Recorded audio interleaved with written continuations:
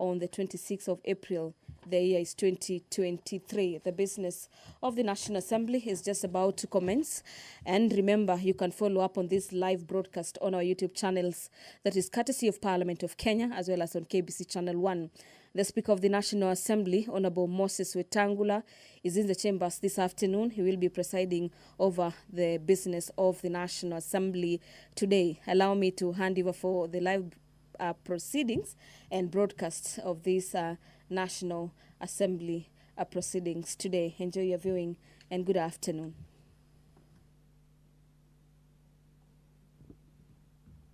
Waheshimiwa, na tuombe. Ewe Mwenyezi Mungu ambaye kwa hekima na wema wako umetua nyadhifa za viongozi na mabunge kwa ustawi wa jamii na utawala wa haki wa wanadamu. Twakusihi utazame kwa neema nyingi sisi watumishi wako ambao wameridhika kutuita ili tutekeleze shughuli muhimu za jamhuri yetu. Twakuomba uteremshie baraka zako sisi tuliokutanika hapa, na utujalie tuyatende na kufikiria mambo yote yatakayofikisha mbele yetu kwa njia ya haki na uaminifu, ili utukufu na sifa zako ziendelezwe, na ili kustawisha amani, ufanisi na heri ya nchi yetu na wale ambao haja zao wamezikabidhi mikononi mwetu. Amen.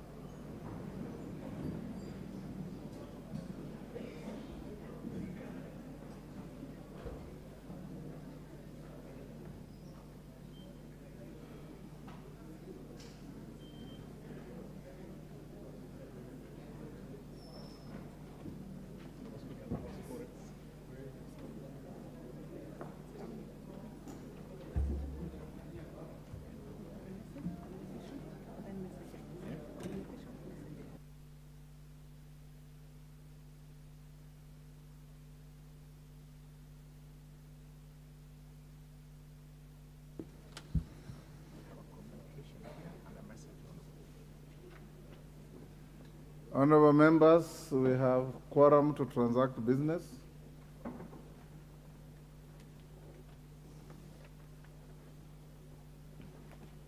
Clerk.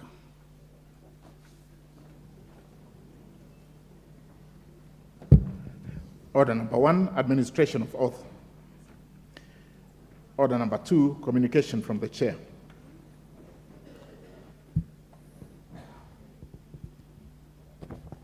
Honorable member, take your seat.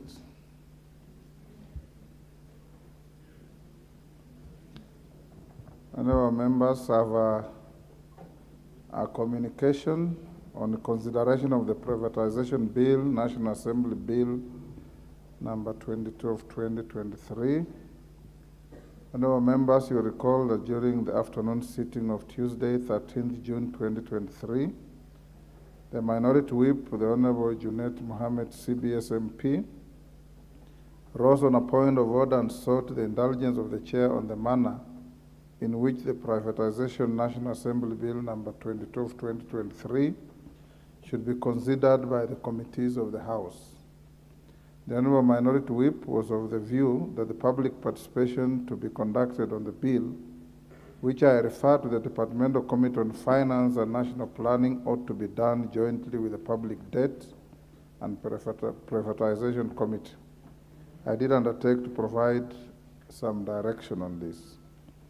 The Privatization Bill, National Assembly Bill number 22 of 2023, was published on 24th May 2023 and is sponsored by the leader of the majority party, the Honorable Kimani Ichung'wah, MGH MP. The principal objective of the bill is to provide a revised regulatory framework for privatization of public entities to improve the efficiency and competitiveness of Kenya's productive resources. The bill further seeks to provide for the coordination and oversight of privatization matters. Standing Order 216 establishes the departmental committees of the House and assigns them specific functions. Paragraph 5C of the Standing Order expressly provides that a departmental committee shall study and review all legislation referred to it. Additionally, Standing Order 127.1 provides that a bill having been read a first time, shall stand committed to the relevant departmental committee. As such, Standing Order 127, as read together with Standing Order 216.5, requires the committal of a bill for scrutiny and conduct of public participation to a departmental committee by default. This is primarily informed by the sector-specific and subject matter mandate assigned to each departmental committee by Standing Order 216.5C and the second schedule to the standing orders. Nevertheless, honorable members, the House has established exceptions to this rule through precedent and practice. The Speaker has referred bills to select committees of the House for scrutiny in specific instances. A case in point is the practice of the House of referring any proposal to amend the National Government Constituency Development Fund to the Select Committee on NGCDF. The decision is informed by the specialized mandate and functions assigned to the Select Committee and the unique background and content of the proposals in the bill. Members, take the nearest seats. The nearest seats.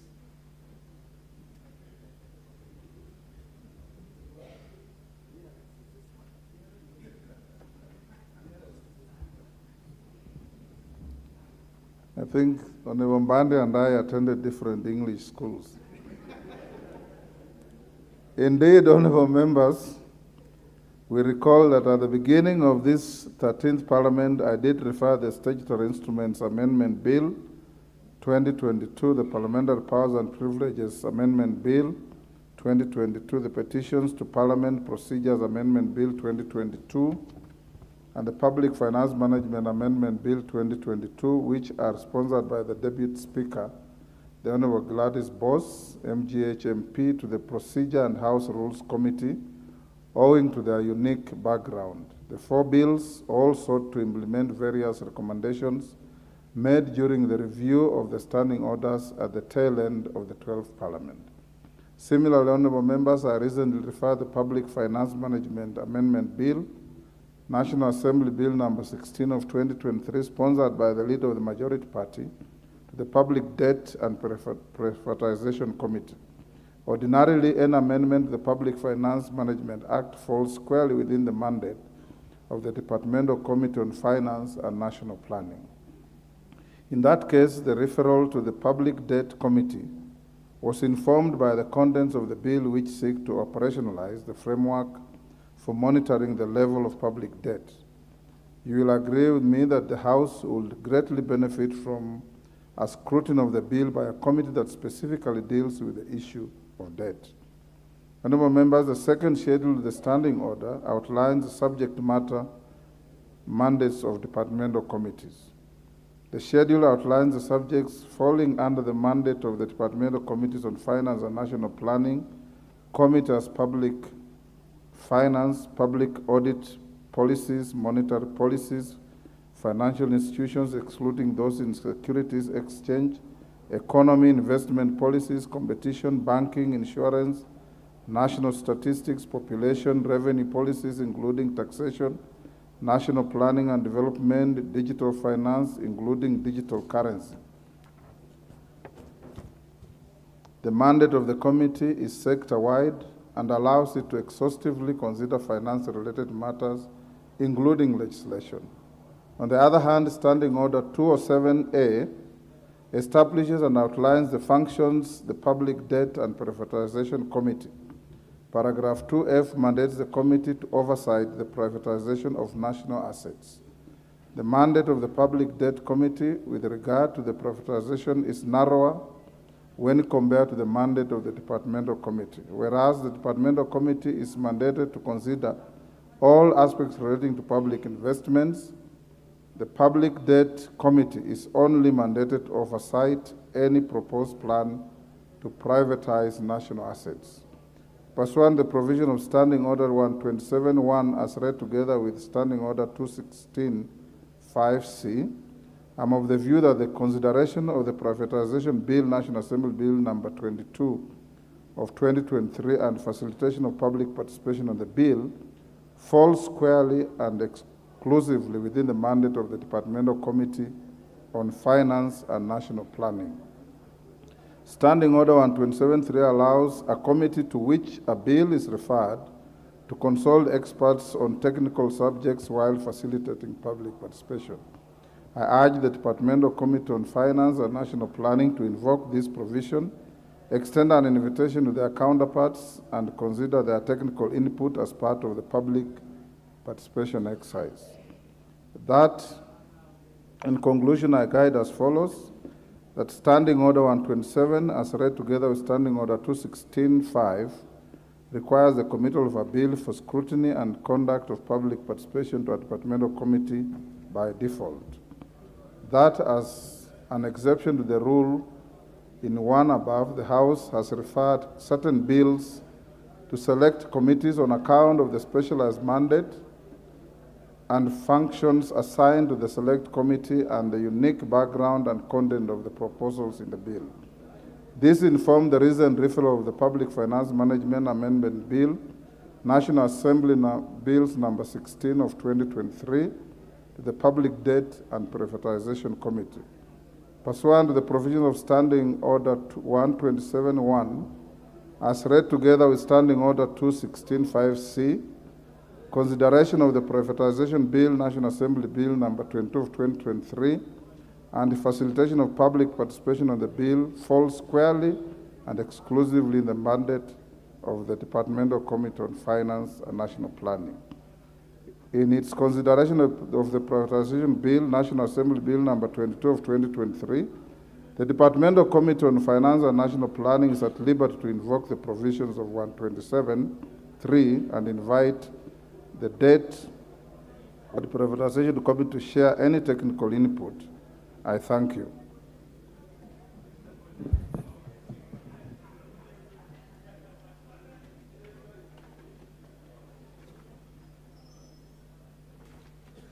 Next order. Order number 3, messages.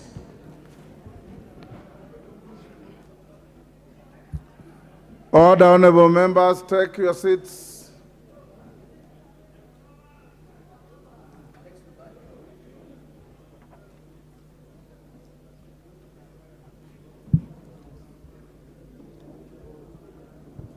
Take your seats. Honorable Milemba, take your seats. Order, Honorable Koech. Honorable members, I have a message from the Senate. Honorable Koech and the colleagues, take the nearest seats.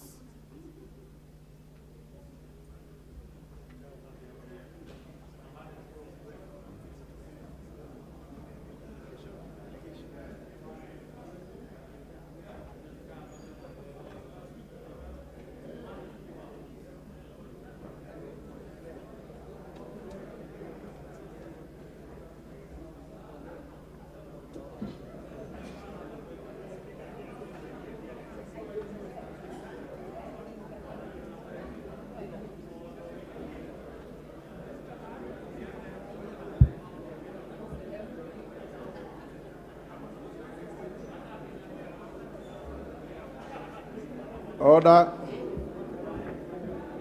Order, honorable members.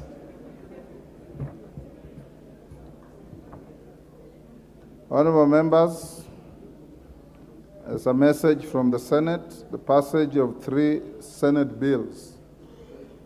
Honorable members, pursuant to Standing Order 41.1 of the National Assembly orders, I wish to report to the House that on 19th June 2023, I received 3 messages from the Senate regarding passage of the following Senate bills. 1, the Equalization Fund Appropriation Bill, Senate Bills number 3 of 2023. 2, the County Vocational Education and Training Bill, Senate Bills number 3 of 2022. Order, honorable members. Order. And 3, the County Allocation of Revenue Bill, Senate Bills number 16 of 2023. Honorable members, the first message relates to the passage of the Equalization Fund Appropriation Bill, Senate Bills number 3 of 2023, published via Kenya Gazette Supplement number 7 of 31st January 2023. The bill seeks to authorize the issuance of a sum of money out of the Equalization Fund and its application towards the service of the year ending 30th June 2023 and to appropriate the said sums for certain public basic services in marginalized zones. In the message, the Senate on Tuesday, 6th June 2023, considered and passed the Equalization Fund Appropriation Bill, Senate Bills number 3 of 2023 without amendments. Honorable members, the second message relates to the passage of the County Vocational Education and Training Bill, Senate Bills number 3 of 2022, published by the Kenya Gazette Supplement number 162 of 26 October 2023. The bill seeks to provide a framework for the establishment of systems for the administration of training in vocational education and training within the county.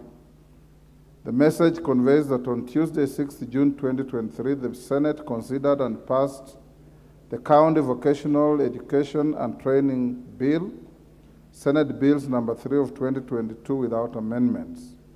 The third message, honorable members, relates to the passage of the County Allocation of Revenue Bill, Senate Bills number 16 of 2023, published by Kenya Gazette Supplement number 52 of 27th April 2023. The County Allocation of Revenue Bill, Senate Bills number 16 of 2023, seeks to provide for the equitable allocation of revenue raised nationally among the county governments for the financial year 2023-24, as well as define the corresponding responsibilities of the national and county governments in connection to the said allocation. The message conveys that on Thursday, 15 June 2023, the Senate considered and passed the County Allocation of Revenue Bill, Senate Bills number 16 of 2023 with amendments. Honorable members, having considered and passed the three bills, the Senate now seeks the concurrence of the National Assembly on each of the bills, pursuant to Article 110 and 111 of the Constitution, and Standing Orders 46.1 and 116 of the Senate Standing Orders. The Standing Orders require the Speaker to cause a bill received from the Senate to be read a first time upon conveyance of its message. In this regard, you will notice that the two bills have been listed for first reading in the order paper for this particular sitting. After being read a first time, the bills will stand committed to respective committees as follows. The County Allocation of Revenue Bill, Senate Bills number 16 of 2023, and the Equalization Fund Appropriation Bill, Senate Bills number 3 of 2023, will stand committed to the Budget and Appropriations Committee for consideration, and the County Vocational Education and Training Bill, Senate Bills number 3 of 2022, stands referred to the Departmental Committee on Education. You will agree with me that the two bills, the Equalization Fund Appropriation Bill, Senate Bills number 3 of 2023, and the County Allocation of Revenue Bill, Senate Bills number 16 of 2023, relate to the budget process. In this regard, they ought to be prioritized for consideration. Honorable members, you may therefore have noticed that the two bills have been listed for first reading in the order paper for this afternoon sitting. Owing to the urgency of the two bills, I urge the committee to prioritize the bill in its agenda and report to the House as soon as is practicable. The reports shall guide the House with respect to the next stages and prioritization of the two bills. The House is accordingly guided. I thank you. Members, take your seats. Yes, Jared, what is out of order? Really, nothing out of order. Everything is in order, Honorable Speaker. But Honorable Speaker, the Constitution did come up with the Equalization Fund. And if we read that Constitution properly, it was also time-bound. It has been 10 years since the advent of county governments, Honorable Speaker. And we also have 10 more years before the end of Equalization Fund, Mr. Speaker. What did happen, Honorable Speaker, are that there were two warring factions on who to implement issues of equalization fund, Honorable Speaker. The county governments thought that that was money which was meant to be sent to those respective counties that qualified for equalization fund. Yet again, through line ministries, the executive thought that that was money that was to be controlled by the executive through respective line ministries, Honorable Speaker. This matter did go to court, and I'm not sure whether determination has already been made by the court of law as to who should implement these funds, Honorable Speaker. Because again, the idea behind the equalization fund was to bring everybody at par in terms of development, Honorable Speaker. But if we have had an inordinate delay for 10 years, and the equalization fund was to last 20 years, so we only have 10 years to go if that constitutional dictate is anything to go by, Mr. Speaker. So I do not know whether the courts have already pronounced themselves on this subject, and if so, who will then be implementing all the projects under equalization fund, Honorable Speaker, and I thank you.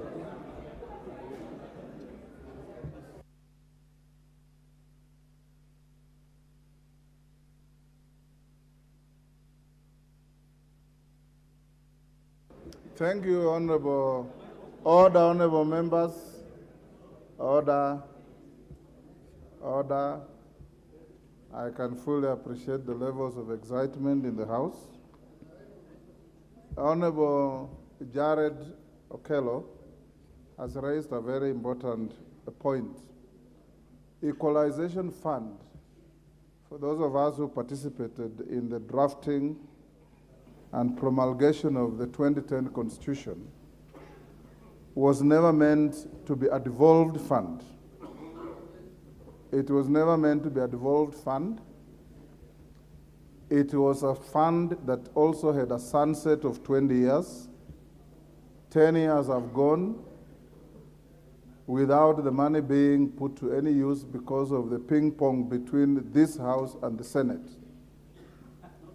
Each House wanting to be the anchor for the fund. We also had some dysfunctional activities in the national government on this fund. It was originally meant to benefit counties that were presumed and believed to be marginalized, particularly in the northern Kenya. Eventually, it was decided by this House and the Senate and the CRA that the fund will be applied to pockets of marginalization in all counties of the country as they were identified. In fact, the area of focus became the sublocation. So they have spread the money so thin across the country, from Nairobi to Mandera, from Nairobi to Turkana, from Nairobi to Homa Bay to Migori, to everywhere. So now that the fund is available and you have only 10 years to go, I want to encourage this House, because this is a national government fund, to ensure that once this bill is passed and ascended through, you have this money go to the ground to benefit the marginalized people. You also know that under the Constitution, and the senior Amolo can bear me in this, we defined which areas of intervention this fund was to go to. It was not to go to anything and everything. But I get the impression that it has now been twiddled down to go to anything and everything, which again, as a House, you have a duty to ensure that marginalization means marginalization, and the marginalized means the marginalized, and not everybody else. Thank you, Kello. On the same issue, yes, Junet?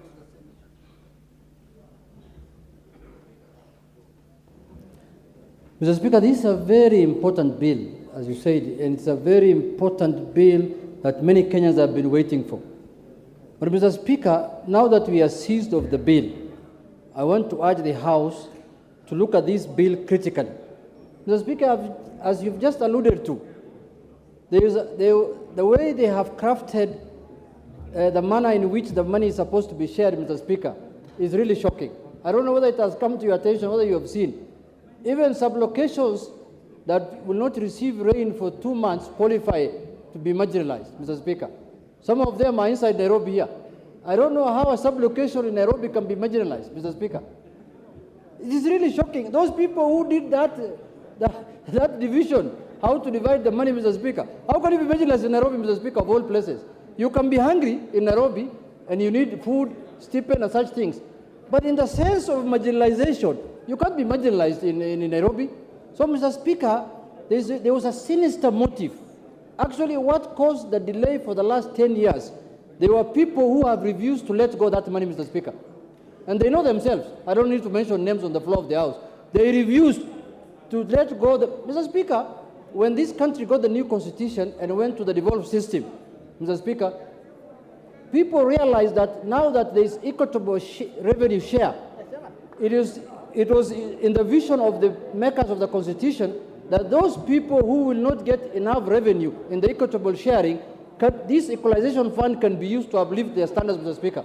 It was an intervention fund. It was not an entitled fund. Now people are turning it to a fund that is entitled to everyone. Mr. Speaker, I just want to put on record that the way it was being done was wrong, and the House must look at it this time fresh, Mr. Speaker. And then the people who deserve it must get it, Mr. Speaker. I'm told even Githunguri has been listed as a marginalized place. There's nothing like that. Order, honorable members. We rarely open a message from the other house for debate, and we'll leave it there. The bill is listed for first reading. It will come for second reading shortly. And those of you with strong views on the issue, be ready to debate the bill. But as I told you, the delay in the disbursement is because of the ping pong between many players, including this House. Honorable members, allow me to recognize a delegation from the National Assembly of the Republic of South Africa. I wish to introduce to you a delegation from the National Assembly of the Republic of South Africa who are seated in the Speaker's Gallery. The delegation comprises members of the Chief Whips Forum. They are Ms. Penny Majodina MP, Chief Whip in the Majority Party and leader of the delegation, Ms. Mamtulala Boroto MP, House Chairperson, Internal Arrangements, National Assembly, Dr. Gerdas Koenhoff MP, Parliamentary Counselor to the President, Ms. Siviwe Gwarube MP, Chief Whip of the Opposition Party, DA, Mr. Stephen Swart MP, ACDP, Mr. Ngaboyomzi Kwamka MP, UDM, Mr. Ahmed Shaikh Imam MP, NFP. Honorable members, the delegation is accompanied by 3 parliamentary officers. The delegation is on a visit to benchmark with their counterparts in the leadership offices and to explore ways to enhance their work as party functionaries and office bearers. Honorable members, on my own behalf and that of the National Assembly, I welcome the delegation to Parliament and wish them fruitful engagement and during their stay in the country. I thank you.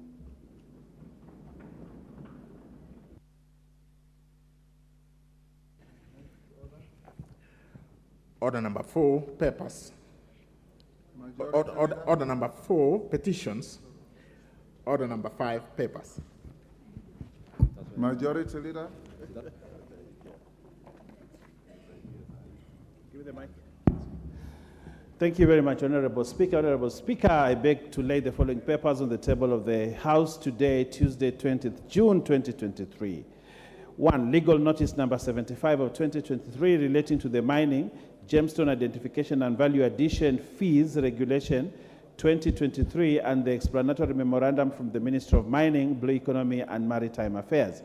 2. Reports of the Auditor General and financial statements for Kenya National Commission for UNESCO Mortgage Scheme for the year ended 30th June 2016, 2017, 2018, 2019, and 2020. 3. Report of the Auditor General and financial statements for African Organization of Public Accounts Committee, AFROPAC, for the year ended 31st December 2016, 2017, 2018, 2019, 2020, and 2021. Reports of the Auditor General Financial Statements for Kenya National Commission for UNESCO Mortgage and Car Loan Scheme for the year ended 30th June 2021 and 2022. 5. Annual reports and financial statements for Capital Markets Authority for the period from 1st July 2021 to 30th June 2022.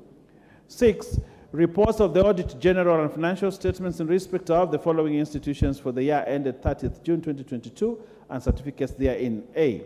National Mining Corporation, Kenya Water Institute, Rural Electrification and Renewable Energy Corporation, Council of Legal Education, Agricultural Finance Corporation, Kenya Animal Genetic Resources, Agricultural Development Corporation ADC, and Agricultural Finance Corporation AFC Development Limited Liability Partnership, Commission for University Education Staff Car Loan and Mortgage Scheme Fund, TVET Curriculum Development Assessment and Certificates Council, and Certification Council, TVET CDACC, School Equipment Production Unit, Kenya Education Management Institute, Commission for University Education, National Council for Nomadic Education in Kenya, Kenya Institute of Curriculum Development, Kenya Scouts Association, and lastly, Kabete National Polytechnic.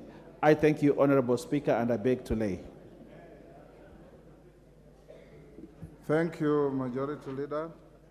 Chairperson, Departmental Committee on Housing, Urban Planning, and Public Works. Thank you, Speaker. I beg to lay the following paper on the table of the House today, Tuesday, June 20, 2023. A report of the Departmental Committee on Housing, Urban Planning, and Public Works on its consideration of the National Construction Authority Amendment Bill, National Assembly Bill number 59 of 2022. Thank you. Thank you, Johanna. The Chairperson, Public Investments Committee on Governance and Education.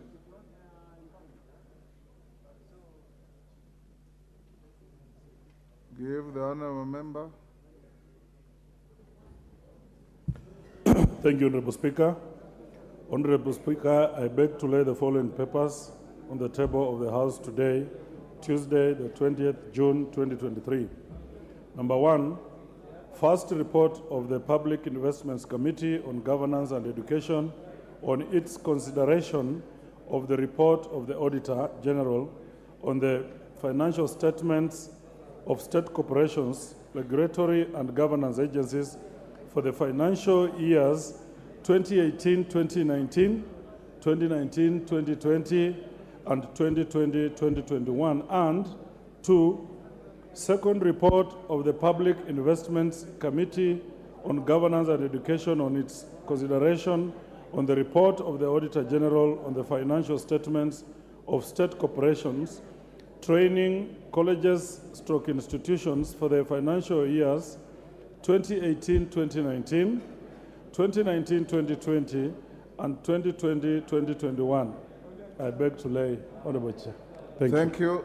Chairperson, Budget and Appropriations Committee. Ndindi Nyoro. Yeah, thank you very much, Honorable Speaker. Honorable Speaker, I beg to lay the following paper on the table of the House today, Tuesday, 20th June, 2023. Report of the Budget and Appropriations Committee on its consideration of the second supplementary estimates for financial year 2022-2023. Thank you very much, Honorable Speaker. Next order. Order number 6, notices of motion. Chairperson, Public Investments Committee on Governance and Education. Thank you, Honorable Speaker. Honorable Speaker, I beg to give notice of the following motion that this House adopts the report of the Public Investment Committee on its consideration of the report of the Auditor General on the financial statements of state corporations, training colleges / institutions for the financial year 2018, 2019, 2020, and 2020-2021, laid on the table of the House Tuesday, 20th June 2023. Thank you. Next, the Chairperson, Budget and Appropriations Committee. Thank you very much, Honorable Speaker. Honorable Speaker, I beg to move that pursuant to the provisions of Standing Order 120, that this House resolves to reduce the publication period of the Appropriations Bill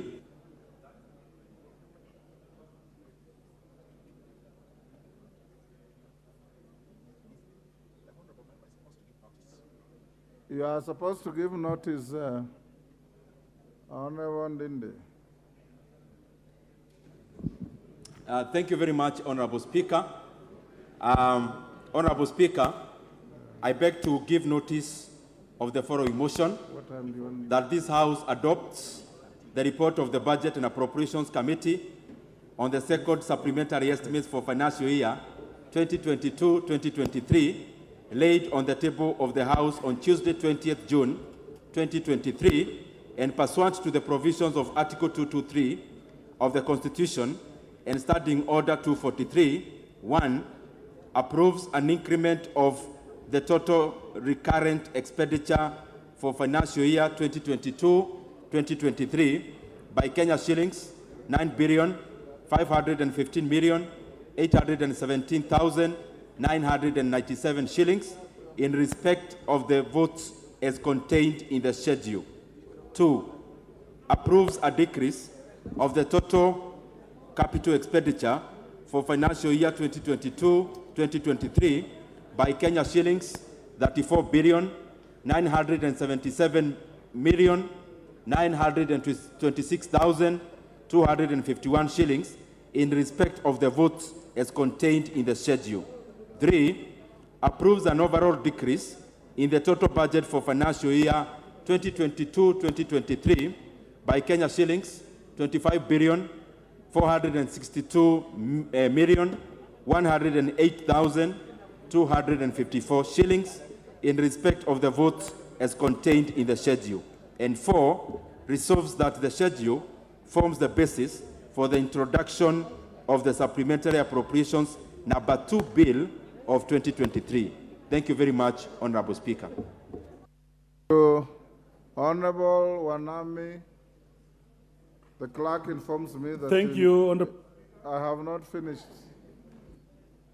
The clerk informs me that you gave your notice of motion on the first limb and omitted the second limb.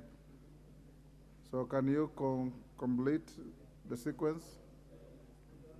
Thank you, Honorable Speaker. I beg to For give the neatness of Hansard, just give your notice of motion from ab initio, from the start.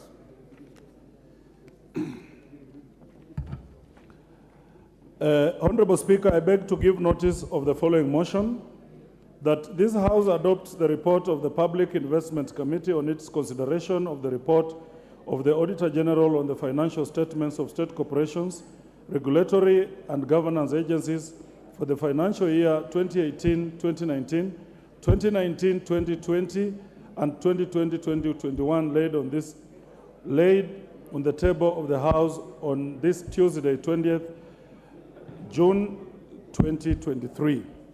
And the second motion, Honorable Speaker, I beg to give notice of the following motion, that this House adopts the report of the Public Investments Committee on its consideration of the report of the Auditor General on the financial statements of state corporations, training colleges, and institutions for the financial year 2018-2019, 2019-2020, and 2020-2021, laid on the table of the House on Tuesday, 20th, 2023. Thank you, Honorable Speaker. Thank you, Honorable Mboka. Honorable members, allow me to acknowledge in the speakers and public gallery the following schools: Chogoria Boys from Mara, Tharaka Nithi; Ndururumo Boys from Laikipia West, Laikipia; Materi Girls from Tharaka, Tharaka Nithi. On your behalf and on my own behalf, I welcome the students and their teachers to the House of Parliament.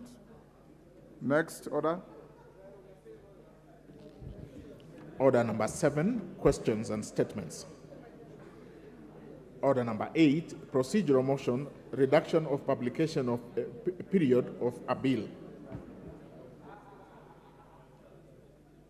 Chairperson, Budget and Appropriations. Thank you very much, Honorable Speaker. Honorable Speaker, I beg to move a procedural motion that is on the reduction of publication period of a bill.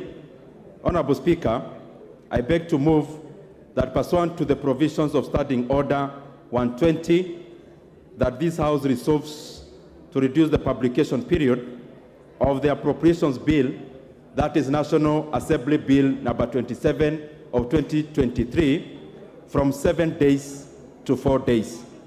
Honorable Speaker, the essence of this request, Honorable Speaker, it is based on the fact that this June and all Junes in the corridor are usually very consequential in regards to the management of public resources. It is the same month that we, Honorable Speaker, consider the finance bill. It is the same month that we consider the estimates. It is the same month, Honorable Speaker, that we also consider a supplementary 2 when it is there.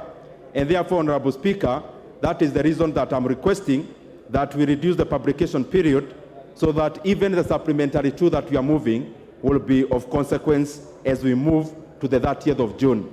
Honorable Speaker, I request that the Honorable Member for Chuka Igabangombe, Honorable Patrick Munene, to second. Patrick Munene.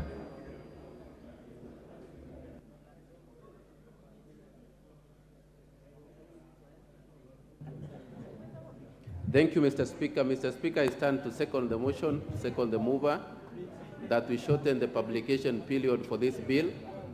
Mr. Speaker, I wish first to thank the Budget Committee and all members of this House. It has really been a busy time for this Parliament, having to go through the budget estimates, now looking at the finance bill. Mr. Speaker, as we come to the close of the financial year in June, there are so many things to be done, Mr. Speaker. There are so many things we need to address as a country. So, Mr. Speaker, based on these things, I wish to support the mover that we need to shorten the publication period of this important bill so that we can allow it to go through the House and the country to move on, Mr. Speaker, as we close the financial year. Finally, Mr. Speaker, on behalf of Tharaka Nithi County, I wish to welcome Chogoria Girls and Materi Girls in this House. Thank you, Mr. Speaker. Thank you, Honorable Munene. If I were you, I would have extended the welcome to all the 3 schools. Honorable members, I now propose the question, which is that pursuant to the provisions of Standing Order 120, this House resolves to reduce the publication period of the Appropriation Bill, National Assembly Bill number 27 of 2023, from 7 days to 4 days. Honorable members, I now put the question, which is that pursuant to the provisions of Standing Order 120, this House resolves to reduce the publication period of the Appropriation Bill, National Assembly Bill number 27 of 2023, from 7 days to 4 days. As many as of that opinion say aye. Will those of the contrary opinion say nay? The ayes have it. Next order. Order number 9, the Appropriation Bill, National Assembly Bill number 27 of 2023, first reading. A bill for an act of Parliament to authorize the issuance of a sum of money out of the Consolidated Fund and its application towards the service of the year ending on the 30th June 2024, and to appropriate that sum and a sum voted on account of by the National Assembly for certain purposes, services and purposes, public services and purposes. Order number 10, the County Allocation of Revenue Bill, Senate Bill number 16 of 2023, first reading. A bill for an act of parliament to provide for the equitable allocation of revenue raised nationally and among the county governments for the 2023-2024 financial year, the responsibilities of the national and county governments pursuant to such allocation and for connected purposes. Next. Order number 11, the Equalization Fund Appropriation Bill, Senate Bills number 3 of 2023, first reading. A bill for an act of parliament to authorize the issue of a sum of money out of the Equalization Fund and its application towards the service of the year ending 30th June 2023 to appropriate that sum for certain public basic services and for connected purposes. Order number 12, the Appropriation Bill, National Assembly Bill number 27 of 2023, second reading. Yes, Honorable Ndindi Nyoro. Thank you very much, Honorable Speaker.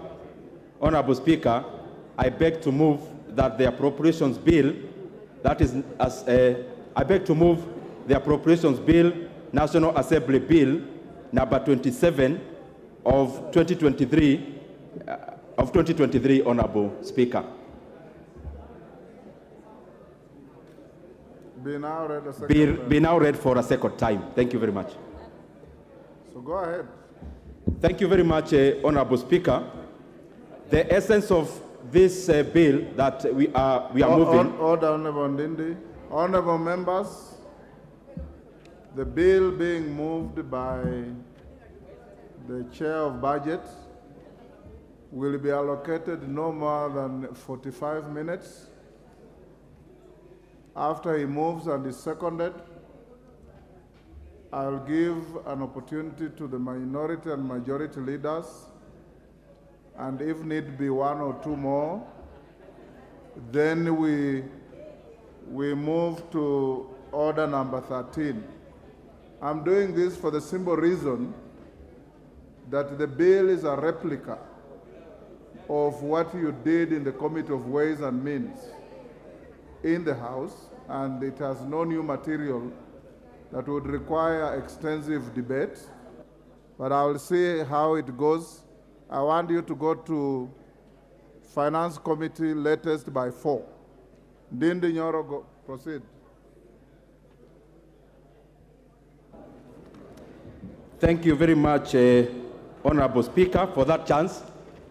And for the neatness of the answered, Honorable Speaker, allow me to do it again. That, Honorable Speaker, I beg to move that the appropriations bill, that is National Assembly Bill number 27 of 2023, be read for the second time.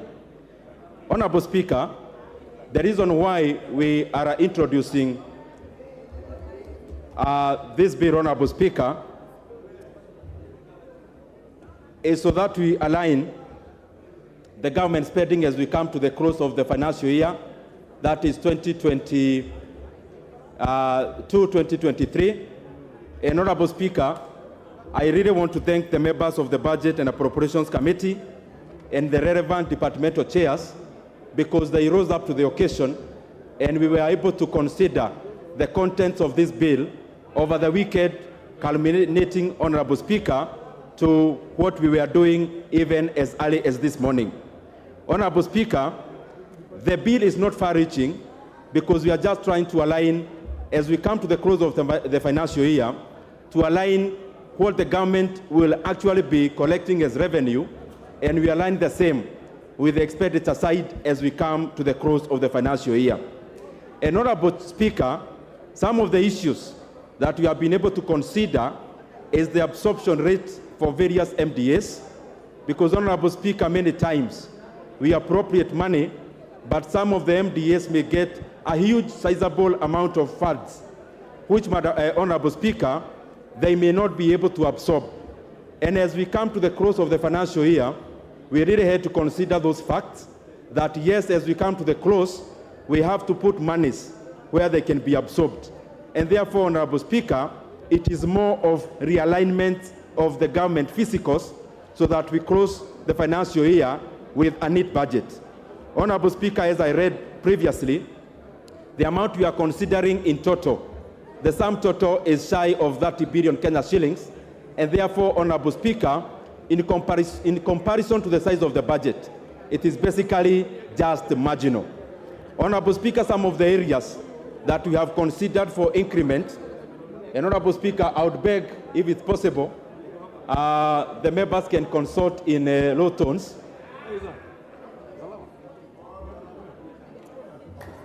Order. Order, honorable members.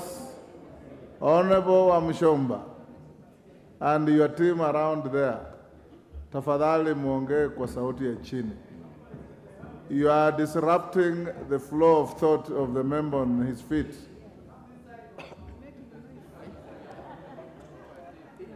Go on. Yes. Thank you very much, Honorable Speaker. You know, when the Honorable Member for Kiambaa whispers, it is by itself a loud conversation. He's very gifted in public speaking and also in whispers. Honorable Speaker, some of the areas that we considered for increment is, for example, in the sector of water, where one of the projects that have stalled for a very long time, called the Dwake Dam, we were able to allocate Kenya shillings 5 billion because they have the absorption capacity as we come to the close of the financial year in June 30th. Honorable Speaker, we have also been able to align a few things in irrigation, in the water sector, in ICT, in security, and several other MDAs in regards to the supplementary estimates number 2. But as I come to the close, because I know we also have very many businesses today that we need to put our thought into and our voice into, I do not wish to belabor the point. But because I have the mic, Honorable Speaker, and some of the things that we said, and especially when we were considering the estimates for 2023, 2024, majority of the members of this House were not here. Allow me, because we are still in the budget process, to highlight below, Honorable Speaker, that even as we consider the supplementary estimates, Honorable Speaker, in the year 2022-2023, through the budget that we read of 3.679 trillion Kenya shillings, there are very important things, Honorable Speaker, that I wish to bring to the attention of the members, and especially because by the time we were moving, majority of us, Honorable Speaker, we are already engaged in other things. Honorable Speaker, in the money that we appropriated, and I want the honorable members to listen, over and above appropriating a huge budget to education, we also appropriated, Honorable Speaker, the money that we are taking to Higher Education Loans Board. We doubled that allocation from 15 billion Kenya shillings to 30 billion Kenya shillings.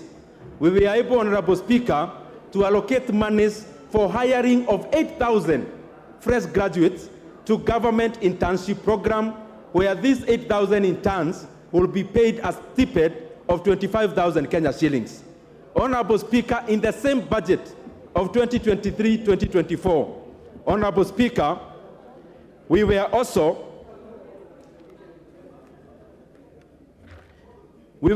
Honorable Speaker, able to allocate monies, Honorable Speaker, to NGCDF, Kenya shillings, 10 billion Kenya shillings, where every constituency here will be getting Kenya shillings 25 billion to Kenya shillings 25 million to Kenya shillings 40 million every financial year. Honorable Speaker, as we move the appropriations bill, which incorporates whatever we were discussing last week, Honorable Speaker, it is important for members to understand that. I only highlighted the issue of the supplementary because it will be coming along, but the bill we are moving, Honorable Speaker, is for the appropriations bill in regards to the debate that we had last week. Honorable Speaker, I wish to request that Honorable Tongoyo seconds this motion. Tongoyo.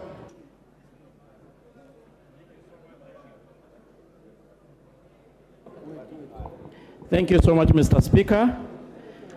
I stand to second the appropriation budget, appropriation bill, and by approving this bill, it will allow to have the funds appropriated and remitted by the National Treasury to the MDS to enable them perform their duties. So I second, Mr. Speaker. Order. Order, Honorable Jared. Order, Honorable members, I now propose the question, which is that the appropriation bill, National Assembly Bill number 27 of 2023, be now read a second time. Honorable Mbadi, give you 3 minutes. Thank you, Mr. Speaker. Mr. Speaker, unfortunately, I was not present when Committee of Ways and Means were deliberating on various vote heads. But, Mr. Speaker, allow me, in the shortest time that you have allocated me, to highlight just a few things. Mr. Speaker, I'm worried about this budget. So worried, because, Mr. Speaker, when President Ruto took power, he said that he was going to reduce the budget of 2022-2023 by 300 billion shillings. That did not happen, and instead, what we are seeing today is an increase in the budget from the 2022-2023 budget to 2023-2024, an increase of 544 billion shillings, Mr. Speaker. The total budget is rising from 3,055 billion to a total of 3,599 billion, Mr. Speaker. That is without considering the debt rollover. Mr. Speaker, if you look at this budget, and it is broken down into total executive expenditure, parliament, judiciary, and other CFS, the financing of this budget is going to be a challenge, Mr. Speaker, because this country is deluding itself that we can raise ordinary revenue from 1,917 billion in the current financial year to 2,571 billion in the next financial year. That is an increase of 653 billion shillings, Mr. Speaker. Very unrealistic, very ambitious, likely not to be realized. The total revenue projected to be collected is going to rise from 2.23 trillion to 2.935 trillion. That's an additional 705 billion. Even with the crazy taxation measures that have been proposed in this House, you can still not realize an increase in collection of revenue to the tune of 700 billion in one single financial year. Mr. Speaker, I know that the average increase in revenue collection has been averaging around 300 billion. Now, if we are not going to be able to collect or able to raise the budget, the revenue by 700 billion, what will happen is either the programs will not be implemented, or if they have to be implemented, it will be at a cost, meaning we are going to increase the budget deficit from the proposed 635 billion to almost close to 1 billion shillings. And Mr. Speaker, that is not far-fetched, because at the moment, from September 30th, Mr. Speaker, to March 31st of this year, in a period of just 6 months, the Kenya Kwanza government has borrowed 689 billion shillings compared to the similar period when President Uhuru was in power, when only 405 billion was raised. So this talk that we hear all the time, that Kenya Kwanza is curtailing and managing debt, it is just hypocritical, it is theoretical, but the actual fact is that Kenya Kwanza is borrowing monies more than what President Kenyatta did borrow. And so we are headed into a situation where this country is going to face financial distress, Mr. Speaker. I want to stop there, Mr. Speaker, but my concern is that this budget is not likely to be financed from the revenue projections that we have. Thank you, Mr. Speaker. Minority Leader. Mr. Speaker, let me make a few comments on this bill, first and foremost, it's obvious that we are still being too optimistic as a country. And we seem to be doing the same things year in, year out, and expecting different results. So, Speaker, looking at the current budget for 2023-2024, what is going to happen is the usual things. One, we are going to start projects which we shall not be able to complete. Two, we are going, where we start projects, we are going to be able to incur further pending bills. And as you can see from the current budget, not much money has been allocated to service the pending bills. We are going to basically be digging a hole to seal another hole. Mr. Speaker, I have always said that the most prudent thing to do when you find yourselves in a situation in which we find ourselves currently is to cut our cloth according to our size. We have failed to do that. We still continue to increase our budget and hoping that we shall get revenues from elsewhere. Mr. Speaker, the other thing you need to do when you are in a similar situation is to basically stop starting new projects, which are not emergency, which are not critical, and attempt to complete the old projects. That we are not seeing in this budget, because unless you deal with the pending bills, how will you ever complete the old projects, Mr. Speaker? Mr. Speaker, but I am more concerned, as I conclude.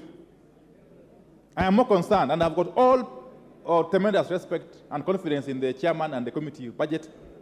But there's a problem, Mr. Speaker, which we are beginning to see rearing its ugly head in this country. The current, the type of mega corruption cases that we are beginning to see in this country, Mr. Speaker, is a cause for worry. In just mere 7 months or so, we have seen cases of corruption that should worry all of us, beginning with the mosquito nets corruption case. Mr. Speaker, some of us who come from malaria-prone areas do understand the sensitivity of this matter. That we can actually have people in government, some as high places as cabinet, conniving, Mr. Speaker, to siphon money meant to buy mosquito nets. Mr. Speaker, the second issue has been the matter of the condemned sugar. We do not know as yet what became of the matter of the sugar which was condemned and was stolen from our own warehouses. Mr. Speaker, this is a matter that should concern this House, if not anything else. Mr. Speaker, the third issue is now the latest scandal, the edible oils scandal, which is running into billions and billions of Kenyan shillings. Mr. Speaker, and there's only one thread running across these scandals: the involvement of people in high places, some in this House, but most of them in the cabinet, Mr. Speaker. This is an issue that this House must deal with head-on if we were to save this country from sliding into an abyss. Mr. Speaker, I want to challenge our committees, especially those committees that do oversight, especially those committees that deal with accounting matters. Please take up these matters with the seriousness it deserves. Because otherwise, if we don't do something urgently and drastically, this term of parliament may go down in history as a term that witnessed the highest number of mega scandals in this country, Mr. Speaker. And therefore, with those very few remarks, Mr. Speaker, I rest my case. Thank you. Thank you, Honorable Speaker, and I rise to support this appropriations bill. Honorable Speaker, I will restrain myself from speaking to the gallery and answering to the many things that the leader of minority has spoken to, because it is within his right as a leader of minority to play to the gallery and raise issues that may not necessarily be in this appropriations bill. But Honorable Speaker, allow me, because one of the things I've heard being mentioned is the question of monies being allocated in this appropriations bill. Yes, what's your point of order? Mr. Speaker, is it in order for the majority leader to term the discussions and the opinions of the minority leader as playing to the gallery? Is that in order? The minority leader himself is not protesting. Go on. Honorable Speaker, it's good to indulge that honorable member. He was simply seeking for attention, but I have the minority leader's attention. I don't need his attention. Honorable Speaker, I was saying, speaking to the question of pending bills, Honorable Speaker, in this appropriations bill, Honorable Speaker, because it is simply buttressing what we did during Committee of Supply, and we were all here during Committee of Supply, and I must thank all the members who stayed on here until about 10 p.m. to supply resources to our MDAs. And Honorable Speaker, unlike what is being said, it is true that in this appropriations bill and what we supplied to our MDAs, for instance, the largest pending bills are in the road sector. And indeed, all these members in this House, Honorable Speaker, will tell you, in each of our constituencies, we have either a road that was to start that is yet to start, or a road that had started but stalled because of pending bills, Honorable Speaker.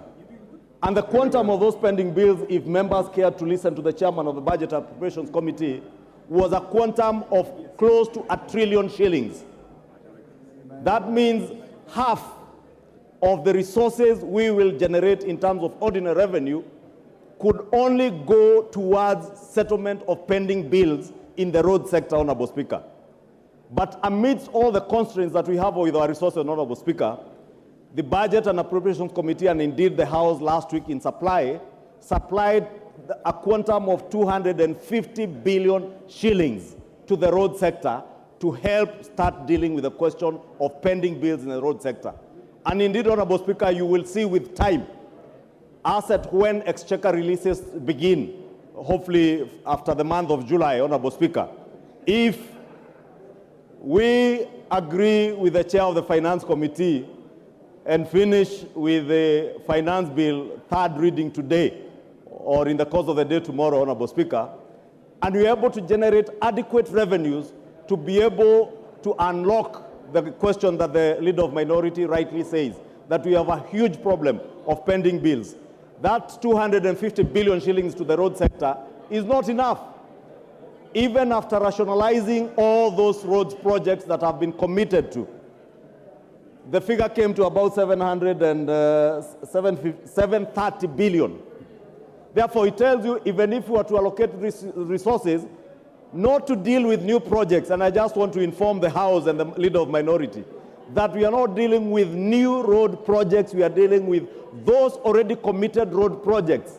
And it will take ordinarily, either we commit the entire of our development expenditure to the road sector without having to deal with anything else, or we do what the Budget and Appropriations Committee recommended, that we allocate 250 billion shillings this year.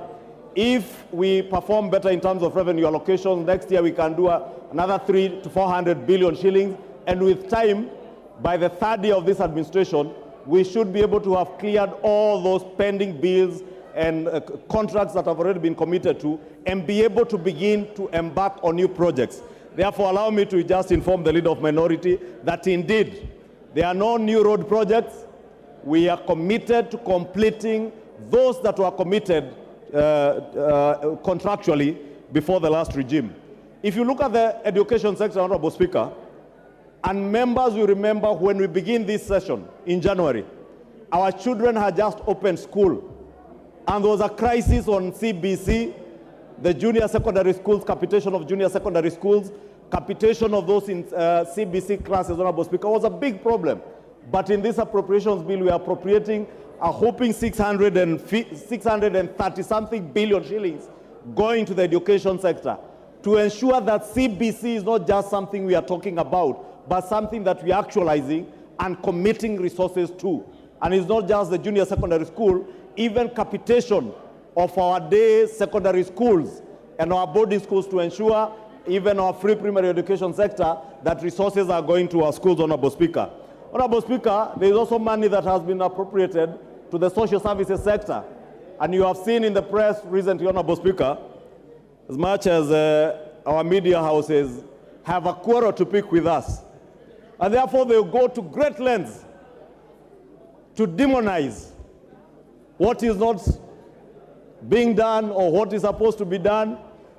And they will eloquently carry out investigative series on how many octogenarians have not received their cash transfer schemes. But I never see them cover when they are receiving this money. But I want to tell them today, we are appropriating adequate resources to ensure that our elderly and vulnerable in society, Honorable Speaker, are able to access their money, their cash transfer, including orphans and PWDs in our communities that access money from government. We have allocated inadequate resources within the social services sector, Honorable Speaker, to ensure that all these people are able to access their money. Majority Leader. Yes, Honorable Jared. I know what Jared wants to say. Mr. Speaker, this new emerging character of disparaging the media that does nothing but to shine bright light in the dark corners of government, I think should stop, Honorable Speaker.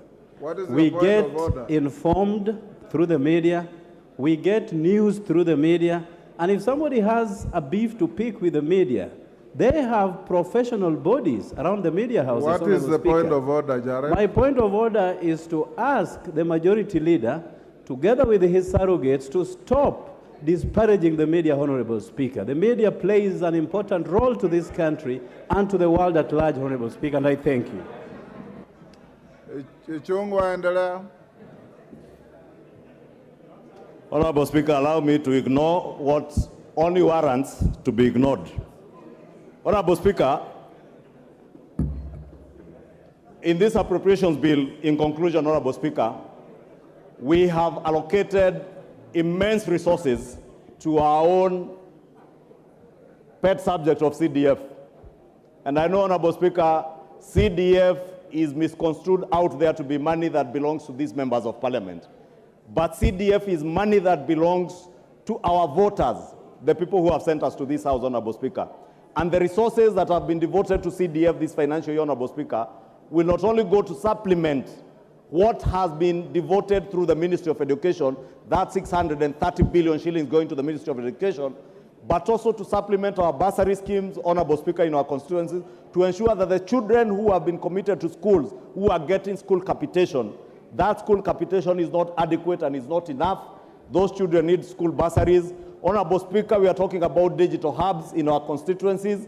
I want to ask members of parliament, now that the government, and I am sure the ICT committee will be briefing members on this, is intent on establishing ICT innovation hubs in every ward in our constituencies, to at least in the next financial year, as we retreat for the short recess, which, Honorable Speaker, I know many of the members will retreat to do their proposals.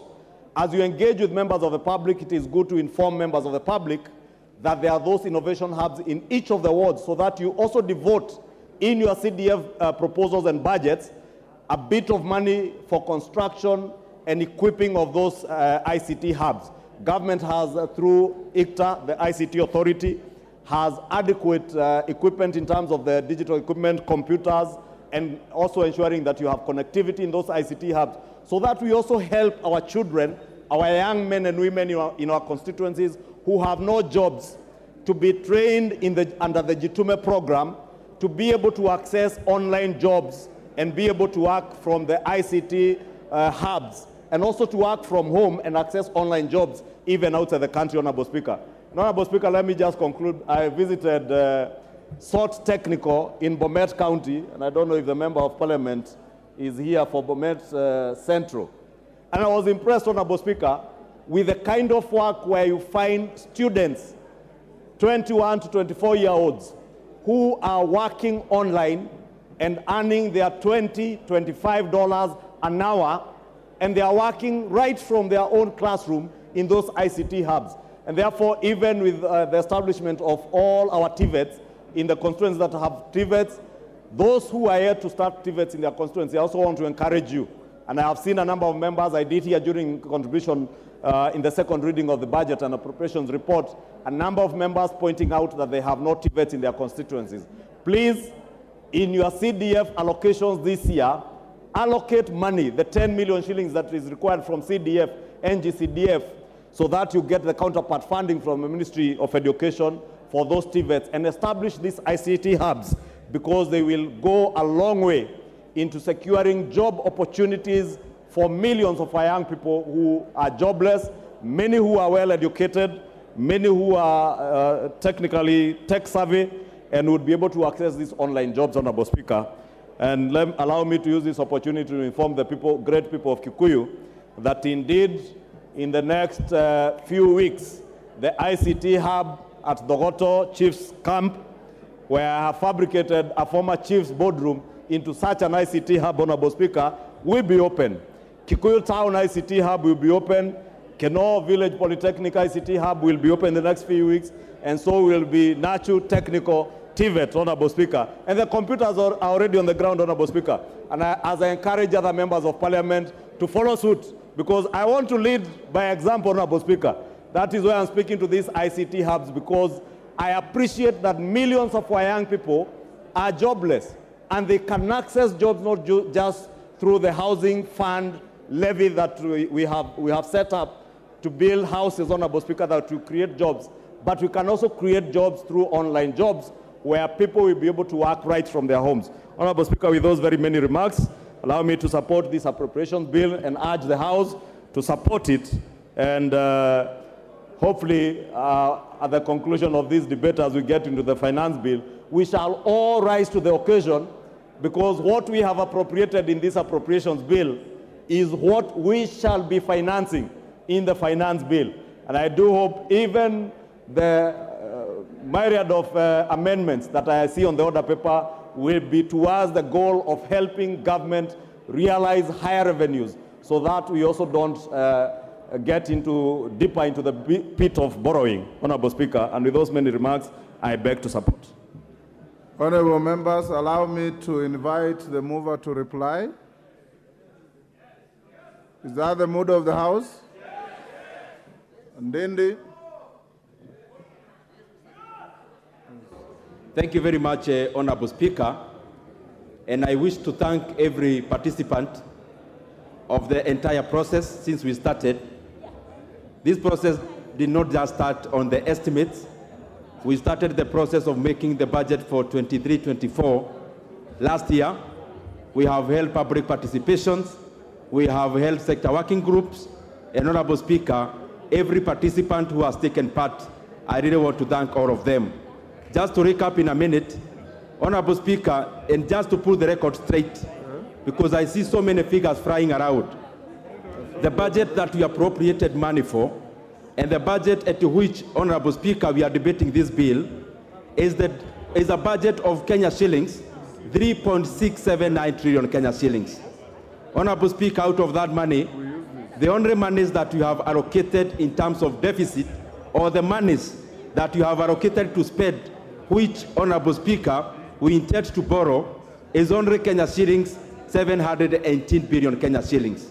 Honorable Speaker, this is a climb down from last financial year, when we had a deficit of 860 billion on the books, but upon assuming the positions that we are in now, and after perusal of government books, we realized 200 billion had been spent at a 223, and therefore the entire deficit was actually 1.1 trillion Kenya shillings. Honorable Speaker, it is important to highlight that among the revenue side, we anticipate to collect Kenya shillings 2.57 trillion Kenya shillings. In terms of ordinary revenue, we anticipate to collect or to have or to receive 42 billion Kenya shillings in terms of grant. And on the other side, Honorable Speaker, of expenditure, and I'm just putting the record straight because it is our responsibility, Honorable Speaker, around 986 billion Kenya shillings is actually going to CFS, because we are very categorical about allocating enough resources to offset loans, so that, Honorable Speaker, we do not continue on the whole of borrowing, but we actually bury the whole by allocating as much money as possible in terms of repayment of debts. And that is why in the kitty of CFS, we allocated Kenya shillings 986 billion. Honorable Speaker, we have also increased the allocations to our counties. the equitable share, we enhanced from 370 billion to 385 billion Kenya shillings. Honorable Speaker, I know there have been issues with the exchequer, but Honorable Speaker, this has been most because of the jittery markets we have, and especially across foreign markets, which we have not been able to realize the monies we had anticipated to borrow for the last financial year. And therefore, Honorable Speaker, we had to resort to domestic markets, where again we are paying a premium in terms of interest rates. So the issues that have been there in terms of exchequer, they need interventions, not policies, and we have been doing that. Honorable Speaker, as I wind up, just again to put the record straight, we allocated the entire allocation of 2.3 billion Kenya shillings for the national government. Honorable Speaker, 27.4% of that amount we allocated to education, out of which we have doubled allocation to health. We have also, Honorable Speaker, increased capitation for JSS by 10 billion Kenya shillings, Honorable Speaker. Something else I would want to highlight as I come to the close. All the members here who have constructed KMTCs through NGCDF, there are 21 of them that are not functional. We have allocated 1 billion Kenya shillings into KMTC to hire additional lecturers and staff. We have also allocated monies to operationalize all the 21, Honorable Speaker, KMTCs. There are 181 markets that were started by former President Mwai Kibaki through the ESP program. Honorable Speaker, we have allocated 3 billion Kenya shillings for all the entire 181 markets so that Kenyans can start realizing the utility of those markets. Honorable Speaker, just again for members to be... Junet, order. What is the point of order, Junet? Speaker, I wanted to bring to the attention of the Chair Budget Committee that, Mr. Speaker, doing the appropriation is one thing, but having the real money is another thing, Mr. Speaker. He has sold here a rosy, Mr. Speaker, a heavenly affair that we have given 1 billion to this man, 2 billion to that lady. But, Mr. Speaker, what is the level of absorption, Mr. Speaker? Will this money really come to the... He's an optimist, you are a pessimist. That makes the Honorable Speaker, in answering Honorable Junet, as I started the moving of this bill, if you realized, I actually took the first minutes to talk about the supplementary estimates too. It was deliberate. It was deliberate to show that there are only marginal changes that you are making to the budget you are exiting. And we also anticipate to have actually almost no changes in the budget of 2023-2024 because we have been very modest, we have been very realistic in the projection of revenues. But as I come to the close, Honorable Speaker, it is good to also highlight that we allocated Kenya shillings, 5 billion Kenya shillings to fertilizer subsidy so that our farmers, and I want to assure the farmers of Kenya from this house, that as we go to the next season, both the small season and the other one, Honorable Speaker, the Kenyan farmers will be buying fertilizer at a cheaper price than they bought last season, Honorable Speaker, because we have allocated enough monies for the subsidy. Honorable Speaker, there are very many other good things that we have allocated in that budget, 250 billion Kenya shillings in terms of roads, and also, Honorable Speaker, an unprecedented amount of figure or funds that will be going to power and especially rural electrification. Honorable Speaker, as we move forward, we'll be seeking to enlarge our revenue bracket, Honorable Speaker, by especially necessitating the MDAs that can collect A&A to be able to optimize, Honorable Speaker, and we are already doing that through the allocations and also through policies. Honorable Speaker, I wish to thank all members who have taken part, and I wish and I beg to reply. Thank you very much.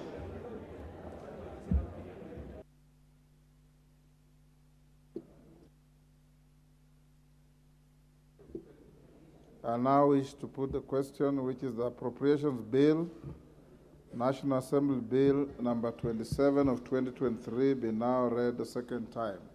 As many as of that opinion say aye. Aye. Those of the contrary opinion say nay. The ayes have it. A bill for an act of parliament to authorize the issuance of a sum of money out of the consolidated fund and its application towards the service of the year ending on the 30th June 2024, and to appropriate the sum and a sum voted on account by the National Assembly for certain public services and purposes. Next order. Yes, Honorable Mbadi, what is the issue? Thank you, Mr. Speaker. Mr. Speaker, I realized that the second order in the order paper is going to be the Committee of the Whole House on the Finance Bill. We've not reached there yet. Just hold. Mr. Speaker, I was raising it because I know once you call for the Committee of the Whole House, the House is supposed to adjourn. But I wanted to raise this point over there so that I get your ruling on this matter, Mr. Speaker, so that when we move to the Committee of the Whole House, then the matters will have been dispensed with. Mr. Speaker, if you allow me. Right. Yeah, Mr. Speaker, this House has set traditions before. The Speaker has ruled that matters of constitutionality, matters of legality, and matters of procedure, Mr. Speaker, can be raised at any time in the course of debating a bill. Mr. Speaker, Article 259 actually speaks to the interpretation of the Constitution, and that it should be done in a manner that would promote its purposes, values, principles, and advance the rule of law and contribute to good governance. Mr. Speaker, our standing order is actually a creation, or standing orders are a creation of our Constitution. Order, Honorable Mbadi. Order. Take your seat. The matter you are raising was actually raised by the distinguished member for Arieda on Thursday. I promised to give a response to it, and I have a ruling I want to deliver on it. So you're actually flogging a dead horse. It is a matter that is already on Hansard, and the Honorable Otienda Amolo prosecuted it very well. I can see you just headed the same direction, so I will stop you there and allow me to move on to give my response to what Honorable Otienda Amolo raised. Order, Honorable members. First, bring to your attention, Honorable members, to the availability of a supplementary order paper that should be circulated. The reason I'm told, because we have members' amendments to the finance bill, some that were received late, out of time, but were accommodated, because they wanted to accommodate as many of you as we can. So you can look at the supplementary order paper, and from here we'll proceed on the basis of that. I have got a ruling and a communication to make. Thereafter, the majority leader will move a procedural motion to extend your sitting time. And given the enormity and the interest in the matter of the finance bill, House Business Committee today directed that where possible, today you'll sit up to the end of the day. Tomorrow morning we'll put aside, pardon?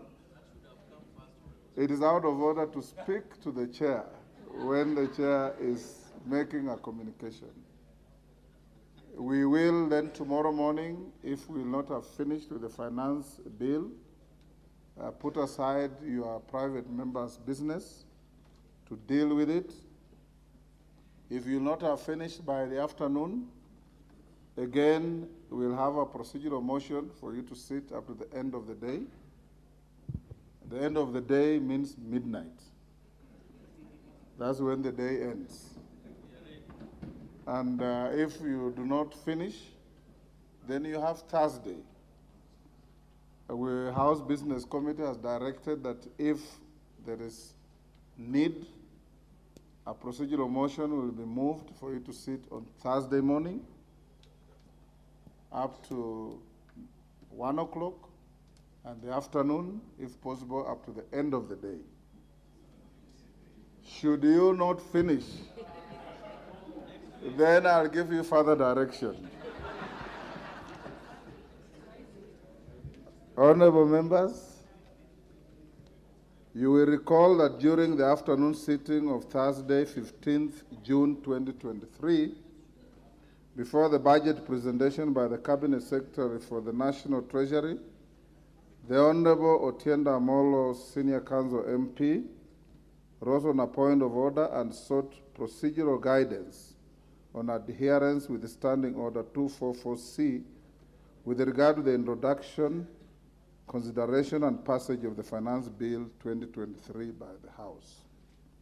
It was the contention of the Honourable Member that Standing Order 244C outlines a particular order requiring the Cabinet Secretary for the National Treasury to make a pronouncement of the budget policy highlights and revenue-raising measures for the national government and thereafter present a legislative proposal which is published and introduced as a finance bill. According to the member, a strict reading of Standing Order 244C would therefore indicate that the House had jumped the gun by concluding the second reading of the finance bill before the appearance of the Cabinet Secretary for the National Treasury. Members at the bar, take your seats. The nearest seat. The nearest seat.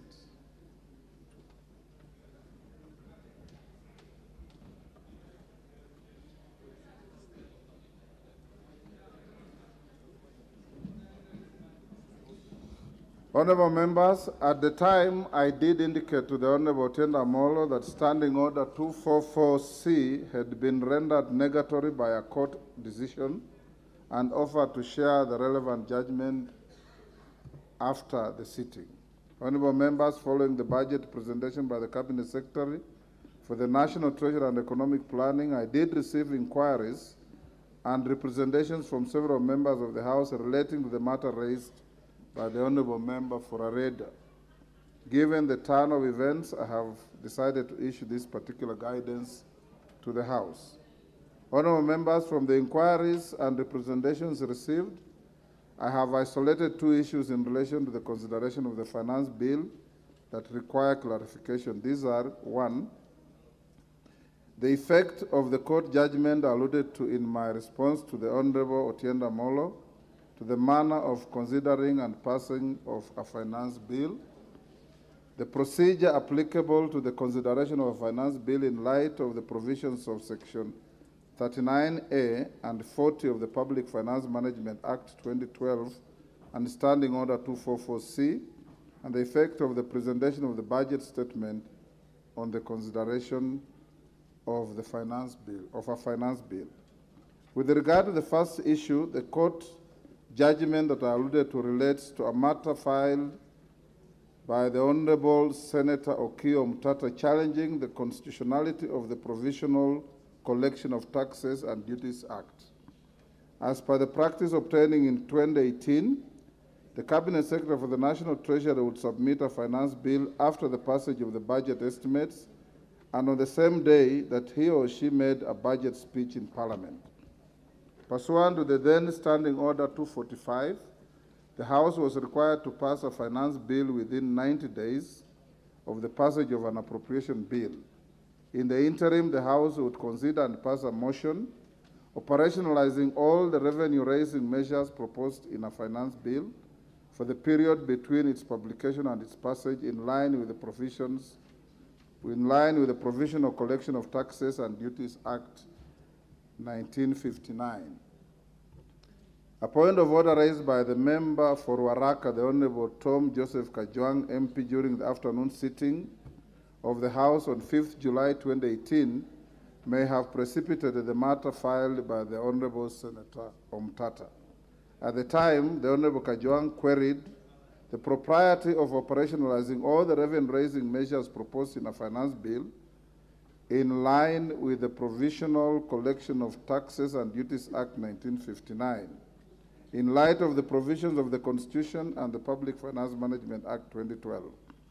The Hansard records that several current members of the House ventilated on the point raised by the Honorable Kajwang then, including the Majority Leader, the Honorable Kimani Ichung'wah, MGH MP, the Honorable John Mbadi, and the Honorable Makali Mulu MP. The High Court issued its judgment in Okio Mtata Okoiti versus Cabinet Secretary, National Treasurer, and three others, 2018 KLR, Kenya Law Reports, on 19 September 2018, and gave the following orders, and I quote: a declaration that by presenting the Finance Bill 2018 to the National Assembly on 14th June 2018, while the financial calendar ends on 30th June 2018, the Cabinet Secretary violated Section 37 of the Public Finance Management Act 2018, which sets the 30th April deadline for the Cabinet Secretary to table the budget estimates and any other bills. Any other bills required to implement the national government budget for approval by the National Assembly. Order, Honorable Women Rep Kisi and your colleague. You are distracting the chair from delivering the ruling. A declaration that the Provisional Collection of Taxes and Duties Act number 44 of 1959, Chapter 415 of the Laws of Kenya is unconstitutional and therefore invalid, null, and void. A declaration that the Finance Bill 2018 or any parts or provisions thereof, including on taxation, cannot be implemented before the bill becomes the Finance Act and it goes through the parliamentary legislative process laid out in the Constitution for approval and adoption by Parliament and assent by the President. Arising from these orders of the Court and ostensibly informed by the debate that ensued on the point raised on the propriety of approving provisional collection of taxes and duties, the House subsequently amended the Public Finance Management Act in July 2019 through Statute Law Miscellaneous Amendment Act 2019 to introduce Section 39A in the Act. The section requires the Cabinet Secretary to submit the Finance Bill before 30th April every year and that it be passed before the end of the financial year on 30th June. The section clarified the manner in which a Finance Bill ought to be introduced, considered and passed by the House. It provides as follows, and I quote: the Cabinet Secretary shall submit to the National Assembly on or before 30th April the Finance Bill, setting out the revenue-raising measures for the national government. 2, following submission of the Finance Bill by the Cabinet Secretary, the relevant committee of the National Assembly shall introduce the bill in the National Assembly. 3, the National Assembly shall consider and pass the Finance Bill with or without amendments in time for it to be presented for assent by 30th June each year.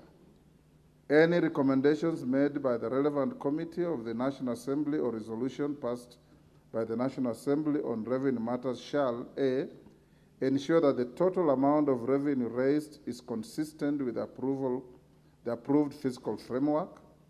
B, take into account the principles of equity, certainty, and ease of collection.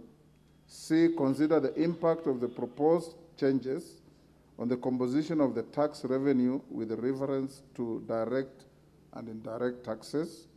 D, consider domestic, regional, and international tax trends. E, consider the impact on development, investment, employment, and economic growth. F, take into account the recommendations of the Cabinet Secretary as provided under Article 114 of the Constitution. And G, take into account the taxation and all other tariff arrangements and obligations that the Kenya has ratified, including taxation and tariff arrangements under the East African Community Treaty. This leads us to the second issue of an apparent variance in the provision of Standing Order 244C and the dictates of the judgment and the provisions of the Public Finance Management Act 2012. Honorable members, as I had indicated my attention was drawn to the existence of an apparent variance in the provisions of Section 39A and Section 40 of the Public Finance Management Act 2012 with regard to the manner of introduction and consideration of a finance bill. Section 40 of the Act provides as follows. Each financial year, the Cabinet Secretary shall, with the approval of Cabinet, make a public pronouncement of the budget policy highlights and revenue-raising measures for the national government.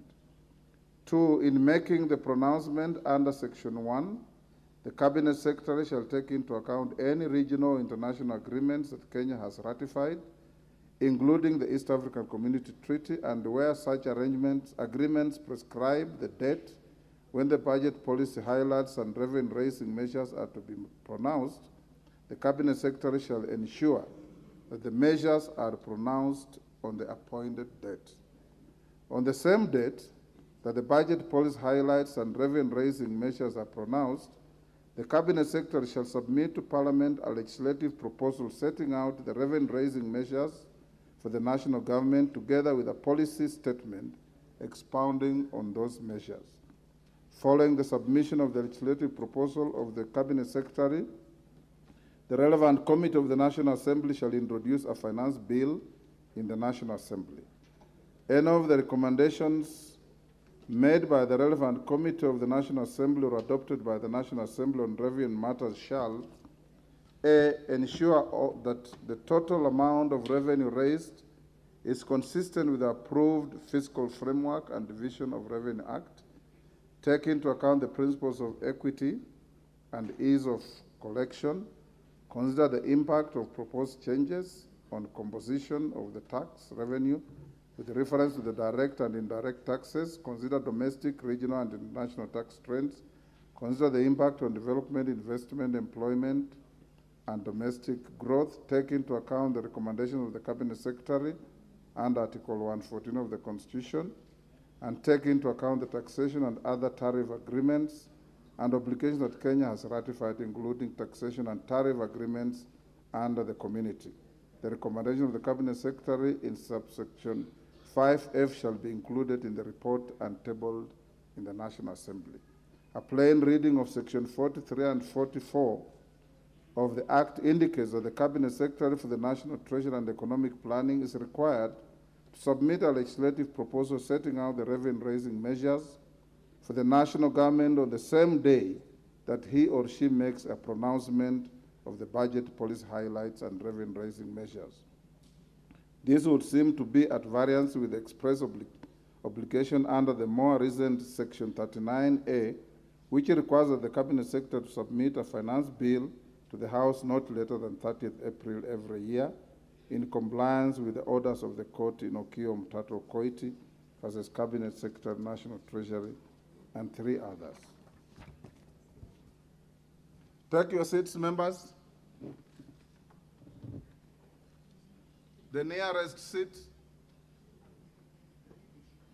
Honorable Kwame, the nearest seat. Well done. That is the nearest you can find.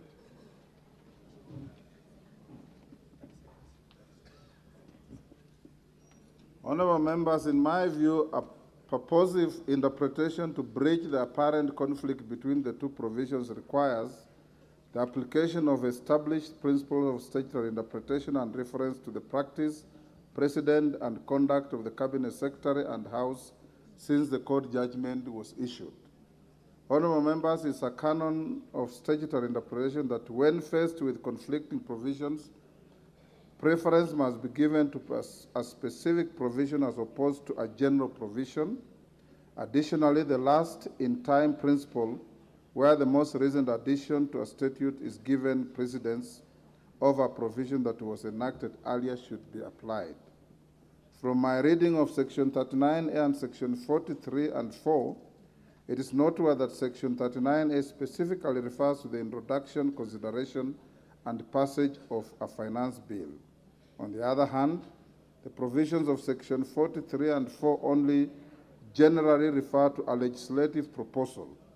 Additionally, Section 39A is the most recent addition to the Act and represents the most specific and current position of the House on the manner of consideration of a finance bill. Honorable members, the practice and conduct of the Cabinet Secretary and the House since the decision in Okiya Mtata Okoiti versus Cabinet Secretary, National Treasurer, and 3 others, 2018 Kenya Law Reports, and the amendment of the Public Finance Management Act 2012 has been consistent. Notably, in 2020, the Cabinet Secretary submitted the finance bill together with the budget estimates on 30th April 2020. The bill was published on 5th May 2020 and was considered and passed by the House on 23rd June 2020. It was assented to by the President on 30th June 2020. The Cabinet Secretary presented the budget statement for the financial year 2021 on 11th June 2020, well after the publication of the bill. In 2021, the Cabinet Secretary submitted the finance bill together with the budget estimates on 29th April 2021.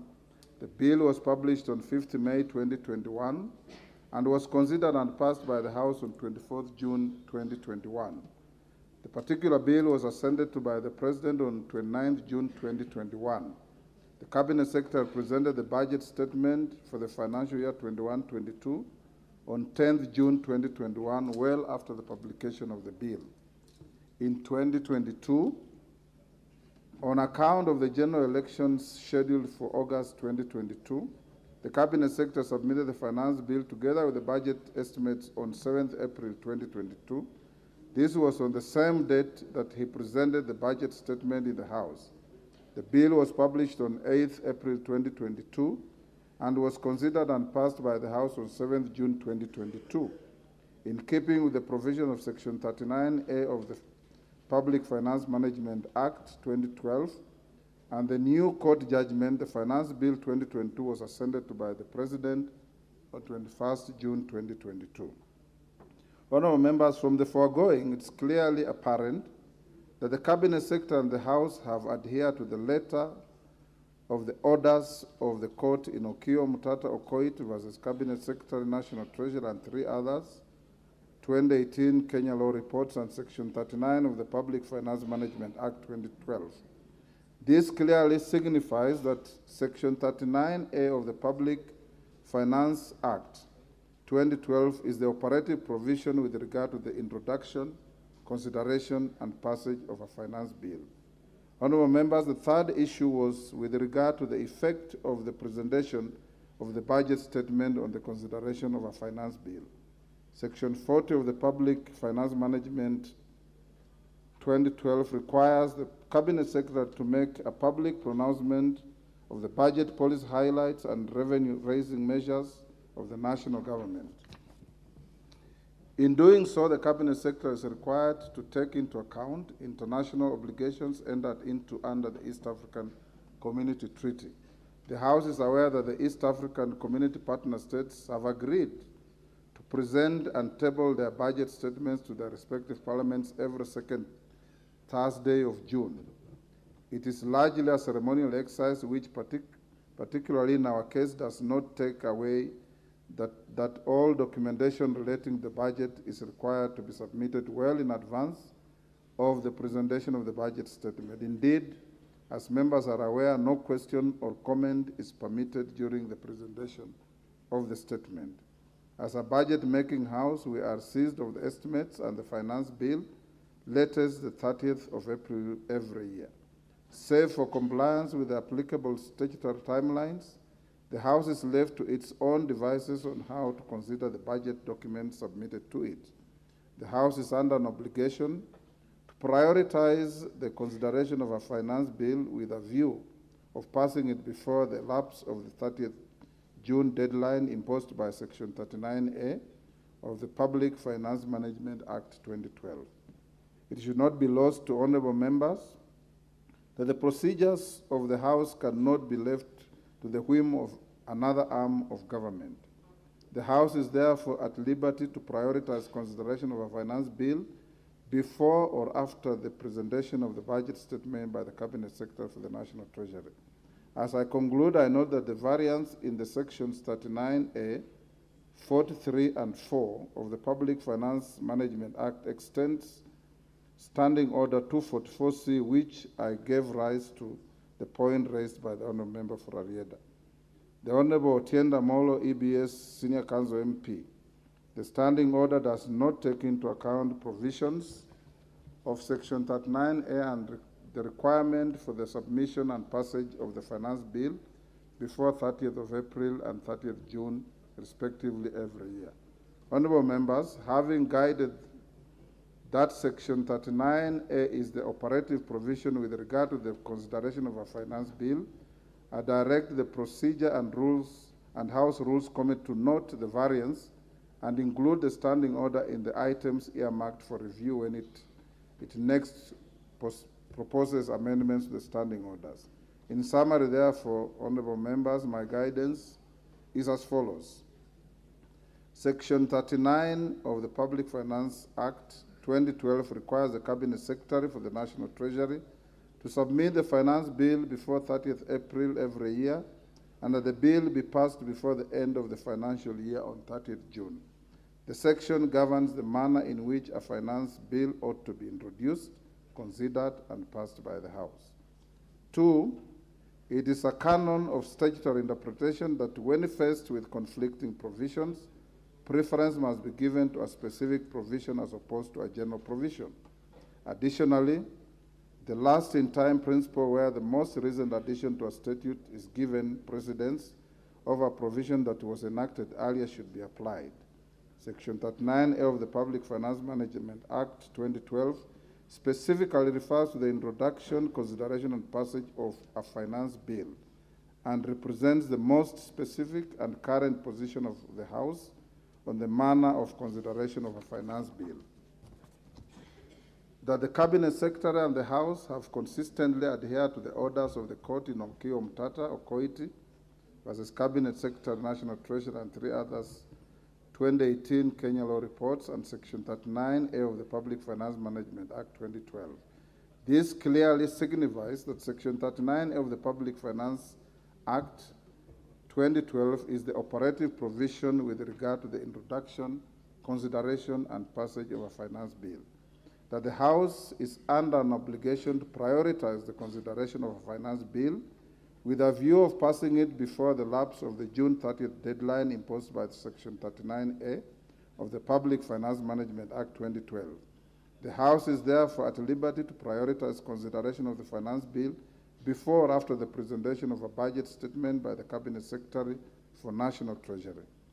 That the Procedure and House Rules Committee notes the variance between Standing Order 244 and Section 39 of the Public Finance Management Act and include the Standing Order in the items earmarked for review when it next proposes amendments to the Standing Orders. The House is guided accordingly. And allow me to thank the Honourable Otienda Molo for raising the issue so that we can give clarity on the matter going to the future. Thank you.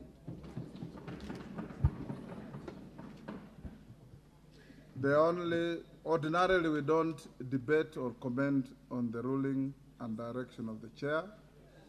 We will let it lie there. Honourable Otienda Molo, let the chips lie where they fell.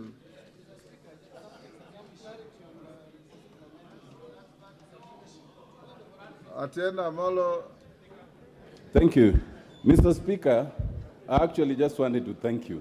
Okay. But in so doing, I wanted to let the majority leader know, because when we raised this matter, he threw words as he usually does, alleging that I was part of the case that you've actually alluded to. So I wanted him to know that I was not part of the case and I was not aware of it. But Mr. Speaker, secondly, I take your guidance, and I think the House Business Committee and the House Rules Committee should take your guidance very seriously. We have amended our Standing Order twice since that decision of the court on 6th of June 2020 and 7th of June 2022. This should have been factored. But last, Mr. Speaker, because the Speaker is always right, Mr. Speaker, I urge that the House Rules Committee, in considering your guidance, do actually consider the fact that although the decision says that the matter must be published and introduced, It does not say it must be debated before the budget. I want to suggest that it would be in order to have the budget, then the contents of it are then debated in the finance bill. That is, not to bring the second reading before the budget, so that the budget is heard, then we have the second reading, which is the debate, then we move logically, Mr. Speaker. But lastly, Mr. Speaker, I do now have a point of order on the next business, which is order number 13. Order, Honorable Tiende. Order, Honorable Tiende. You are certainly taking unhelpful shortcuts. Honorable members, I will not allow you, Honorable Bandi. I have given order, Honorable Bandi. This matter was raised by Honorable Tiende. I've bent backwards to allow you to make a comment, and I have thanked him for raising a matter that goes to align the Act with our standing orders in the next review. You will present your views to the committee when it meets. Honorable members, before we go to the committee of the whole, I want to invite the majority leader to move a procedural motion on the sitting time. Thereafter, I'll give you some guidance on how to proceed in the committee of the whole before we go into the committee. Majority leader.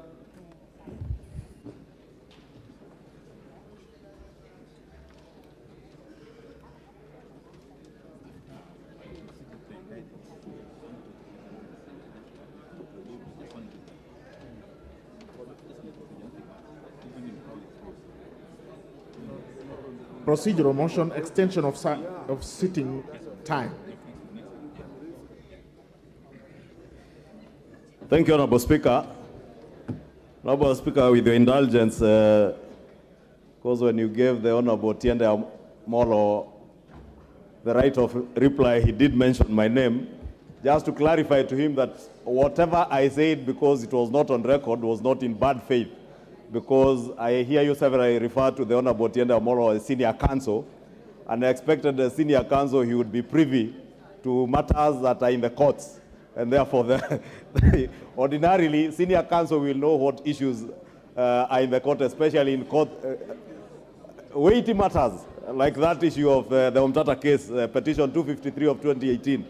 Honorable Speaker, allow me to move that pursuant to the provision of Standing Order 33A, this House orders that should the time appointed for adjournment of the House today, Tuesday 20th June 2023, be reached before conclusion of the business appearing under order number 14 of today's order paper, being Committee of the Whole House on the Finance Bill 2023, the sitting of the House shall stand extended until the conclusion of the said debate. And Honorable Speaker, I don't need to say much about this, because as you alluded, it's something we discussed in the House Business Committee, and the House Business Committee did direct that we have this procedural motion for today, tomorrow, and Thursday, as you have rightly communicated earlier. Honorable Speaker, I beg to move. Let me ask the Honorable Junet Mohammed to second.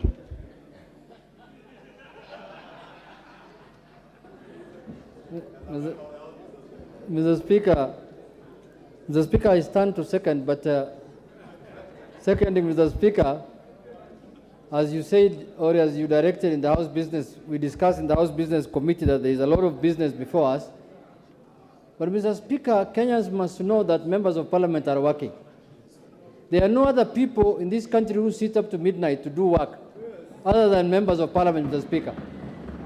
Mr. Speaker, many times members of parliament are bashed outside there, that, oh, they earn for nothing, they earn a lot of allowances, they earn this and that. These are the only people, Mr. Speaker, who sit up to midnight to do the business for this country, Mr. Speaker. And when we are sitting up to midnight, there is no allowance. We are doing it for free, Mr. Speaker, because we want to serve our country. So, Mr. Speaker, I want to beseech members to stay. There is a lot of food, I'm told, at the cafeteria. You can eat, you can drink a lot of water, and then those who have other business after house, they can suspend it for today until another day, so that we can conclude these financial businesses of the country properly, Mr. Speaker. so that Kenyans can have money in their pockets, if at all it will be. But myself, I doubt. But thank you very much, Mr. Speaker. Thank you, Honorable Junet. Honorable members, I propose the question, which is that, pursuant to the provision of Standing Order 33A, this House orders that should the time appointed for adjournment of the House today, Tuesday, 20th June 2023, be reached before conclusion of the business appearing under order number 14 of today's order paper, being Committee of the Whole House on the Finance Bill 2023, the sitting of the House shall stand extended until the conclusion of the said business. I now put the question. You want to contribute on this?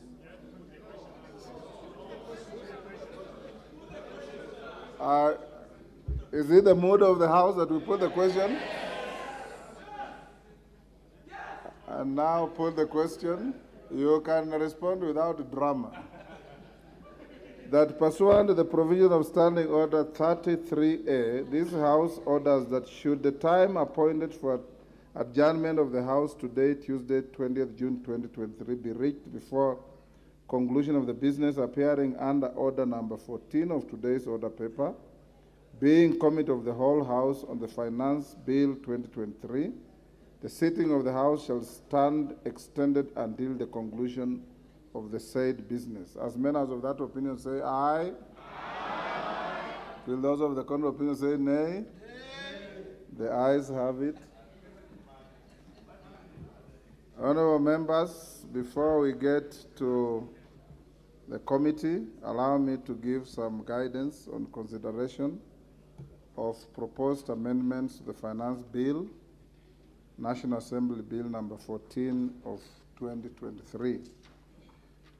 Honorable members, this communication relates to the business appearing under Order 14 in today's supplementary order paper, Tuesday, 2023, being Committee of the Whole House on the Finance Bill, National Assembly Bill number 14 of 2023. Before the House proceeds with the Committee of the Whole House, I wish to provide guidance relating to the consideration of the proposed amendments at the Committee of the Whole House.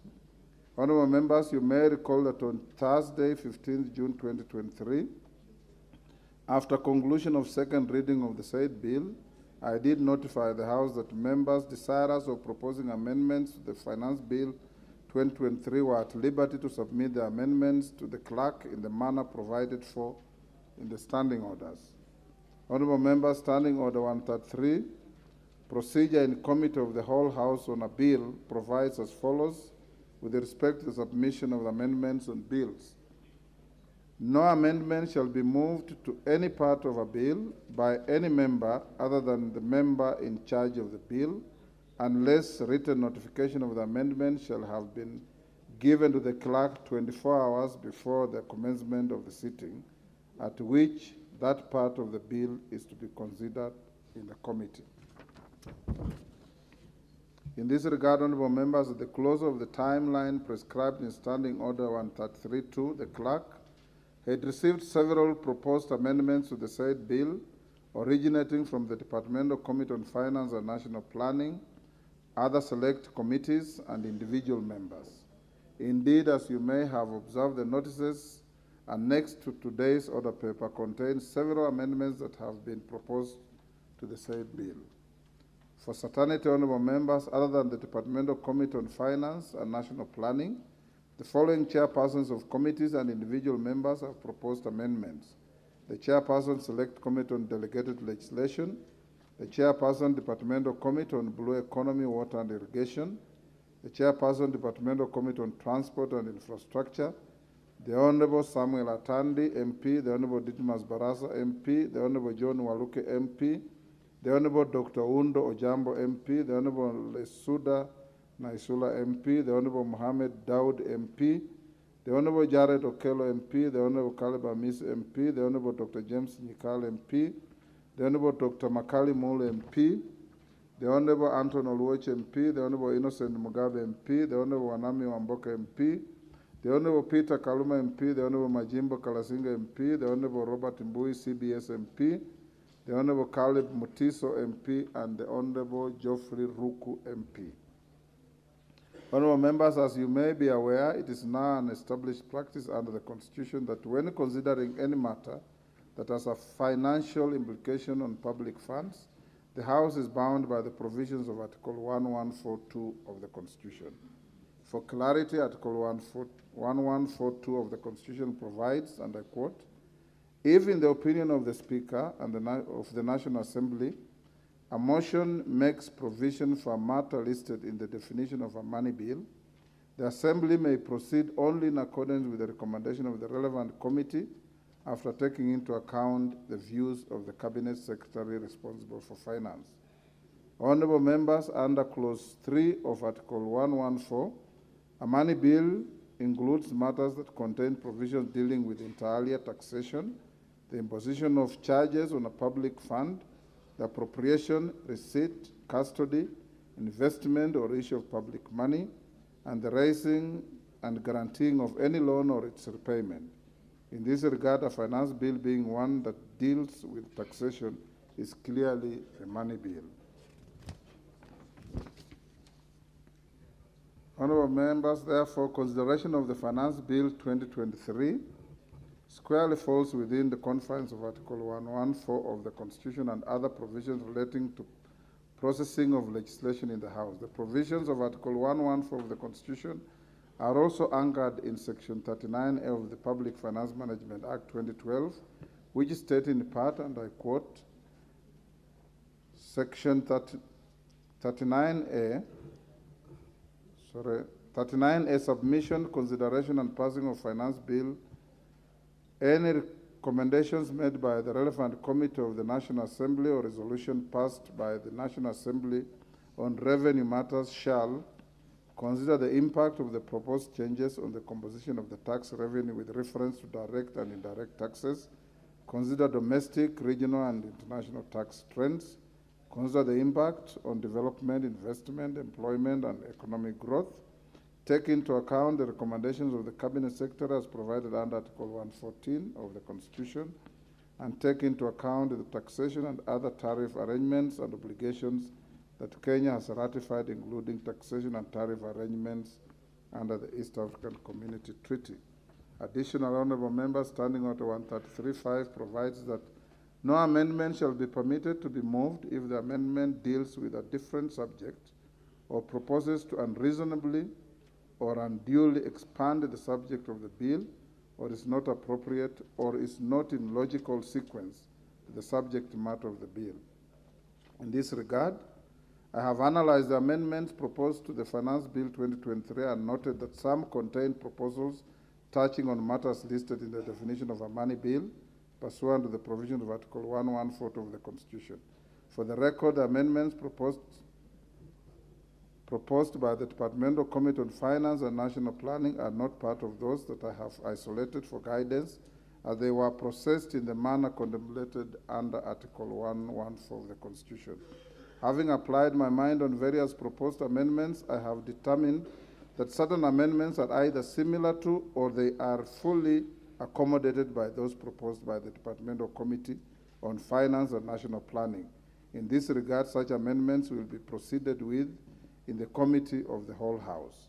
On the other hand, honorable members, there are proposed amendments that, in my opinion, fall within the meaning of a money bill in terms of Article 114 of the Constitution. As you may have clearly noticed in the order paper, I directed the clerk to publish such amendments with a disclaimer subject to provisions of Article 114 of the Constitution placed under each of the affected amendments. As stated earlier, honorable members, whenever a motion or a proposed amendment is subjected to Article 114 of the Constitution, it's expected that such proposal may only be proceeded with if there is concurrence of the National Treasury through the Departmental Committee on Finance and National Planning. In the absence of the evidence that the affected amendments were processed in the manner contemplated in Article 114 of the Constitution, the Speaker is left with no option but to direct that the Committee of the House shall not consider any of the amendments or parts of amendments that have been published in the order paper with a disclaimer.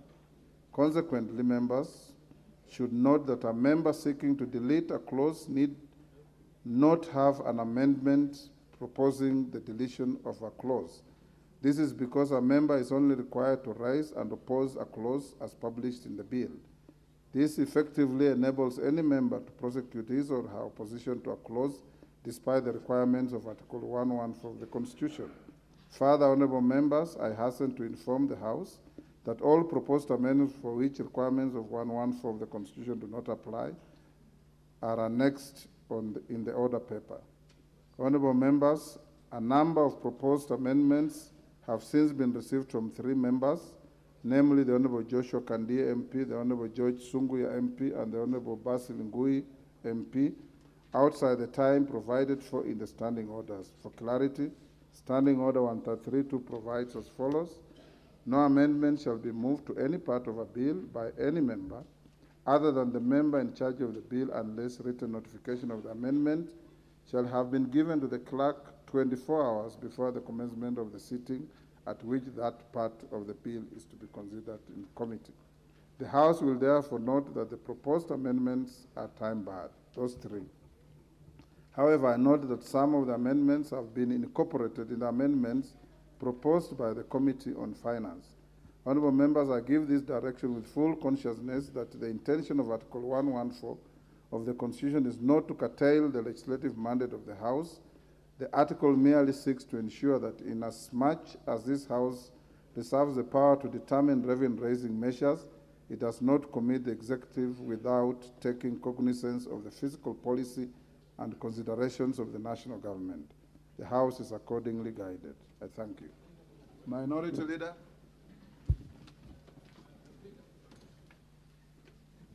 Mr. Speaker, I rise to on Standing Order 131. But before I go there, Mr. Speaker, I want to say that before I go there, Mr. Speaker, yes, I want to say that just as I mentioned earlier today in the House Business Committee, Mr. Speaker, our understanding of the provisions of Article 114, Sub-Article 2, is that the House does not require the concurrence of the Cabinet Secretary, but simply requires to take into consideration the views of the Cabinet Secretary, which views it can either accept or reject. Mr. Speaker, for that purpose, Mr. Speaker, I am of the view that we can still prosecute all the proposed amendments. Mr. Speaker, I want to go to the second issue, if you may listen, if you may give me attention. Yes. If members could give me attention. Order, honorable members. You will listen to the Minority Leader in silence. Mr. Speaker, Standing Order 131, and I want to read it for the avoidance of doubt. And as I do so, Mr. Speaker, this notion that we are in a hurry should also be dispensed with, because I don't think we are in a hurry. We have all the time to deal with the issues. Yes. Yes, Mr. Speaker. No. Mr. Speaker, Standing Order 131.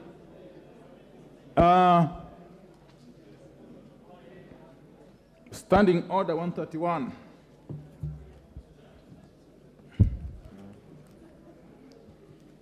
Provides that where a bill has been read a second time and before commencement of the Committee of the Whole, as we are about to do, Mr. Speaker, amendments have been proposed to it, which in the opinion of the Speaker require harmonization. The Speaker may direct any member proposing an amendment to the bill to appear before the relevant departmental committee dealing with the subject matter of the bill to present his or her proposed amendments, and the committee shall submit a report to the House on the result of the exercise before the Committee of the Whole House is taken. Mr. Speaker, you will notice from the Standing Order 131 that the amendments that have been proposed go to the core of the bill. and some have got far-reaching ramifications. I just want to plead with you, because we haven't been told if at all a window was provided to the Committee on Finance, chaired ably by Honorable Kimani Kuria, to undertake this harmonization process. In fact, in parliamentary parlance, it is referred to as winnowing. That would then make the work of the whole House easier, Mr. Speaker.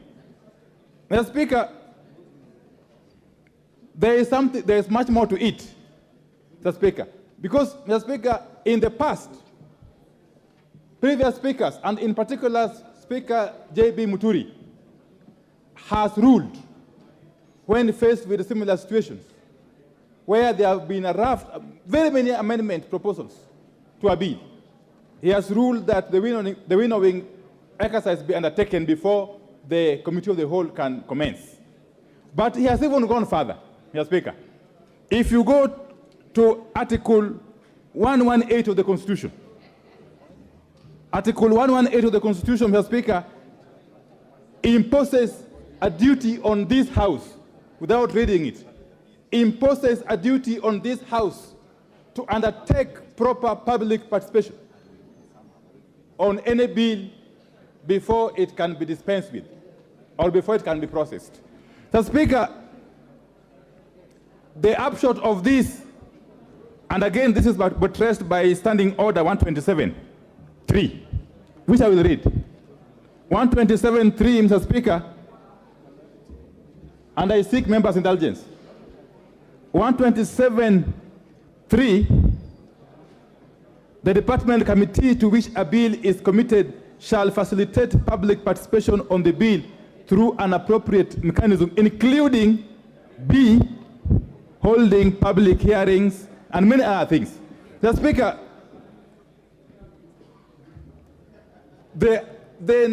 going by the number of amendments being proposed, firstly by the Committee on Finance, and secondly by various other members and chairs of other committees, it would appear that the character of this bill is likely to change in a comprehensive manner, Mr. Speaker. And we are likely to be transacting business on matters which the public have not been given an opportunity to make their contribution. In other words, on a matter on which the public has not participated, Mr. Speaker. Mr. Speaker, I want to just give two examples of bills which had not only been referred back to the Committee for Harmonization, which is winnowing, but actually were ordered to be republished by the Honorable Speaker J.B. Muturi. So, Speaker, one such bill is the gaming bill, Bill number 35 of 2019. The second bill is the Universities Amendment Bill of 2021. In those two instances, in respect of those two bills, Speaker Muturi, having assessed the enormity of the proposed amendments and the likelihood of them changing fundamentally the character of the original bill, and bearing in mind the requirements and the dictates of Article 118 of the Constitution on public participation, buttressed by Standing Order 127.3, did direct that the bills not only be harmonized, but actually be republished before the House could transact them. Mr. Speaker, in the same vein, I want to plead with you, because 30th of June is still too far away, Mr. Speaker. The House can find a mechanism of navigating through this process, but we cannot circumvent a very cardinal process, a very cardinal principle in the Constitution of Kenya 2010, which is public participation under Article 118, Mr. Speaker, by simply rushing through this process. Mr. Speaker, it is my submission that this bill requires not only a harmonization process, but actually requires to be republished, so that the public can be given adequate time and opportunity to participate. Mr. Speaker, I submit. Thank you. Majority Leader.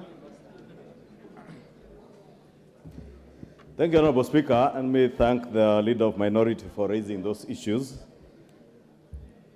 However, Honorable Speaker, a number of the issues that have been touched on by the Leader of Minority are not accurate. Because, Honorable Speaker, I have been in this House for the last almost 11, 12 years with the Leader of Minority. We joined this House together. And he knows for a fact, because he has alluded to previous rulings by Speaker J.B. Muturi and precedents set by Speaker J.B. Muturi. The Leader of Minority knows for a fact there is not any single moment that Speaker Muturi or indeed any other speaker in the history of this House has allowed the process of winnowing alluded to Understanding Order 131 on money bills. That is a fact, and the Leader of Minority knows that is a fact. Winnowing has been done on other bills except money bills that are not subject to Article 114 of the Constitution, Honorable Speaker. Therefore, in view of that, Honorable Speaker, that's what I was saying, Honorable Speaker, it is not accurate what the Leader of Minority is saying. And indeed, if this was not a money bill, a winnowing process would help to enable the House to process the myriad of amendments that are similar in a faster way. But on money bills, the Leader of Minority, with all due respect, knows in the history of this House, it has never happened, because money bills are subject to the provisions of Article 114. Two, Honorable Speaker, this is not the first finance bill we are processing as a House. Neither is it the last. But filibustering is also not the first time we have seen it. And it's not the last time we have seen it, Honorable Speaker. Therefore, Honorable Speaker, I hear the Honorable Leader of Minority say that we don't need the concurrence of the National Treasury. And to an extent, I agree with him. We are not under the directions of the National Treasury at all.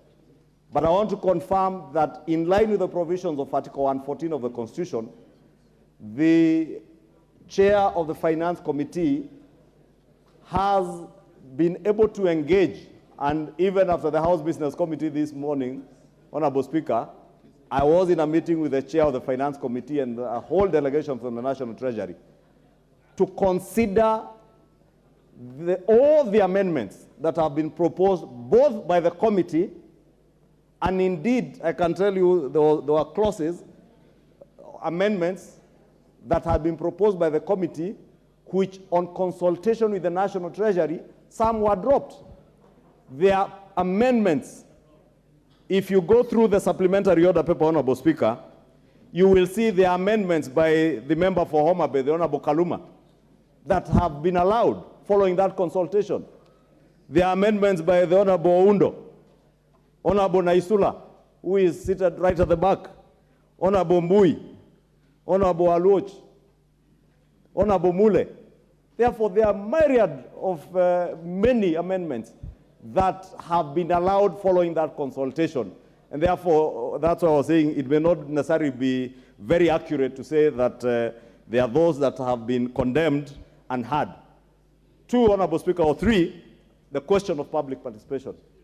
In the history of legislative processes in this country since the enactment of the new Constitution, Honorable Speaker, no other bill, none whatsoever, not even the infamous political parties bill, which we took through winnowing, none has had a more rigorous public participation exercise than this finance bill, Honorable Speaker.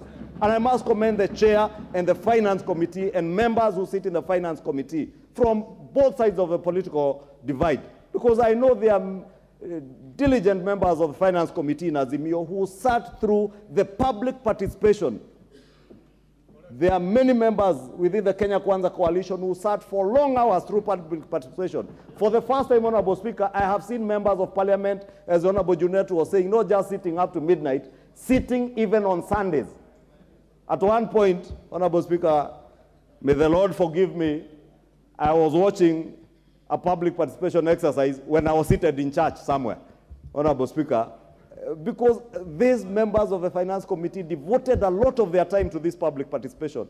And therefore, the question of public participation, I think, is spent and is something that has been covered. Honorable Speaker, there are other amendments, and I'll draw reference to some amendments I've seen here by the Honorable Makali Mulu some that seek to delete particular clauses, Honorable Speaker. I think, Honorable Speaker, other than being subjected to the provisions of Article 114, if you are seeking to delete a provision in a bill, the easier way is to vote against that particular provision in the bill. And therefore, you have been accorded the opportunity, since the provision is still the particular clause, for instance, those that the Honorable Makali Mulu sought to delete. The easier way is when we go to committee, the Honorable Makali Mulu will get an opportunity to prosecute his case as to why he seeks deletion and convince me and others that we should delete that particular clause. And if we agree with him, we vote in the negative and delete, basically defeat that particular provision, and it will not be there. Therefore, Honorable Speaker, let me in conclusion say that the process of winnowing in the history of this House, I think, is a fact that is known by those who have been here, that the process of winnowing has never been subjected to money bills. And unless we are trying to reinvent that, Honorable Speaker, and I do want, in conclusion, to beg that as much as we are not in a hurry, Honorable Speaker, as the leader of minority says, we have up to midnight. We are in no hurry. But we must also spend the time that we have devoted here up to midnight today, up to midnight tomorrow, up to midnight on Thursday, and hopefully even before 30th, any other day. But we must utilize our time properly. Let us not in any way utilize our time through filibustering and trying to spend time in not a very wise manner, Honorable Speaker. I beg to submit. Junet. Mr. Speaker, the cardinal responsibility of this House is to legislate, Mr. Speaker, in Article 95. And Mr. Speaker, we must stop anything that can impede legislation in this House, Mr. Speaker. Mr. Speaker, the members here have amendments to the finance bill, but they have been told that under Article 114, there must be consultation with the Treasury. But Mr. Speaker, the consultation with the Treasury is supposed to happen between the committee and the Treasury, and not necessarily with the members. And this impedes now members from doing their legislation work, Mr. Speaker. Mr. Speaker, I remember in 2018, in this House, and it's on record, it is in the hands of Mr. Speaker, I brought an amendment to the finance bill, and which was a money bill. And we were amending a clause that was putting, VAT, 16% VAT on fuel, the same thing we are doing today. And Mr. Speaker, at the beginning I was told that this is supposed to be under 114. But the Speaker then was seated on the same chair, you are seated today, made a ruling in the afternoon here, and said that let the matter be decided by the members themselves in a voting. And in the end, we agreed that let us come up from 0, we go to 8, and the executive comes from 16, they come to 8, and that's why today we have 8% of VAT on the fuel, Mr. Speaker. Mr. Speaker, there was no memorandum. There was nothing. We agreed here, and the Speaker ruled that he's exempting that amendment from what Article 114. Why? Because even the Constitution, that 114 says, in the opinion of the Speaker. The Speaker has an opinion. The Speaker has a serious opinion, because he's the one who runs the House. He's the one who is in charge of legislation in this House, Mr. Speaker. He's the one who approves amendments. He's the one who looks at the constitutionality of matters that we bring to this House, Mr. Speaker. So, Mr. Speaker, first, don't lose what the Constitution has given you, which says in the opinion of the Speaker. It did not say in the opinion of the Minister for Treasury. It did not say in the opinion of the Minister for the PS for Treasury.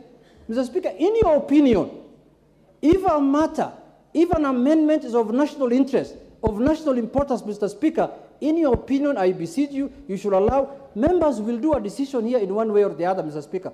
The amendment will be voted on, and they will decide on one way or the other. But in conclusion, Mr. Speaker, let me also add a pick from where the majority leader said, like what Honorable Makali has proposed in terms of deletion. Mr. Speaker, I don't think voting against an amendment is the same as proposing an amendment of deletion, Mr. Speaker. Those are two different things. They are not the same. They are not the same, Mr. Speaker, according to the way I understand it. Deletion means getting rid of that thing in totality, completely out of the bill. But no means it can go either way, Mr. Speaker.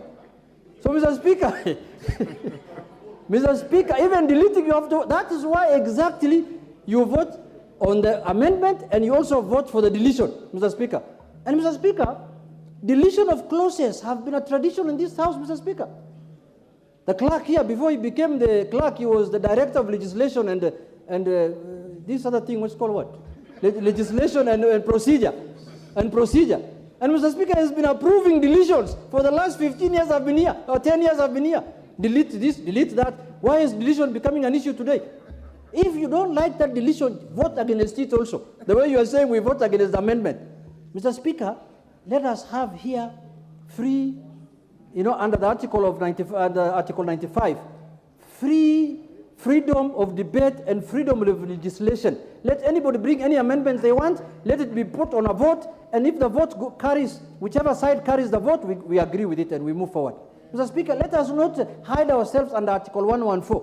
That article is so ambiguous. It's like the one that the executive uses to guard Parliament when we normally pass bills here. They go for assent, they return it with a memorandum, Mr. Speaker, and then you are told to undo that. You have to get 2/3, Article 115. That's another one. That has been abused for the last 10 years, Mr. Speaker. It was abused in the last 10 years. Okay, Mr. Speaker, order, you Jeanette. see... There's a point of order from Chepkonga.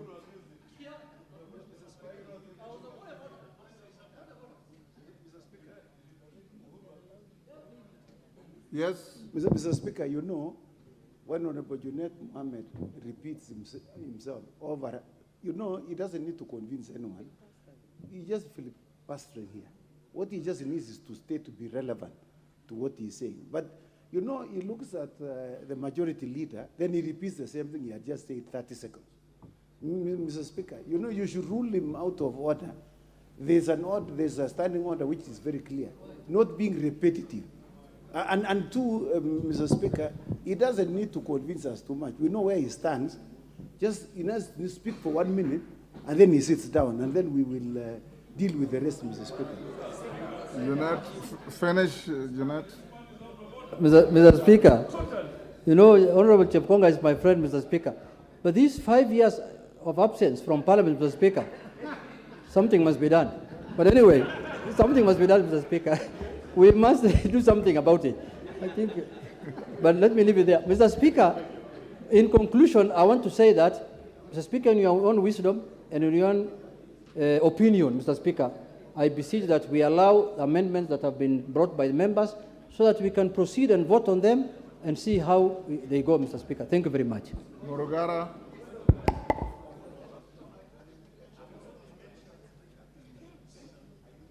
Just take your seat, I'll give you. Morogara. Thank you. Thank you very much, Mr. Speaker. Mr. Speaker, as we proceed, we must distinguish between money bills and ordinary bills. And there is clear distinction, even from our own constitution, as to what are money bills and what are ordinary bills. When it comes to standing orders on winnowing, it is very clear, and this is a house of record. We have precedents on where winnowing has been allowed, where harmonization has been allowed by the Speaker. We do not have any precedent in this House where winnowing has been called for and where this House, the Speaker has allowed for winnowing to take place. The reason being, money bills are actually special forms of bills which are contemplated during the budget-making process. This is where this House is appropriating money so that the government has revenue for its use. Even where you look at the Constitution, where it is stated in the opinion of the Speaker, it proceeds to say in sub-article 2 that that motion for a matter listed in the definition of a money bill, the Assembly may proceed as per recommendations of the Committee of the House after taking into account the views of the Cabinet Secretary responsible for finance. So surely, this is not far-fetched when we say we are to seek views of the Cabinet Secretary for finance. It's part of our law. Most important, it's important to say that in the last parliament in which I sat, We did winnowing in the political parties amendment laws, which was in order. We also did it in the security laws, which was in order, but we have never done it in a finance bill. And most important, again, I go to deletions. Deletions in a finance bill are equivalent to successfully opposing a section of that act. Once you oppose successfully, that section is deleted in entirety. This is why we are saying there is no point in having these deletions in the order paper. We simply take it to vote. It carries the day, the deletion succeeds. It fails, the section remains. Therefore, we believe we should be proceeding without these deletions, and most important, the winnowing bit is not relevant to what we have before the House today. Thank you, Mr. Speaker. Makali Mulu. Yeah, thank you very much, Honorable Speaker. Honorable Speaker, I want to go on record that I've been a member of the Budget Committee since I joined this Parliament for the last 11 years. And one of the key responsibilities of the Parliamentary Budget Office is to determine whether bills are money bills or they don't need to come to the Budget Committee. Once bills are determined to be money bills, Honorable Speaker, the Budget Committee will have to sit and accord a member a chance to present this bill and justify why the bill is important to this country. And on the basis of that, then there will be consultation with the Treasury to determine whether the bill should proceed to the second reading or not. Now, Honorable Speaker, what we have done to this bill, this being a finance bill, automatically all amendments will be money bills. All amendments will relate to money bill because this is a finance bill. Honorable Speaker, if you look at the kind of amendments being proposed by members here, and there are very many, Honorable Speaker, I think what Junaid was saying makes a lot of sense, that we might need to be accorded an opportunity as honorable members who are proposing these amendments to be listened to, so that on the basis of that, then we make a decision whether I need to withdraw my amendment or not.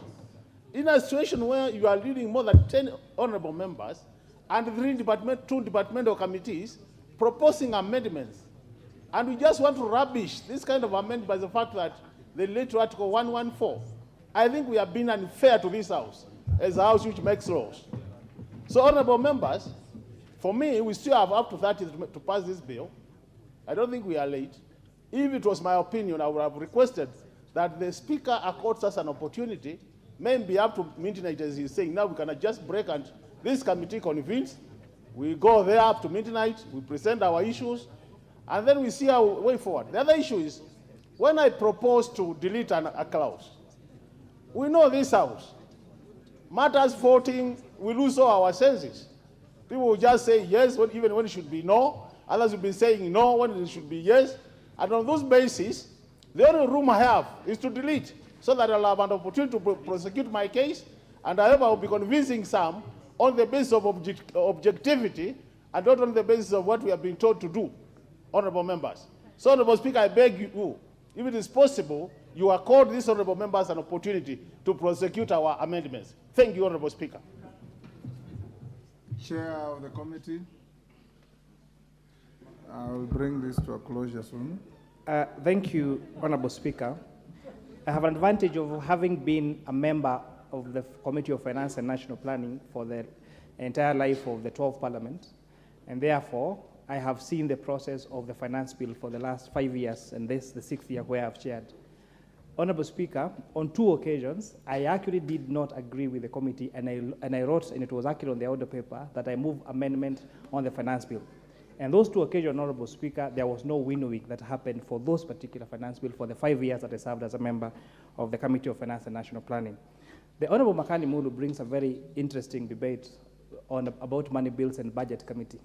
So, and now that makes it even a little more complicated then. Should therefore those amendments have been sent to the Committee of Budget and Appropriations and not then the Committee of Finance and National Planning?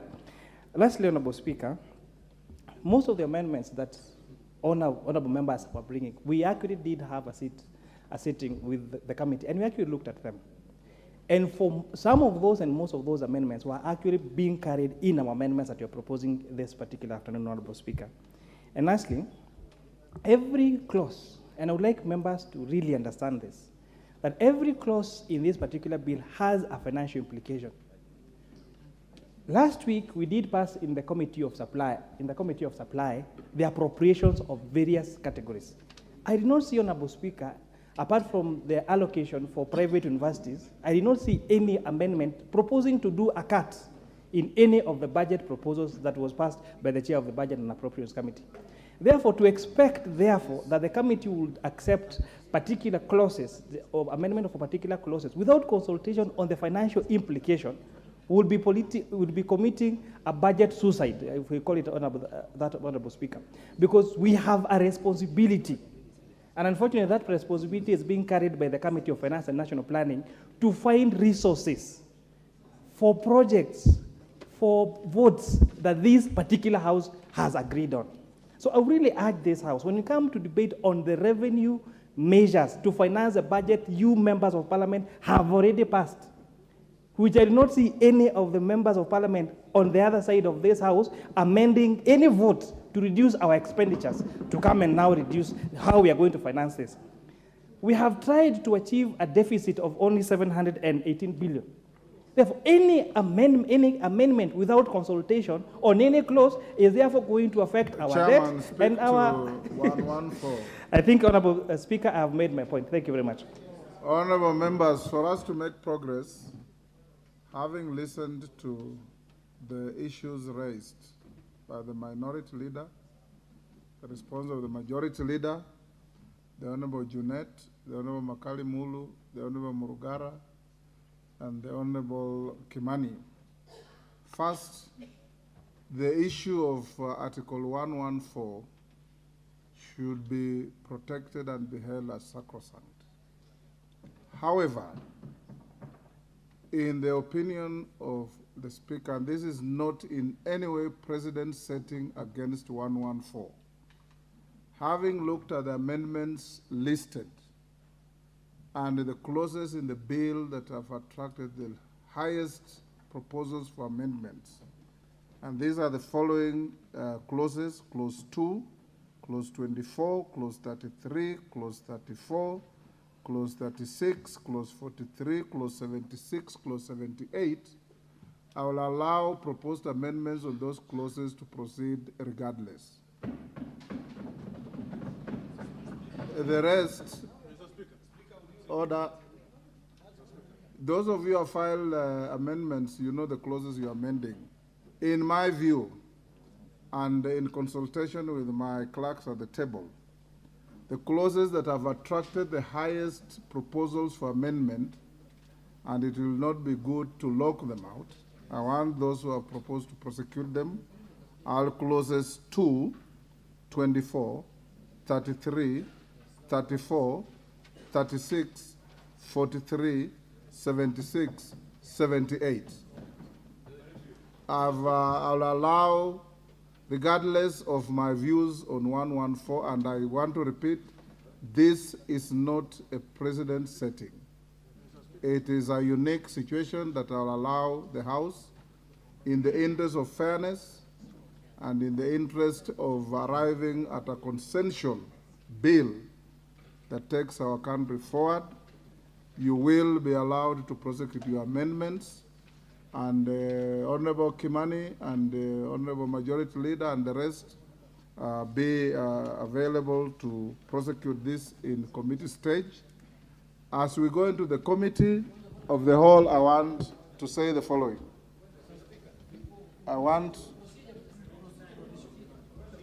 Yes, Junet, what is it?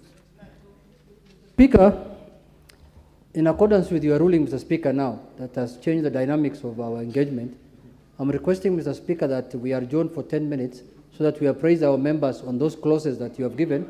Then we sit down again, Mr. Speaker. Order. Yes, Ruku. Honorable Ruku. 10 minutes. Thank you, Mr. Speaker, sir. It is true, the Crowd 71, Mr. Speaker, sir, has ensured that this country has missed royalties from the year 2020 to now, from the year 2020 July to the moment. And if we are not going to... Are you speaking to my direction? Yes. If you are not going to allow this House, Mr. Speaker, to also look at the amendment... No, he has not mentioned Clause 71.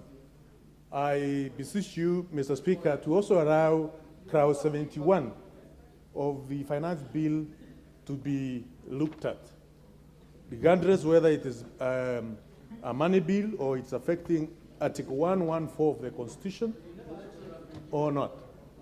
Because if it does not get the amendment, Mr. Speaker, this country will continue losing royalties, and we are here seeking to see how we can finance the deficit of 719 billion as it has Honorable been... Rook, you seem to have a mistaken belief that the amendment will go through. It will be put to a vote. Yes, please, Mr. Speaker, I beg you to allow, we put that clause into the... You know, if I now start deleting and including, we will not make progress. I've given you a reasoned direction, and I believe it's a sound direction. Let me now call the House. What is procedural, Bandi? And let it be procedural. Procedural. Mr. Speaker, I want to first of all thank you for your ruling and the indulgence on this matter of allowing members who had proposed amendments to be considered. But Mr. Speaker, as a matter of procedure, from the debate here, Mr. Speaker, it is clear that we need to do something about our standing orders and to make amendments. Mr. Speaker, I want to just suggest, because tomorrow we will have another speaker who may not indulge its members. We need to be clear that if this provision in the Constitution talks about Assembly may proceed only in accordance with the recommendation of the relevant committee of the Assembly, there should be a report from the committee on each and every proposed amendment so that members proposing amendments, Mr. Speaker, are not disadvantaged. It should not be left at the whim of the clerk or even the Speaker, Mr. Speaker. Mr. Speaker, by the way, you only have the authority, in your opinion, to determine whether it is a money bill. But as to whether the House should proceed, that is now supposed to come from the committee.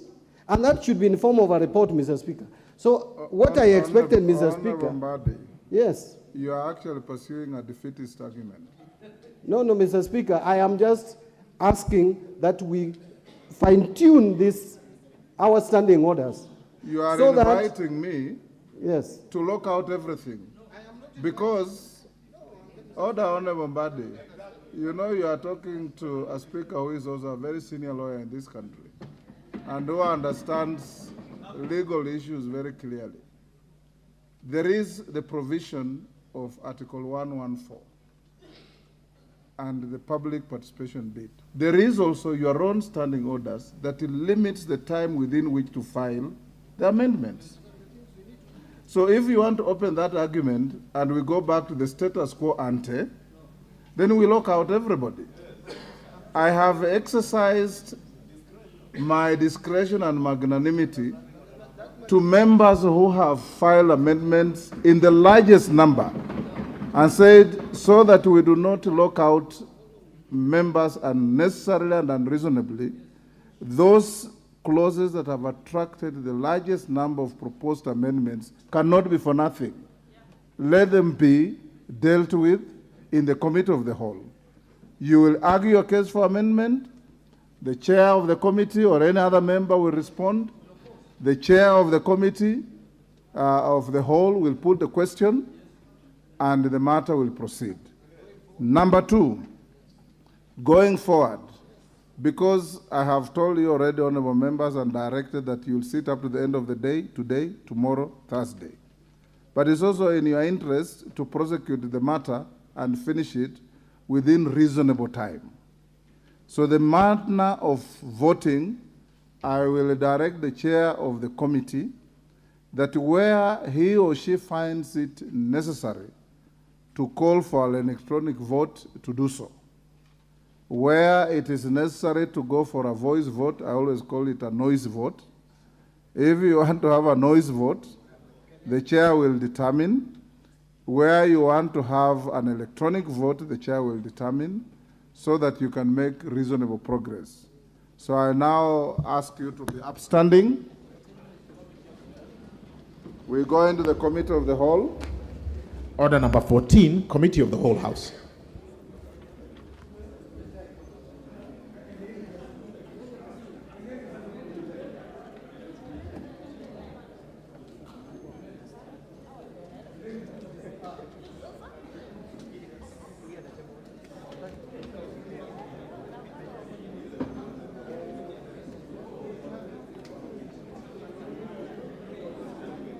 Supposed to bow.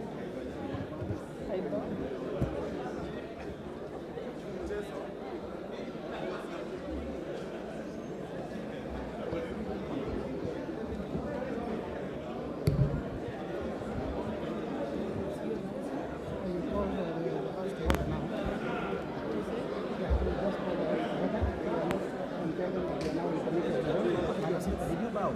Yes, I did. Members, I already bowed and none of you are sitting. You may sit. We now commence the Committee of the Whole House.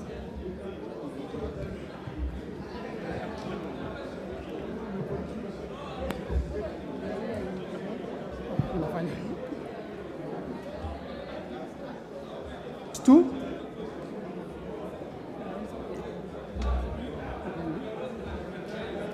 The Income Tax Act, Clause 2. Yes, amendments. We'll proceed with this.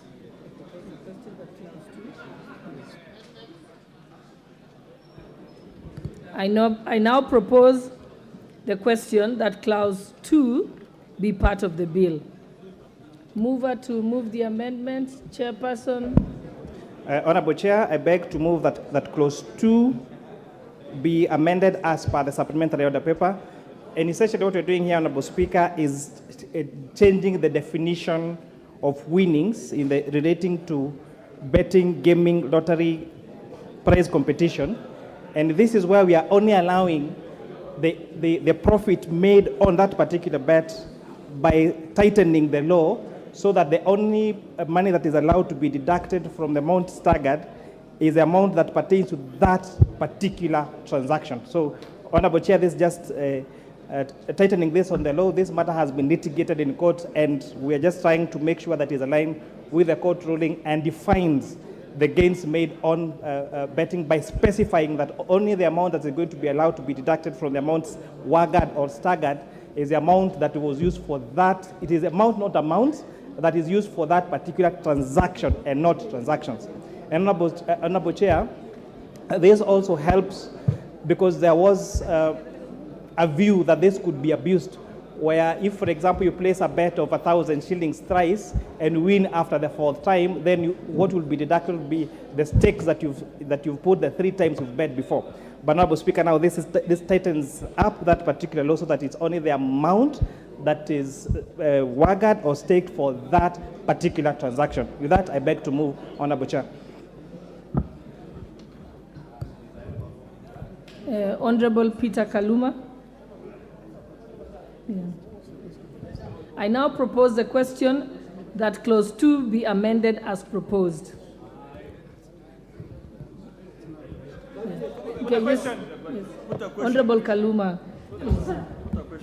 Thank you, Chair. Chair, I beg to move that Clause 2 be amended in paragraph A by deleting the proposed new definition of person. Honorable members, Are we mixing the two amendments? Are we mixing the two amendments? No, I'm giving Honorable Kaluma an opportunity to contribute to that because he had a similar amendment. So his was similar. Honorable Chair, is the amendment proposed on person? Because I heard the Chair, Honorable Chair, to speak about a different matter. If it is on person, I can contribute, Chair. Yes, Honorable Kaluma, you had a similar amendment, yes. I thank you, Honorable Chair. Honorable Chair, I would agree with the committee to delete the definition of person for the reason, Honorable Speaker, that the definition proposed states that in the case of an individual, a reference to a relative, a person includes a reference to a relative as defined in Section 26, subsection 5, and that Section 26, subsection 5 is a provision of the Income Tax Act. Honorable Speaker, when you look at that Section 26, subsection 5, that definition includes your ancestor. In fact, it begins with ancestor, late relatives, deceased relatives, and so many people. It means you would be obligated, Honorable Speaker, Honorable Chair, to pay taxes for defaults even by your ancestors. And for that, I agree with the committee that it be deleted.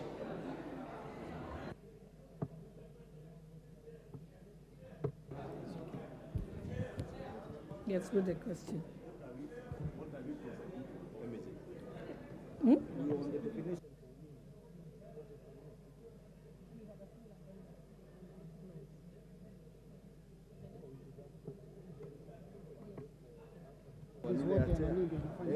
Yes, let's go to the next one. Now you know. I now put the question that clause 2 be amended as proposed by the chair. Yes. Will as many as of that opinion say aye? Aye. Will as many as of the contrary opinion say nay? The ayes have it. I now put the question that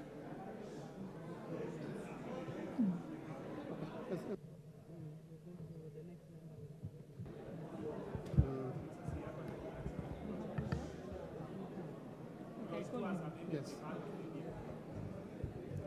Honorable Nikal. Yeah. Thank you, Chair.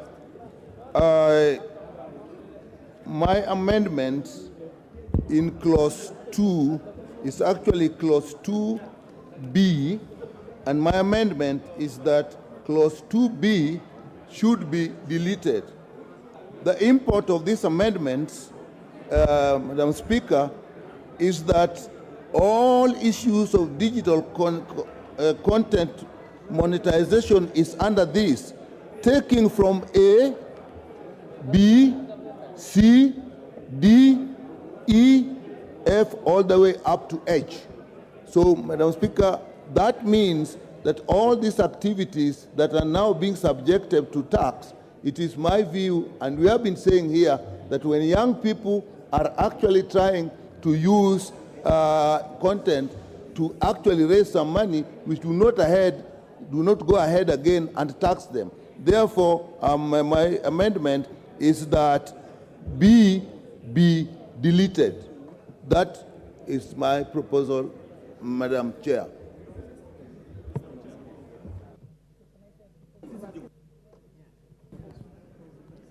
I now propose the question that clause 2 be amended as proposed by Honorable Nikal. Yes, nothing.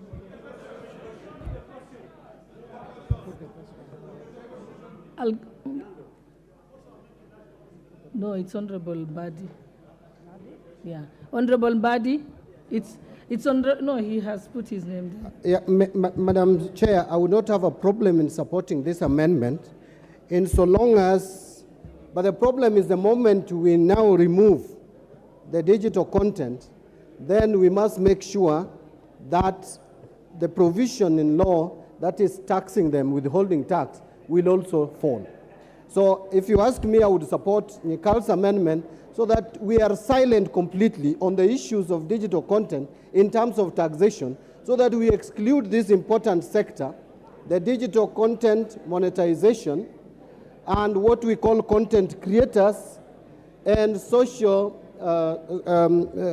and so to allow the young generation, people who are interested in, who are unemployed, but are trying to eke a living. So, Mr. Speaker, Madam Chair, I would request the House to agree with this amendment so that we remove the digital content monetization completely from this finance bill, which therefore means when it comes to the withholding tax, which we will come to at 15%, then now that will not be considered at all, because we have already removed from the definition the digital content monetization. Chairperson for the Finance Committee. Thank you, Honorable Chair. I think I want to make a clarification so that we move together. Honorable members, Clause 2 has three sections. Has Part A that talks about the definition of winnings, has Part B that talks about the definition of digital content monetization, and by the way, this does not talk about the rate yet. We are just defining, especially with reference to what crowdfunding is, and providing reference. So that crowdfunding is where you use, say, Mchanga or WhatsApp to raise money, say, for a particular cause. So this amendment is not seeking to tax the amount of money raised in that particular crowdfunding, but the fees that are going to be collected as an income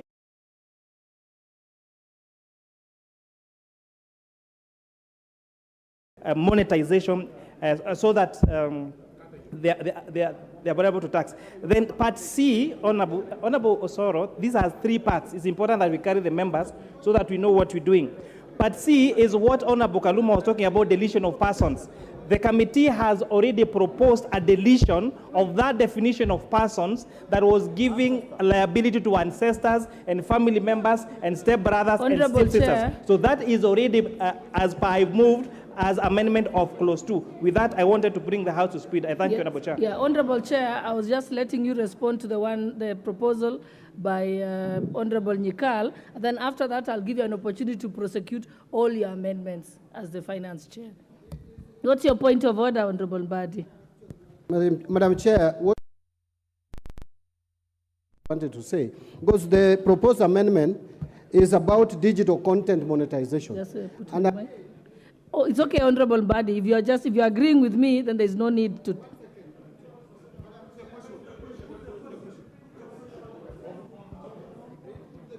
Just let him finish. You have a minute. You say put the question and you don't even know what people are discussing. You're out of order, Honorable Mbadi. Just finish. I've given you a minute. Madam Chair, yes. On the issue of rates, we will come to that. And the moment we are done. Okay. Yes, thank you. All right. We've had you. Okay. I now put the question that Clause 2 be amended as proposed by Honorable Nyikal. Will as many as of that opinion say aye? Aye. Will as many as the contrary opinion say nay? Nay. The nays have it.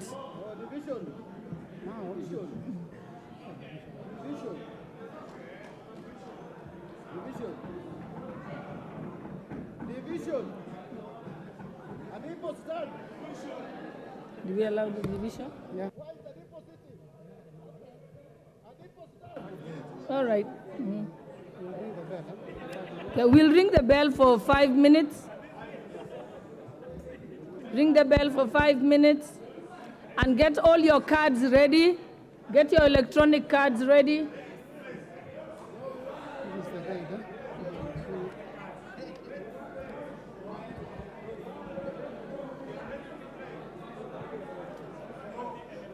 Honorable members. Yeah, I want to read.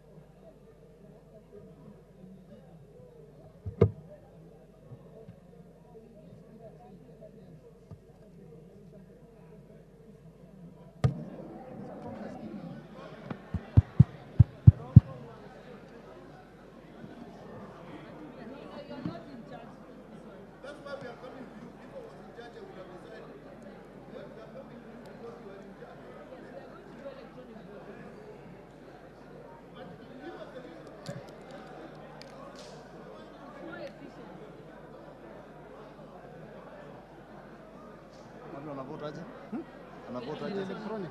Electronic, but then not everybody has a card. No, they spare cards. And the clerk had actually sent a message. There's 100, yeah. Mm.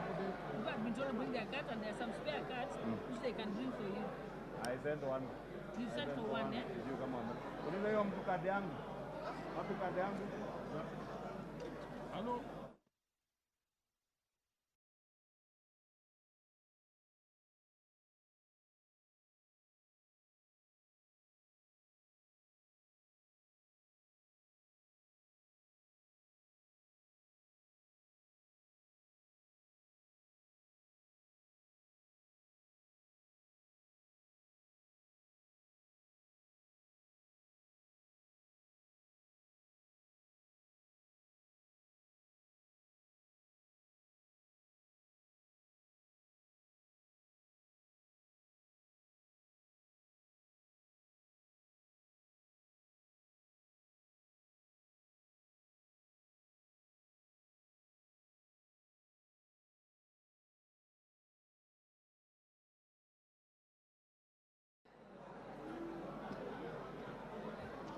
Kuna zingine mnatupa. No, kuna amendments zimetupa. No, these guys wanted, they want to delay. Yeah. So they don't already the speaker has directed about electronic voting, so there's nothing we can do. So I'll just cite standing order 70. Yes. And then say this, in any case the speaker has not directed. Yes. So in which case we shall proceed.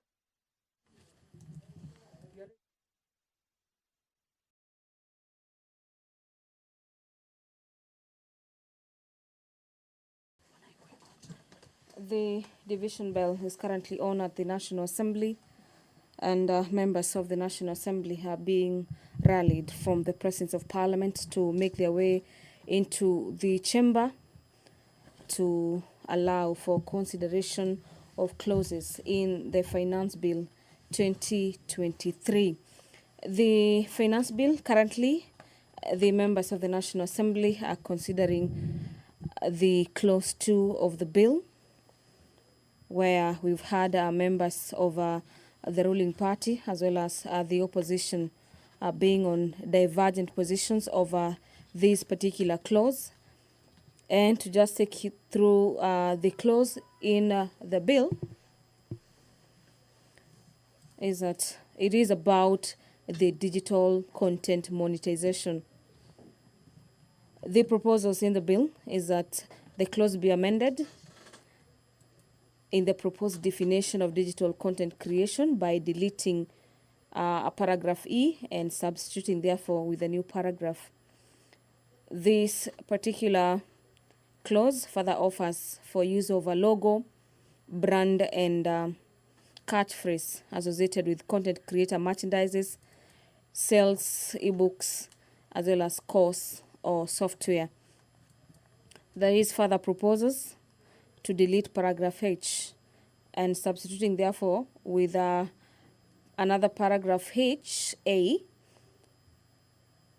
that a content creator earns a commission or fees from crowdfunding. And the proposals is that there is a deletion of the proposed definition of a person. Currently, the National Assembly is considering the Finance Bill 2023 that has lots of clauses.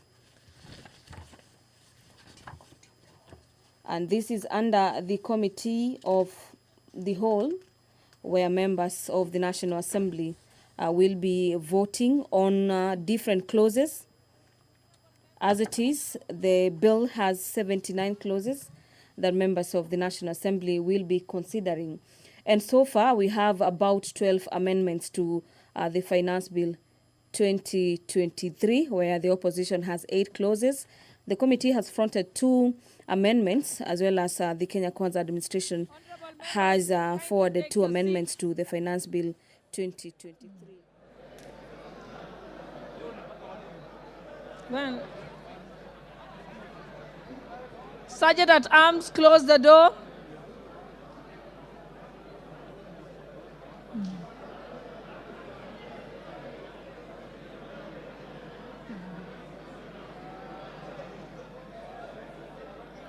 Honorable members, I wish to bring to your attention Standing Order number 70, as other members had raised the reason why we should undertake electronic voting. Standing Order number 70 says, unless the Speaker, for the convenience of the House, otherwise directs, voting on a division in the House shall be by electronic voting. And already the Speaker, when he was here, had already directed that voting will be by electronic voting.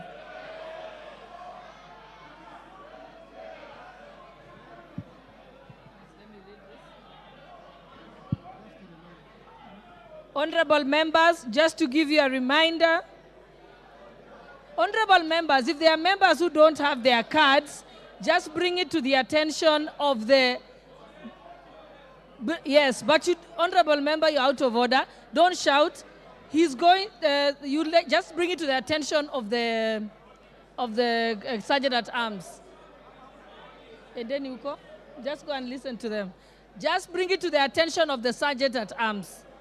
And honorable members, I will now just take you through that now that the card has stopped, the bell has stopped, the doors have been closed and the bars drawn.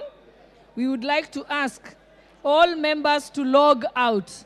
All members log out for 60 seconds.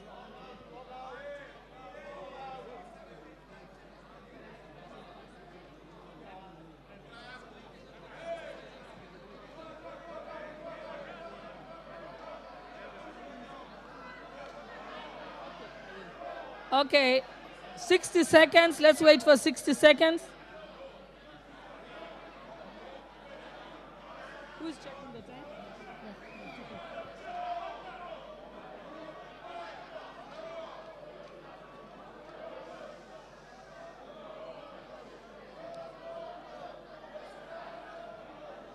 Honorable Junet, I already heard you and we have agreed. Okay, you want? Okay. Okay. Honorable Junet, proceed. Thank you, Chair. Chair, what we have agreed is that there are certain clauses that we are going to vote electronically, and there are major clauses that we have to vote physically. So the issue of VAT, the issue of housing is physical. The other issues, electronic. So we have agreed like that. That's the position. Honorable members, have you all logged out your cards? Okay. I can still see Betty Minor, Honorable from Muranga County. Honorable Lisa Chelule, remove your card. Honorable James Wandai, Leader of Minority, kindly pull out your card. Robert Basil of Yatta, pull out your card. Honorable Ibrahim, Wajir North, also remove your card. Pull your card. Eh? Order, honorable members. Order, honorable members. Remove your cards. Log out. I still have a number of people here. Honorable Robert Basil, Honorable Babu Awino, Honorable Francis Masara, Honorable Abdikadir Muhammad. Oh, good. Thank you. Thank you. Let's wait for 30 seconds.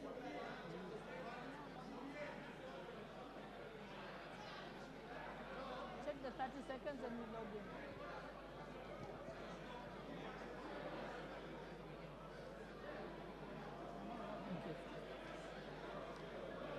Okay, honorable members, you may now log in. You may now log in. And at the expiry of 60 seconds, then you may vote. You have an option to vote yes, an option to vote no, or an option to abstain. Proceed.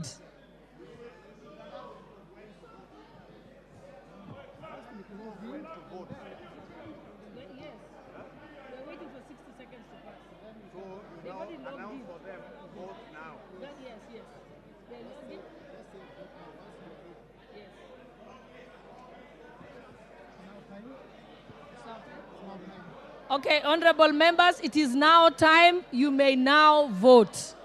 You may now vote. Go and listen to them. Just ignore them.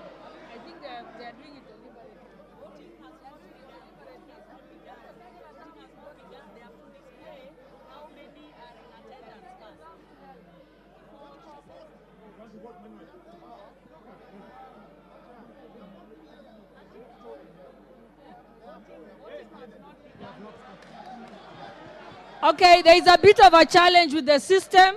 Just hold on for a few minutes. It's being addressed. It's being addressed.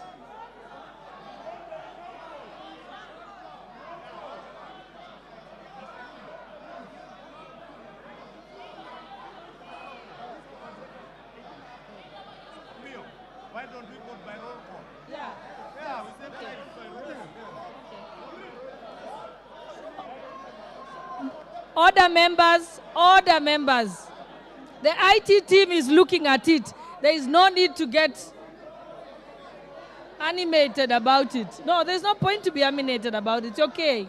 We are going to do it. You know, we have to try first because... Okay, it didn't work, eh? It didn't work.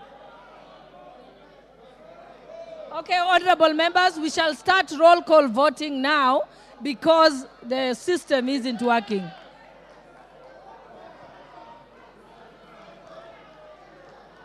But it was imperative to at least attempt to follow the speakers in directions.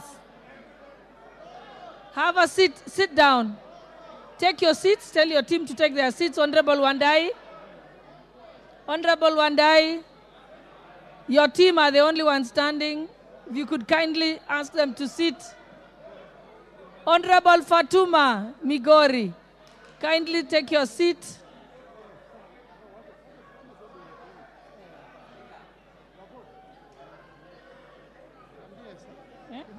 From what IT says, 206 are already logged in. There are 206. 206 are already logged in. Yes. The results have come. Not the results, because they've not voted. But 206 are logged in. 260 are ready. Yes. Okay. So it's either an issue of us. So what is the system? What happens? No, it takes time. It takes time. When we vote, it will show the numbers. Why don't you tell one of the IT guy can't come here? Yes. See, the reason why she's on phone is for her to close the number. Yes. So 260 people managed. They are ready, yes. They are actually logged in. They are only waiting to vote. Yes. The IT team has confirmed that 260 people are actually logged in, are just waiting to vote.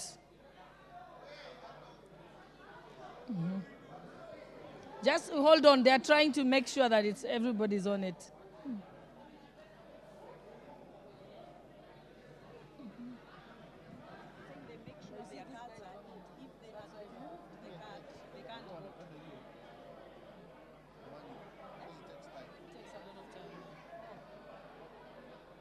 Dindi, I don't know what he wants to say. Dindi. Okay. Leave Dindi. Thank you very much. Thank you very much, Honorable Speaker. Honorable Speaker, I have been to this House several occasions, and most of the time that we actually tried to vote digitally, Madam Speaker, it has not been successful. I'm wondering whether it is a coincidence, Madam Speaker, because this House has invested colossal amounts of money in making sure that we are able to vote efficiently and especially digitally. Madam Speaker, we must relook at the entire IT team of this Parliament, Honorable Speaker, so that next time, if there is capacity they need, we capacitate, but we need to be efficient, Madam Speaker, in terms of voting, because I don't think this is a coincidence. This is normal. Thank you. Thank you. Get there.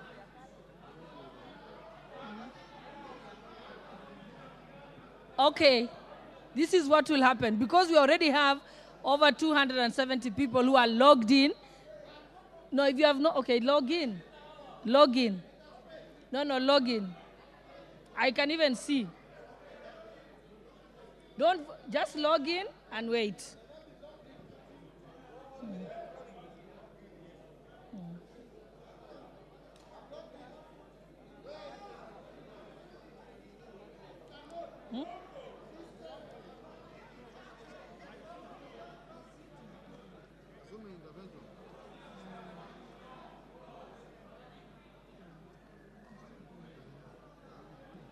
Honorable Mbadi, I can see your name. I can see your name, or you can move to another table.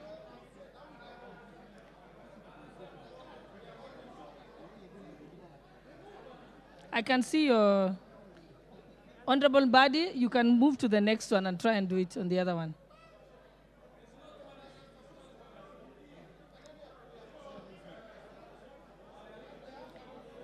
Honorable Mbadi, I know that trick. You're trying to make sure that we can go and do manual. Okay. Clerk will do that.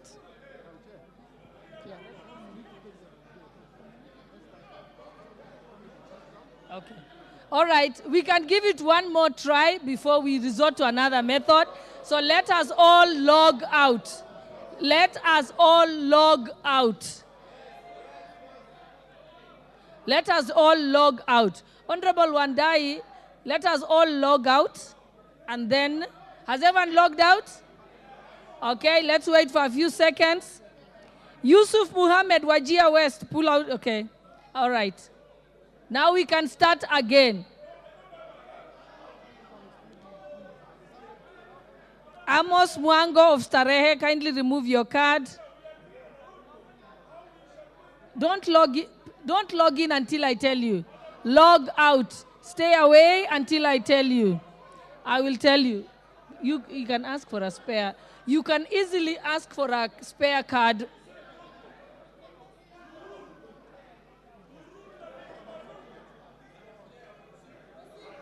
Okay, Amos Mwango, Starehe, please log out. Honorable Francis Masara, log out. Sunai West. Honorable Musa Sirma, log out. Babu Owino, log out. Okay, now let us, can they proceed? Can now log in. You can now log in. You can now log in. And then wait until I tell you to vote. Log in and wait until I tell you to vote. Log in. Whoever is logging in has logged in. Okay.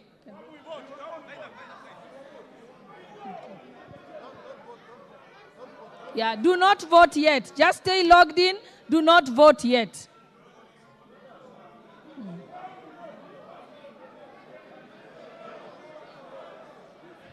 We will wait because they are counting how many are logged in.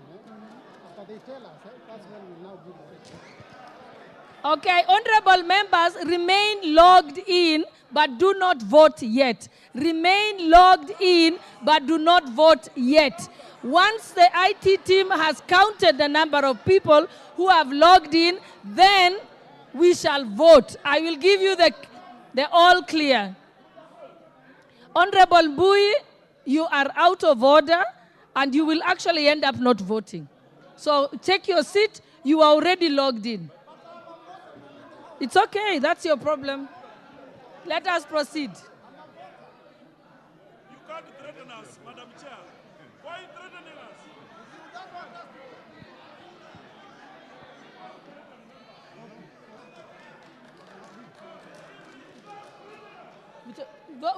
We'll vote.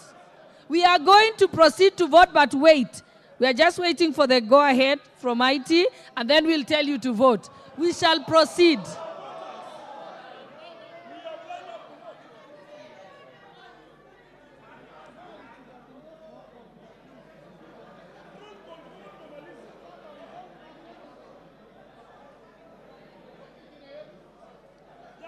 It's working.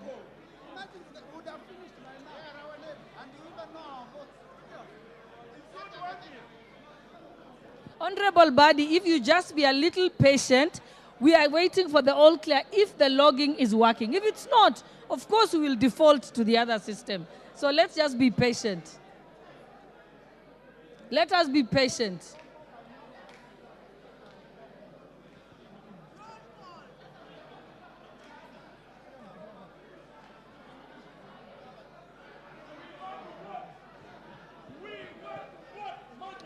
Honorable Wanami, you're out of order. Just be patient. We are trying to check the system. I said in case the system does not work. You can get one from Sergeant at Arms. They can bring you one.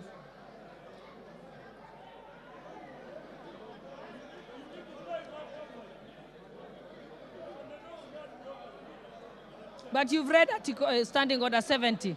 You know Standing Order 70. I read Order 70 very clearly. Unless the Speaker directs, of course you don't want to vote.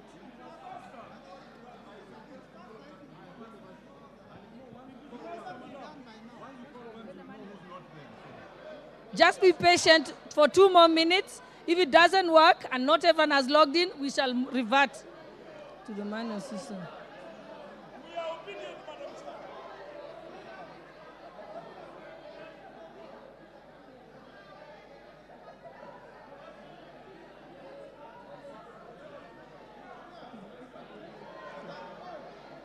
Let's wait.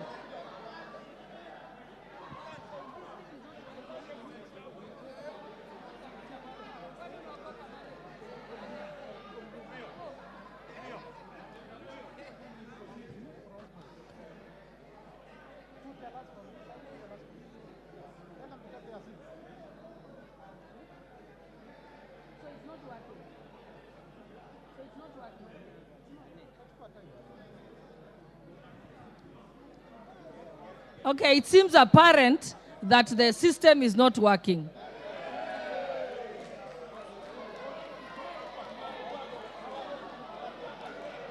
Then take your seats that we can begin. Take your seats and we can begin.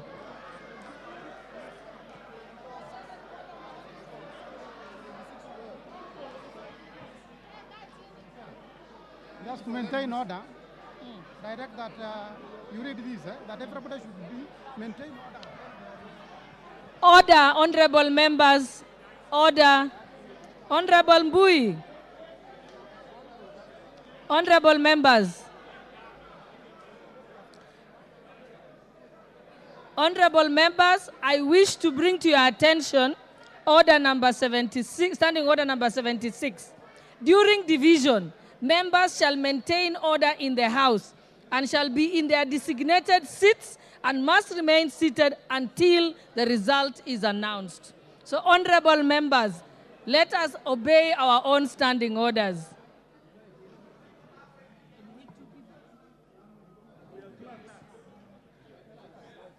It's okay. Everybody can stay seated. The 2 clerks. Yes, Honorable Wanami. No, don't argue. Honorable member, don't argue. Just say, you're already standing there. Yes. Not everything has to be aggravated. Okay, 2 people from this side. Honorable Pukose.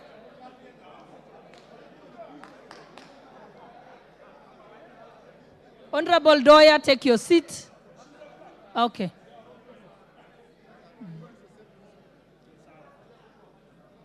Honorable Wanjala, you're out of order. I just read Standing Order 76, that you must maintain order and be seated during division. If not, you'll be out of order and may have to leave the chamber. Take your seats. Honorable Owino, take your seat. Member for Karachu on your seat. Oh, Mumias, I can't see him.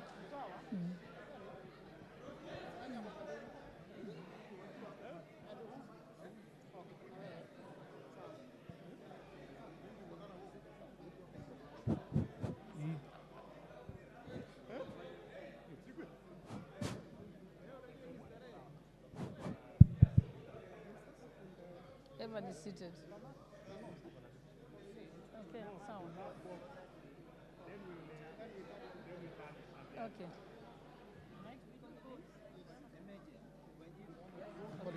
Itafanya nini? Just sit. Yes, just sit. Then advise.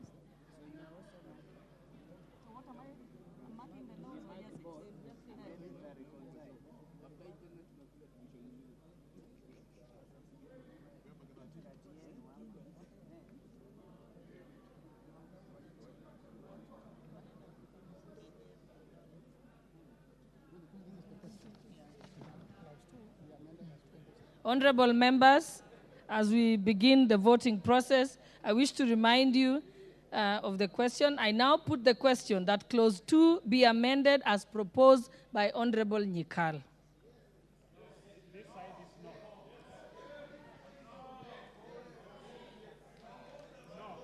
Okay, we shall now have the names read out by the clerk. Okay. All right, members, if your name is called, you pronounce your vote from where you're seated.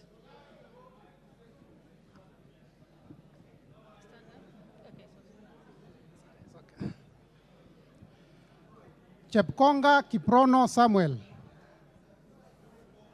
Chepkonga. The votes no.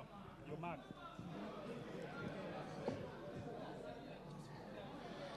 Langat. No, you don't mark like that. No. Here there is a no and a yes. There are people who are doing that. Mine is to ensure that. No. Then if you want somebody to mark this one, so who is marking from here? Then you come out so that you mark from there. We want you to mark from there. Haina shida mheshimiwa. No Where problem. Kachi will mark from there so that we can see. Jina. Langat Benjamin Kipkirui. So you is voting no. Langat Benjamin Kipkirui is voted no. Yes. No. Okay. Kitani Marian Jabet. No. Atandi Samuel Onunga. No, Atandi is there. Atandi is here. Just say no. Owino John Walter. Absent. No, absent. Owino is absent. Mrembo Irene Njoki. Irene Jogi has voted no. Shurie Abdi Omar.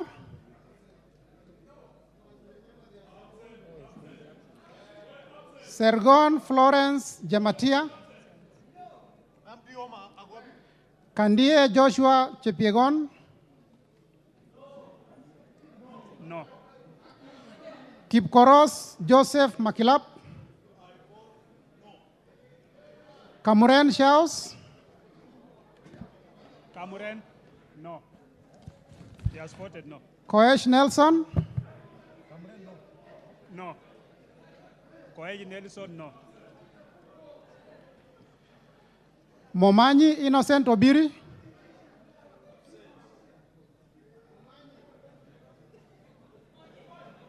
Momanyi Innocent Obiri. Absent. Barongo Nolfason Obadia. Borongo is there? Yes. Votes yes. Alpha Miruka Ondieki. He's voted no. Lynette Chepkorir. No. Kilel Richard Cheruyot. No. Yegon Richard Kipkemoy. No. Mamwasha Onchoke Charles. Onjoke? Onchoke Charles. Ogola Gideon Ochanda. No. Osero Patrick Kibagendi.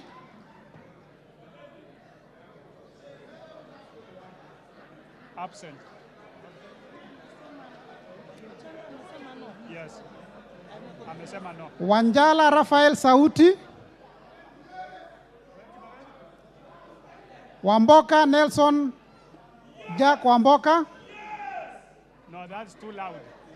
It's a spoiled vote. Wambilianga Catherine Nanjala. No. Yakub Ado Kuno. Do no. Yakub Ado Kuno. Absent. Komingoi Kibet Kirui. Komingoi Kibet Kirui. Komingoi? Kirui. Omanyo Catherine Nakabi. Absent. Absent. Mwale Nicholas Tindi.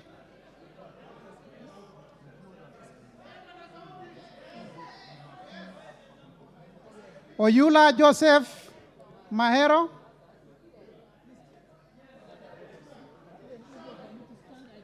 Mwiridhania Rindikiri Mugambi. Kirima Moses Ngushine. We are Meford, no. No. Rindigiri. Kirima Moses Ngushine. Meford, no. Okay, okay. So.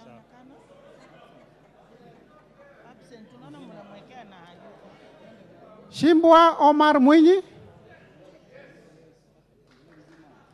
Koech Victor Kipngetich. No. Barasa Patrick Simiyu.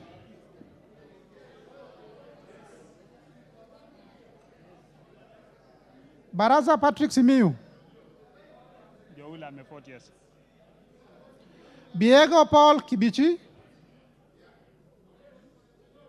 No. Ntwiga Patrick Munene. No. Joula Meford, no. Honorable members, you have to rise up so I see you physically. Everyone should sit down because I have to see each person who's voting physically. That's why I'm standing up. Be silent.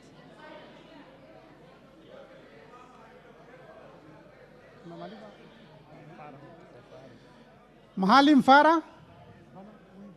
Absent. Huh? Mahalim Farah. Joya Menyamasa. He has voted no.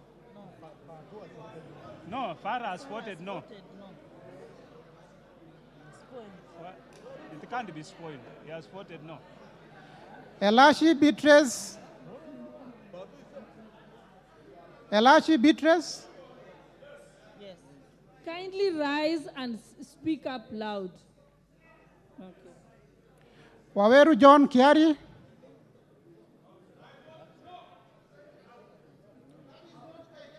Sirma Musa Charutich. Welie Adan Kenan. Caroline Jebto Ngelechei.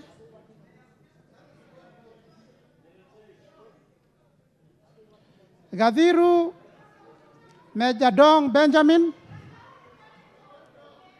His votes no. Honorable Fatuma, you are out of order.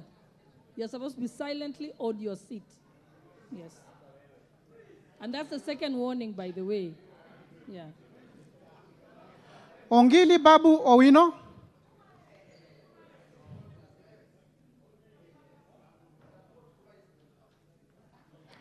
Gakuya James Mwangi. He has not voted. That's a spoiled vote.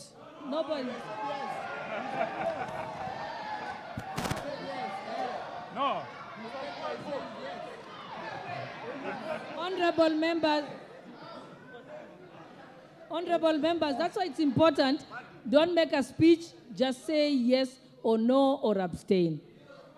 Please. That one for Babo Winners point. Huh? Yeah, it's okay, yeah. Take your seat, Babu Owino, Honorable. Take your seat.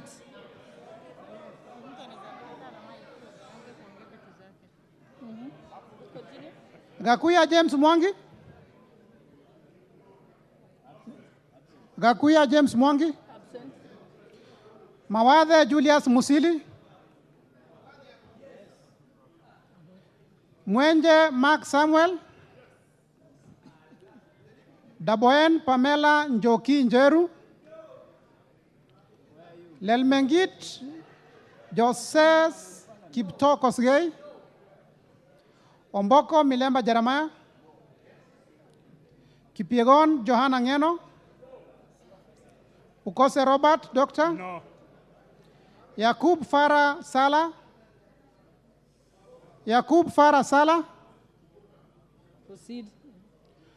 Oundo Wilberforce Ojiambo. Iribae Said Buya. Tungule Charo Kenneth, Siad Amin Udgo, Siad Udgon, Baro Diko Mohammed, Guyo Ali Wario, Guyo Ali Wario, Absent. Muriu Wakili Edward, Kururia Elijah Njore Njoroge,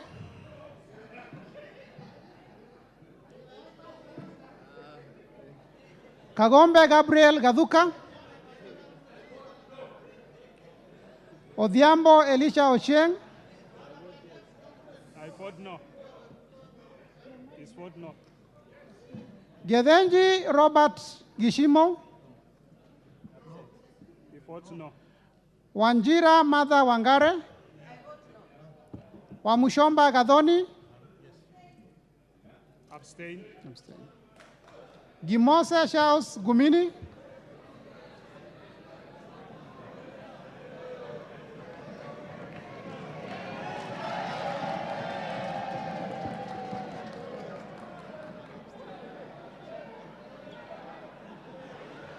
Gimose Charles Gumini, Timose, absent.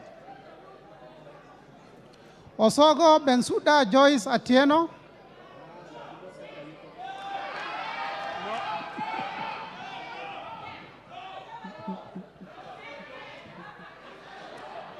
Kaluma I may vote no, now vote yes. That's a spoiled vote. Kaluma George Peter Opondo,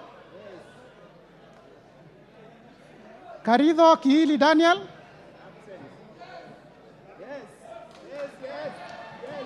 No. No. He has voted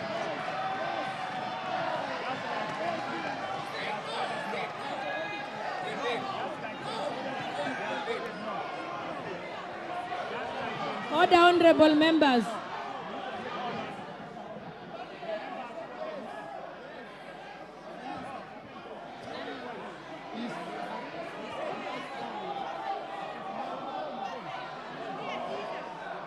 Honorable Daniel, sit down. I will call your name again.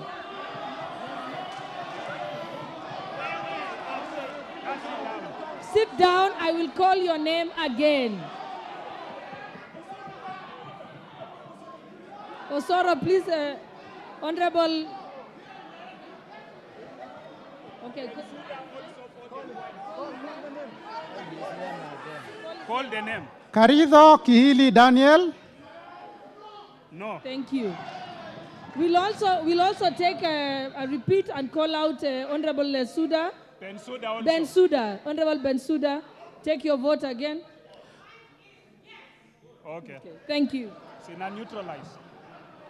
Manaiba Julius, Honorable Bayu Kilifi, take your seat. Fatuma, this is the third time. Aya, proceed. Julius Taitumu, Mwirigi John Paul, Abdi Ali, Mwirigi is no. Even Kaitumu ni no. Amesema no. Abdi Ali, No. Shinali Bernard Masaka, Shinali. Bernard Masaka,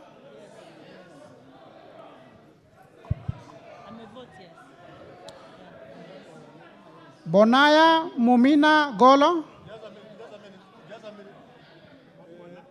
Honorable Shinali, speak up. Honorable Shinali. No, Kaitumu has voted no. Speak up. No. Mwirigi no.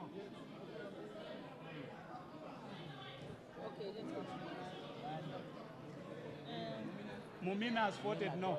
I take Bonaya Mumina no. Lomwa Joseph Samal. Samal. Joseph Samal, absent. Absent. 2B Bidu Mohammed. 2P and 40 years. Badibadi Twalib. Ndongo Njoroge Koimburi.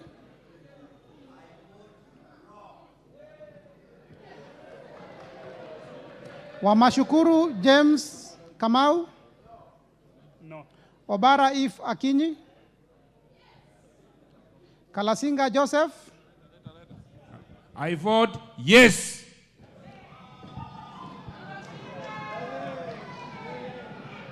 Titus Lote. Order members. Order members. Titus Lote. Titus Lote. Lote, no. Kimilu Joshua. Kimilu Joshua. Yes. Sankaire Lea Sopiato. Honorable Wandai, honorable member for minority, the leader, Tafadhali, ask them to keep the voices down so we can hear everyone. Sankaire no. Lea. Okay. Kanchori Elijah Memusi. Amisi Kakuta. Nguro Onesmus Ngogoyo. Sakimba Parashina. Absent. Risa Sunkuya George.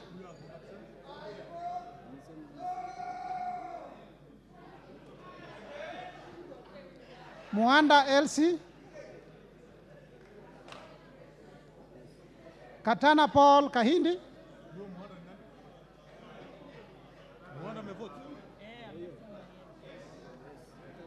Hassan Abdi Yusuf.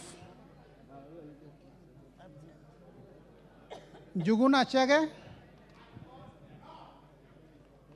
Makali John Okwisia.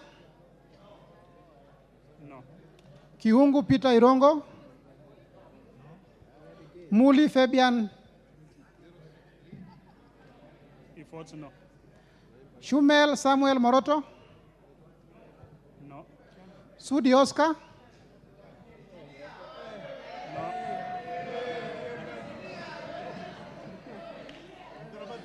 Okwome Andrew Adipo. Karauri Ronald Kamuiko.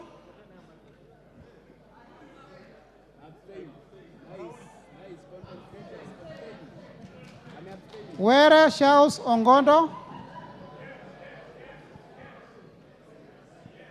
Were Shaus Ongondo. Mbui Robert. Korir Adams Kipsanai.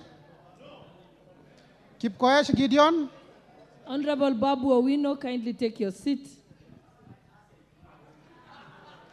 Take your seat.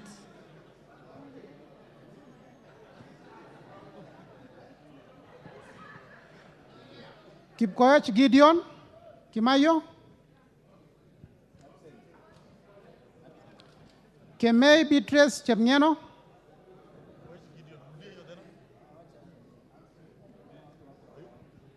Absent. Kemei Beatrice.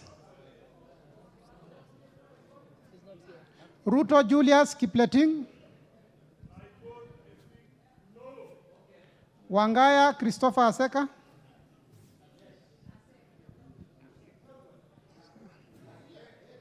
Wanjiko John Juguna. Absent. Aseka is absent. Where? Where? Where? We are not seeing it. Wanjiko John Juguna. Waidhaka John Machua. Muradha Ann Wanjiko. Orero Peter Ochieng. Absent. Absent. Mbalu Jessica Nduku. No, I saw her somewhere there. Mbalu Jessica. Absent. Oh, she's there. I can see you. Okay. Mutuse Ekomas Mwengi. No. Wainaina Anthony Njoroge. No. Munyoro Joseph Kamau. Nyoro Samson Dindi. Ishungwa Anthony. Sunkuli Julius. Sunkuli Julius. Yes. Yes. Mwanyanje Gertrude Mbeyu.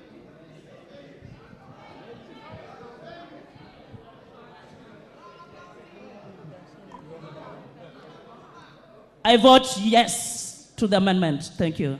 Baya Owen. Kitty Richard Ken Chonga. Absent. Zambia Thaddeus Kidhua. Mutua Didmas Barasa. Bisau Morris Kakai.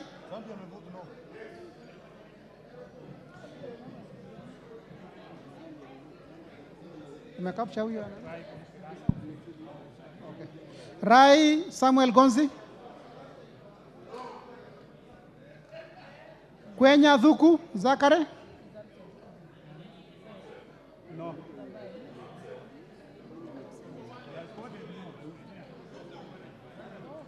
Kwenya Dhuku. He's there. He's voted no. Okay. Na ule? Oh. Ninyi ni kumark. Sisi ni Muia Wanjiko.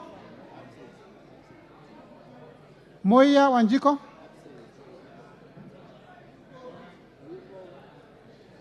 Cherorot Joseph Kimutai. Cherorot? Cherorot Joseph Kimutai. Cherorot is saying no.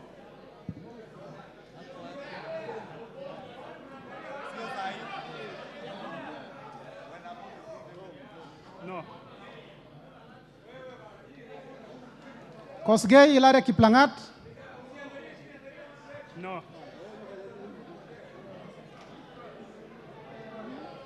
Relax. Cherorot amevote no. Tumeiona.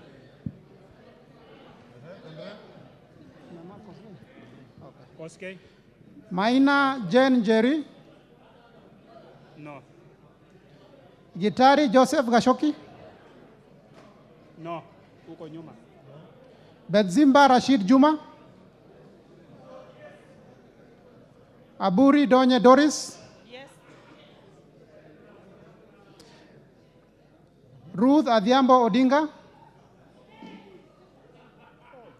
Oron Joshua Odongo.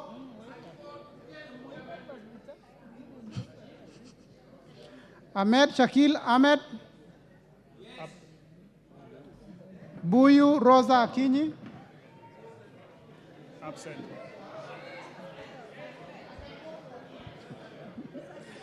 Kasalu Irene Mudhoni.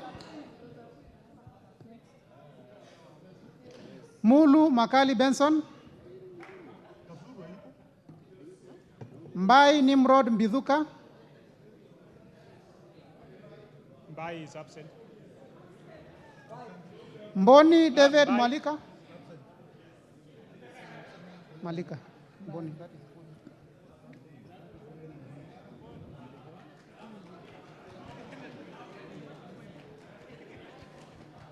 Nyamai Resho Kaki.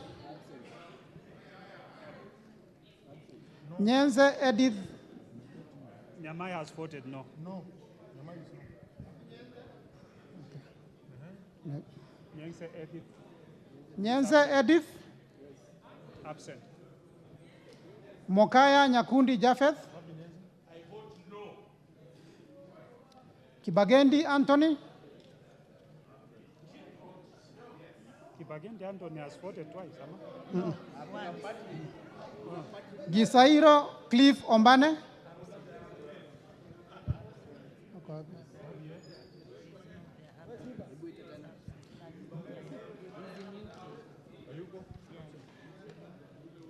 It's disorderly to try and attempt to vote on behalf of someone who's not present. Yegon Brighton, Leonard.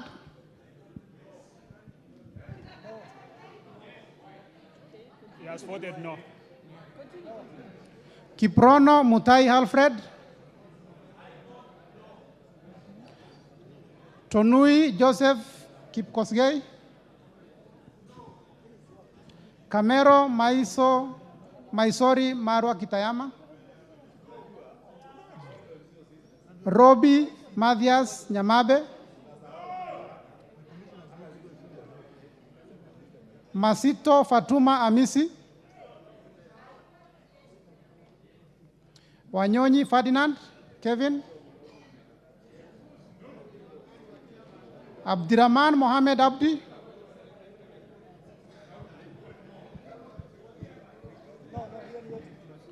Abdirahman Mohamed Abdi. I vote no. Amepiga no. Mohamed Abdikadir Hussein. No. Kagiri Jane Wangeshi. No. Kionjori Festus Mwangi. No. Korere Sara Paulata. Absent. Karani Stephen Washira. Karani. No, Karani is somewhere. Karani. Proceed. Washira Karani. Lekuton Joseph. No. Marubu Monica Mudhoni. Huh? Alikuwa around. Nani? Washira Karani. Marubu Monica Mudhoni. Amevote no. Huko nyuma amevote no. Obo Ruweida Mohamed. No. Moirore Mudhama Stanley. Amevote no. Kothe Felix Odiwor. No. Kaangara Joseph Mboro. No. Amevote no. Mugabe Innocent Maino. Mboko. Yes. Mboko Mishi Juma. Mugabe Innocent Maino.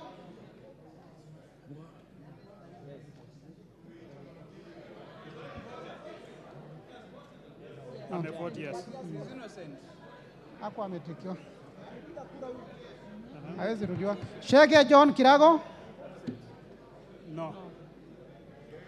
Akuja Protasewesit. No. Oyugi Dick Maungu.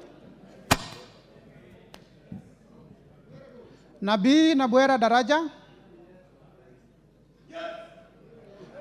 Shiforomondo Mangale Munga. No. Mukwana Titus Kamala. Mbiuki Jafeth Miriti Kareke. Kamene Joyce.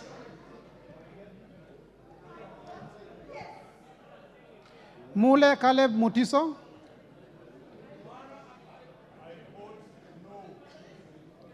Kombe Addison Garama.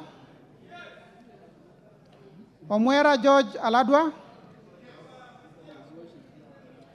Kiamba Susan Dunge.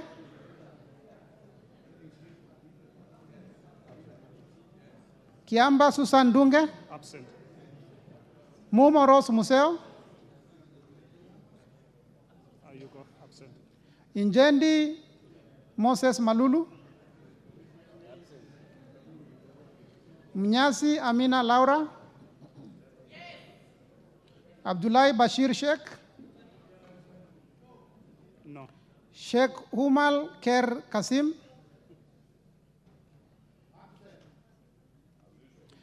Abdirahman Mohammed.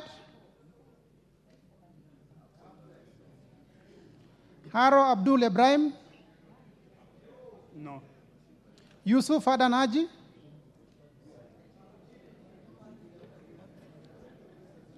Yusuf Adan Haji. Absent. Mukunji John Gitonga. Mugunji. Mugunji. Mukunji John Gitonga, Njoroge Mere wa Maua, Bowen David Kangogo, No. Toroitish Timothy Kipchumba, Wako Naomi Jilo,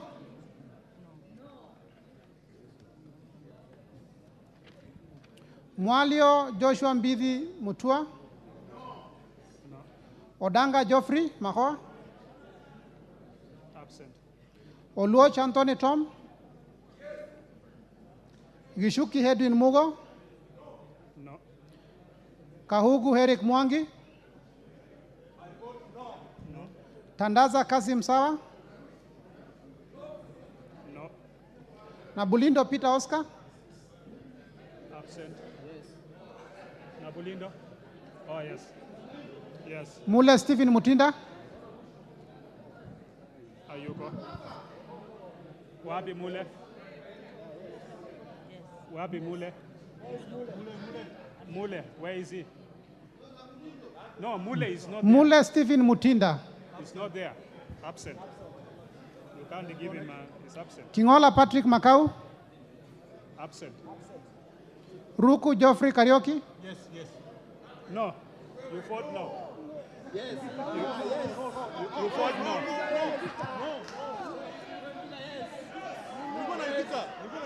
You fought now. No. Ruku Geoffrey Karioki,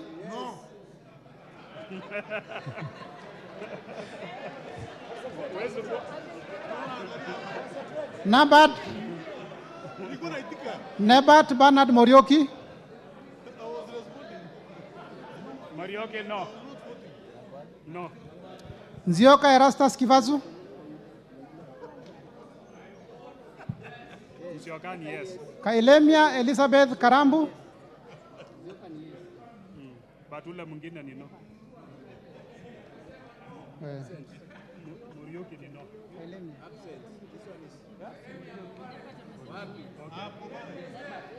Endelea.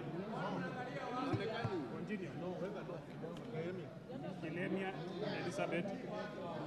Kailemia Elizabeth Karambu, No. Okay, hold on. Honorable Nebat Bernard, could you kindly take your vote again? Let's proceed.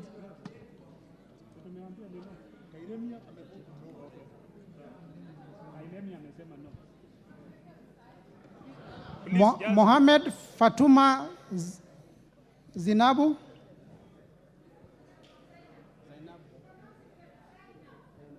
Sinap. Proceed. Thank you. Proceed. Call the next name. Kipngor Ruben Kiborek, Barto Phyllis Jepkemoy, Kimani Francis Kuria, Shimba Zamzam Mohammed, Kirwa Abraham Kipsang,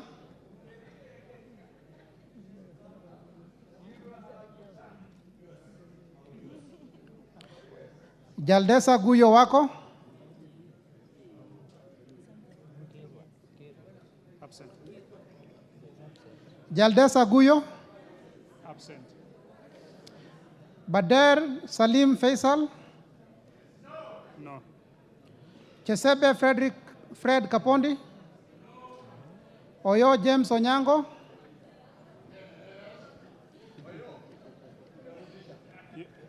Gishoi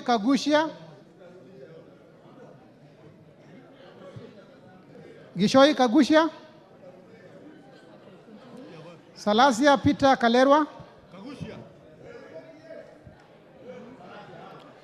Naika Johnson Manya, Kagusha, no.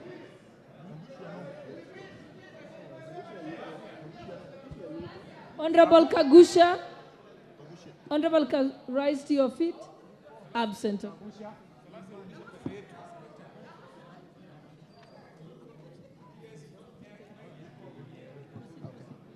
Maina Bettingeri, No. Mashele Mohamed Sud, Musau Vincent Musyoka. No. Shake Peter Mbogo.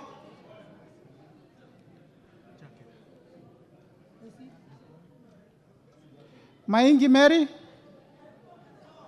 Moliongi Gideon. Nzengu Paul. Nguna Shaus. Pasaris Eza Muzoni. Kihara Jane. Wanjiro Njeri. Kiara Jane. She votes no. Shelule Lisa Chepkorir. She votes no.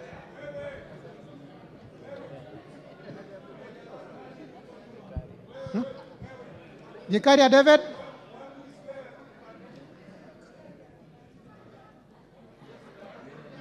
Gikaria David. Gikaria David votes no.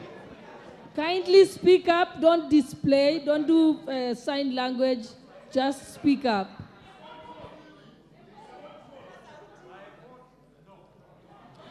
Arama Samuel.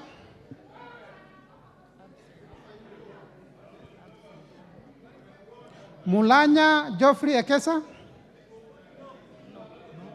Muge Cynthia Jeb Kosgei. Kitur Bernard Kibor.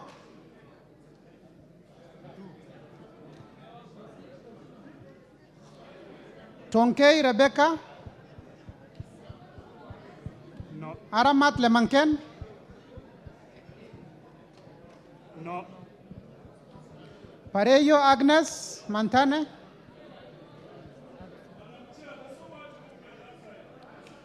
Kitilai Olentutu. No. Member for Kajiado County.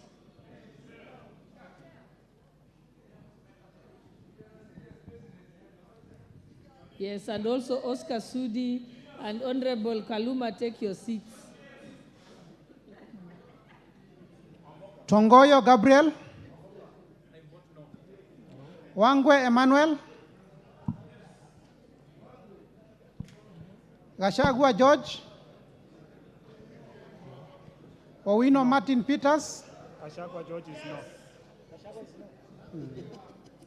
GK Masharia Karaoke. No. Chepkon Charity Kadambi. Guyo Hade Wario. Absent. Abdul Rahim Dawood. He votes no. Nyamoko Johach Nyamashe. No. Owor Joshua Duma. Mohammed Ali Mohammed. No. Mongina Jerusha Momanyi. Gitau Faith Wairimo. Odoyo Okelo Jarad. Janda Zahir. Manduku Daniel Ogoka. He has voted no. Odege Tom Boya. Washira Rahab Mukami. No.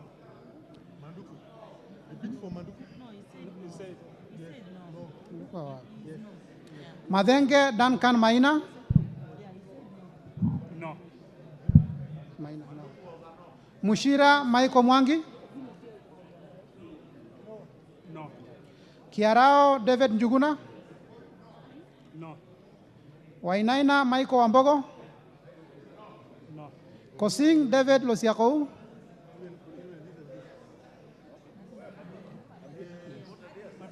Mupe Antone Kenga. No, what is the problem? The problem is maybe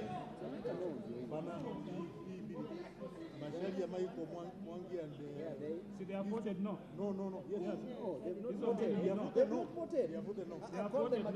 No. Madam Speaker, we cannot have Babu here and... No. I'm the chief agent. I'm the chief agent. I'm the chief agent. Wango has come back. Now step down. Wango is back. Wango is back. Wango is back. Wango is back. We can't have three. They have voted no.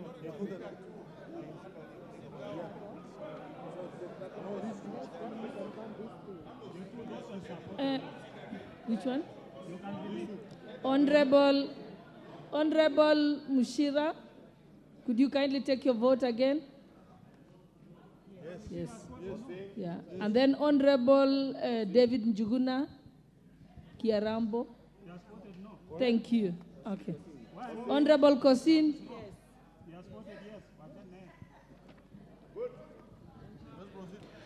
Mupe Antone Kenga.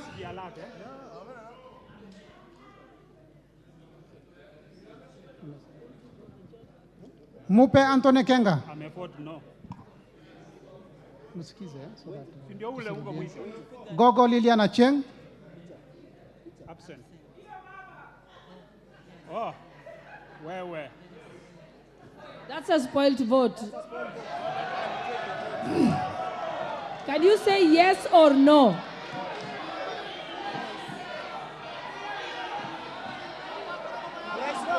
Order members.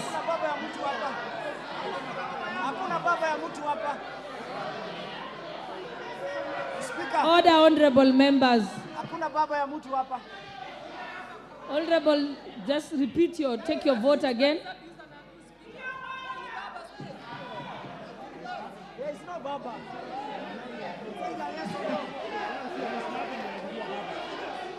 There is no baba. Hiyo ni spoiled vote. Hiyo ni spoiled. Wewe tuendelee, my friend. Honorable members. Order, honorable members.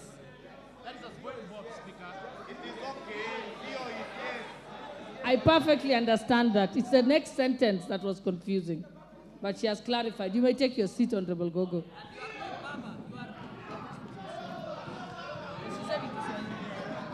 Amolo Paul Otiende. Shebor Paul Kibet. It's voted no.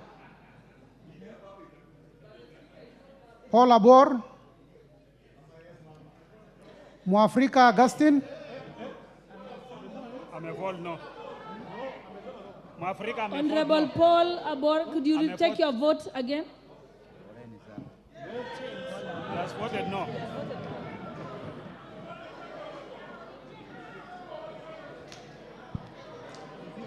Muafrika Augustine. Amepiga no. Mwafrika amepiga no. Honorable Mwafrika. He has voted no. Francis Kajwang. Absent. Kingara Simon Nganga. No. Karemba Eric Mushangi. No. Longova Sloya Clement. No. Luyai Kale Mamisi. Absent. Raso Dido Ali. No. Lenguris Pauline. Amevote no. Lentoi Johnny Jackson Lekumontare. Letipila Dominic Eli. Lesuda Josephine Naisula. Nikal James Wambura.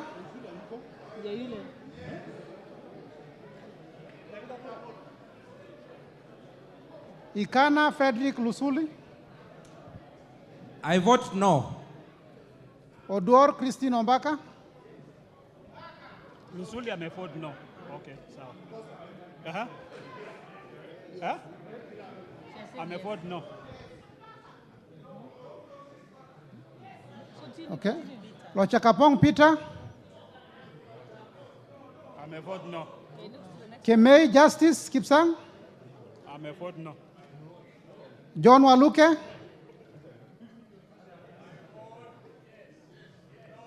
No. Sigei Francis, Sigei Francis Ameford, no. Dr. Shadrach Mwiti, No. Onyego Silvana Sosoro, Kiplagat David, Maina Mwago Amos, I vote yes. Yes. Odhiambo Millie Grace,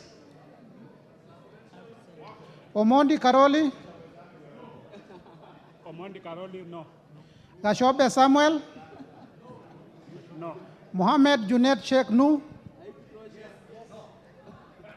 Masara Peter Francis, Mizigi Lydia Aiga Munene, No. Misiki Ameford, no. Abdullahi Amina Dika,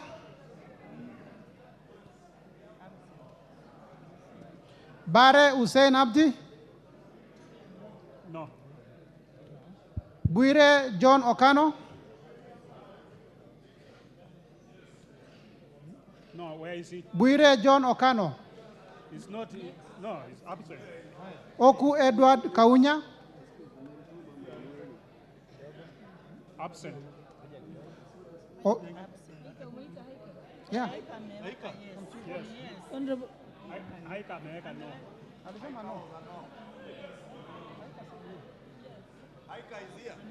Honorable Aika, just take your vote again. Thank you. Otusho Mere Emase, No. Mwangi Geoffrey Wandeto, No. Murugara George, Nduyo Susan Ngoge,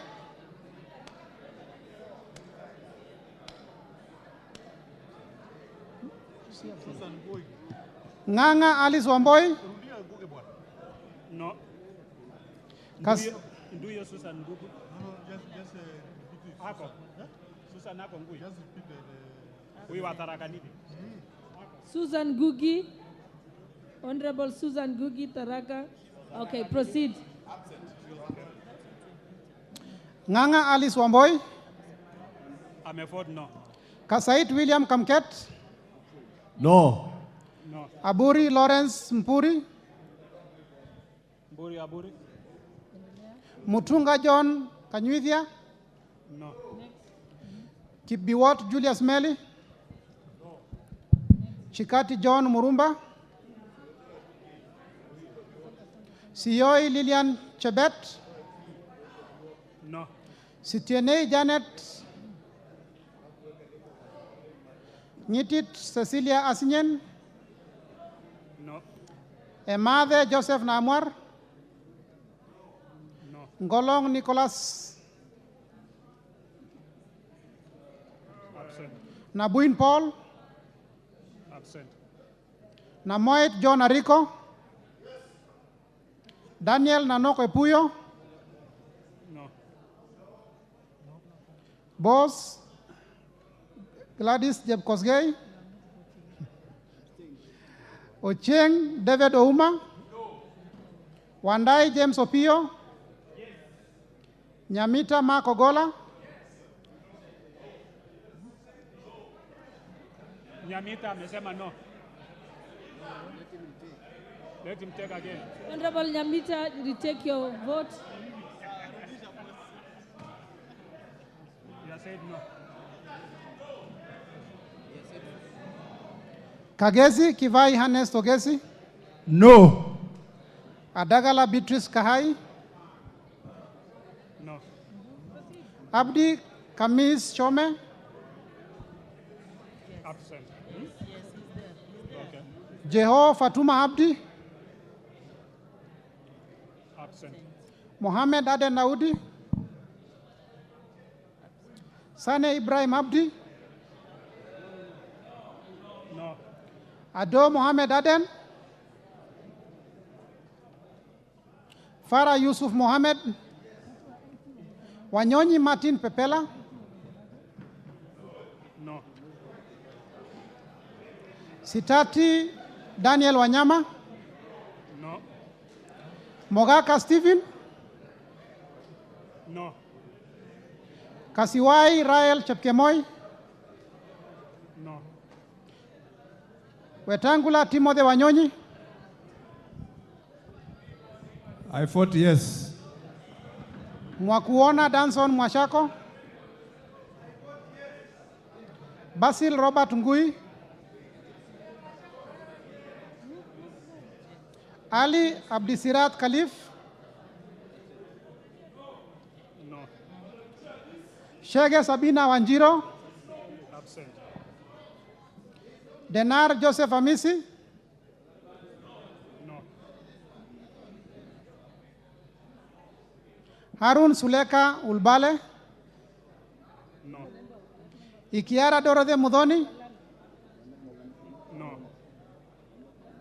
Iraya Joseph Wainaina, Kosgei Jackson Kipkemoi, I vote no. Mayaka Irene Nyakerario, Mohamed Umulker Arun, Absent. Mwangi Teresia Wanjiro, I vote no.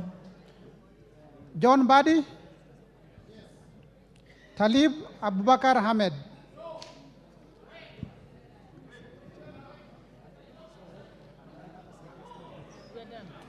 We can now count.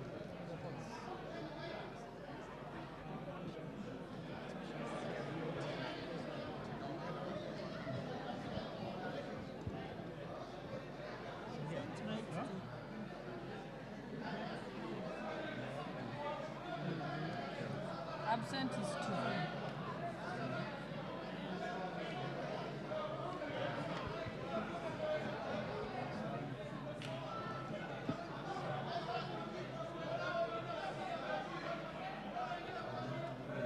Order, honorable members.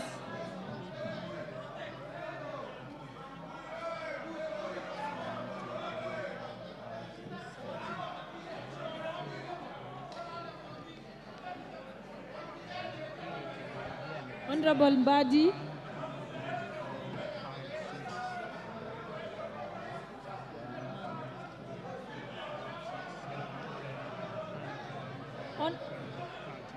Order, honorable members.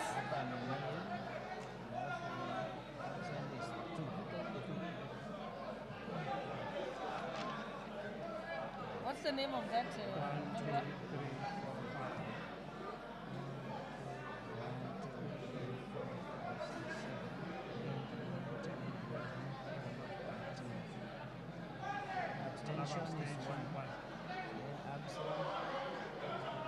Honorable members, Honorable Waluke.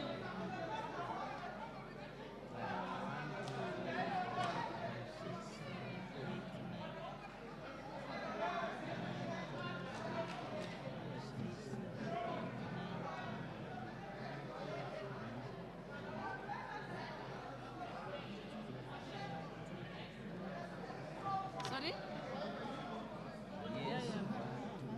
Honorable members, I will again for the last time bring to your attention Standing Order 76, which says that during the division, members shall be maintain order in their house, and shall be in their designated seats and must remain seated until the result is announced. So after this, I will declare you out of order and you will leave the chambers.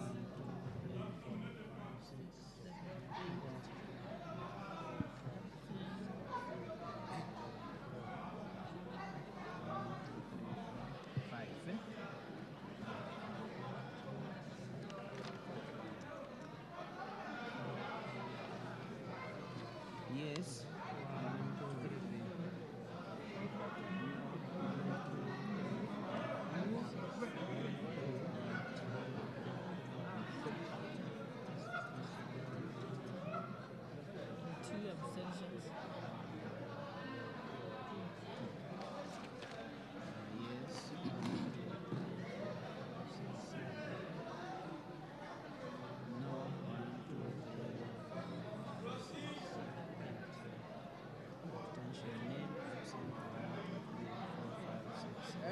Yes.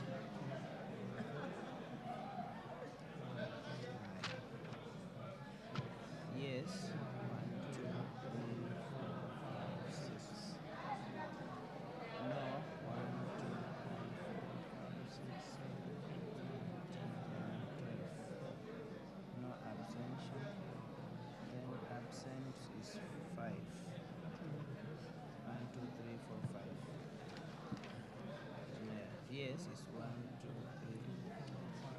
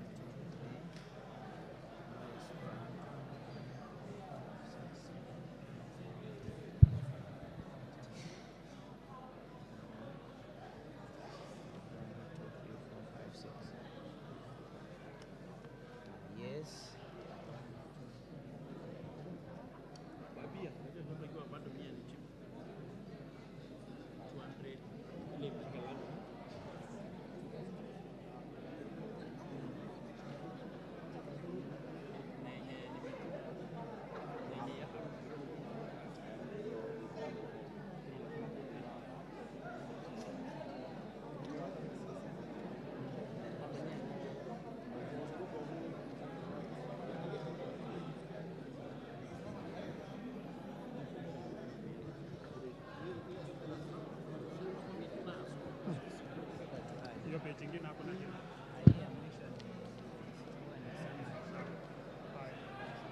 Now let's totalize.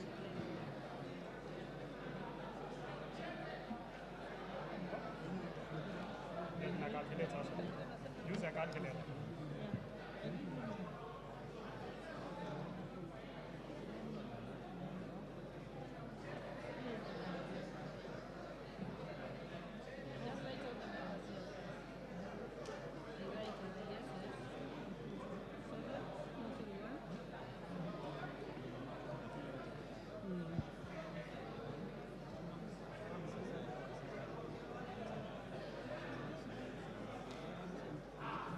Hiyo hakuna haja absent. No, no, it's good. Okay. And abstain. Abstain plus.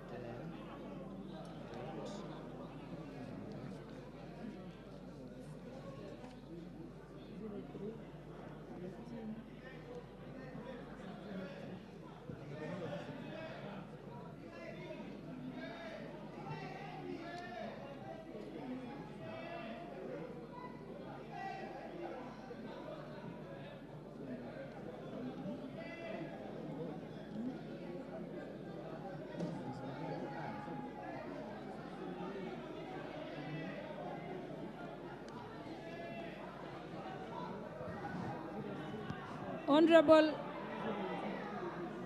Osoro, Order, members. Order, members.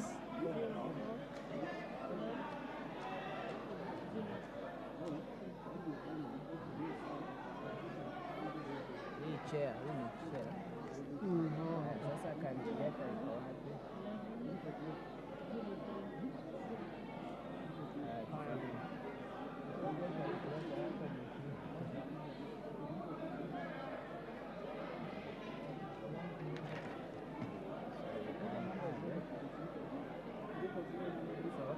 Unaona? Yes, yes. Participate.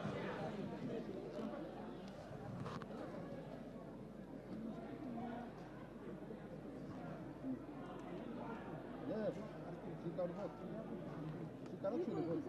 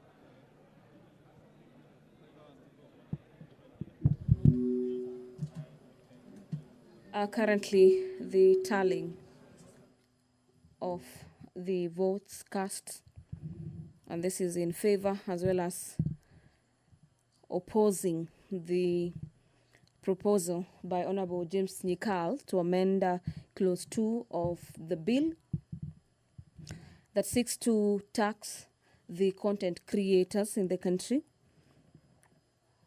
Is a clause that is currently having its tally of votes tallied, and immediately after that particular tally is complete, the Speaker, the Deputy Speaker of the National Assembly, who is currently the chair under the Committee of the Whole, will be announcing the results to members of the National Assembly in regards to how that particular clause performed, or the fate of that particular clause. Remember, this is a clause by Honorable James Nyikal from the opposition side that seeks to scrap the digitization of content creators under the Finance Bill 2023. We've been having members of the National Assembly vote in favor of the bill and against the bill. And just you remember also, this particular roll call was occasioned by the mere fact that the electronic voting system of the National Assembly failed temporarily, forcing the House to go through its standing orders number 72 on roll call, where members of the National Assembly were called each by name and required to sort of make their stand known in regards to the proposals in this particular bill. And this is clause number 2 in the Finance Bill 2023 that has a total of 79 clauses. So far, we have 12 amendments to this bill. We have 8 amendments from the opposition side.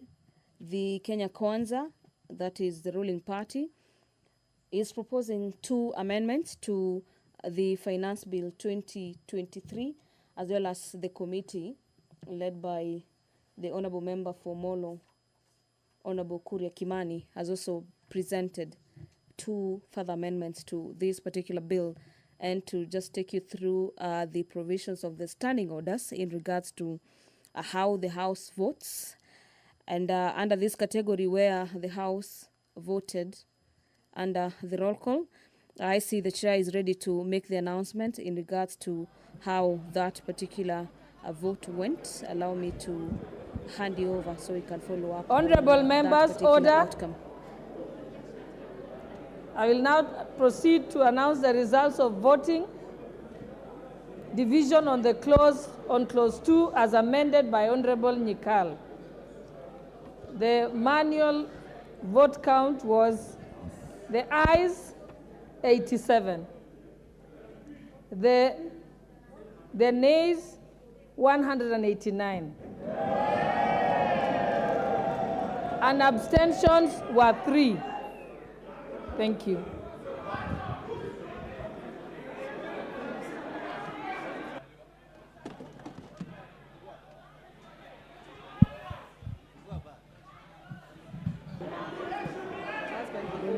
Yeah.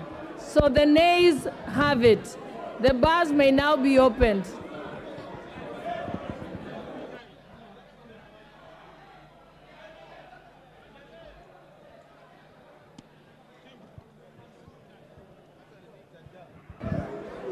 I now call upon the chairperson of the Finance Committee to move all the amendments under clause 2.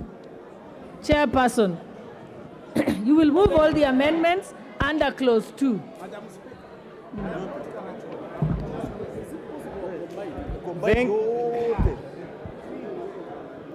Thank you, Honorable Chair. I beg to move the amendments on clause 2A.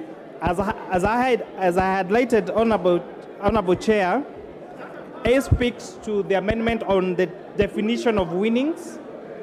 To tighten it up, Honorable Chair, so that not subject to abuse, so that it reads that winnings will be payments from a betting, gambling, lottery, prize competition, gambling or similar transaction under the Betting, Lottery and Gaming Act, excluding the amounts staked or wagered in that particular transaction. So, Honorable Chair, this Honorable members, order, including our Chief Whip. Order, honorable members. Proceed, Chairperson. Proceed. So that is on the definition of winnings, Honorable Chair. The other amendment is on providing clarity on digital content monetization. This is seeking to provide clarity in paragraph C and H with reference to crowdfunding, which is a taxation on crowdfunding is applicable only to digital content creator and not the fund raised on the particular cost. Honorable Chair had explained this, but just not to belabor, this amendment seeks to only tax the income that is paid to the individual that does crowdfunding and not the funds raised on the cost of crowdfunding, Honorable Speaker. Clause C, Honorable Speaker, we are proposing a deletion of the definition of person. Honorable Speaker, as you may note, the definition of the word persons as proposed in the bill was defining a person as including ancestors, stepbrothers, stepsisters, stepsons, and all this bold definition of persons.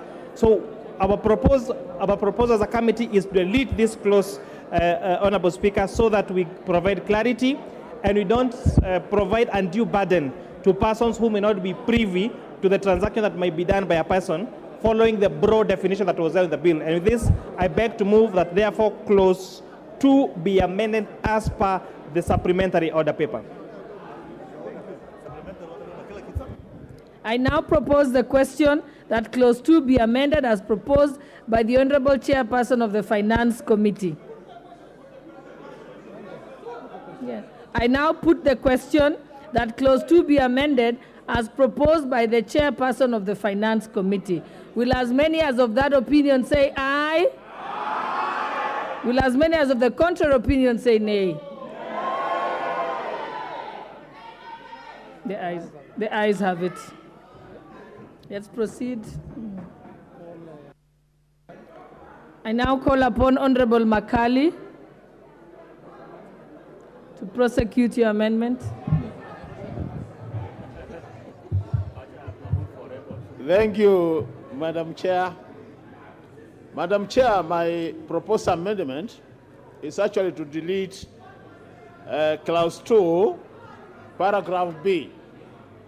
And the reason for this, Honorable Chair, is the issue of the digital content monetization. And that's why earlier, Honorable Chair, I was saying I needed a procedural guidance, because the reason why I was proposing we delete this is because this is tied to clause 20, Honorable Chair. If you look at clause 20, and we are not there, that's why I was asking procedural question. I wanted to delete the taxation to the digital content creators. And if you delete that, Honorable Chair, then there will be no need for definition of this digital content monetization. So to me, unless that happens now, it looks like then my amendment, Honorable Chair, becomes like redundant. So procedurally, I thought we should have gone through the other clauses, because this is a definition, and we come to the definition, the last thing after we have agreed what remains in the bill. So with that guidance, Honorable Chair, my position is I don't think it is time we tax our young people who are involved in digital content creation, because that is a sector which is creating jobs for them. I thought this is the time to support them, so that as we move to the future, we create a critical mass which can then be taxed. With those comments, Honorable Speaker, I urge the Honorable House to support me so that we don't at all tax the young people who are doing digital creation, Honorable Speaker. Thank you very much.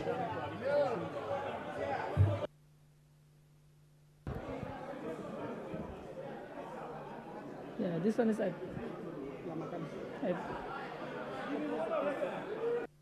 I now propose the question that clause 2 be amended as proposed by the Honorable Makali. Put the question. I now put the question that clause 2 be amended. Sorry, I now put the question that clause 2 be amended as proposed by Honorable Nyikal. Will as many as of that opinion say aye? Makali, sorry.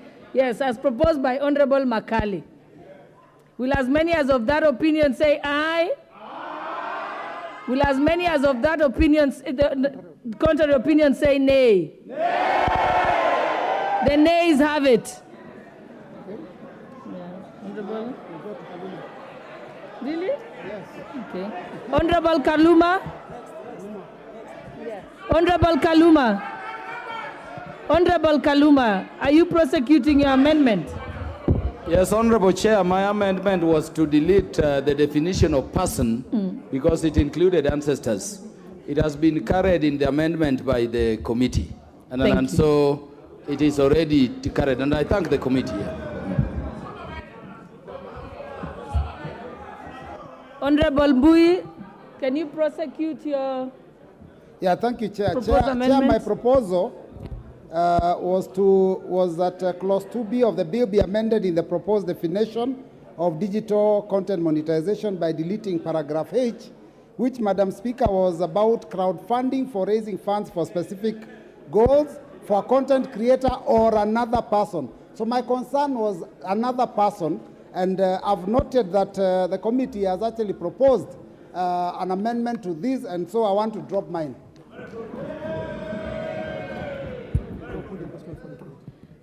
I now propose the question that clause 2 be amended as proposed by Honorable Mbui. And he has dropped his amendment.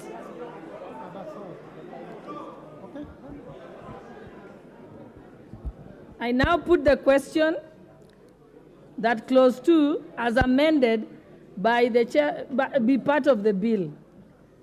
As many as of that opinion say aye. Will as many as of the contrary opinion say nay? The ayes have it. Yeah, read the next one. I propose the question that clause 3 be part of the bill. Yeah. I now put the question that clause 3 be part of the bill. Will as many as of that opinion say aye? Will as many as of the contrary opinion say nay? The ayes have it. Next. Clause 4.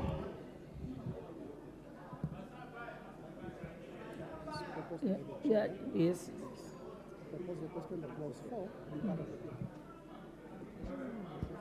I propose that the question that clause 4 be part of the bill. Okay. Proceed, Chairperson. Honorable Chair, I move that clause 4 be amended as per the supplementary order paper.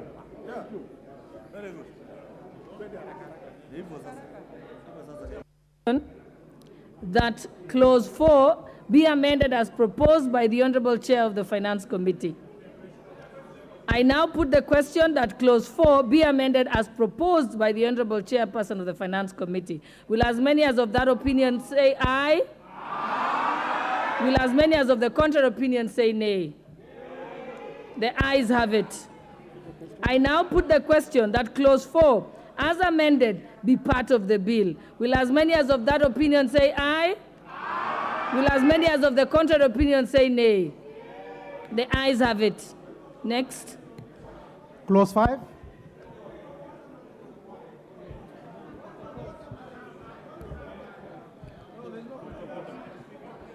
I propose the question that clause 5 be part of the bill.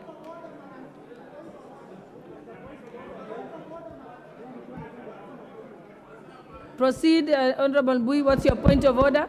Hold on, Chairperson. Yeah, thank you, Madam Speaker. Madam Speaker, Madam Chair, please. When the chair of the committee is proposing amendments, It is only fair, Madam Speaker, for the sake of the people that are watching what is happening in this House, that he clarifies his proposed amendment. Because when he says as contained in the order paper, and then members here just shout aye, we look like we don't know what we are doing. I propose that he makes it clear what it is amending. That is how the House should run. That is how the House should run. Honorable Let us Bui. be fair. Let us. Honorable Bui, I've heard you. It's noted, but we have already progressed to number 5. So let us proceed to close 5. I propose. I will, thank you very much, Honorable Chair. I will endeavor to take less than 10 seconds to explain what that clause is about. Honorable Chair, I move that clause 5 be amended as per the order paper. And Honorable Chair, this particular clause was proposing a double taxation on subscriptions made to institutions like clubs, where there was an application of a double taxation where the employer makes that contribution to those institutions they were taxed, and when and that particular benefit was also being taxed to the employee. With that, I support Honorable Chair.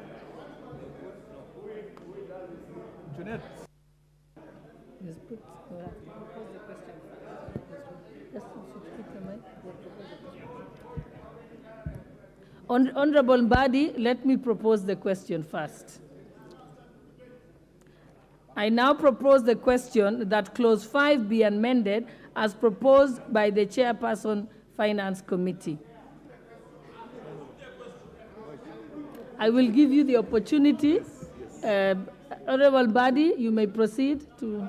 Yeah, actually, Madam Chair, I'm supporting this amendment, but more particularly the one that is deleting paragraph B, because this would have subjected per diems that is paid to public officers to taxation, yet those paid to private sector employees are not subjected. It would have been unfair treatment to the public officers. Thank you, and I support.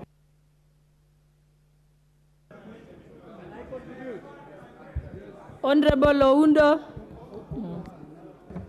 Chair, if you look at the supplementary order paper, I had an amendment that was not encumbered by Article 114, but in any case already overtaken by events.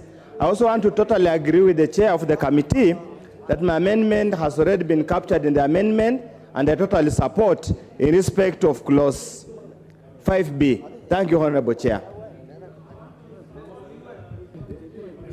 Yeah, give me the mic.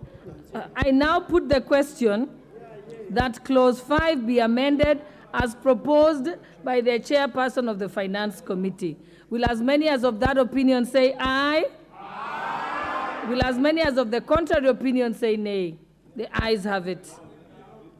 I now put the question that clause 5 be as amended be part of the bill. Will as many as of that opinion say aye?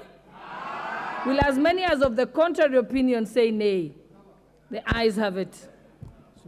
Next. Clauses 6, 7, and 8. 6, 7, and 8? Yes. 6, 7, 8. I now propose the question that clauses 6, 7, and 8 be part of the bill. I now put the question that clauses 6, 7, and 8 be part of the bill. Will as many as of that opinion say aye? Aye. Will as many as of the contrary opinion say nay? The ayes have it. Clause 9.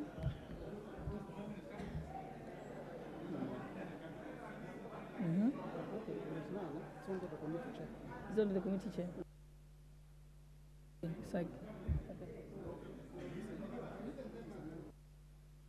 I now propose the question that clause 9 be part of the bill. Chairperson. Honorable Chair, I propose that clause 9 be amended as per the supplementary order paper. So this is where we have the turnover tax. The bill had proposed that the minimum threshold be 500,000 shillings, and we're increasing now the minimum threshold to 1 million shillings up to 25 million shillings. And with that, I support Honorable Chair. I now propose the question that clause 9 be amended as proposed by the Honorable Chairperson of the Finance Committee.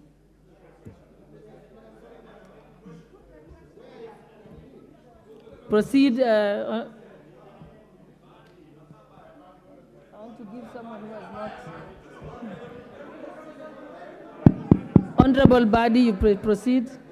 I Madam can see there Speaker, are only two Madam members who are Speaker, interested. Madam Chair, Yes. Proceed. Madam Chair, what the chairman is saying is not in the amendment by the chair. The chair is talking about raising the threshold to a minimum, unless I have a different order paper, to a minimum of 1 million. But what I'm seeing here is does not exceed or is not expected to exceed 50 million shillings, and substituting therefore the words does not exceed 25 million. So it is the upper limit that is being amended. I'm not seeing anywhere for the minimum, the 1 million that is talking about, unless I have a different order paper. Give the chairperson an opportunity to. Honorable Mbadi, if you just take your seat so you give him a chance to respond. Yes, class. Honorable Mbadi, you have make a very good point. If you just allow the chair. Oh, yes. Actually, Honorable CPA Bandi, you are actually correct. What is proposed on the bill has the minimum threshold of 500,000 shillings. What is on the order paper only captures the lower limit, which is in error. So it is actually also capture the minimum, which would be 1 million shillings. So let me move my amendment again. So I therefore move that the clause 9 be amended to include a minimum threshold of for turnover tax to 1 million shillings to 25 million shillings. I thank you, Honorable Chair.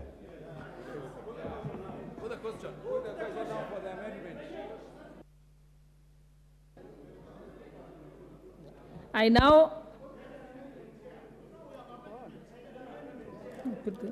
put the question, yeah? I now put the question that clause 9 be amended as proposed by the Honorable Chairperson of the Finance Committee. Will as many as of that opinion say aye? Aye. Will as many as of the contrary opinion say nay? The ayes have it.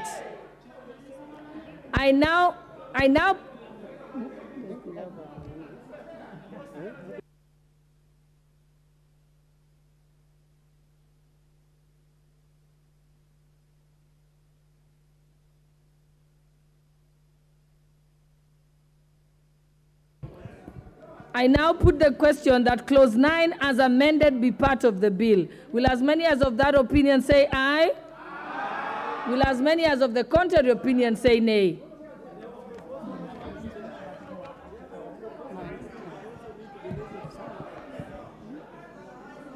Madam Speaker, Madam Chair. Honorable Jared, take your seat, I'll just explain. There were amendments, yes, you're right. But those amendments were under Article 114, yes, which the Speaker dealt with. It's not one of the ones listed by the Speaker. I think it's the ones coming forward. Yes. We've already said it. I've already said it. So let's proceed. Let's proceed. Clause 10.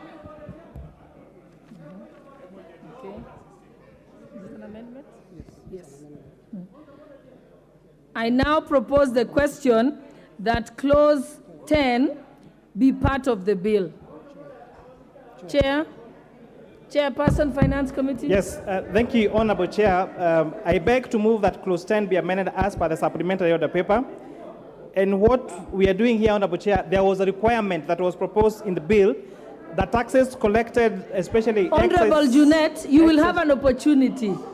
You will have an opportunity as soon as the chair has finished moving.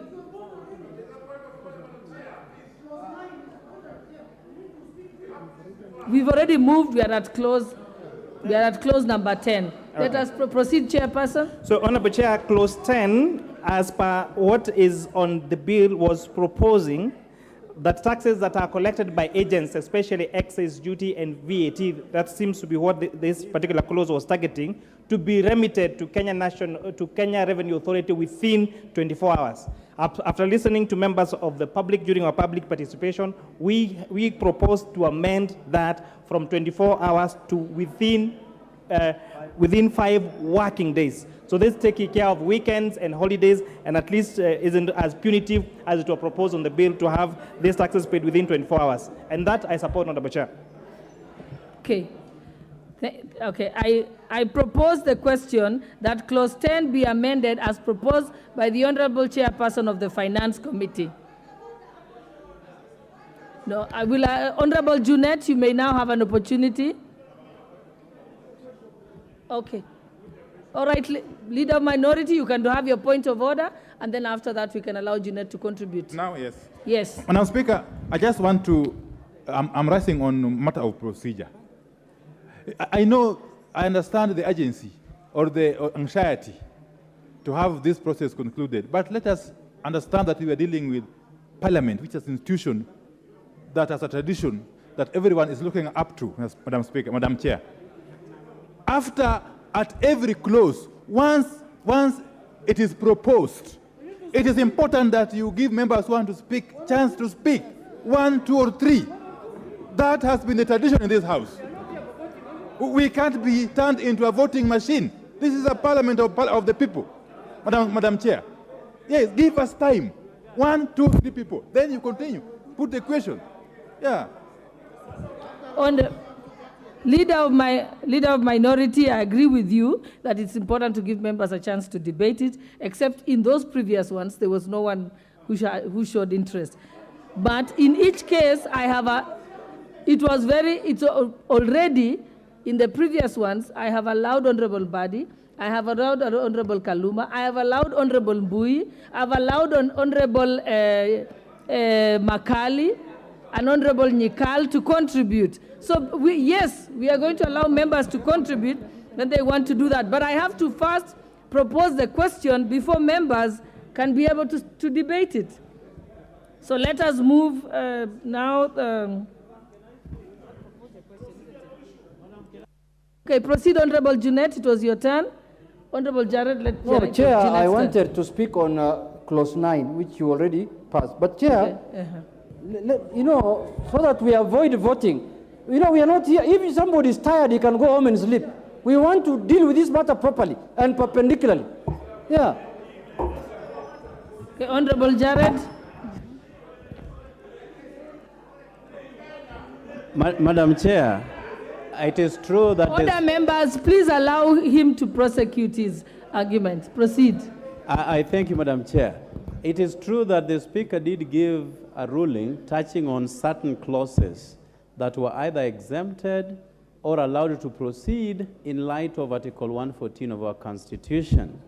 Honorable Speaker, in areas where you will skip while reflecting the decision of the Speaker, I think it is important to let those who proposed amendments to know that that is not forming part of the Speaker's decision. But again, most importantly, Honorable Speaker, we have up to 30th of June to have this concluded. And the Speaker did give a very comprehensive ruling on the times allocated for this debate, Honorable Speaker. And therefore, I would ask, humbly so, that those who have issues to raise on every clause in this thing be given time to do so.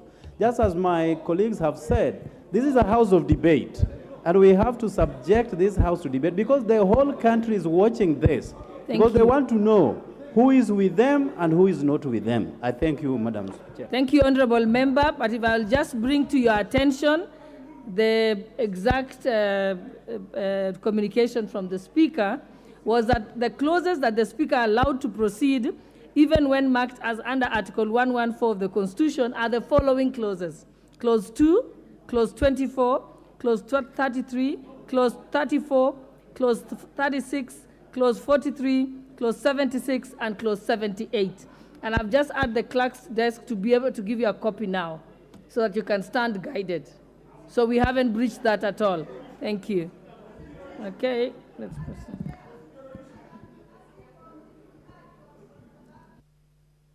Proceed, Honorable Wamushomba. I hope you're contributing on clause 10. No, Madam Chair, I just want to raise a concern, and this is a concern that is on procedure. Point of order. I think, Madam Chair, it is very, very important. First of all, I want to note, since 2 o'clock we started off this parliament, very few women have spoken on this floor. Number two, Madam Chair, if the mover of the motion or the proposed amendment has clarified an issue, I think it is fair for us to be given an opportunity to give the contribution. I think that is.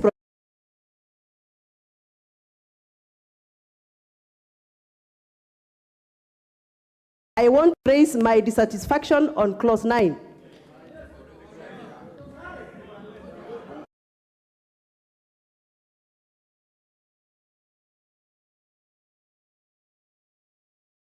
Okay, Honorable Wamushomba, the opportunities will be given for members after the mover and has moved the motion, and then has also, after we have spoken, we have proposed the question, then you will have an opportunity. So you just have to put in your name there. Let's proceed, Chairperson. Let's allow the Chairperson to proceed, and then you can be able to respond to it. Okay, let's listen to your point of order, Honorable. Thank you, Madam Chair. You know, Madam Chair, from what Honorable Mbandi said, the chair of this committee amended his proposal for clause 9. I think procedurally, he should have read the words as they are after the amendment. He just explained. And I think procedurally, he should have read now the new content of the new amendment. He didn't. He just explained. You had got. Honorable Makali, I think the finance chairperson said that you referred to as set as in the order paper. Yes. So after that, he clarified that in the order paper it is accurate. It was when you were speaking that the inaccuracy came, and he actually agreed with Honorable Mbadi. He agreed with Honorable Mbadi, and he went back and read how it is in the order paper, and he was fine with it. But if that is the case, you can always repeat it. Chairperson. Okay, hello? Not clause 9. We already sorted that one out. So move to the next one. Yes. Thank you. Honorable Chair, I move that clause 11 be amended as per the supplementary order paper. And essentially here what you're doing, Honorable Speaker, is providing that a housing levy be a tax deductible expense. Order, Chair, I think we are on clause 10. You are still.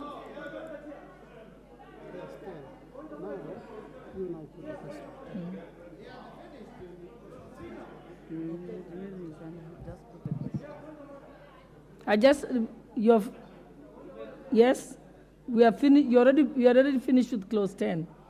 So we just need to put the question. Okay, I now put the question that clause 10 be amended as proposed by the Honorable Chair of the Finance Committee. Will as many as of that opinion say aye? Aye. Will as many as of the contrary opinion say nay? The ayes have it. I now put the question that clause 10. Okay.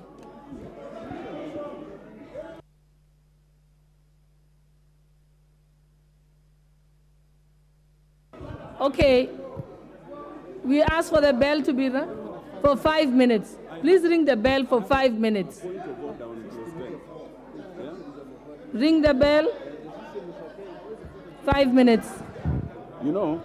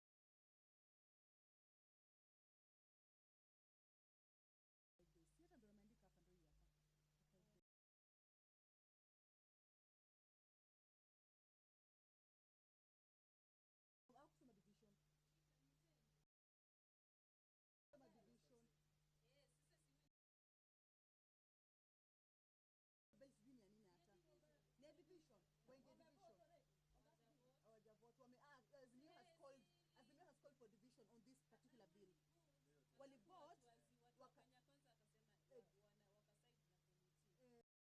wengine Azimio wakakataa, ndio huyo wamevote but wanaenda kwa division saa hizi.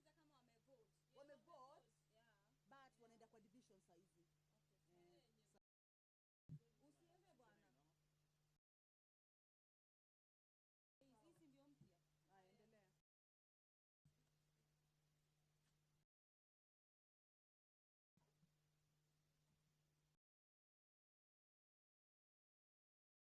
Endelea.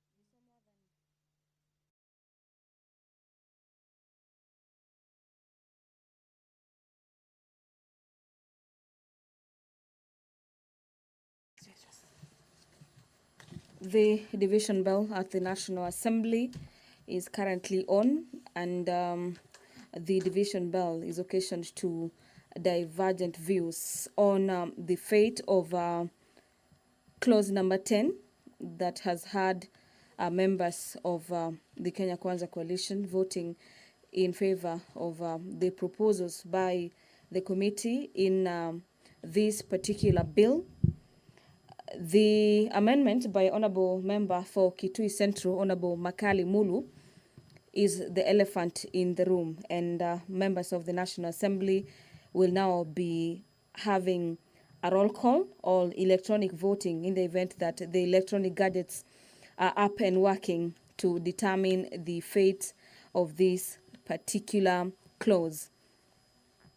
In this particular clause, the Honorable Member for Kitui Central is seeking to amend subsection 4 of clause number 10, where a person is required to deduct the digital asset tax within 24 hours after making the deduction, also remit the amount so deducted to the commissioner together with the return of the amount of the payment as well as the amount of tax deducted and such other information as the commissioner may require. This is a clause that has divided the House over what the fate of this particular clause is. The committee is proposing 24 hours for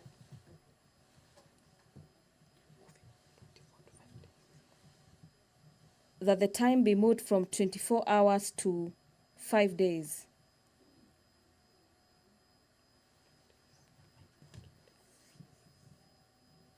The members of Kenya Kwanza Coalition have voted objecting to the amendment by Honorable Makali Mulu, where members of the opposition have voted in favor of that particular bill.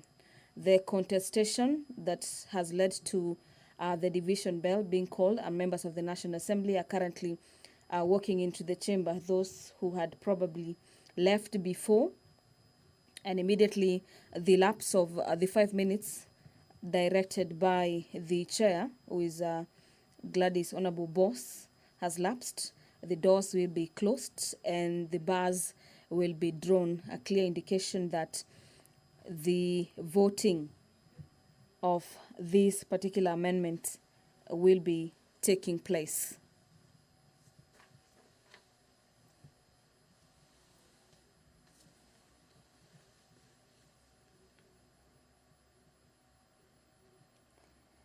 This particular clause number 10 also relates to matters digital taxation. And according to the committee, under subsection 5, digital assets includes anything of value that is not tangible, and cryptocurrencies, token code, number held in digital form and generated through cryptographics means or otherwise, and by whatever name called, and this is by providing a digital representation of value exchanged with or without the consideration that can be transferred, stored, or exchanged electronically.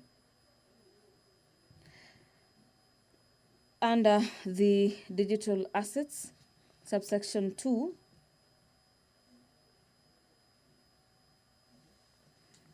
the income may be derived from a transfer or exchange of digital assets. That is supposed to mean the gross fair market value consideration received or receivable at the point of exchange or transfer of a digital asset. These are some of the definition by the committee on what a digital assets under the law will be considered to be.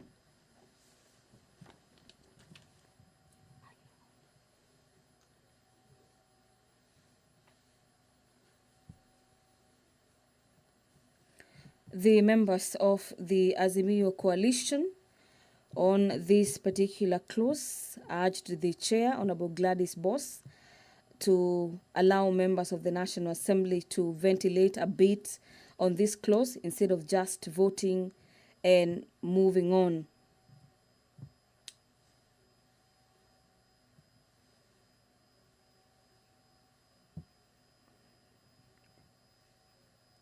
So far, we have had the House consider clause number 1 to 10, and what we are having is that the mover, who happens to be the chair of the Finance Committee, has to tell members what amendment he is moving and what would be the impact of that particular amendment before the members vote on the amendments.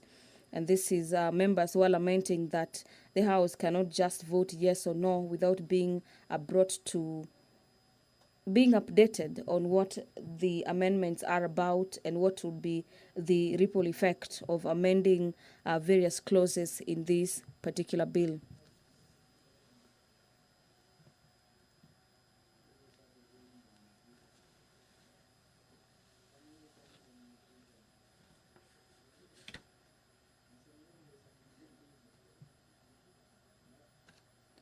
Different camps continue to align themselves to ensure that when this particular vote is taken, either electronically or by roll call, they get to have the day in regards to each wing winning on various amendments, either voting for them or rejecting them in totality.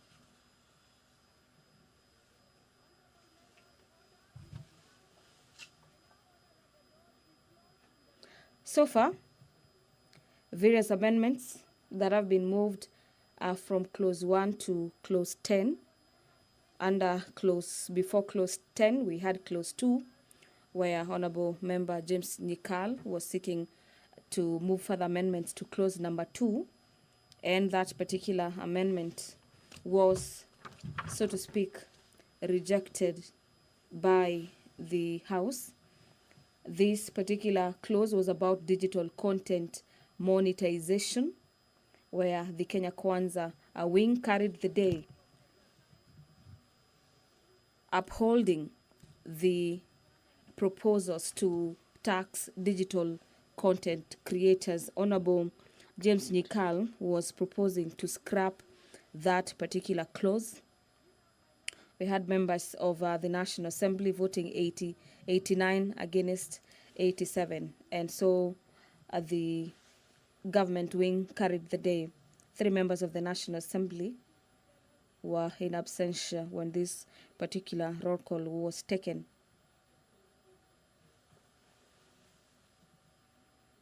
Other members of the National Assembly are Honorable David Makali Mulu, as well as Honorable Member for Homa Bay Town, Honorable Peter Kaluma, who sought to delete definitions of persons under this category of digital monetization. Honorable Robert Mbui withdrew his amendment to this particular clause number 2. This will be the second roll call on clause number 10 after the House conducted a roll call on clause number 2. And so we await to see the fate of this particular vote, on what side will carry the day, and the ripple effect of the passage of these particular clauses. Currently, members of each wing. We have two sides, two clerks, so to speak, who will be taking the numbers in regards to how members of the National Assembly will be voting either in support or against this particular bill. This is clause number 10. Currently, at any time, the National Assembly will be proceeding on division to determine what side this particular clause will take.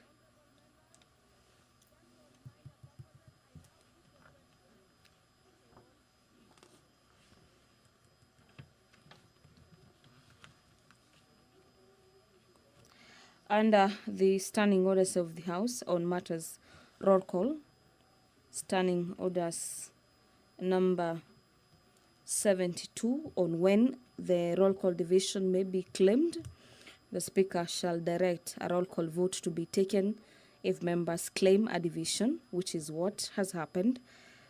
This is occasioned by the mere fact that each wing, the wing calling for the division, in this case the opposition wing, was somehow not contented with the results of that particular clause. This is clause number 10 that seeks to move the period of taxation from 24 hours to 5 working days. There was further amendment to that particular clause by Honorable Makali Mulu, and after the opposition by the way of yes and no seemingly heard the Speaker saying the ayes have it, asked for a division to put this matter to rest.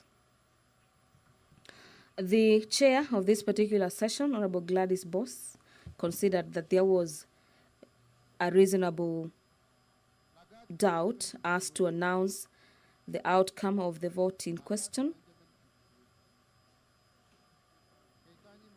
and therefore directed a division to be taken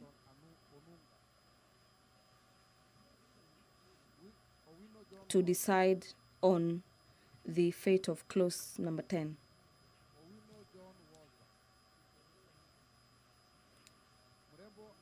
She has further given directives that the division bell may be rung for 5 minutes, and this is to allow for members of the National Assembly who are probably within the lobby or within the presence of Parliament to make their way into the chamber this evening, to allow for the House to have the numbers to vote on that particular bill.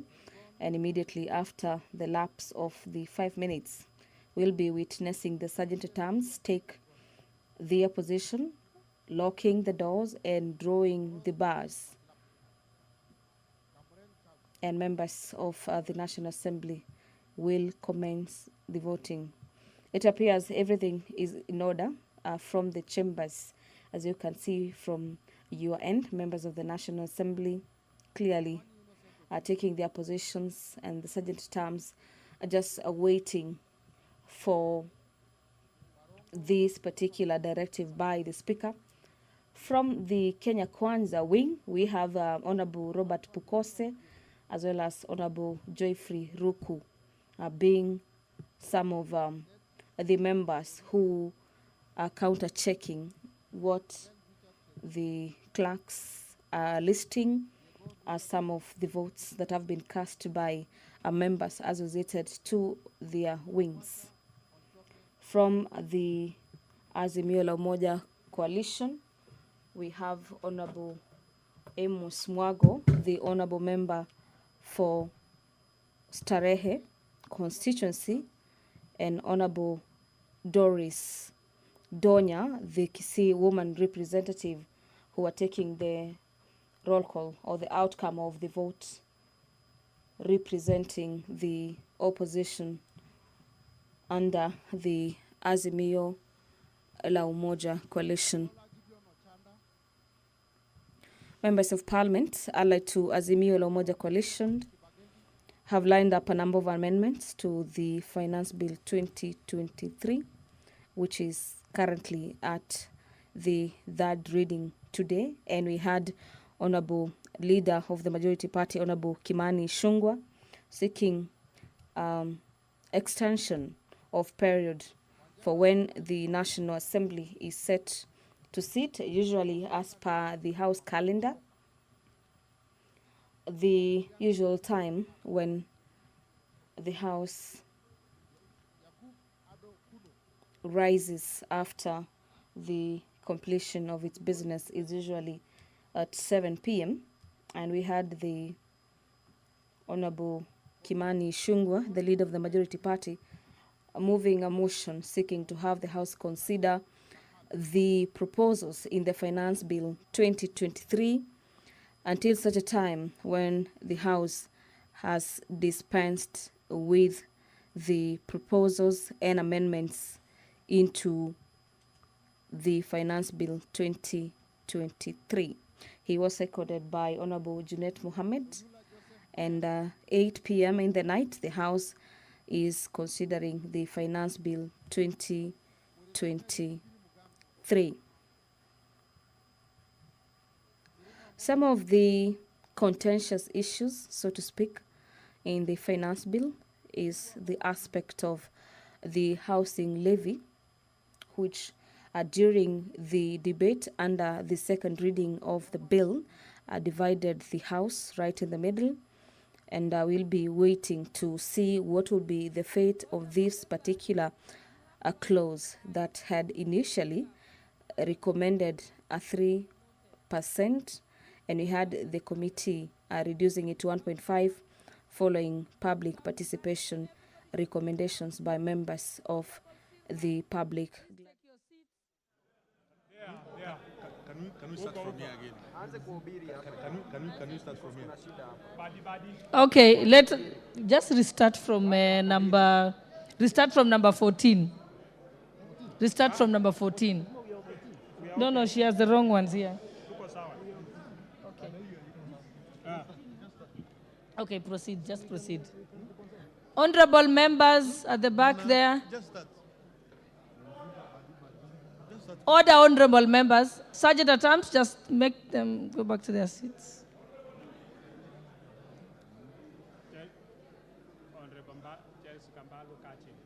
Honorable Jessica Mbalu.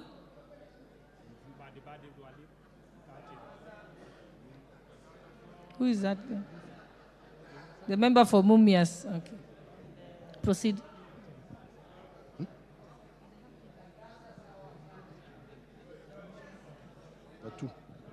Okay. Kerema Moses Nguchine. Shibwa Omar Muni. Koech Victor Kipngechich. Barasa Patrick Simiyu. Diego Paul Kibichi. Ntwiga Patrick Munene. Marim Fala. Elachi Beatrice. Waweru John Kiarie. Sirma Musa. Waweru Kiarie. Musa Sirma, yes. Sirma Musa Cherotich. Welie Adan Kenan. Caroline Jepto Ngelechei. Gadiru Mejadok Benjamin. Yes. Ongili Babu Owino Paul.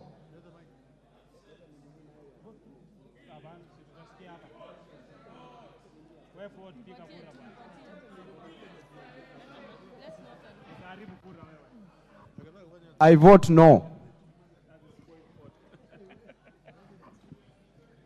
Gakuya James Mwangi.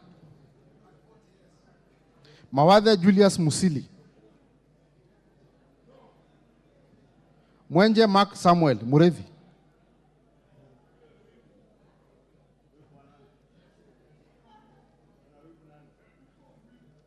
Double N Pamela Njoki Njeri. Lelmegit Joses Kipto Koskei. Omboko Milemba, Kipiegon Johanna Ngeno, Pukose Robert, Yes. Yakub Farasala, Oundo Wilberforce Ojiambo, Haribaya Said Buya, Tungule Charo Kenneth Kazungu,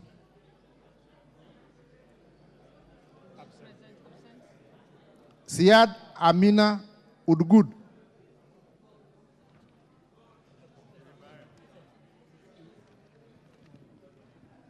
Baro Deko Mohammed, Yes. Guyo Ali Wario, Absent. Muriu Wakili Edward, Karuria Elijah Njore, Kagombe Gabriel,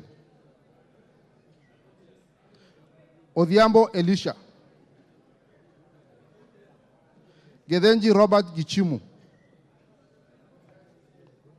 Wanjira Madha Wangare, Wamushomba Gadhoni, Gimose Charles Gumini, Absent. Osogo Bensuda Joyce Atieno,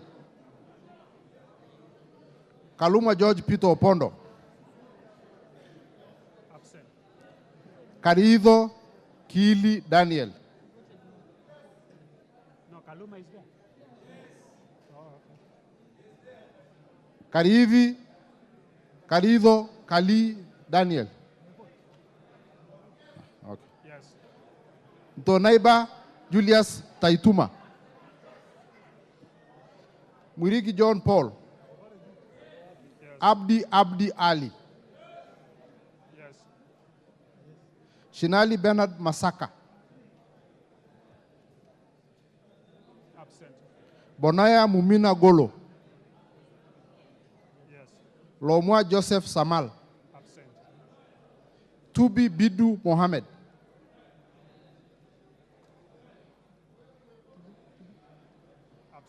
Tubi Bidu Mohammed,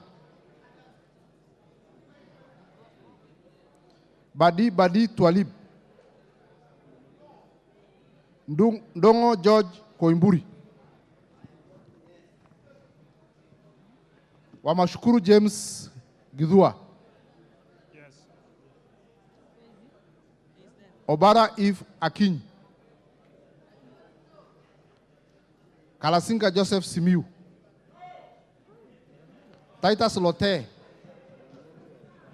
Yes. Kimilu Joshua Kivinda,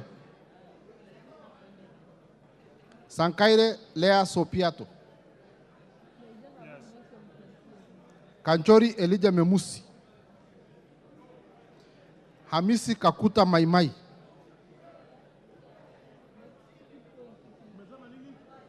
Yes. Ngoro Jonas Mas Ngogoyo, Yes. Sakimpa Parashina Samuel, You go. Risa Sunkuya George, Sunguya. Sunguya, where are you? Yes. Muhanda LC Busishile, Katana Paul Kahindi, Hassan Abdi Yusuf, Njogona Shege, Yes. Makali John Okwisia, Kihungi Peter Irongo, Muli Fabian Kulo, Shumel Samuel Moroto, Yes. Sudi Oscar Kipchumba, Okwome Andrew Adipo, Karauli Ronald Kamwiko, Were Charles Ongondo,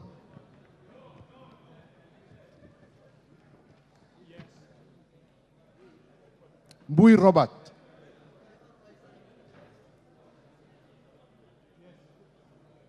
Yes. Boy Robert, yes. He has not voted. He has abstained. Korir Adams Kipsanai. Yes. Kipkoech Gideon Kimayo.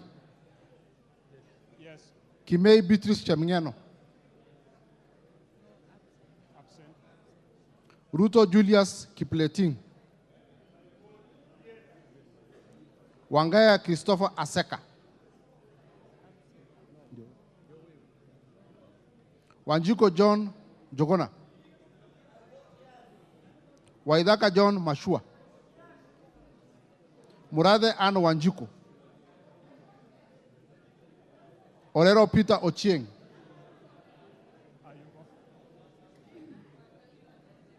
Mbalu Jessica Nduku Kiko.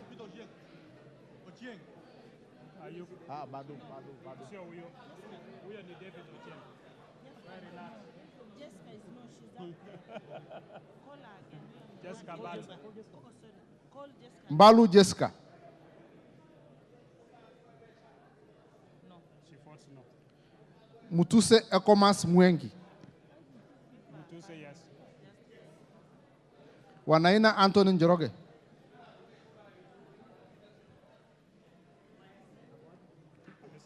Amesema yes.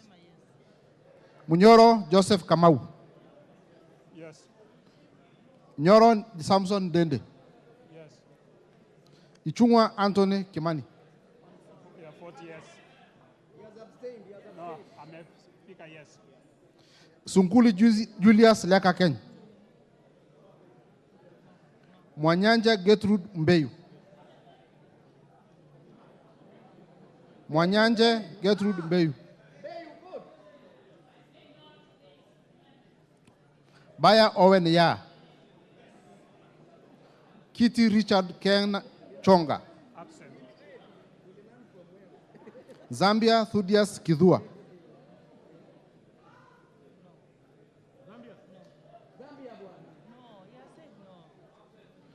Mutua Didimas Wekesa Barasa. Bisau Morris Kakai. Bisau Morris Kakai. Rai Samuel Gonzi. Kwenya Dhuku Zakari. Kwenya Thuku Zakari. Kwenya Thuku. Muhia Wanjiko. Absent. Sherorot Joseph Kimutai. Kosgei Hilary Kiplagat. Maina Jane Njeri.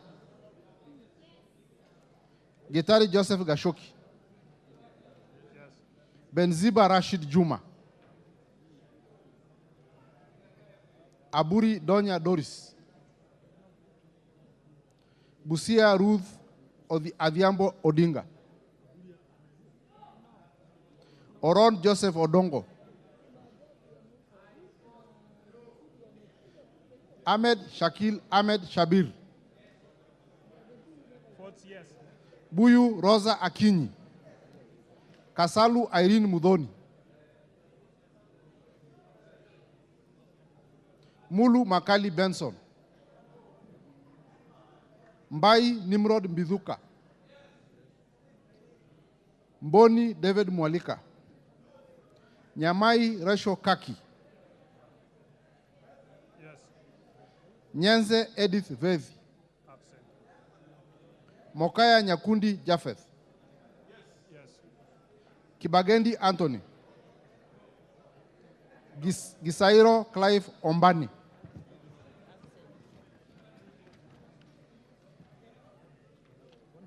Yegon Brighton Leonard. Kiprono Mutai Alfred. Yes. Tonui Joseph Kosgei. Yes. Kamero Maisori Marua Kitayama. Robi Mathias Nyamabe. Yes. No, Robi yuko. Robi Mathias Nyamabe. Ameondoka. Masito Fatuma Hamisi. Wanyonyi Ferdinand Kevin. Abdurrahman Mohamed Abdi. Abdurrahman. Mohamed Abdikadir Hussein, Kagiri Jane Wangeshi, Kiunjuri Festus Mwangi, Abdikadir amefort yes. Mohamed Abdikadir amefort yes. Yes. Lafe, Yes, amefort yes. Abdurrahman Mohamed Abdi, Amefort yes. Mohamed Abdikadir Hussein. Okay. Kiunjuri Festus Mwangi. Amefort yes. Ndio ile mwisho huko. Korere Sara Paulata. Absent. Karani Joseph Washira. Yes. Lekuton Joseph. Yes. Marubu Monica Mudhoni. Lamu. Oboruwedha Mohamed. Yes. Muiruri Mudhama Stanley. Kothe Felix Odiwor. Kahangara Joseph Mboro. No. Mboko Mishi Juma Hamisi. Mugabe Innocent Maino. Chege John Kiragu. Yes. Akuja Protas Ewesit. Yes. Oyugi Dick Maungu. No. Nabii Nabwera Daraja. Shiforomondo Mangale Munga. Mukhwana Titus Hamala. Absent. Mbiuki Jafeth Miriti Kareke. Karege Mbiuki. Alikuwa sample hapo katikati. Kamene Joyce. Mule Caleb Mutiso. Yes. Kombe Harrison Garama. Absent. Absent. Where?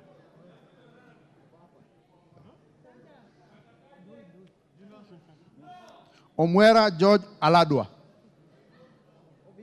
Kiamba Susan Ndunge. Absent. Mumo Rose Museo. Ijendi Moses Malulu. Mnyasi Amina Lora. Abdullahi Bashir Sheikh.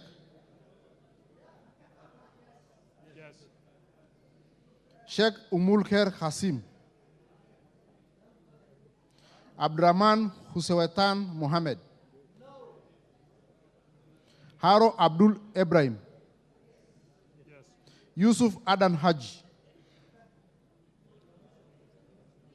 Mukunji John Gitonga. Njoroge Mere wa Maua. David Kangogo Bowen. Toroitich Timothy Kipchumba. Yes. Wago Naomi Jilo. Yes.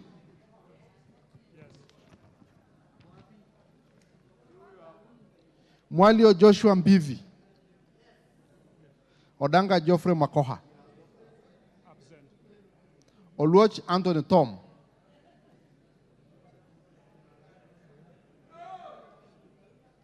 Gishuki Edwin Mugo.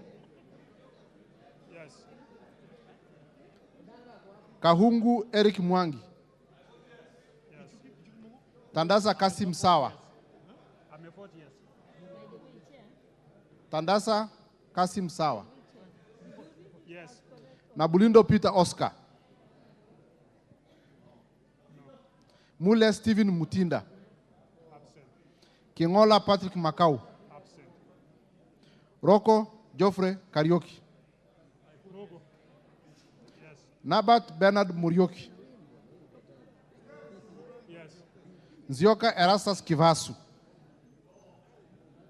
Kailemia Elizabeth Karambu. Mohamed Fatuma Sainab.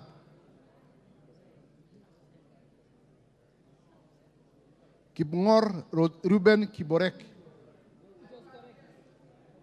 Barto Phyllis Jepkemoi. Kemani Francis Kuria.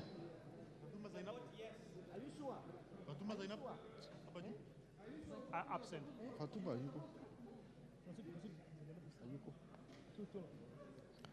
Chimba Zamzam Mohammed. Kirwa Abraham Kipsang. Jaldesa Guyo Wako. Bader Salim Faisal. Chesebe Fred Kapondi. Oyo James Onyango. Gishoi Gagushia John. Salasia Peter Kalerwa. Naika Johnson Manya.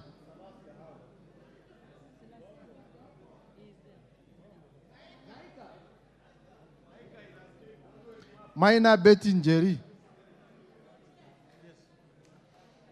Mashale Mohammed Sud. Musao Vincent Musioka. Sheikh Peter Mbogo. Shake Peter Mbogo. Maingi Mere. Mulyungi Gideon Mutemi. Zengu Paul Musimi. Nguna Charles Ngusia. Pasaris Esther Mudoni. Kihara Jane Wanjiro.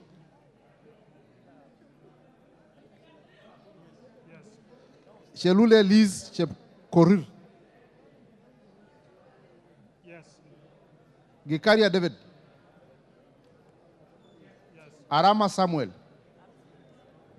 Mulanya Godfrey Ekesa.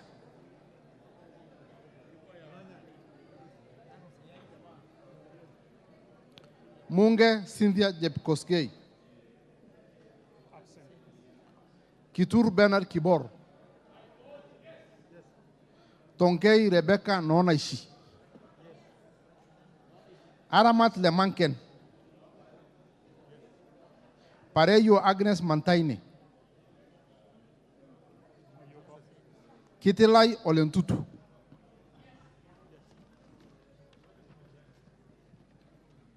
Tongoyo Gabriel Koshal. Wangwe Emmanuel. Gashagua George. Owino Martin Peters. GK George Masharia, karaoke. Yes. Chepkon Charity Kadhambi. Yes. Guyo Ade Wario. Yes. Abdul Rahim Daud. Yes. Nyamoko Josh Nyamachi. Yes. Owor Joshua Aduma. Mohammed Ali. Yes. Mohammed Ali. Yes. Mogina Jerosha Momanyi. Gitao Faith Wairimu. Yes. Odoyo Okelo Jared. Chada Sahir. Manduku Daniel Ongwakwa. Odege Tomboya. Washira Rahab Mukami. Madenge Duncan Maina. Odege.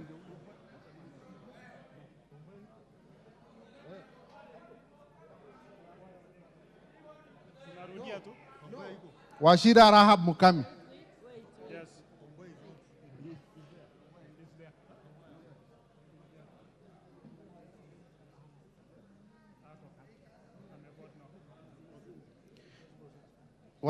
Sorry. Madenge Duncan Maina. Yes. Mushira Michael Mwangi. Kiaraho David Njogona. Wainaina Michael Wambogo. Yes. Kosing David Losioko. Mupe Anthony Kenga. Gogo Lilian Achieng. Amolo Paul Otiende.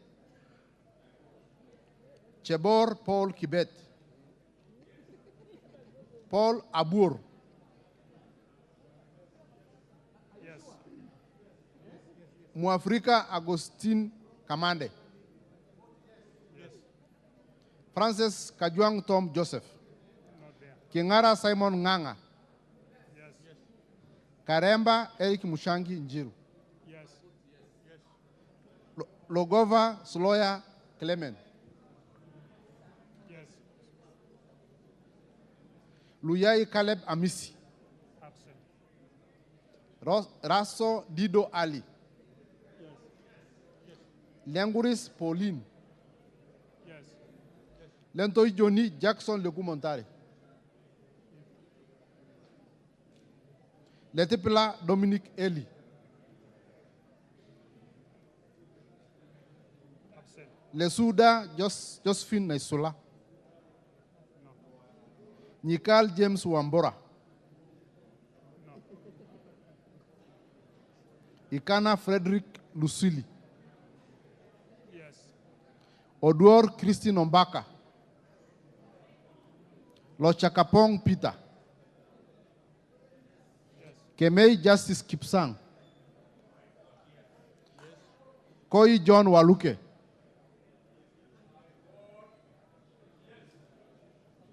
Sigei Francis Kipiegon.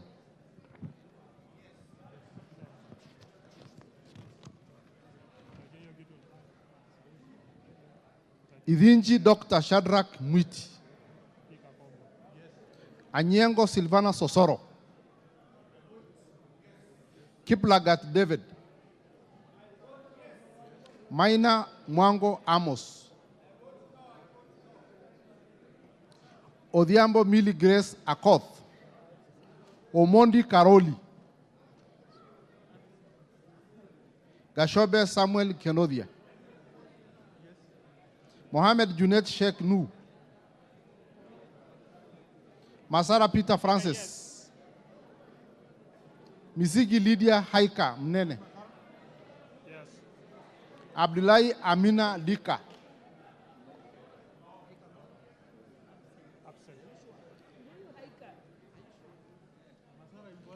Bare Hussein Abdi.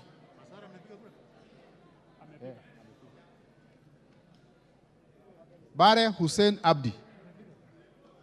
Yes. Buire John Okano. Oku Edward Kaunya. Otucho Mere Emase. Mwangi Geoffrey Wandeto. Murungara George Gitonga. Nduyo Susan Gugi.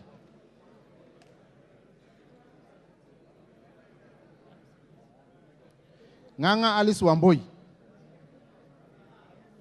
Yes. Kasait William Kamket. Aburi Lawrence Mburu. Mutunga John Kanyuithia. Kibiwot Julius Meli. Shikati John Murumba.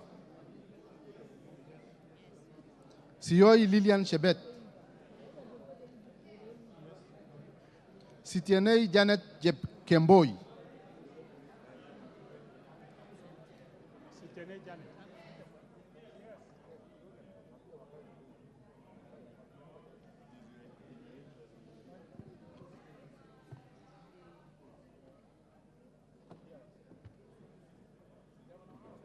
Honorable members, order, kindly take your seats.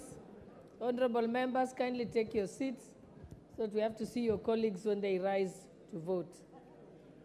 Thank you. Ngetit Cecilia Asinyen. Ngitit. Yes. Emade Joseph Namur. Yes. Gikolong Nicholas Gikor Nixon. Nabuin Paul Ekwam. Namoit John Ariko.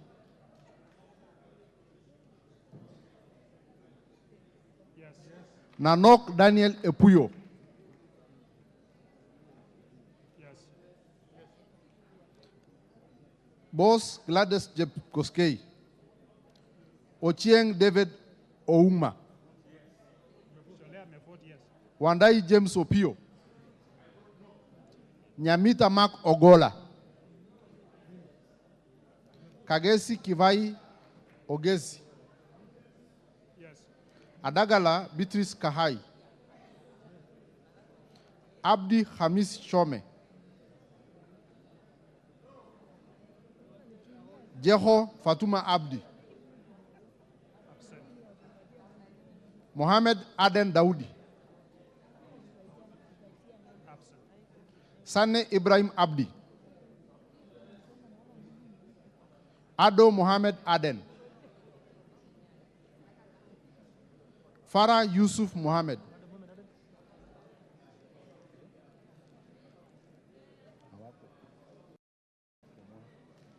Wanyonyi Martin Pepela.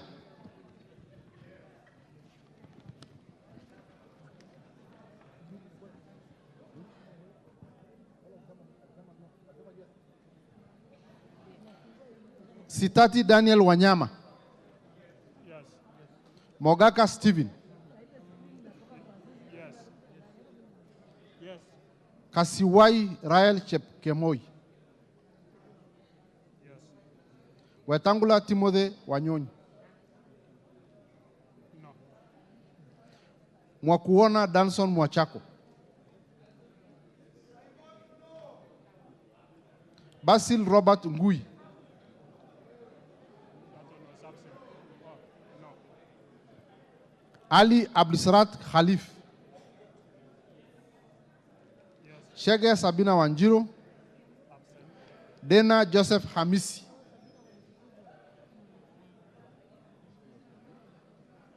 Yes. Harun Suleha Hulbale. Yes. Ikiara Dorode Mudoni. Yes. Iraya Joseph Wanaina. Yes. Kosgei Jackson Kipkemoi. Yes. Mayaka Irene Yakarerio. Ayuko. Mohamed Almurher Harun. Ayuko. Mwangi Teresia Wanjiro. Uko. Yes. Ngongo John Bandi. Talib Abubakar Ahmed. Yes.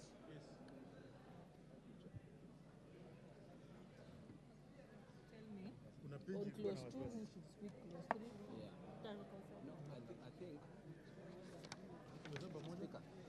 But you see, most of the people, you can just choose. You see, the way I was choosing, but the people who had actually given amendments. Remember? The ones who proposed yeah, you see, like on this one, the first one, I gave Nikal, Makali, Kaluma, and Bui, because they had expressed interest by actually proposing their own amendment. That's why I gave them. Alafu za kuja hapa ilikuwa Huundo na Mbui pia. Hapa ilikuwa Alwotu na Nikal. Alafu you see, it's the same people. Makali, Mbui, or Makali. So the problem, so yeah, as I'm saying.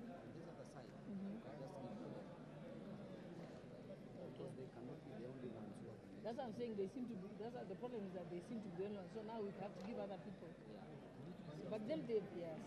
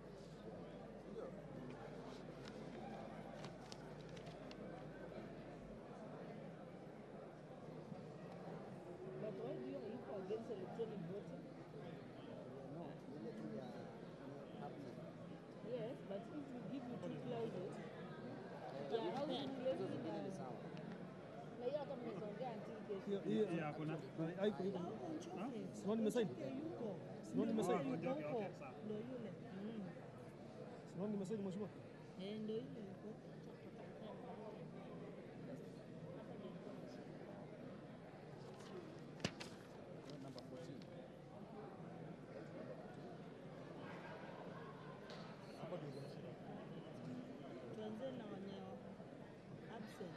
No, it's okay. We didn't have to count Let's them. compare the second page.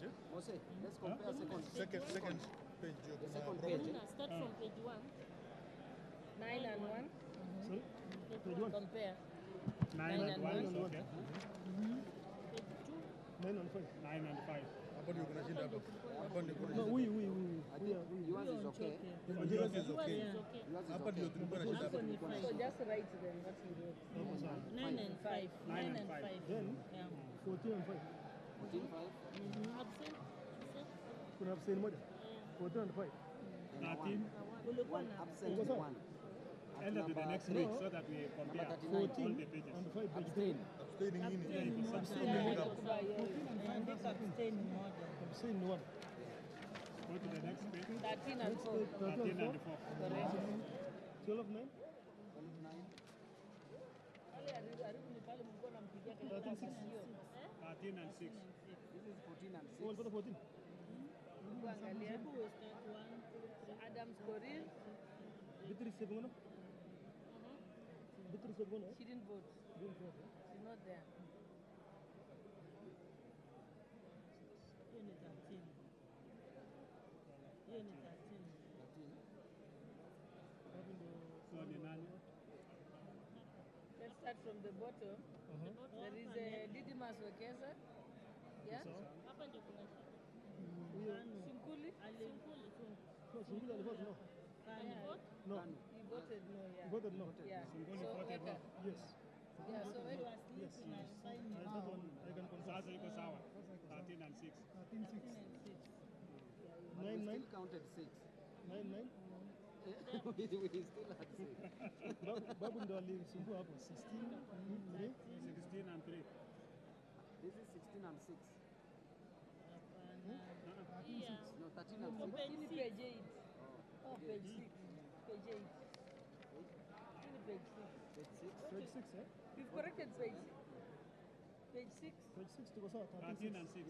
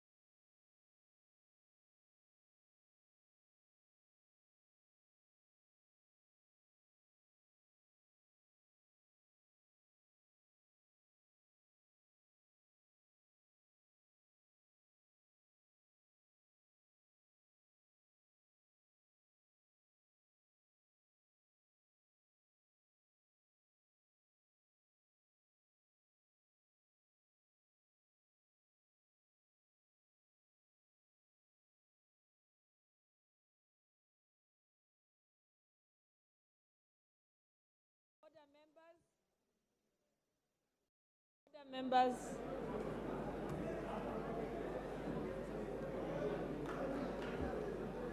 Order, members, please be seated. I now wish to announce the results of voting. Division on clause number 10 to be amended as proposed by the chairperson of the Finance Committee. The ayes had a total of 194 votes, and the nays had a total of 79. Therefore, the ayes have it. I now put the question that clause 10 as amended be part of the bill. No, it's 10. It's clause 10. And honorable members, just for the record, we have been able to confirm from the Hansard that under clause 9, the chairperson of the Finance Committee correctly read the amendment. And I think it has been verified also by Honorable Mbadi. So that matter is now settled. Okay, now let us, you may now open the doors and withdraw the bars. The question, in as many as.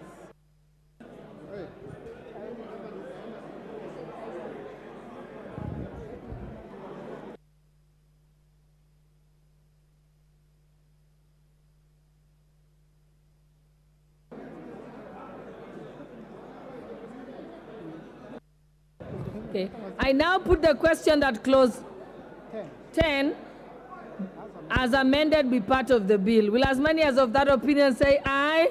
Aye. Will as many as of the contrary opinion say nay? The ayes have it. Clause 11.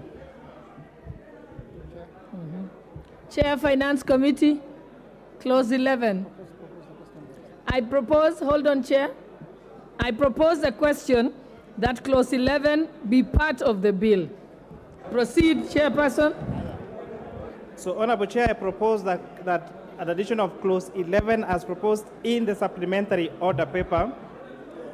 Honorable Chair, this clause we are adding is to allow that contribution made by employer to the housing levy be a tax deductible expense to the employer when calculating the corporation tax of the employer. With that, I move, Honorable Chair.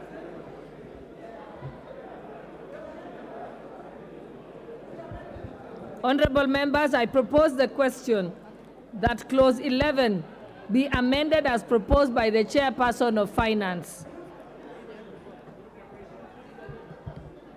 Any on the members who wanted to contribute? Honorable Oundo. Chair, as it might sound correct and nice, we are now preempting debate, hoping that clause 76 will be won or will be carried. I would imagine probably, Chair, I do not know how to proceed because it's predicated on clause 76 going through. What happens if it fails? We need guidance so that we do things in a neatly and orderly manner, as we have always done in the past. You cannot preempt debate. Thank you, Honorable Chair. Honorable Member, I think let's not anticipate or speculate what will happen. Let us proceed on this one and consider it. Any other contributions? I would give 2 people to at least contribute, but seeing that there is no one who is interested, okay, I'll give 1 more person, and that's Honorable Jared Okello. Madam Chair, I align myself with the fears expressed by my friend Honorable Oundo that this is referencing clause 76, and therefore one is premedicated upon each other. And if we deal with this in a particular fashion, it may have adverse effects on clause 76. And therefore, your direction on this will be very key so that we also run away from any confusion that may emanate out of this clause 11. Because again, it is a direct reflection of what is contained in Clause 76, Madam Speaker. And this has generated a lot of debate amongst the Kenyan people. The housing levy. You know it, I know the committee has already proposed to move it from 3% to 1.5%, and additionally moved it from a levy to a tax without capping, Madam Speaker. So we really need a lot of direction on this so that we do not fall into the trap of the proponents of this clause, Madam Speaker. Honorable Member, when we do get to Clause 76, then at that stage, if necessary, it can be recommitted again. Yes, or else now we'll be acting on speculation. Yeah, it has not occurred yet. Yeah, okay. I'll just give lastly, Honorable Owino.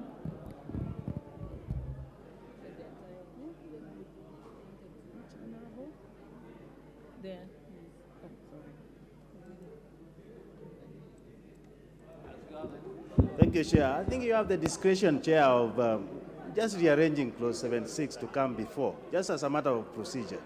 Is it so difficult to do that, please? That would be outside the standing orders, contrary to the standing orders. Let us now proceed. I now put the question that Clause 11 be amended as proposed by the Honorable Chairperson of the Finance Committee.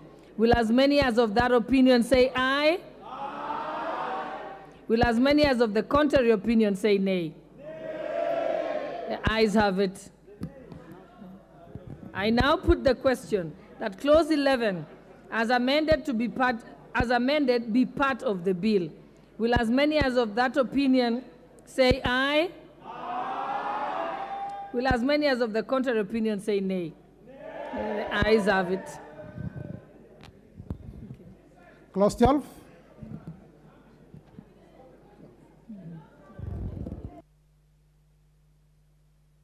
I propose the question that Clause 12 be part of the bill.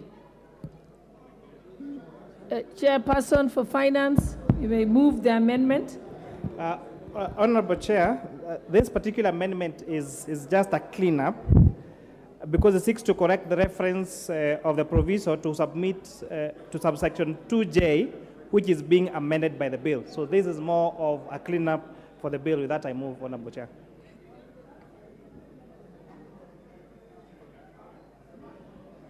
I now propose the question that Clause 12 be amended as proposed by the Honorable Chair of the Finance Committee.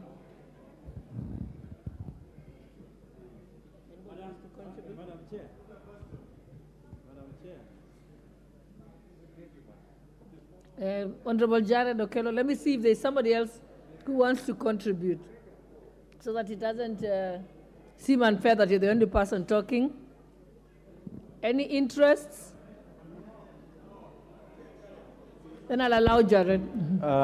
Madam Chair, allow me for the first time to align myself with the deliberation as expressed by the Chair of Finance, that this is just meant to make it look tidy. And therefore, there is nothing fishy, there is nothing suspicious about this particular clause. And therefore, let me support him for the first time in the history of this country. Thank you. I now put the question that Clause 12 be amended as proposed by the Honorable Chairperson of the Finance Committee. Will as many as of that opinion say aye? Will as many as of the contrary opinion say nay? The ayes have it. I now put the question that Clause 12 as amended be part of the bill. Will as many as of that opinion say aye? Will as many as of the contrary opinion say nay? The ayes have it. Clause 13. Clause 13, I now propose the question that Clause 13 be part of the bill. I now put the question that Clause 13 be part of the bill. Will as many as of that opinion say aye? Aye. Will as many as of the contrary opinion say nay? The ayes have it. Clause 14. Okay. All right. I propose the question that clause 14 be part of the bill. Chairperson, Finance, proceed. Honorable Chair, I beg to move that clause 14 be amended as per the supplementary order paper. And Honorable Chair, again, this is more or less a cleanup because the proposed amendment seeks to correct the reference to the correct subsection which is being introduced. The subsection being introduced under Section 18A of the Income Tax Act is subsection 3 and not subsection 4. And subsequently, Chair, again now on Part B, the proposed amendment seeks to correct the reference to the correct subsection which is being introduced. The subsection again being introduced under Section 18A of the Income Tax Act is subsection 3 and not subsection 4. Again, Honorable Chair, this is cleanup, and that I support. I propose the question that clause 14 be amended as proposed by the Honorable Chair of the Finance Committee. Put the question? Okay. I now put the question that clause 14 be amended as proposed by the Honorable Chair of the Finance Committee. Will as many as of that opinion say aye? Aye. Will as many as of the contrary opinion say nay? Nay. The ayes have it. I now put the question that clause 14 as amended be part of the bill. Will as many as of that opinion say aye? Aye. Will as many as of the contrary opinion say nay? Okay, the ayes have it. Clauses 15 and 16. I propose the question that clause 15 and 16 be part of the bill. I now put the question that clause 15 and 16 be part of the bill. Will as many as of that opinion say aye? Aye? Will as many as of the contrary opinion say nay? Nay. The ayes have it. Clauses 17, 18, and 19. I propose the question that clauses 17, 18, and 19 be part of the bill. I now put the question that clause 17, 18, and 19 be part of the bill. Will as many... There's a point of honor, Chairperson.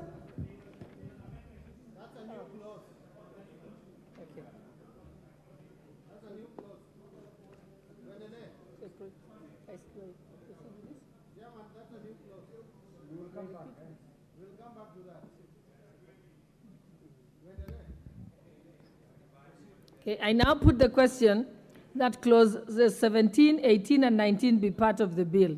Will as many as of that opinion say aye? Aye. Will as many as of the contrary opinion say nay?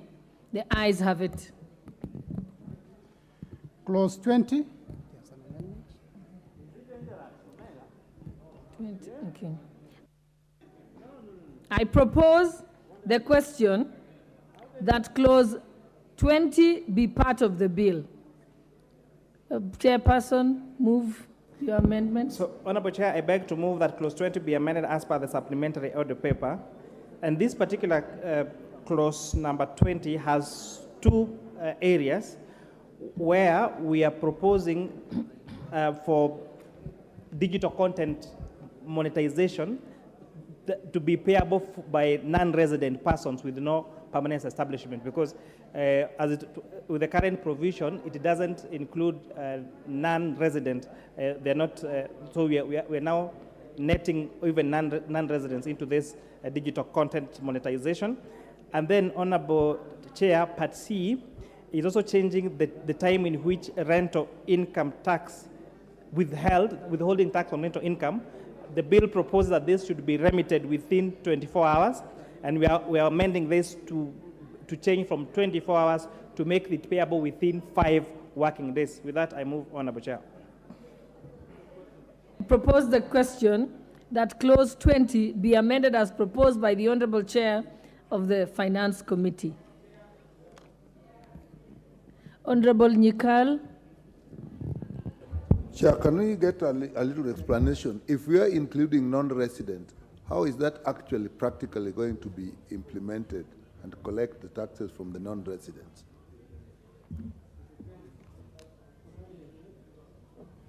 I'll allow Honorable Badi before I let the chairperson or another person answer that. Yes, Honorable Badi, I'll come to you, Honorable Oundo. My understanding is that the non-resident persons would be taxed when they are in Kenya. I think we need to understand the definition of residency. It does not mean that you have to be permanently resident. There are a number of days in a year that if you stay in Kenya, then you are considered a resident person. So if you have not stayed in Kenya for those number of days, then you are a non-resident, even when you carry out business activities in Kenya. So during that period that you are in Kenya and you are not a resident, then you become taxable. I guess that is what the committee wanted to. I think, Chairperson, you can say thank you to Honorable Badi because he has eloquently explained it on your behalf. Honorable Chairperson, you wanted to respond? Thank you, CPA Bandi, for that information, and that is correct. That is the intention of the committee. Honorable Oundo, then we can close. We said 2 people for each amendment. Chair, I need your guidance. I had an amendment which was not subject to Article 114, Clause 20 on this page 617 of the supplementary order paper. I need your guidance on how to proceed, since you have not called out the same. Thank you.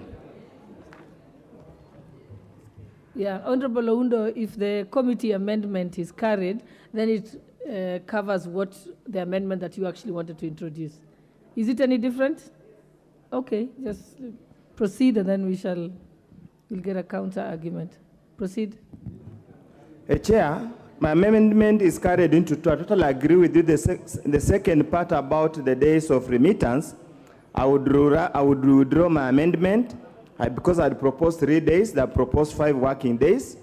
But in the first section, Honorable Speaker, 3AA, I just want to make an amendment as provided in the order paper, supplementary order paper, and the basic is just to tighten it up, to say that whoever is appointed to collect rent must be a professional registered with the relevant professional organization, so that in the event of anything other than any fines being imposed, there's also professional fiduciary duty to remit the amount. That's all that I'm requesting, and is contained on page 617.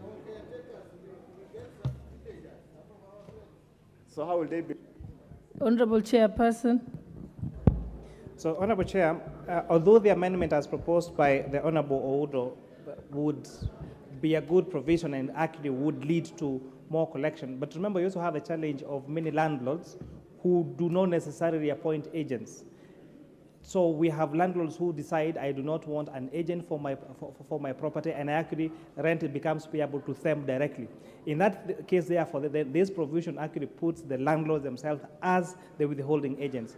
And then secondly, Honorable Chair, this would also really distort the market of agencies, because we have got very many agencies across the country that are mandated to collect rent and are not necessarily members of a particular professional body as proposed.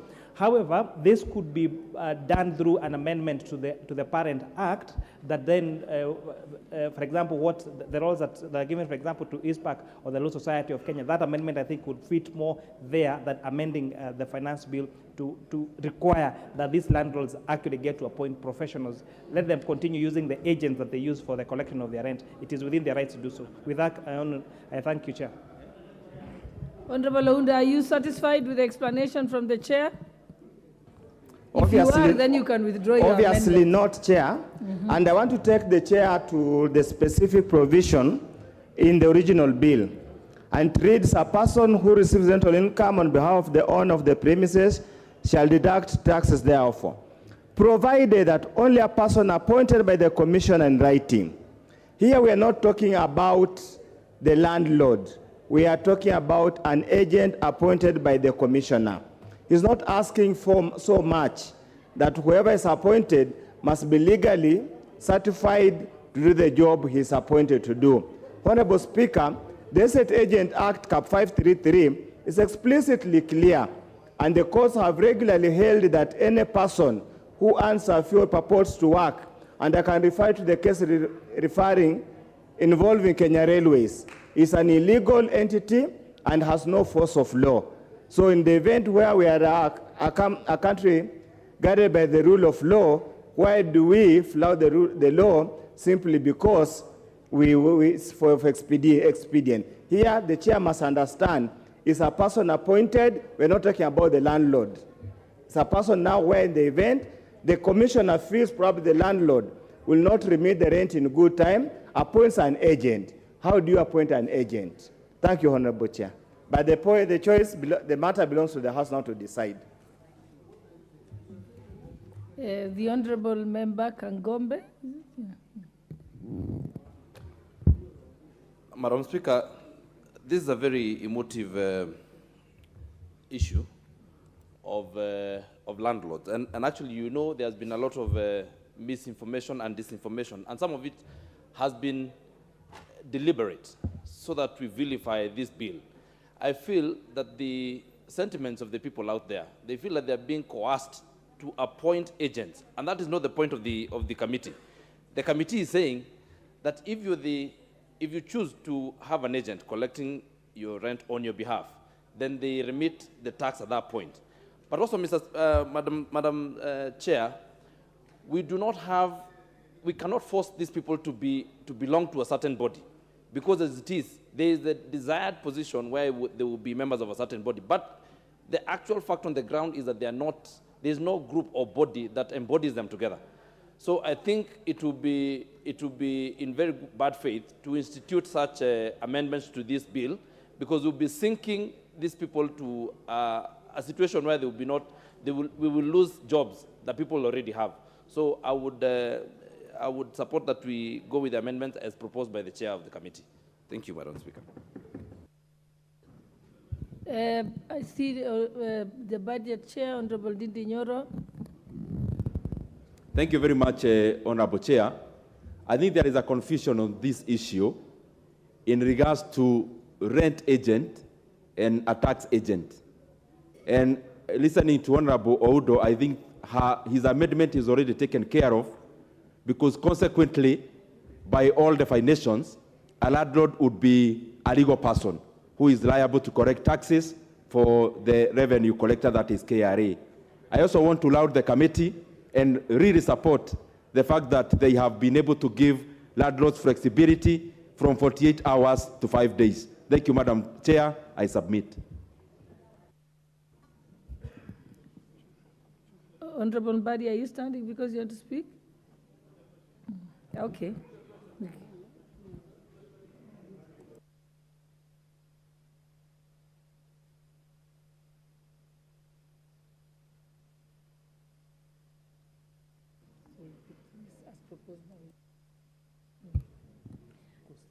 Okay, I think I can now propose the question that clause 20 be amended as proposed by Honorable Oundo. And then I now put the question, then we can get to the point of. I now put the question that the clause 20 be amended as proposed by Honorable Oundo. Will as many as of that opinion say aye? Aye. Will as many as of the contrary opinion say nay? The nays have it.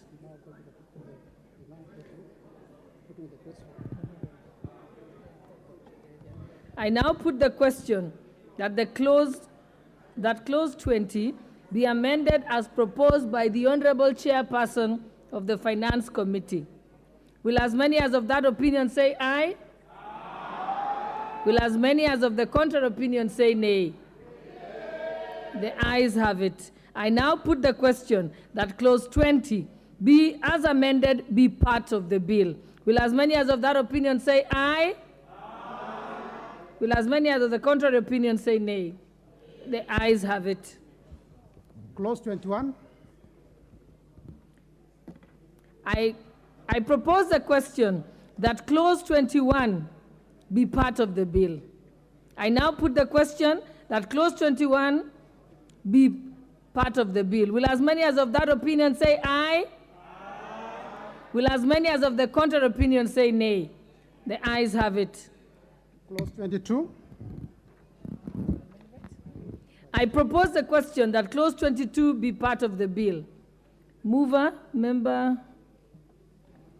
Honorable Chair, I beg to move that clause 22 be part of the bill as proposed as per the supplementary order paper.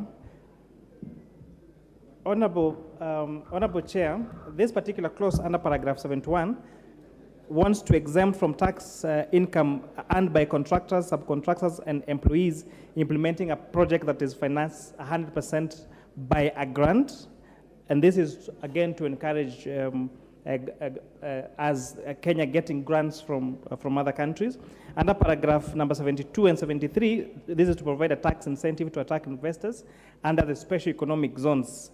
Since the enactment of SEZs, Honorable Speaker, Honorable Chair, from 1915, there has been very few companies that are operating in the SEZs. So this particular amendment is to incentivize investments into the special economic zones that have been set in the country and to encourage Kenya absorb more grants from donor countries. With that, I beg to move, Honorable Chair.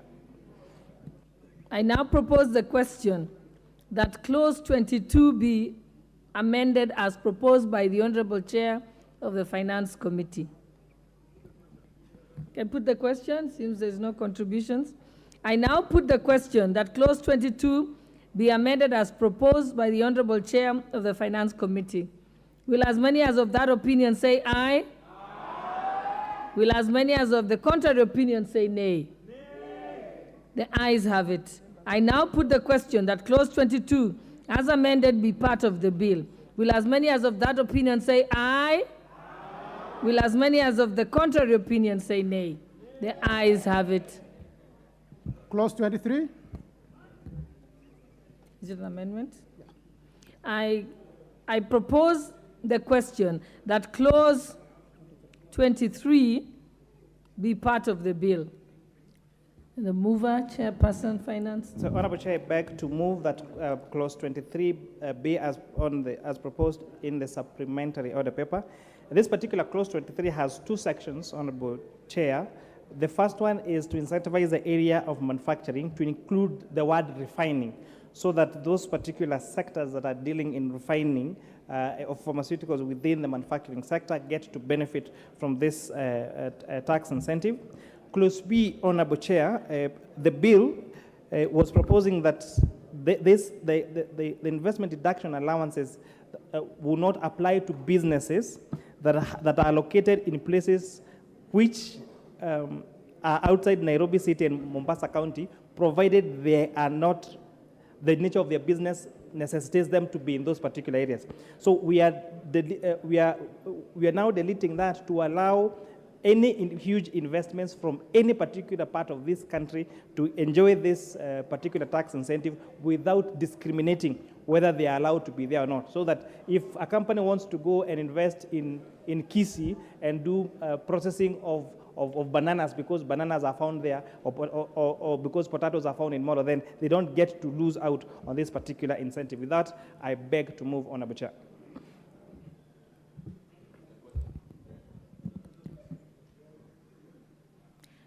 I now propose the question that clause 23 be amended as proposed by the Honorable Chair of the Finance Committee. I put the question. You can see that's the mood of the House. I now put the question that clause 23 be amended as proposed by the Honorable Chair of the Finance Committee. Will as many as of that opinion say aye? Aye. Will as many as of the contrary opinion say nay? Nay. The ayes have it. I now put the question that clause 23 as amended be part of the bill. Will as many as of that opinion say aye? Aye. Will as many as of the contrary opinion say nay? The ayes have it.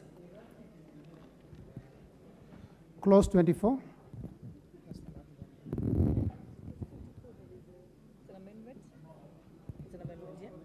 Okay. All right. Yeah. Yeah.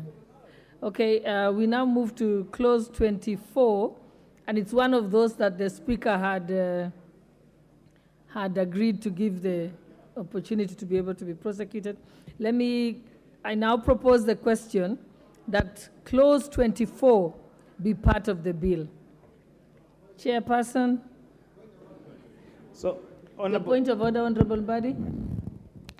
Yeah, but Madam Chair, I agree with you that the Speaker made a ruling that this is one of those clauses that we would admit proposed amendments by members. I'm just wondering, because it is basically there are amendments on the rates. Now, if we carry rate by the chair of the committee, and then there is another rate which is even better, and the House votes, and so which one will we be working with? Sorry. Will we still continue after voting on the rates as proposed by the chair of the committee? We proceed with other members, or once we have voted on the rates by the committee, that now disqualifies all the other rates? No, So I will think allow, we will vote on the rates as proposed by the committee, and then I will go to each of the other members who had different proposals. So we'll go one by each of those members and in fact vote on it. So let's allow you, Chairperson, proceed. So, Honorable Chair, I beg to move that clause 24 be amended as per the supplementary order paper. But however, Honorable Chair, I would like to make a correction, and it's good to have several CPAs around. This error was actually noticed by my senior in the profession, CPA Bandi, that the last bracket of that 35% on all income over Kenya shillings 9 million, that million, I propose that to delete the 9 million to further amend it to 9,600,000. And with that, I beg to move, Honorable Chair. Yes, Honorable Nikal. Chair, and an amendment on that. Oh, why don't let me propose the question, then I'll allow you to debate. Mm-hmm.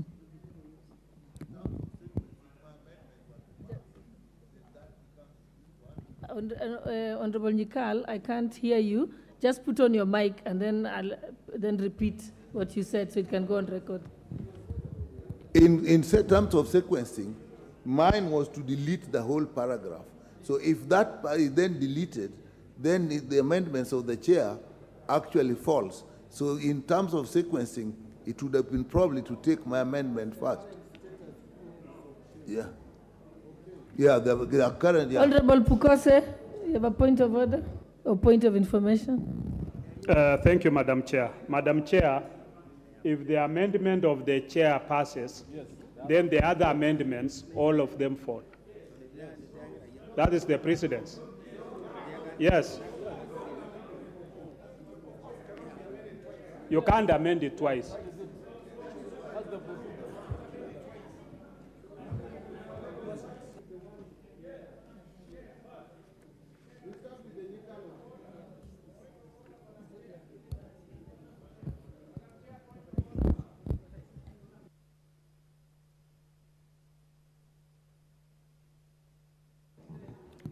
Honorable.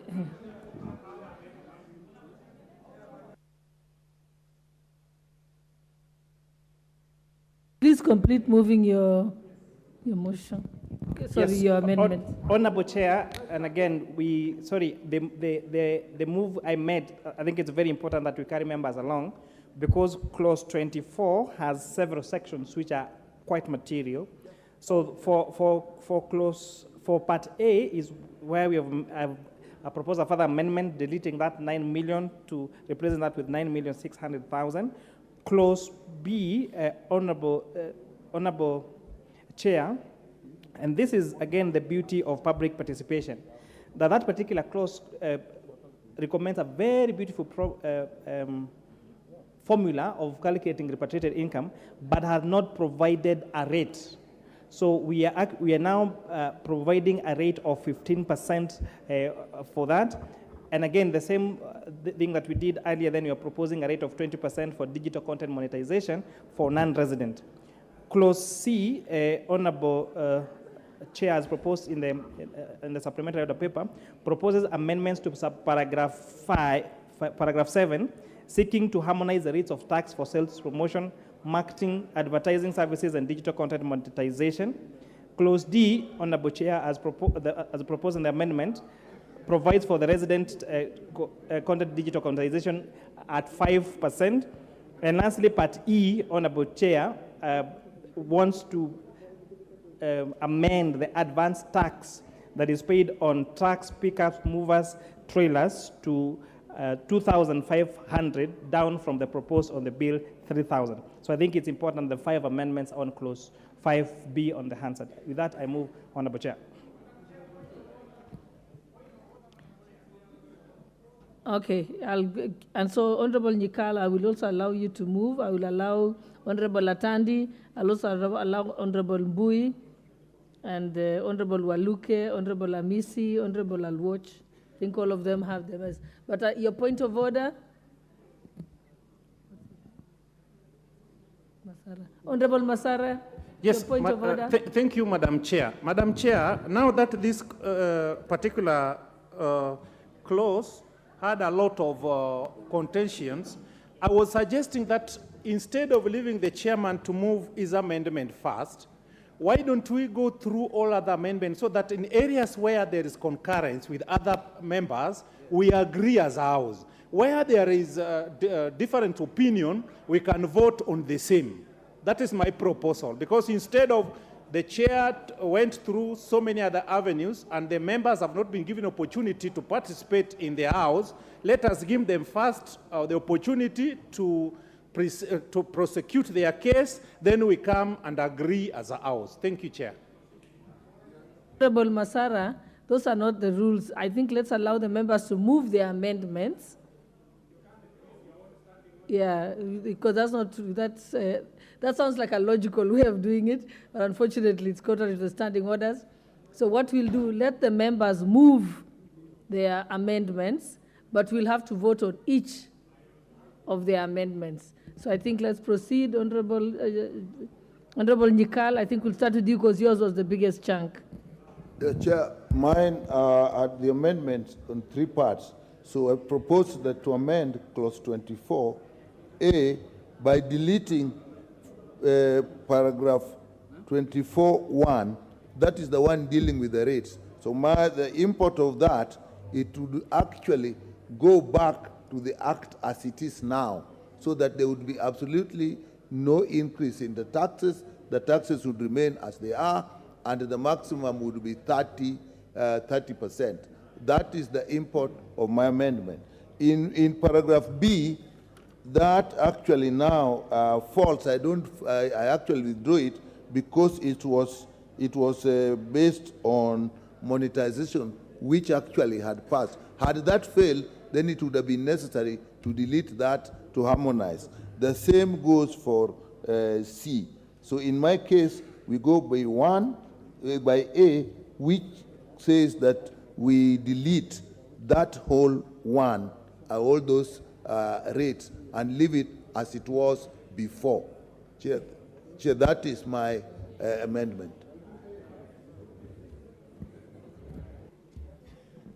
The next is Honorable the question that clause 24 be amended as proposed by the Honorable Nyikal. With the question, Honorable Makali. Let Honorable Makali have his chance. Yeah, thank you, Madam Chair. Madam Chair, I was also proposing to have the same clause 24, part 7, paragraph 7. I'd propose we delete M, and then B to delete Roman 10. The thinking behind this, Honorable Chair, was the issue of taxing digital content creators. While I have no problem with the taxation of those who are from outside this country, or the foreigners, Honorable Chair, my proposal was that for the locals, who are Kenyans, and where the Chair is proposing that we tax them at 5%, my proposal was actually to have no tax for this category of Kenyans.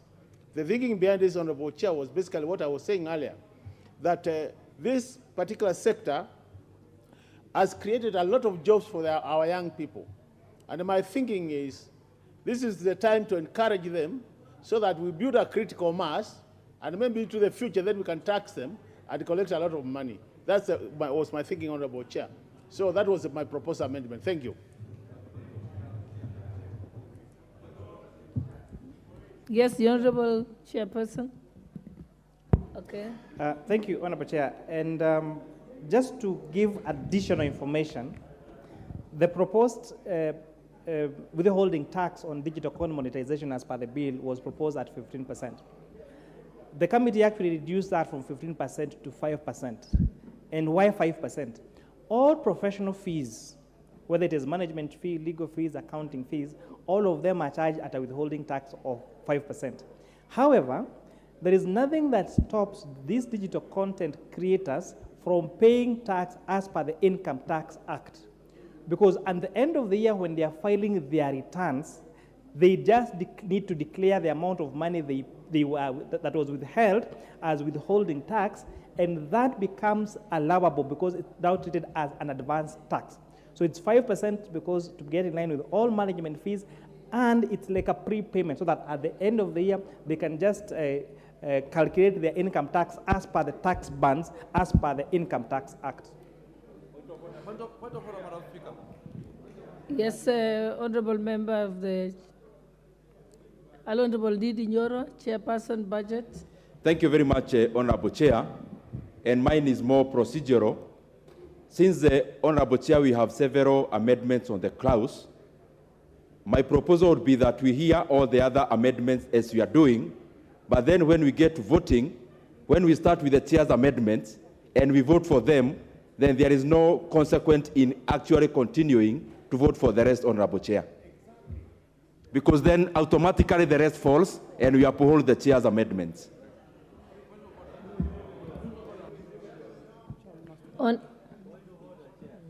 Honorable members, I think let's proceed with allowing other members to move their proposed amendments. But when it comes to voting, we'll go to each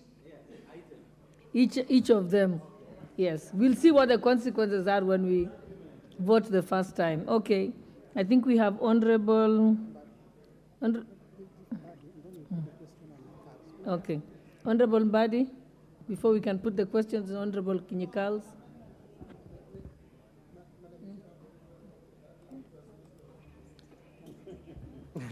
Madam Chair, I'm a bit disturbed with the reasoning by the chair of the Finance Committee when it tells us that we should just leave the withholding tax on digital content monetization. And actually, are you proposing even to make it at 20%? And then you are telling us that at the end of the year, then they will file returns and maybe refund it. Why would we owe them money? Why do you want to keep someone's money for the whole year? These are strugglers. These are the hustlers. Imagine. These are the real hustlers, not the, not the ones you are pretending to be hustlers. These chair are the real hustlers. These people who are involved in digital content. So don't keep their money. My view is we must lower this withholding tax to 5%. Yes. But where is that in the bill? I'm not seeing. Yeah, what I'm seeing here is totally different. Maybe Chair should... Let me give the Chair a chance to respond to that before I let Honorable Oundo speak. So, Honorable Chair, for starters, what is proposed in the bill is withholding tax of 15%. After listening to these digital content creators, they actually said, why are you charging us 15% like we are not like the other professionals, like lawyers, accountants, all these management fees, the withholding tax to them is 5%.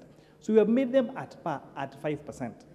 However, and I want to explain now the bit about now when it comes to the end of the year. For example, you might have earned an income through digital content monetization that is below the taxable threshold of 24,000 as per the income tax. So that allows you, if you want, again, it's optional. If you want, at the end of the year, when you're filing your returns, and if you declare that I actually earned this amount of money in the course of the year, and 5% withholding tax was withheld from me as this particular income, then that particular income will be subject, plus any other incomes that you get, will be subject to income tax as per the Income Tax Act and as per those particular tax bands. The same thing that applies to management fees.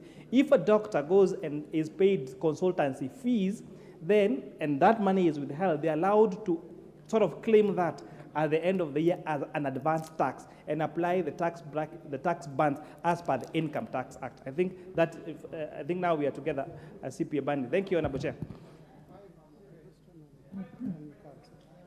Yes, Honorable Badi has now considered on that one. Honorable Oundo. Chair, I think there's a bit more confusion, and probably the confusion could arise from the way the supplementary order paper is presented, or for those of us who have not adequate background in accounting. When you go to page 592, on R, in case of digital content monetization, 20% of the gross amount, and then again you go to the next page, we are getting from 15% to 5%. It needs to be very clear. Not everybody, not all Kenyans will have this.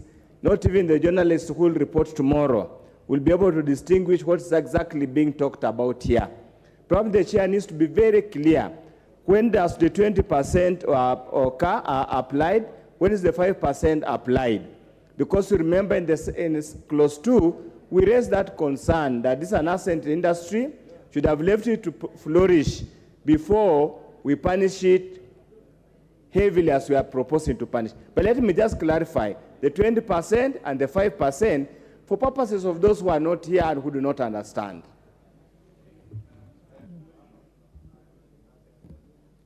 Honorable Chair, do you want me to give two people, then you can respond once? Okay. Honorable Chair, if an Honorable Odo, through the Honorable Chair, if you take page 593 of the order paper, that clause D, and I read verbatim, in subparagraph 7, in the proposed paragraph M, by deleting the word 15 and substituting, therefore, the word 5. So we are substituting 15% with 5%. The consequence of that is that the withholding tax that's going to be held to digital content monetization is therefore going to be 5% and not 15% as per the supplementary order paper. Thank you, Chairperson. I think Honorable Robert Basil, I've seen you. Let me just give Mudhoni wa Mshomba, member for Githunguri, and then I come to you.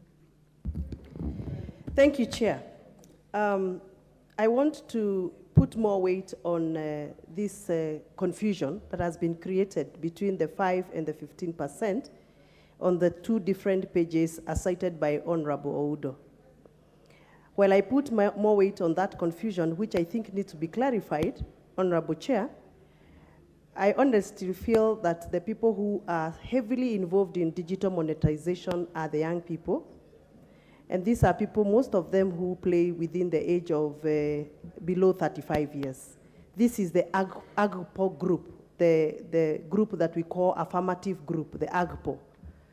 So dealing with this category of Kenyans as any other body of professionals and charging them or imposing on them the 15% down to 5%, I still feel we are not being very fair to this category of digital monetizers.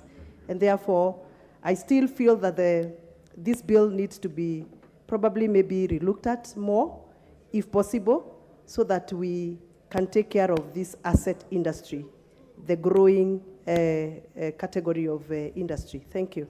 Madam Chair. The Honorable Robert Basil, member for Yatta. I'll come to you.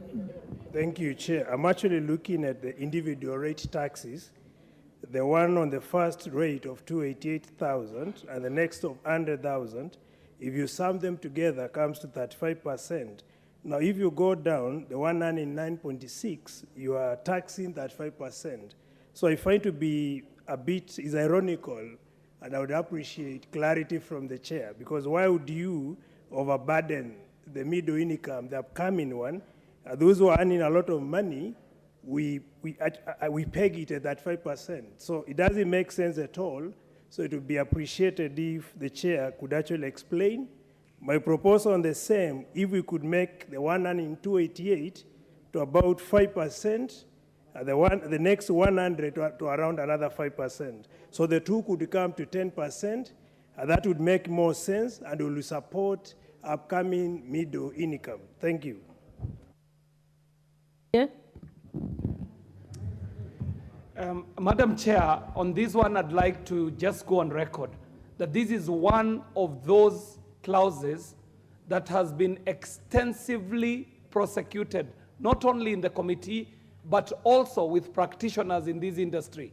Madam Speaker, cohort upon cohort of digital content creators have been engaged on this matter, and if there is one thing that each and every one of them agreed to, is that there is reasonable purpose for them to be equalized just like any other profession. In fact, their biggest argument was that it should be reduced from the 15% that had been initially proposed to what is now appearing on the clause as 5%, and anyone who feels that they had paid beyond what they want after their declaration at the end of the year, they can actually reclaim. So in essence, the withholding digital tax on content creators is actually the 5% that we see on the clause, and that should be the informing principle to this debate. And Madam Chair, I support. Okay. No, now we want to put the question on Honorable Nikal's, so that we can move to the next move of the amendment. We all agree that we do just three people on every amendment. You'll have an...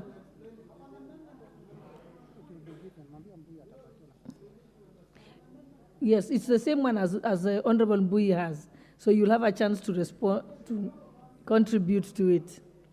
Yes. He has, the chair has explained. Honorable members thought we can make progress. There is still amendments on this same clause coming up. There's 3 more members. Proceed, Honorable Bade. You know, Chair, for this House to make informed decision, especially on this matter of income tax bans, we need to be very clear on what we are doing. What the chair of the committee is proposing, honorable members, is that the first 24,000 shillings per month, let us not go with the annual figures, should be taxed at 10%. Then that is the way it is even today. The next 8,333 should be taxed at 25%. And that is the way it is today. Now, the changes come from the 30% bracket. All the amounts above 32,333 right now is taxed at 30%, whether you're earning 10 million. Now, today, what we are being told is that the next 467,666 per month should be taxed at 30%. If you add those 3 figures, they come to 500,000. Now, the next 300,000 should be taxed at 32.5, meaning up to 800,000. Anything beyond 800,000, honorable members, will be taxed at 35%. That is the proposal by the chair. Now, other colleagues are proposing even better rates. So we better decide whether we are going with these better rates. Like the one for Kaluma, will only allow taxation of 35% for those who are earning over 1.2 million per month. So I was saying that because she said we can debate all these amendments together. We are on the same amendments, Leader of Majority. You know, you look so tired today. What's happening? I mean, okay, I think we need to allow the Leader of Majority to go and have something. Thank you, Honorable Badi. I think we can now put the question that clause 24 be amended as proposed by Honorable Nikal. Will as many as of that opinion say aye? Aye. Will as many as of the contrary opinion say nay? The ayes have it. The ayes. Oh, sorry, Chair. Okay. No, we've not gone to Chair.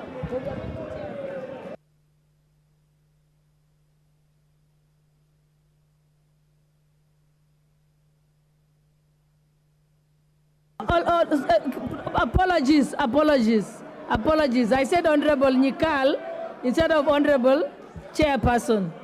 Yes, so the slip of the tongue. Okay, let me now put the question again. Chair.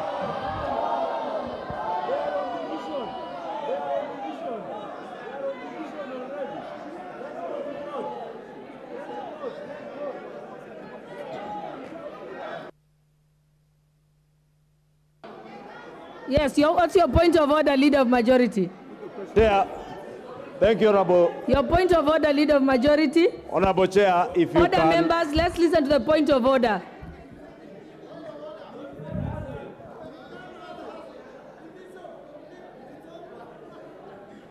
Chair.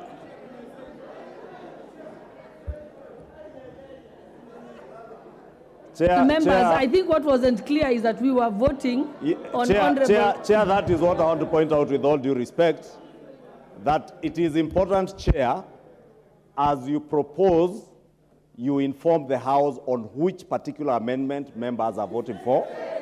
Number two, Honorable Chair, if you can protect me from the heckling by Honorable Mwago, the member for Starehe. Members, please. You know, the member Let for us all Starehe is give too each other excited to heckle. And by the way, Honorable Chair, we have no problem with going for division at all. It's only procedural, Honorable Chair. Yes.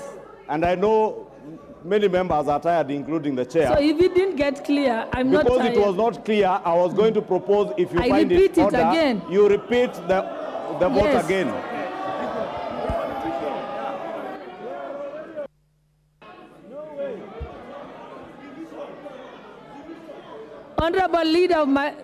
Honorable members, we can repeat it because the members did not hear.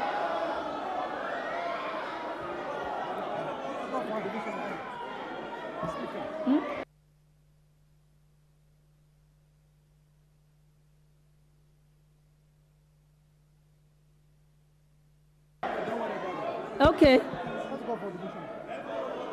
Okay.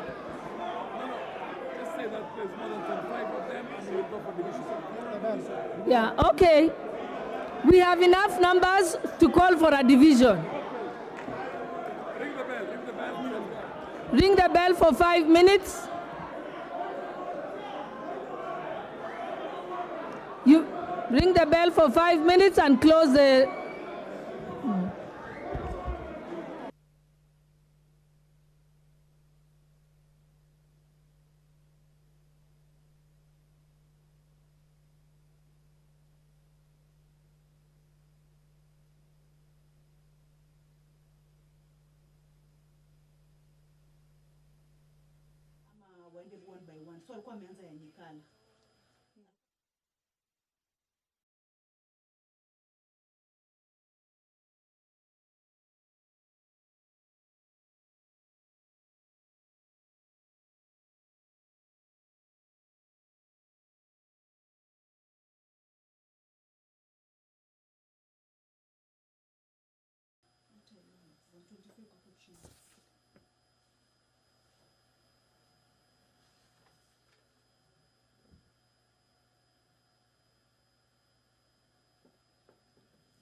The House has called for division on clause number 24, another clause that has divided the House in regards to the proposals in this particular clause.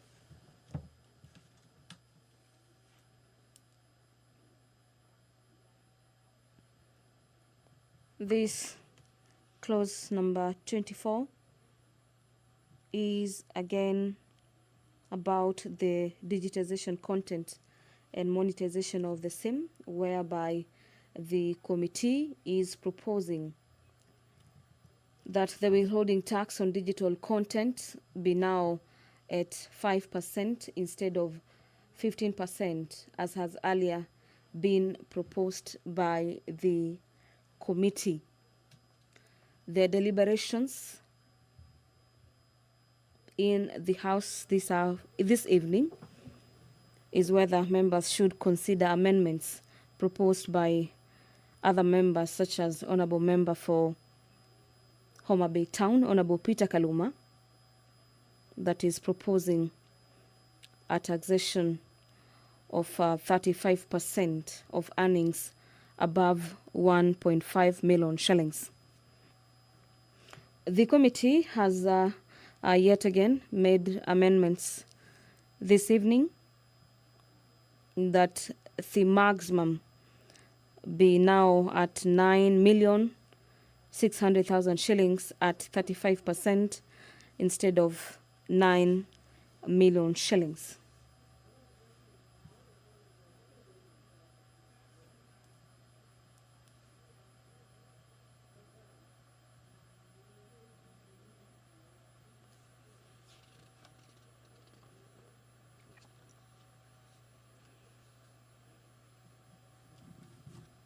There appears to be some sort of high level of engagements in the chamber. The chair, Honorable Gladys Boss, is addressing members. Allow us to cross live to the chamber. The Speaker has directed that the bus be drawn ready for members of the National Assembly to vote on this particular amendment as proposed by the Finance Committee.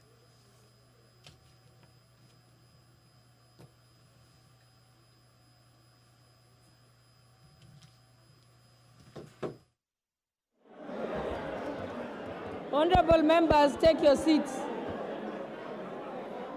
Take your seats.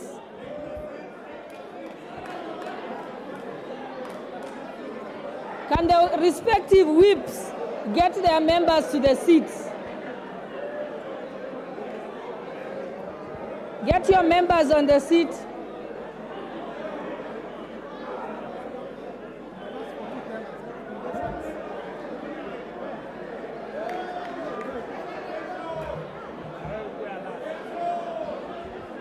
Honorable Mbadi, get your members to take their seats. Honorable Wandai. Sergeant at Arms who's talking to Wandai. The Sergeant at Arms is also in disorder. You're engaging with members instead of... Yes, that is true, and that is why we are having a division. That's how we are going to vote.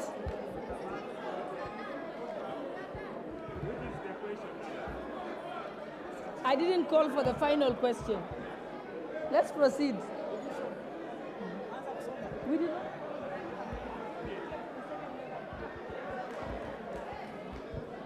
Okay, honorable members, take your seats.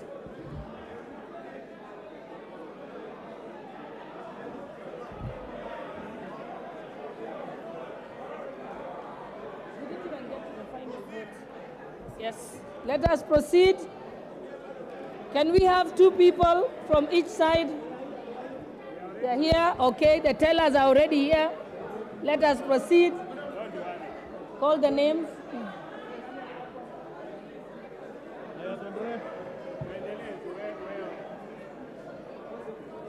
Proceed. 24, the amendment as proposed by Honorable Mikal.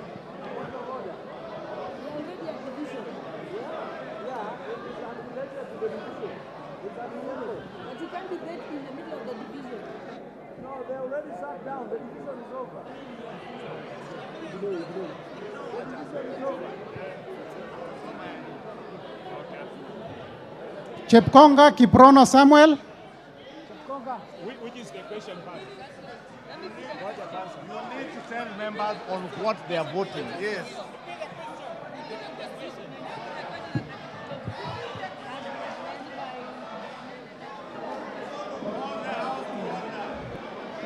Honorable members, let me put the question again. I now put the question that clause 24 be amended as proposed by Honorable Nyikal.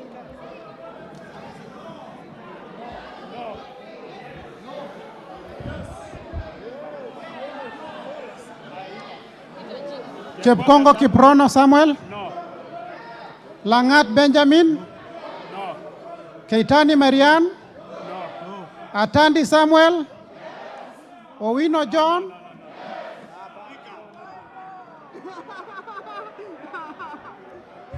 Honorable members, every individual has to vote individually. Every honorable member must vote individually. Honorable member, I will actually put. They have. The bell has been rung. The bell was rung. Honorable Zamzam, I will hold you out of order and withdraw you from the house. Be seated and let us proceed.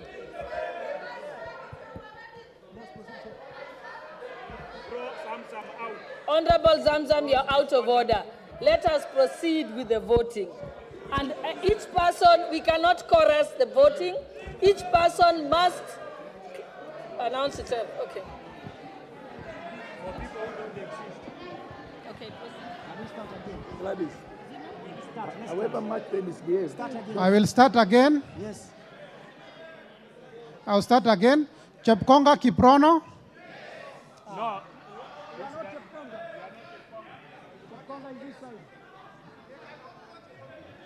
That is cross misconduct. Just name a few and throw them out. Give the microphone. Let the microphone. Proceed.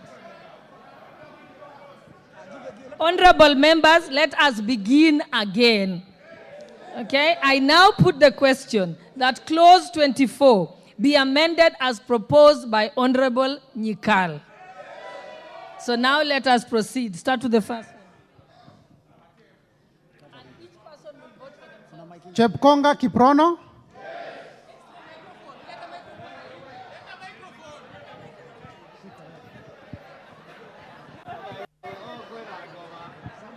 No.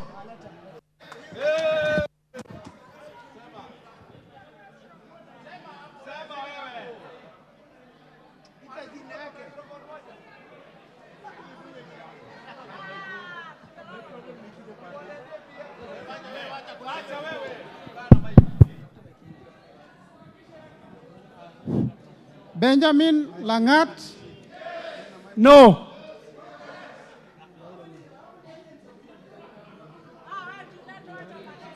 Keitani Marian.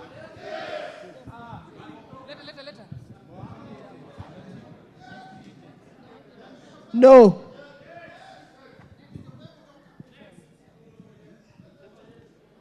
Atandi Samuel. No. Where is Atandi? Where is Atandi? Where is Atandi? If it's a chorus, then it will be a spoiled vote. So let us allow the person to vote themselves. Proceed. Call again. Atandi is there. Yes. Atandi Samuel. Yes. Owino John Walter. No. He's absent. Owino John Walter is absent. He's absent. Are you come? No, he's not in there. He's in there.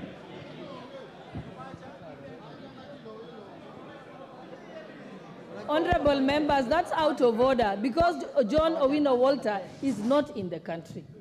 So you cannot vote on his behalf. So let us proceed. John Owino is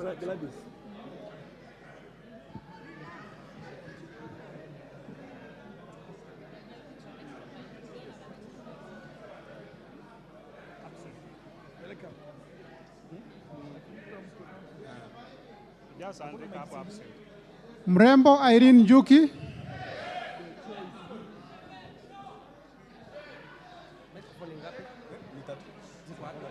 Irene Juki has voted no. Okay, could the sergeant at arms get more mics and you take them to the person when their name is called? I have said no.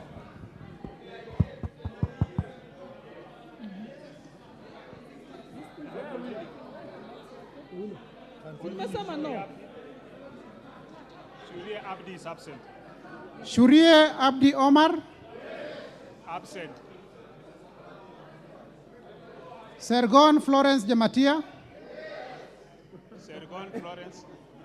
Where is he? Absent.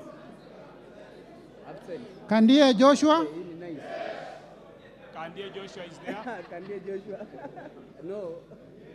I vote no. Kipkoros Joseph. Koros Joseph is there. Mike. He's here.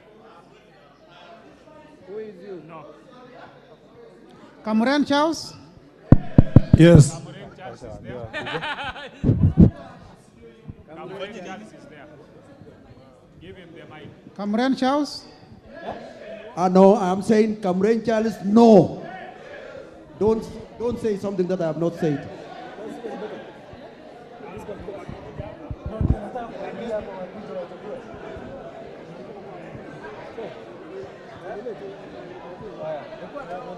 Koesh Nelson. Koesh Nelson. Give him the mic. I vote no. Momanyi Innocent Obiri. Absent. Barongo Nolfaso Nobadia. Absent. Absent. Oh, Barongo is there. Give him the mic.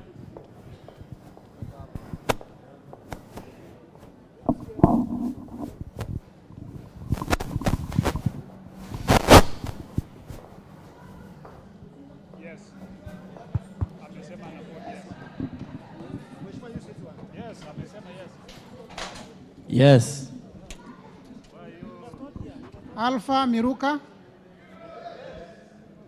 Alpha Miruka absent. Kilel Richard. No, Lynette Chepkorir.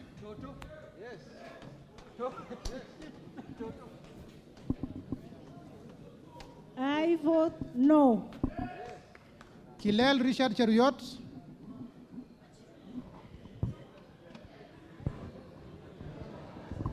I vote no. Yegon Richard.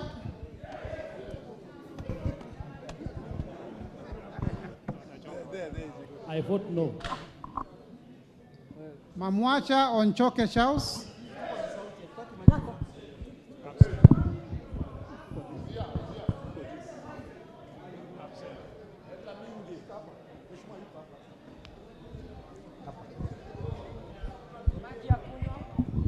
No.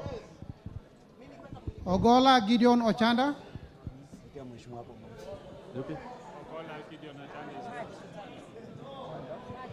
No. Osero Patrick Kibagendi. Absent.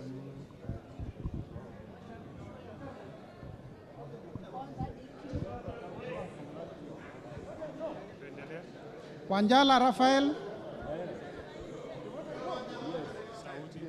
Yes. Wamboka Nelson Jack.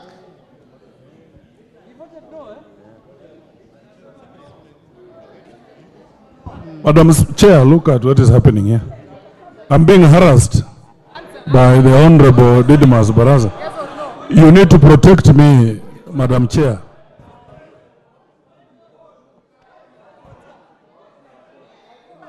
Yes. Wambilianga Catherine.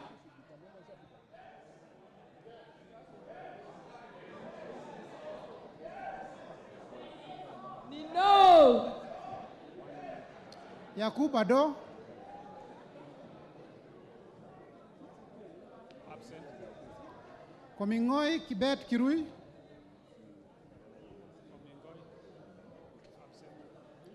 Omanyo Catherine. Absent. Mwale Nicholas Tindi. Absent. Tindi Amanda. Oyula Joseph. Oyula absent. Wiridhania Rindikiri.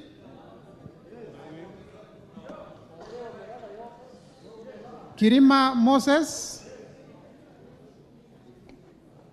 Absent. Chimbwa Omar Mwinyi. Yes. Koech Victor Kimngetich.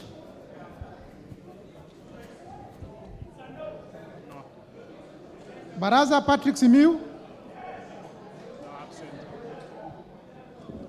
Diego Paul Kibichi, Ntwiga Patrick Munene, No, I vote no. Mahalim Farah, Elachi Beatrice,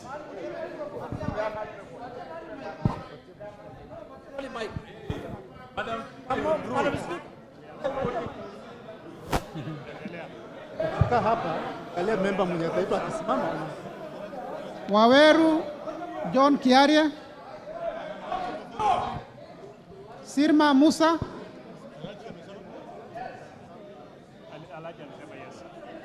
Welie Adan,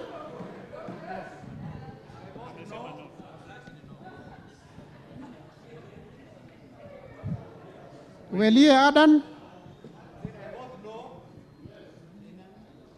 Caroline Jebto, Nyelechei. No.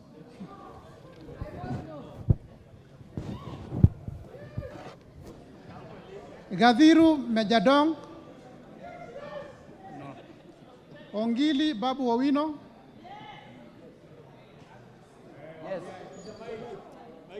I vote yes. Gakuya James Mwangi, Mawathe Julius,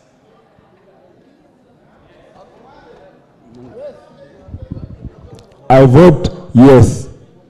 Mwenje Mark Muridhi, I vote yes. Daboen Pamela Njoki,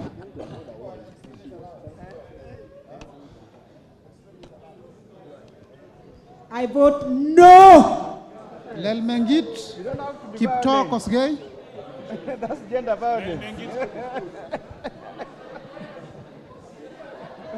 Omboko Milemba, Ombogo.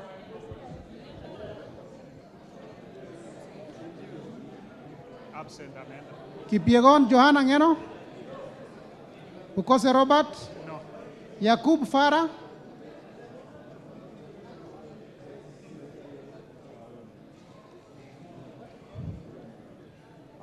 I vote no.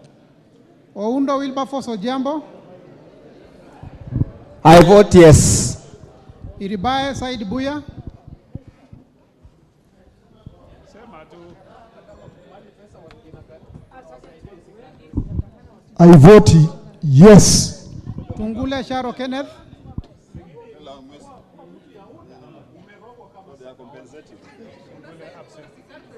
Siad Amina Udgon, Baro Deko Mohamed, Guyo Ali Wario,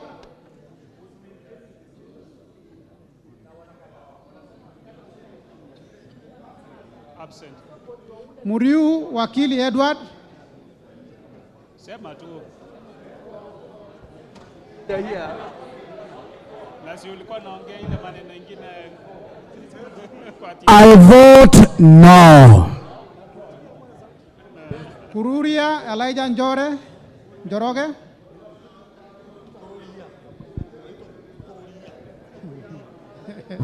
I vote no. Kagombe Gabriel Gaduka, I vote no. Odhiambo Elisha,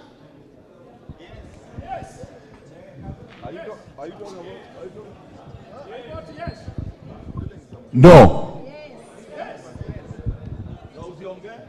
Gethenji Robert Gishimo,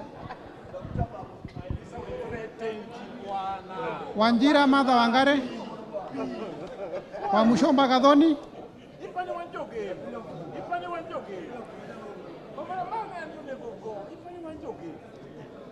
I vote no. Gimose Shaus, Osogo Bensuda,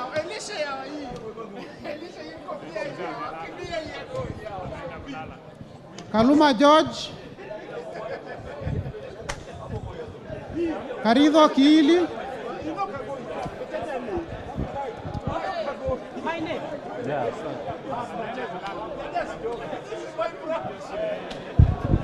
Yes. Karidho Kiili Daniel,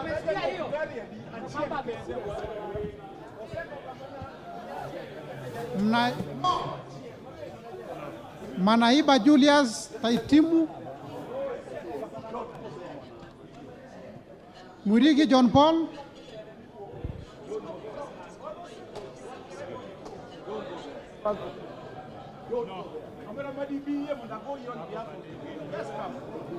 Abdi Ali. Shinali Banat.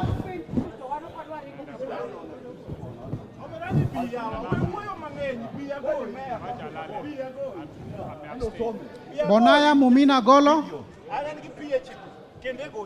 Lomwa Joseph Samal.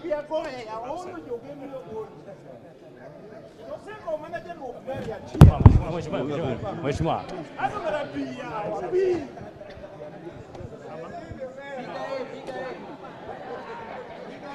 Tubi Bidu Mohammed.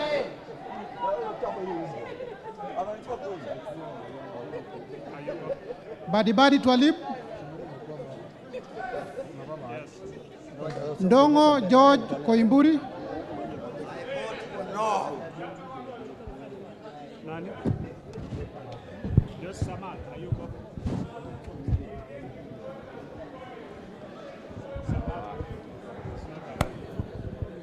Ndongo George Koimburi.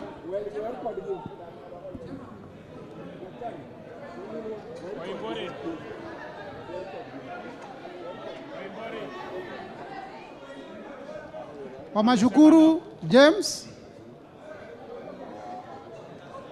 Wamashukuru amesema no. Obara Eve Akinyi. Tumesema, tumepata. Amefika, yes. Kalasinga Joseph. I vote yes.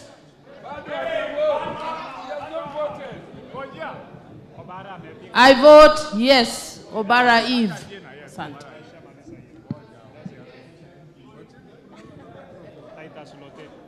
Titus Lote.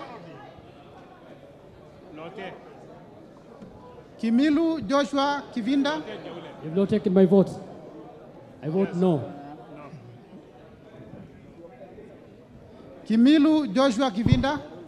I vote yes. Sankaire Lea Sopiato.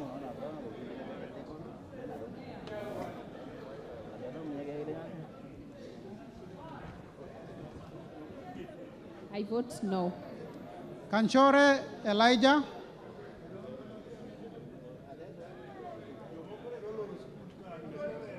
Amisi Kakuta Maimai.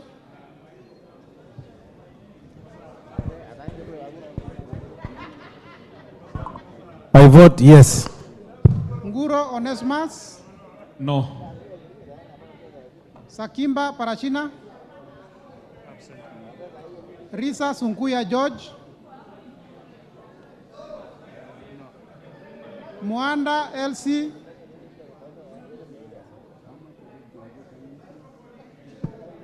Katana Paul Kaindi.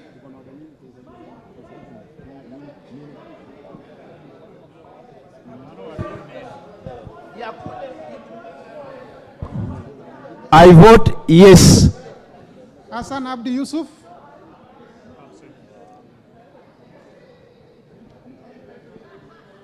Juguna Shege.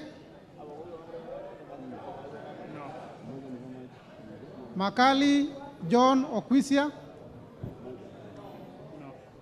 Kiungu Peter Irongo. Muli Fabian. Shumel Samuel Moroto. Sudi Oscar. Okwome Andrew. Okwome we can hear you. Karauri Ronald. No. I vote no. Were Shaus Ongondo.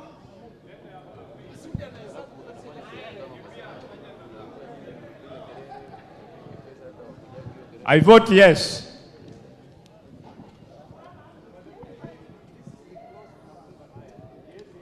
Mbui Robert. Korir Adams, I vote no. Kipkoech Gideon, Kemei Beatrice, Ruto Julius Kipleting, Wangaya Christopher Seka, Wanjiko John Njuguna, I vote no. Waithaka John, I vote no. Muratha Ann Wanjiko, I vote no. Orero Peter Ochieng, Mbalu Jessica, Mutuse Ekomas,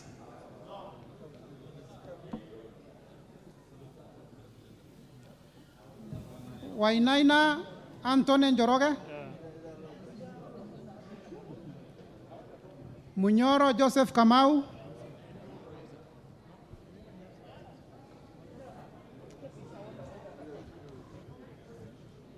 Nyoro Samson Dindi,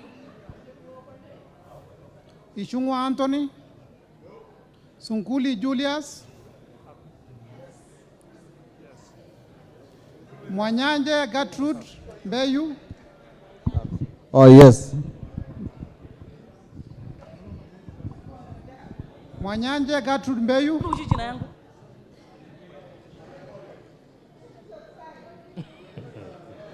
Baya I vote yes to clause 24. Thank you. Baya Owen, Kitty Richard Ken Chonga, Zambia Thaddeus,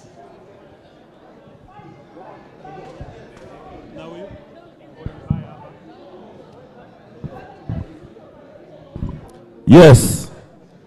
Mutua Didmas Wekesa,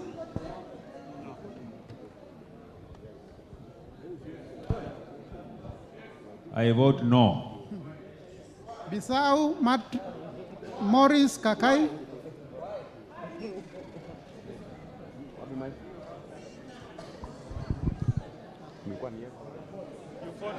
Yes. Rai Samuel Gonzi, I vote no. Kwenya Dhuku, Moya Wanjiko, Cherorot Joseph Kimutai, I vote no. Kosgei Hilary Kiplangat, Maina Jane Jerry,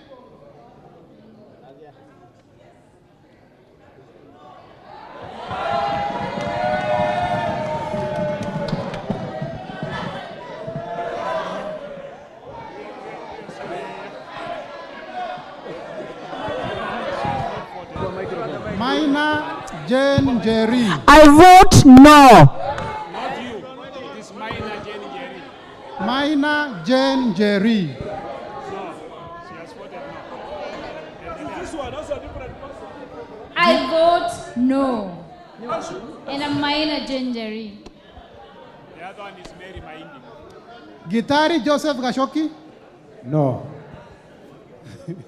Bedzimba Rashid Juma,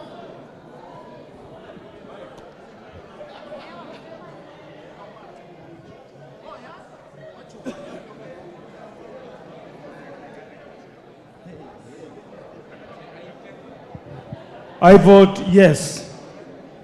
Aburi Donya Doris,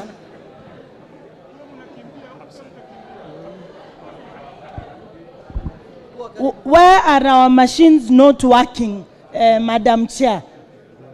Somebody should be fired. We keep the sergeant at arms running up and down. We vote electronically. We are tired. And members, you don't want to defend your welfare. I vote yes. Ruth Adhiambo Odinga, If you are tired, go and sleep. Ruth Adhiambo Odinga,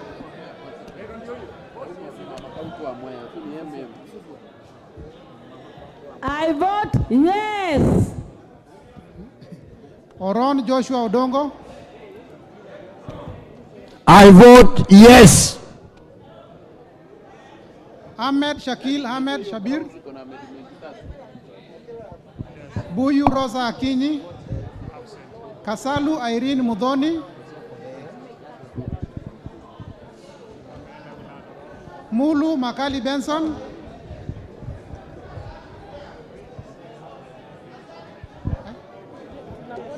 I vote yes. Mulu Makali Benson,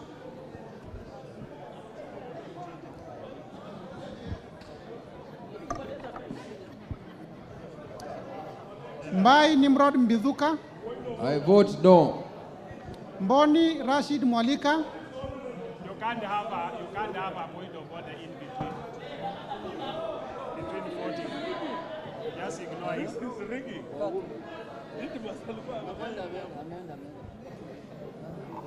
Mboni David Mwalika, Nyamai Resho Kaki,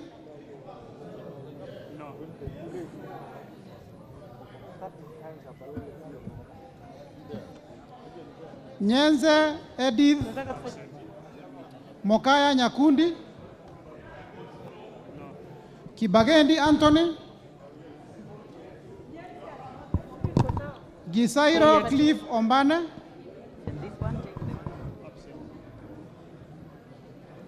Yegon Brighton,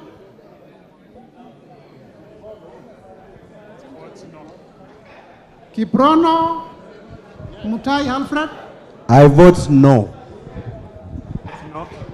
Tonui Joseph Kipkosgei, Enjoy your mic hapo. No. Kam- Mutai, no. Kamero Maisori Kietayama,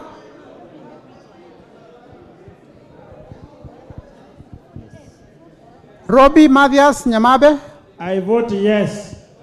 Oh, I vote no.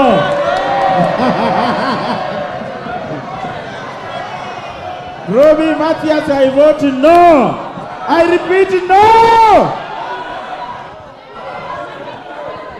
Robbie, I vote no. Chair, I vote no. I repeat, no. Masito Fatuma Amisi,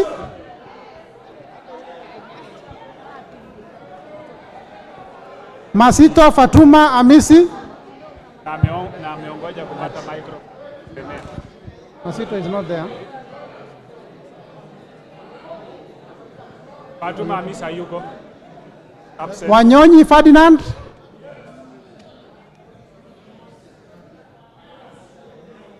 No. Abdirahman Mohamed Abdi,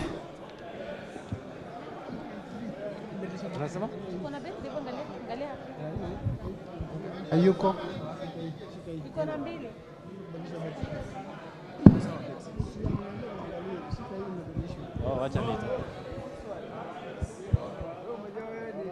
Abdirahman is not absent. Mohamed Abdikadir Hussein, No. Kagiri Jane Wangeshi, No. Kionjori Festus Mwangi, Vote no. I vote no. Korere Sara Paulata, Absent. Karani Stephen Washira, No. Lekuton Joseph, Marubu Monica Mudhoni, Obo Ruweida Mohamed,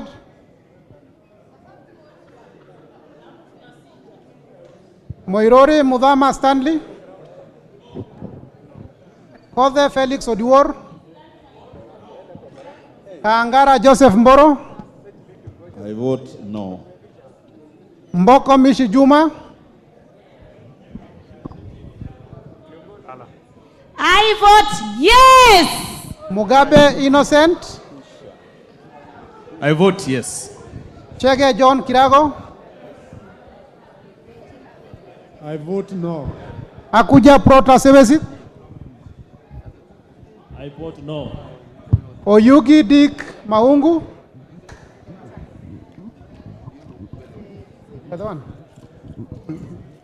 Nabii Nabwera. Kiforomondo Mangale. Mukwana Titus. Mbiuki Jafet Kareke. Absent. Kamene Joyce. I vote yes. Mule Caleb Mutiso. Kombe Harrison Garama.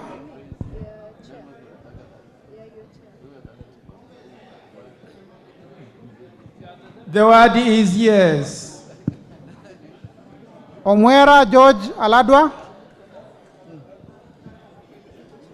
I vote yes. Kiamba Susan Ndonye Runge.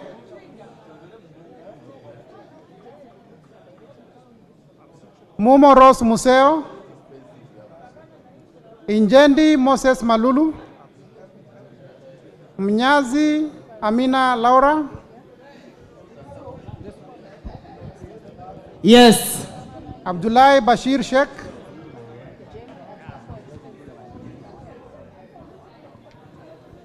Sheikh Humel Kher Kasim.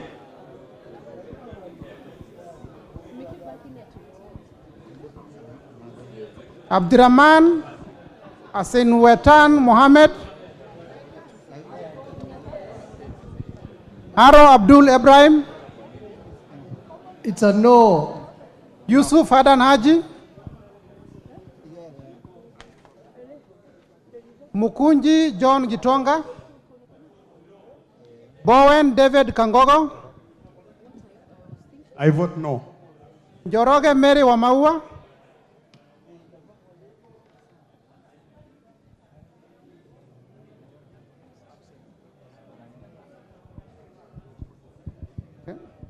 Toroitich Timothy Kipchumba.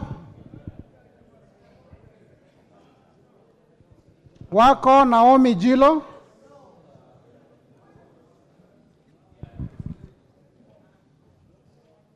Walio Joshua Mbithi Mutua. Odanga Geoffrey Makoa. Oluoch Anthony Tom.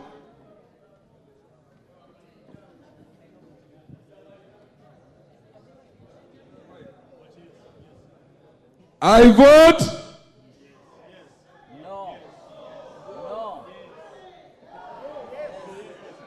yes.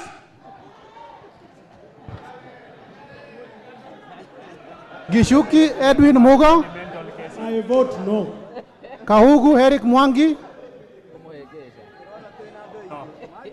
Tandaza Kasim Sawa. No. Amesema no. Na Bulindo Peter Oscar. Mule Stephen Mutinda. Kingola Patrick Makau. Ruku Geoffrey. Nabat Bernard Morioki. I vote no. Nzioka Erastus Kivazu.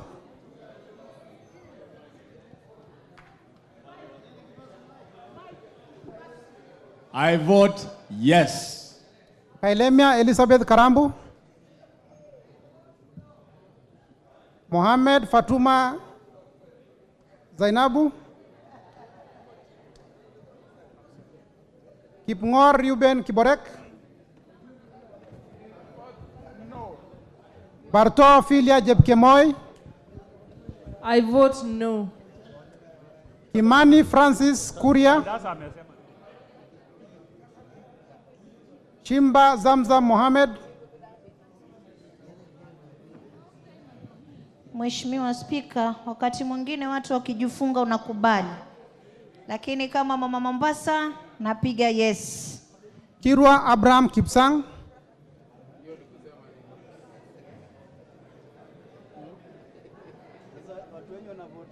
Jaldesa Guyo wako.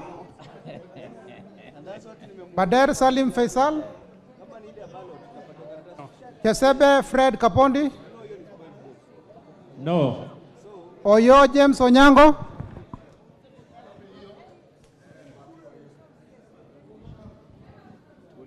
Yes.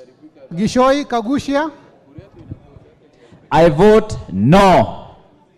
Salasia Peter Kalerwa.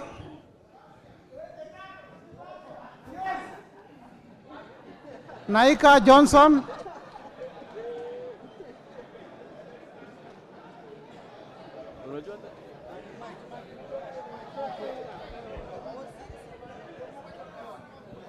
Maina Bettingeri. I am here. I'm voting yes. Naika Johnson. Maina Bettingeri. Mashele Mohamed Saud.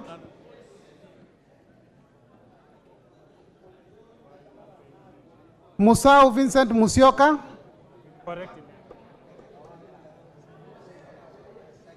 I vote no. Shake Peter Mbogo.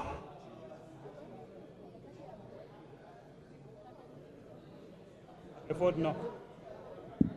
Peter. Michelle?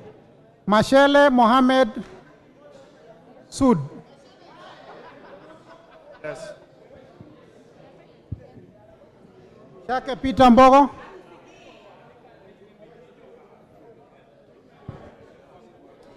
Maingi Mary.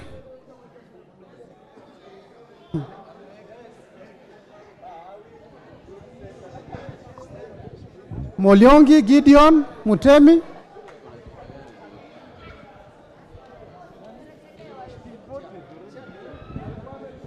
I vote yes. Nguna Charles Ngusia. Absent. Nzengu Paul Musimi.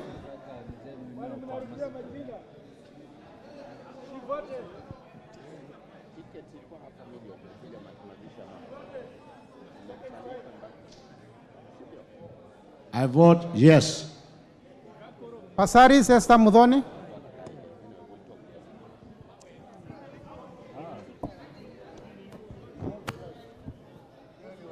I vote no.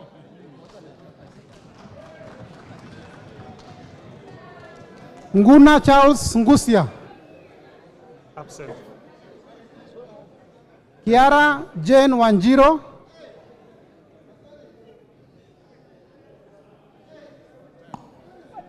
Napiga la.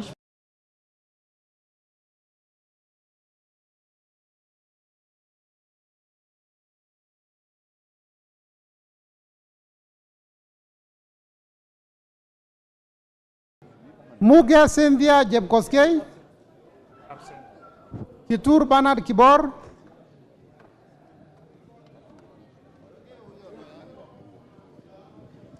Bernard Kitur, I vote no. Tonkei Rebecca.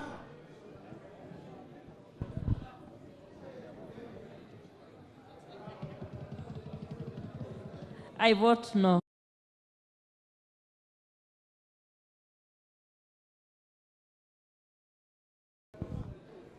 I vote no. Pareyo Agnes.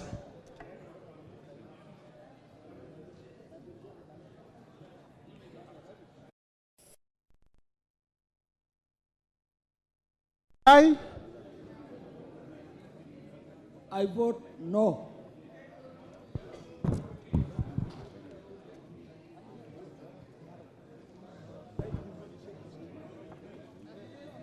Pareyo Agnes. Tongoyo Gabriel. Wangwe Emmanuel. Gachagua George N. Owino Martins. Owino World Chief votes yes. George Masharia Karaoke.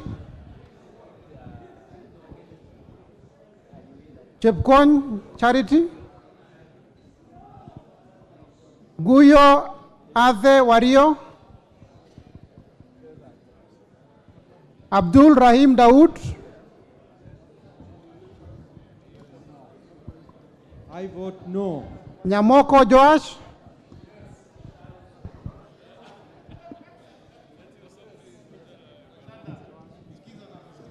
I vote no. Owor Juma Joshua Aduma, Amesema yes. Mohamed Ali,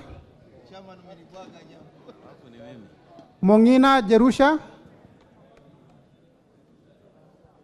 Gitau Faith Wairimo, Odoyo Okelo Jared, Jared Okello here, and I vote yes. Janda Zahir, Manduku Daniel Ogwoka,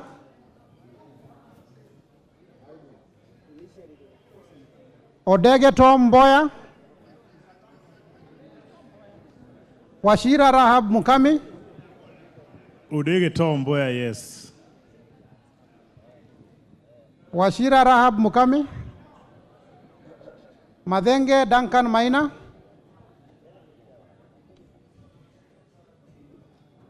I vote no. Mushira Michael Mwangi, No. Kiarao David Njuguna, Wainaina Michael Wambogo, Kosing David Losiako,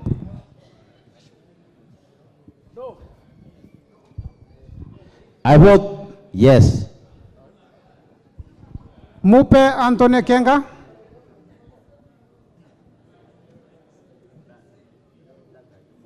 Gogo Lilian,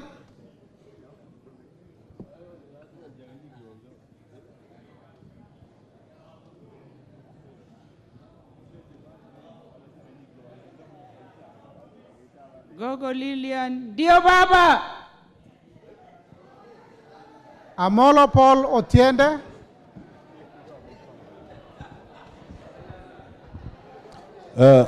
On this division caused by the inattention of our counterparts, I vote yes. Shebor Paul Kibet,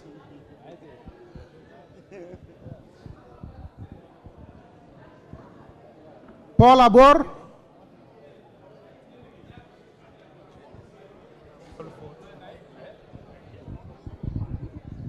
I vote no.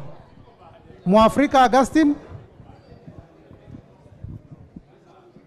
Francis Kajwang,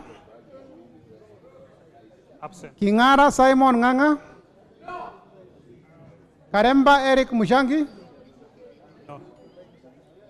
Logova Sloya Clement, Luyai Caleb Amisi,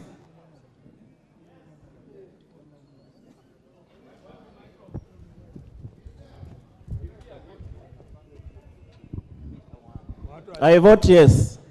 Raso Dido Ali, Lenguris Pauline, Lento Johnny Jackson Lekumontare, Letipila Dominic Eli, Lesuda Josephine Isula,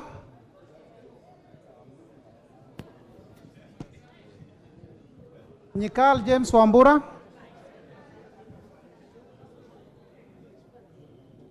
Ikana Frederick Lusuli,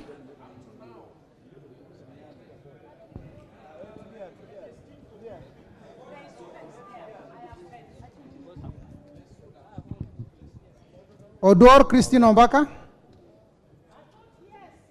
Kemei Justice Kipsang, Lochakapong Peter, No. John Waluke, I vote no and no. Sigei Francis Kipiegon,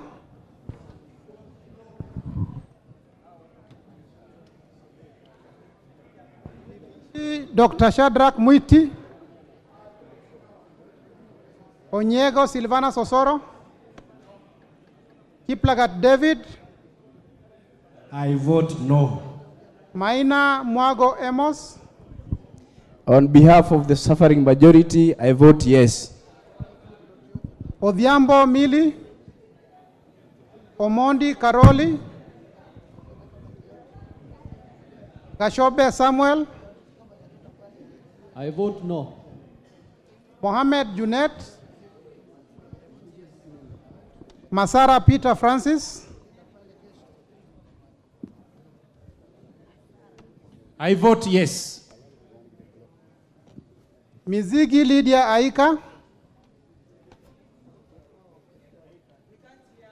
Abdullahi Amina Dika,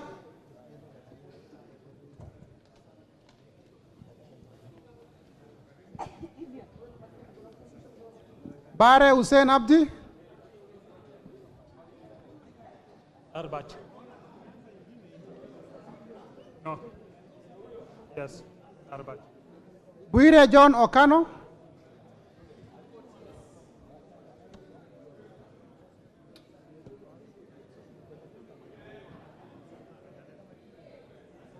Oku Edward Kaunya, Absent. Otusho Mere Emase,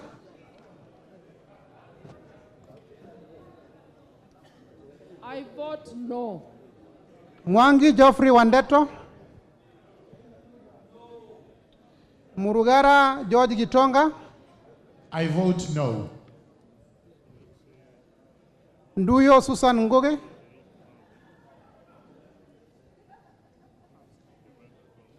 Nganga Alice Wamboi, Kasait William Kamket,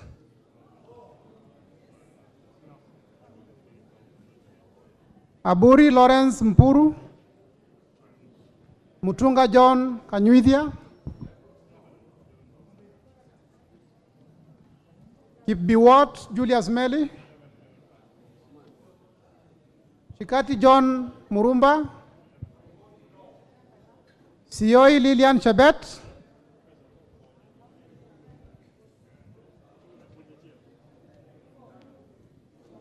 I vote no.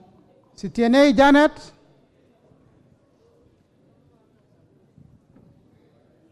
I vote no. Ngitit Cecilia Asinyen,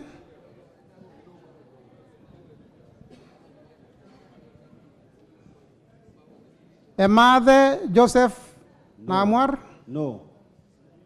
Nkolong Nicholas, Nabuin Paul Ekuom, Absent. Namoit John Ariko, Daniel Nanok Epuyo, No. Boss Gladys Jeb Kosgei, Ochieng David Ouma, Wandai James Opio, Nyamita Mark Ogola,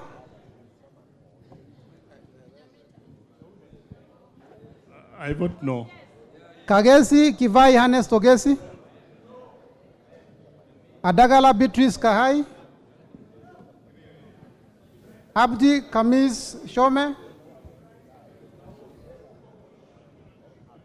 I vote yes. Jeho Fatuma Abdi,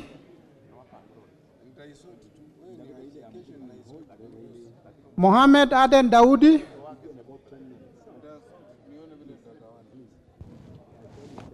Sane Ibrahim Abdi, I vote no. Ado Mohammed Aden,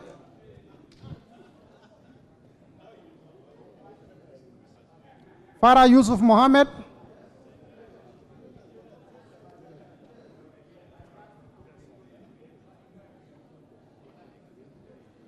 Wanyonyi Martin Pepela,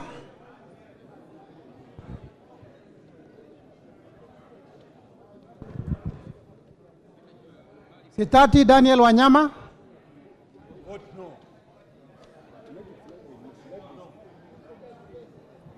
Mogaka Stephen,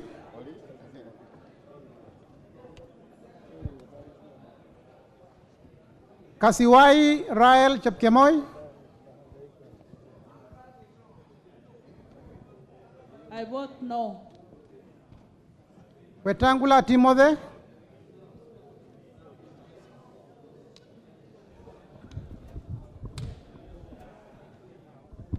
I vote yes. Mwakuona Danson Mwashako.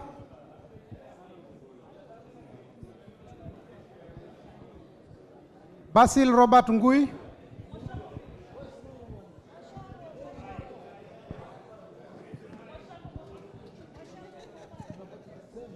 I vote yes. Basil Robert Ngui.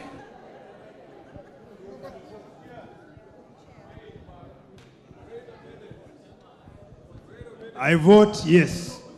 Ali Abdisirat Khalif.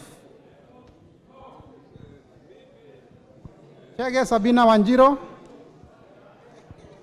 Dena Joseph Amisi. I vote no. Aaron Suleka Ulbale. Ikiara Dorothy Mudhoni.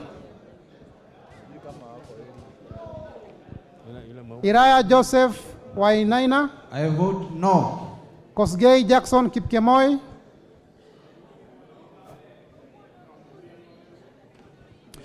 Mayaka Irene Nyakerario. Mohamed Umulker Arun. Mwangi Teresia Wanjiro. I vote no. John Badi.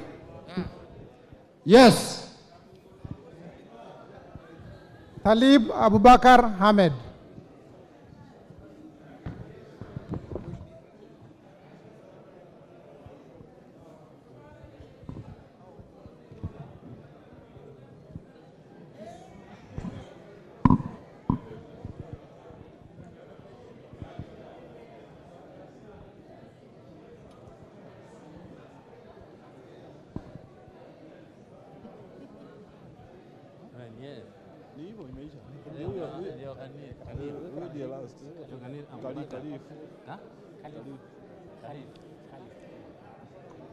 Alipewa na wiper. Sasa anatuziwa kwa bei na wiper huko na kodimu na mshiko. Amekuwa nominated na chama gani? Wiper. Sini yule mnyang'anyi wa sasa anasema Mombasa.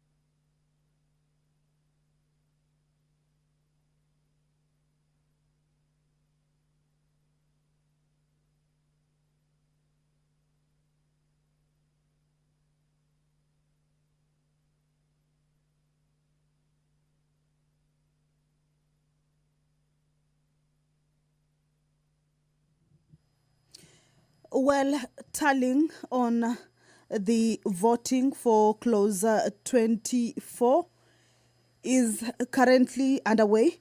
The members just finished taking their votes on this particular clause, specifically on the amendments that had been proposed, or on the amendments that have been proposed by Honorable Member James Nyikal on clause 24A.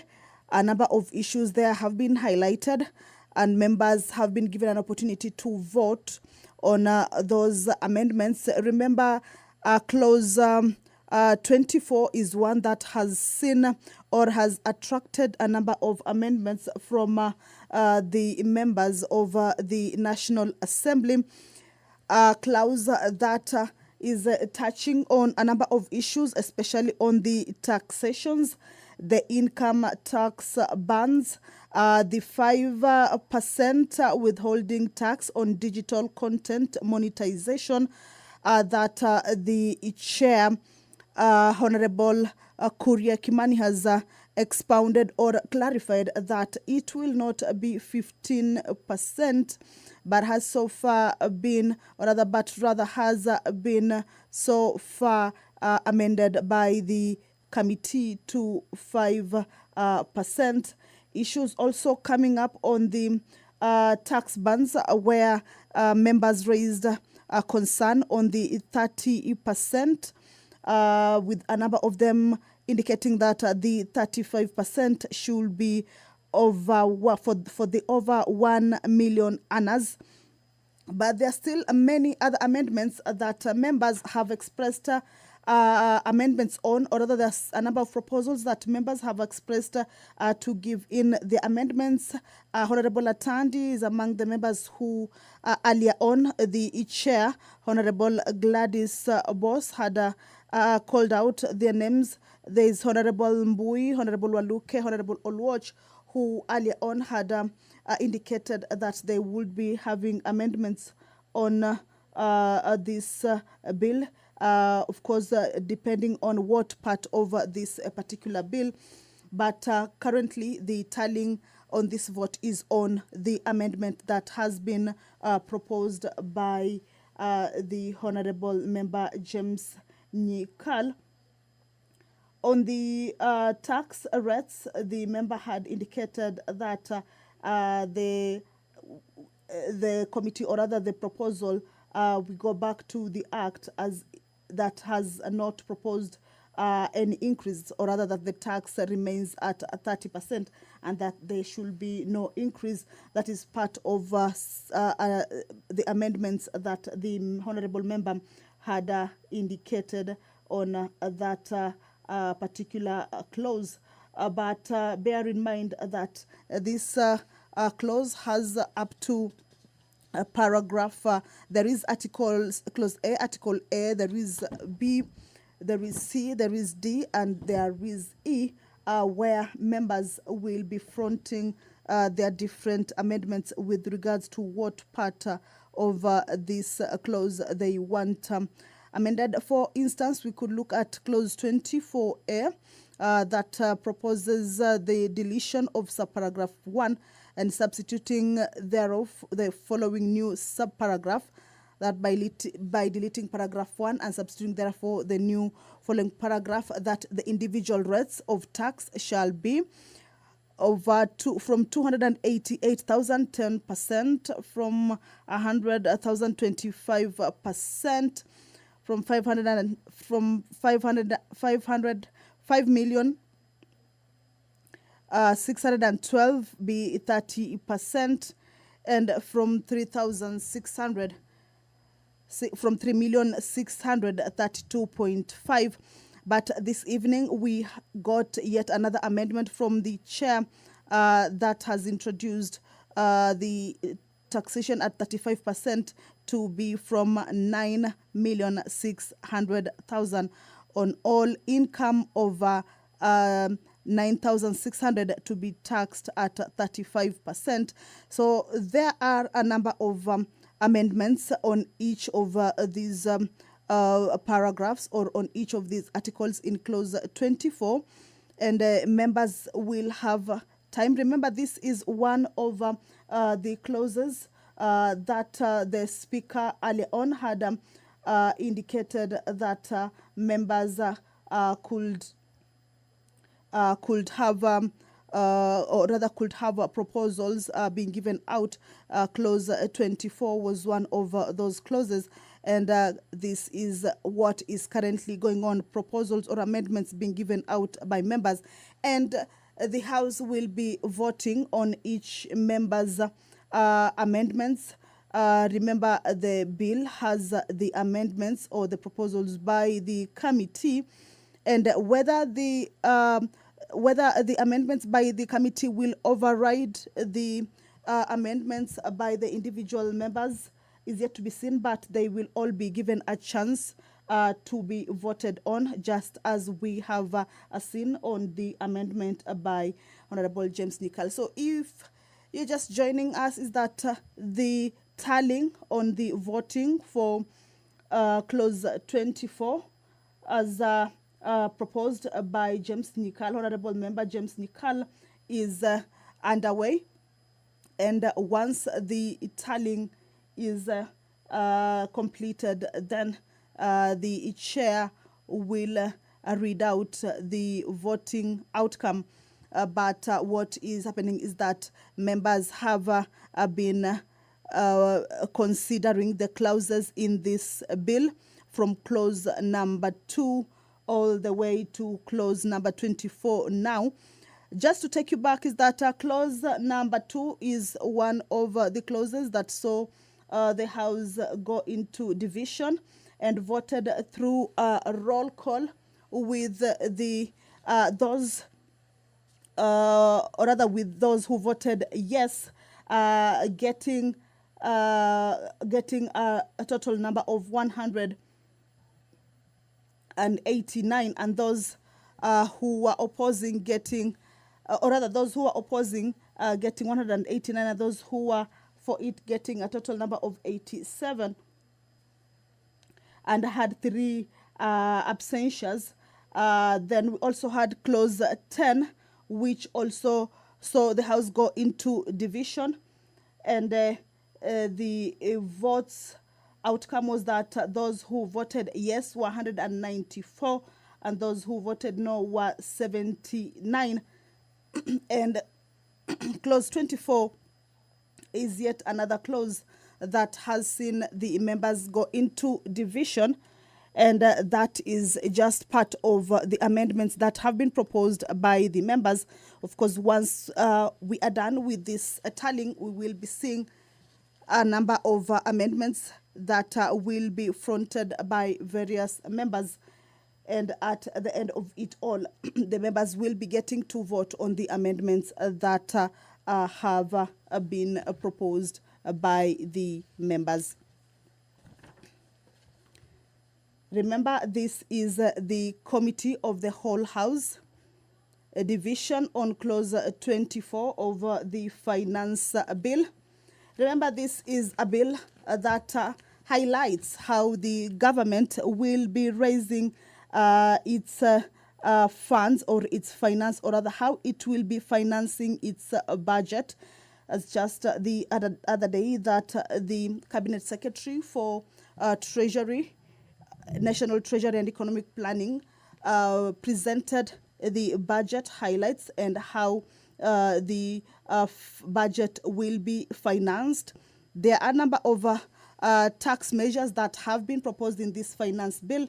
And this evening is that the day on considering, or rather basically the sitting is where members are considering each and every clause of the bill, trying to pick out on what they think should be amended or what they think should be considered in one way or the other. And if there are proposals or amendments that are agreed upon, then members will vote in favor of, and those who may not be agreeing on, they will be opposing. And that is what has been happening from around 5 this evening, where the Committee of the Whole House began its sitting. And you remember earlier on is that the majority leader Honorable Kimani Ichung'wah asked for extension of sitting time just to give time to this particular session or particular exercise to enable members have enough time to ventilate on the contents of the bill and ensure that the legislative process goes on without any hitches. As you can see, the chair, Gladys Boss, is on the speaker. Allow me to hand you over and let's listen in to what she is saying. Honorable Nyikal, the division result of voting is the nays 183 and the ayes 79. Therefore, the nays have it. I now put the question that clause 24 as amended be part of the bill. Will as many as of that opinion say aye?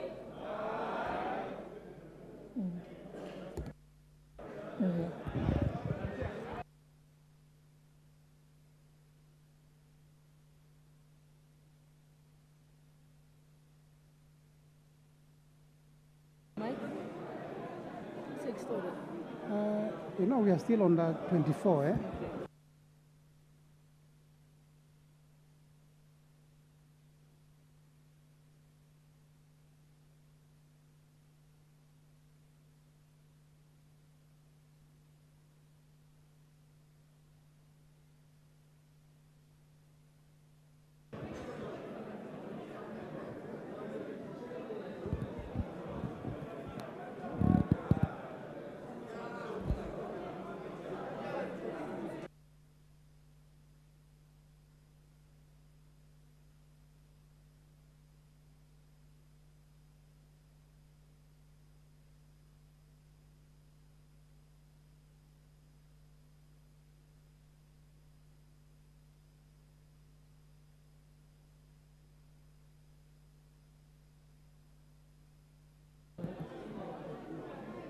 Honorable Mbui, I think you can move your amendment, but if you can avoid paragraph 1, because that has already fallen under Honorable Nyikal's amendment.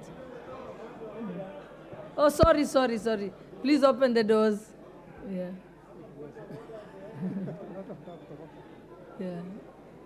Honorable Mbui, you may proceed. Thank you, Chair. My proposals were, I think, 4 of them. First one was deleting subparagraph 1, which is the one that you've alluded to of the pay-as-you-earn tax rates. The second one, B, by deleting paragraph 8, which is on the advance tax, Madam Speaker, for vans, pickups, trucks, prime movers, the one that proposes to increase the advance tax to 3,000 per ton of load capacity. The other proposal I had, Madam Speaker, was to delete subparagraph 9, which also proposes an advance tax for saloons, station wagons, minibuses, buses, coaches, to 100 shillings per passenger capacity. And the last one, B, by deleting subparagraph 10, which is the one that proposes to change the turnover tax from 1% to 3%, Madam Speaker.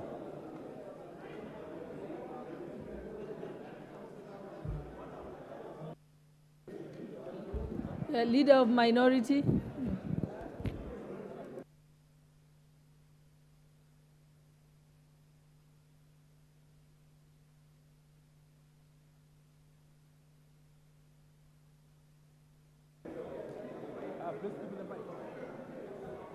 What way?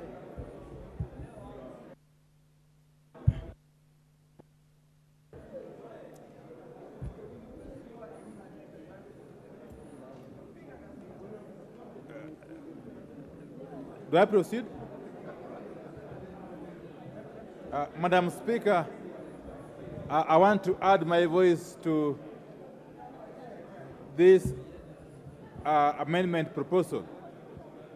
Madam Speaker, the reason why I support this amendment by the Honorable Robert Mbui is that if we fail to delete this clause and remove these taxes, we shall have succeeded as a House in actually condemning those young entrepreneurs who have chosen to invest in commercial vehicles, Madam Speaker, by actually having them punished for choosing to be risk takers and investing their hard-earned cash in commercial vehicles, Madam Speaker. And I therefore want to urge my colleague members that the only recourse we have to right this wrong is by supporting Honorable Robert Mbui's proposed amendments.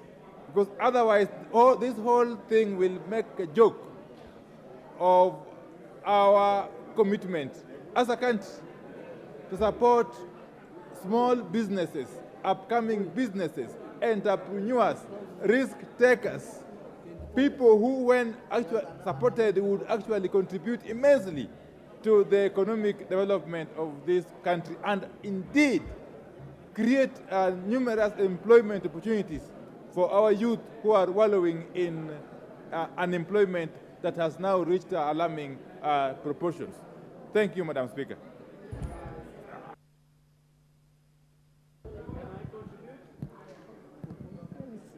Trying to see if there's someone else who hasn't contributed. Yes, your point of order, Honorable Junet. No, Chair, this taxation measure is going to be very punitive. You know, it is being increased double, from 1,500 to 3,000 at once.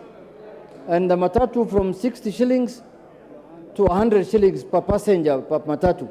Madam Chair, I think this one we should agree on both sides that this is not good. This is going to kill many small businesses, especially in the matatu sector, and the turnover tax also from 1% to 3%. Then the people with trucks and the small cars from 1,500 advance tax to 3,000. The matatu from 60. Madam Speaker, Madam Chair, this is going to be too much. Let us just agree on this one that we reduce it. I hope the chairman can agree. Honorable Chairperson of Finance, let's have your response before we put the question on the amendment proposed by Honorable Mbui. I thank you, Honorable Mbui, for that proposal, but having looked at it, we do not agree with the proposal by Honorable Mbui. Honorable Mbui, this particular digital content creators, there are many of them that actually do generate a good... Huh? Oh, on vehicles, yes. Yes, thank you. The advance tax on those particular vehicles, I thought that Honorable Mbui would first by appreciating that we have actually reduced the proposed tax as per the bill from 3,000 to 2,500 shillings. So we let us please, let everyone pay their rightful share of tax. And in fact, people are looking at it as it has been a new amendment. Actually, it is just an increase of that particular advance tax. It has been there on the Finance Act. And with that, we really urge Honorable Mbui that we allow everybody to pay their rightful share of tax. Thank you. And in fact, on the issue of that advance tax, again, remember the discussion we had earlier, the same with the digital content creators, that these particular operators of these vans and trailers, if they feel that that particular rate is actually maybe too high, if only they would agree to file their returns and file the correct tax returns, then they would only pay the income tax as per the tax bands.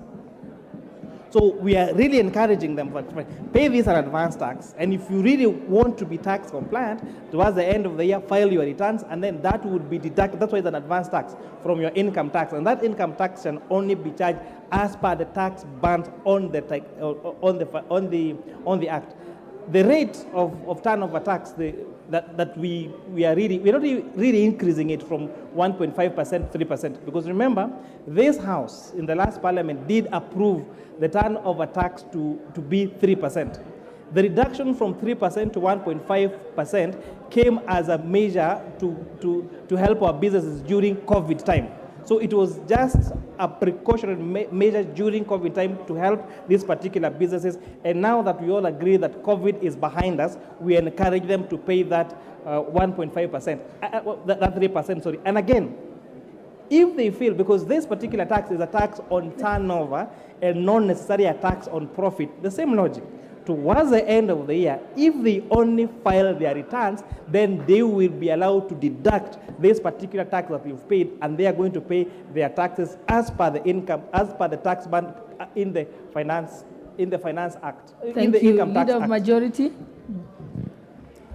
Honorable Speaker, Brother Chair, let me say, one, we need to understand that this is an advance tax. Just the literal meaning in English of an advance is an advance payment, is not a final tax. Therefore, whatever quantum you pay, if at the end of your financial year you do your annual income tax returns and you realize you have overpaid, you get a credit with KRA. Therefore, Honorable Speaker, I would really implore on the Honorable Robert Mbui to drop this amendment and allow us to progress. We don't even need to go into a vote on this, Honorable Speaker. And I implore my good friend Robert, and you know Robert is a good teacher. He understands the literal meaning of the word advance, that you pay in advance.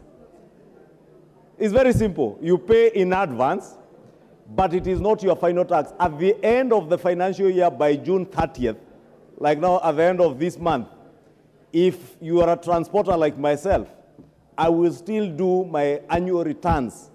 And should I find that the advance tax I paid is below what I ought to pay as income tax, you are required to top that up and pay to KRA. If I find during my returns that I overpaid, I get a credit.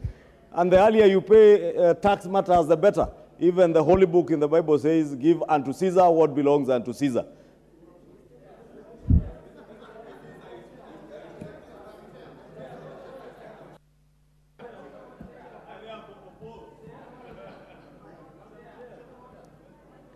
Order members, we can only pick one person at a time.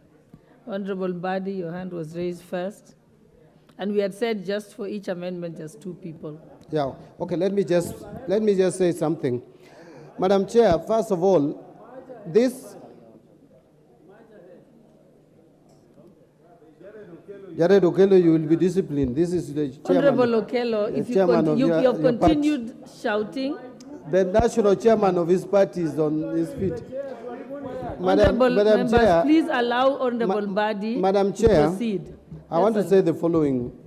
One, this notion that advance tax is okay to taxpayer is very wrong. There is no reason why you should borrow money as a government from people who are very poor. Let these people wait until the end of the year and they file their tax. And they should pay tax progressively. This idea of asking people to pay tax in advance, someone has bought his truck on loan and you still want them to pay tax in advance. What for? Finally, Madam Chair, the issue that Chair of the committee raised is very fundamental.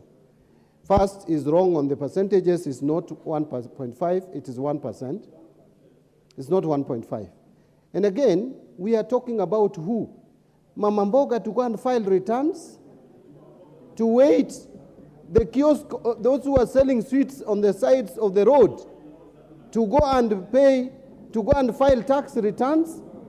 Even administratively, it is very difficult.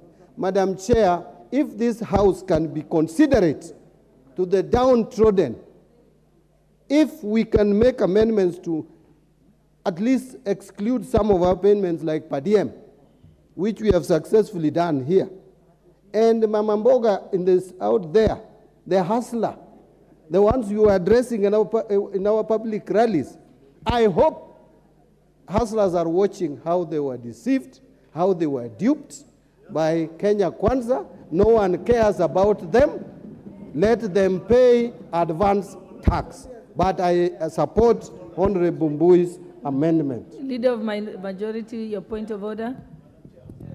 Honorable Speaker is overtaken since the Honorable CPA John Buddy has sat, although it is good because you allowed us to ventilate on the issues here and not to pontificate on our political stance, because we also have that option, Honorable Speaker.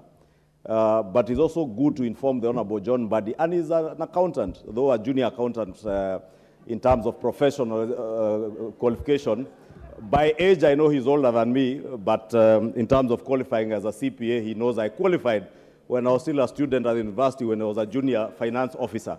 And he knows there's something in accounting called a prepayment. And what he's saying that government is borrowing from people, it is not government borrowing. It is simply taxpayers being asked to make a prepayment of what they owe to the taxpayer. When you are a rich man, like Kimani Shongo or Junet Muhammad, who is running a fleet of vehicles in Isli, just like I run my own fleet of vehicles in Kikuyu, rich men like me and Junet, we pay advance tax because we owe it to the people of Kenya. We owe it to the hustler nation to pay our taxes in advance so that children of hustlers can be able to get capitation for day secondary school and junior secondary, Honorable Speaker. And therefore, Honorable Speaker, I once again oppose the amendment by Robert Mbui again, and we all oppose. Okay, thank you. Thank you, members. We said we are giving 2 chances only to the people who want to respond to it, so that we can move to there is still an amendment on this particular point. We are going to move to Honorable Olwatch, and you will have a chance to ventilate again on this issue. Honorable Junet, you're the only one I'm giving a chance, and we can move to put the question. Madam Chair, you see, when we are legislating here, we are legislating here for all Kenyans, whether you are rich, whether you are poor, whether you are middle level, whether you are downtrodden, whatever you are. Madam Chair, you can only be sure of how much tax you need to pay after you do an assessment on your books. Madam Chair, what Honorable Mbadi is saying is true. This is a borrowing from the people. Government is telling you, pay us in advance, then later when you assess your taxes and you are supposed to pay this much, then you can deduct from your books. You can say, oh, I already advanced to you this much. But Madam Chair, what we are opposed to, and why we are supporting Honorable Mbui's amendment is that the rate is very high. It was just 1,500 shillings. He increased it to 3,000, but now reduced it to 2,500. Why can't it just remain at 1,500? Because what has changed in the Kenyan pockets?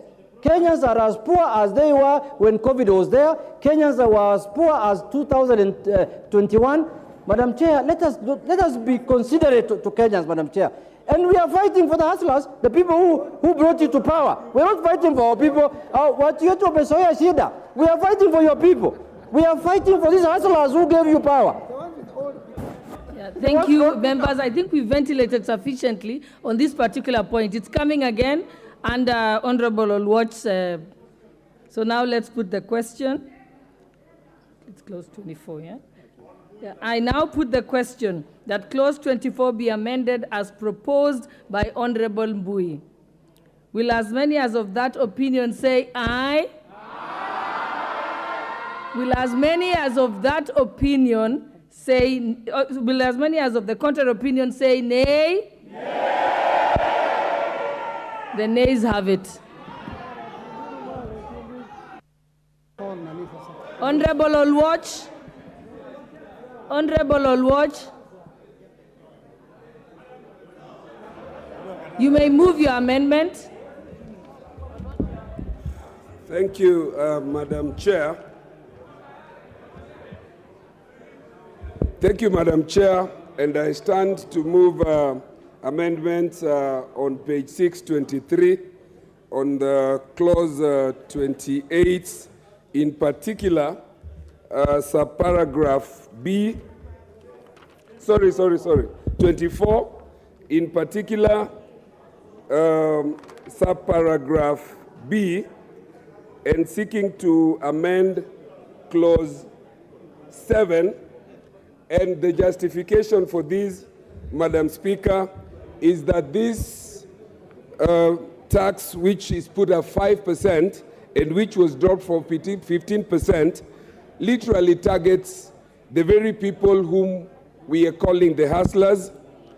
Madam Speaker, the content creators, the ones that we seek to remove or ask to pay the 5%, are not the sort of persons that my good friend, Honorable KJ, refers to as professionals. It takes quite some time to develop content.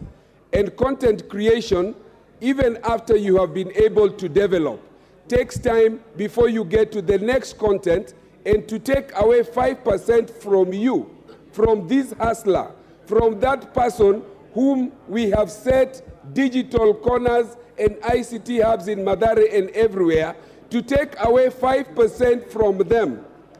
5% is to impoverish these people and to put them in a situation where during these hard economic times, during these times when the economy is struggling, as we all admit that it is struggling, we ought to have staggered this and put them in a band in which we are able to say that people who are earning below 500,000 on content creation ought to have been exempt, so that we begin by saying, if you're making money on digital content beyond 500,000 to 1 million, you pay X amount. If you're making digital content, like my good friend Jalash, and you're earning 3 million from digital content, then you're able to pay X amount. But to put a blanket figure on that person in my constituency in Mathare, who makes 50,000 on a content, 100,000 on a content,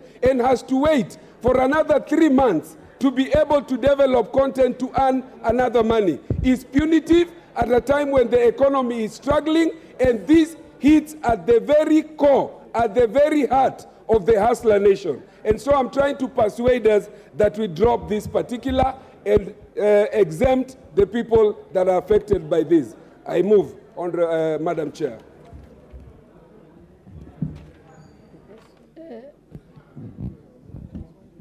I now propose the question that clause 24 be amended as proposed by Honorable Olwach. I will give a chance to leader of minority, and then I'll come to you, Babu. Like, we have to go to order of seniority. Let your leader go first. Now, Madam Chair, I just want to support this proposed amendment by Honorable Olwach for the simple reason that we have got no justification whatsoever to punish young, talented Kenyans who are basically making a living out of their own creativity, Madam Chair. I think if we are to be fair to the youth of this country, what this House should do in one accord is to support this amendment by Honorable Olwach. Because otherwise, how will the youth ever get a chance to prosper, Madam Chair? And they are investing. They are investing in content creation, Madam Chair. And yet, we are proposing a tax regime that is going actually to run them out of business, Madam Chair. So I think if we really mean well for the youth of this country, this is such a time that we must stand on our feet. We must stand firm as a House and say yes to Olwach's amendment. Thank you, Madam Chair. Honorable Babu Owino. Thank you very much, Madam Speaker. Suda, let's finish with Babu Owino first. Thank you very much, Madam Speaker. On the issue of content creation, Madam Speaker, these are people who are very poor, Madam Speaker. The Kenya Kwanza government campaigned on a platform of bottom up. Did this bottom up meaning stealing money from the bottom and feeding the up? Madam Speaker, the content creators, for them to earn a living, somebody must have viewership of around 3 million for this person to earn 10,000 Kenya shillings. Madam Speaker, is this really fair, Madam Speaker, to punish Kenyans? Because number one, the Kenya Kwanza government promised 1 million jobs within the first year. They never delivered. They're already punishing poor Kenyans. Number two, Madam Speaker, the same content creators who are getting jobs on their own are also being punished for creating jobs for themselves. Madam Speaker, if you must lie to people, then lie like a priest. How did a priest lie? Madam Speaker, a story is told of a priest who was crossing a border, going to another country. When the priest was walking, Madam Speaker, they were supposed to go where they were going to be checked. Honorable Babu Owino, we are not supposed to be debating. You should be either supporting the amendment. Yes. So please, this is not a debate. Yes. Proceed and wind up. Give him the mic. Can use the next one. Madam Speaker, what I'm going to say is in line to support the amendment by Honorable Oluoch. That is why I'm bringing it from far. I know some of us here might not understand what I'm trying to say. So if I finish that story, it is an appendage of my conclusion in supporting Honorable Oluoch's amendment, Madam Speaker. So, thank you. Honorable Bensouda, and then we can move to put the question. That is very unfair, Honorable Madam Speaker. Let me just finish my sub. Okay. I thought you had finished, Honorable Babu. Madam Speaker, it is very unfair because I'm the only member that you are trying to cut short, Madam Speaker. Let me just finish it in support of the amendment. So a story is told, I said, Madam Speaker, if you must lie, you lie like a priest. A story is told of a priest who was going to cross a border to another country. Then this priest was accompanied by another lady. So the lady held something that she needed to declare before crossing the border. Then the lady decided to put this item into the priest's pocket. Reaching where they were supposed to declare, Madam Speaker, the security asked the priest, "What do you have to declare?" Then the priest said, "From my belt upwards, I have nothing to declare." Then the security officer asked the priest, "What about from your belt downwards?" Then the priest said, "From my belt downwards, I have something precious to ladies." So the question is, and he was let to pass. Thank you, Honorable Babu. You have completed because you're debating again instead of talking about the amendments. Yes, thank you. Okay. Thank you. Honorable Bensouda. Thank you so much, Honorable Speaker. I rise to support the amendments by Honorable Oluoch on content creation exemption. And I want to say this as a member of the Committee for Communication, Innovation and Information. It is unfair to start imagining imposing tax on what we have not achieved as a country in digitalizing socio-economic empowerment for the youths, which is an opportunity for their job creation. Madam Speaker, I rise to support the amendments because in the first place, even the proposal in provision of the Ajira technology in the constituencies has not been measured to be effective. Madam Speaker, I rise to support that even the content creators are struggling and the small space that they've secured within the market. They are fighting to get that to sell the commodities or to ensure that other aspects are done. The same government has not laid out the framework to ascertain the level of achievement and success in digitalizing and providing for the Ajira. Some of them are struggling with bundles and internet. Madam Speaker, I support the content creators must not be subjected to this tax. At other amendment places, we must consider all the facts which are relevant. Let us stop pretending, let us not tax everything and go by the support, the proposal of Honorable Oluoch. I support. I'll give a chance to the chairperson of ICT committee, Honorable KJ. Madam Chair, this amendment could never have been brought by a better person than the honorable member from Mathare. The part that we are not telling about this content creation digital tax. It's a journey that we have walked. Madam Speaker, the proposal by the Committee on Finance seeks to do two things. One is to bring equity. This is the house that has been mandated by the country to ensure that there is equitable distribution of resources, but also an equitable carrying of the burden. Madam Speaker, every profession in this country pays tax, Madam Speaker. Every profession is taxed at a certain rate. The journey that we have walked, Madam Speaker, in the time when, from when the proposal was made, is that this tax has actually been reduced from an up of 15% to where we are now at 5%. And the argument we made, we who are concerned about the real content creator, the argument was that they cannot be inequitably taxed. If other professions are being taxed at 5%, then digital content creators should also be taxed not more than 5%. So, Madam Speaker, the truth of the matter is that there has been a 15% reduction from the proposal to where we are. Madam Speaker, I stand to support. Thank you. I now put the question that clause 24 be amended as proposed by Honorable Anthony Olwach.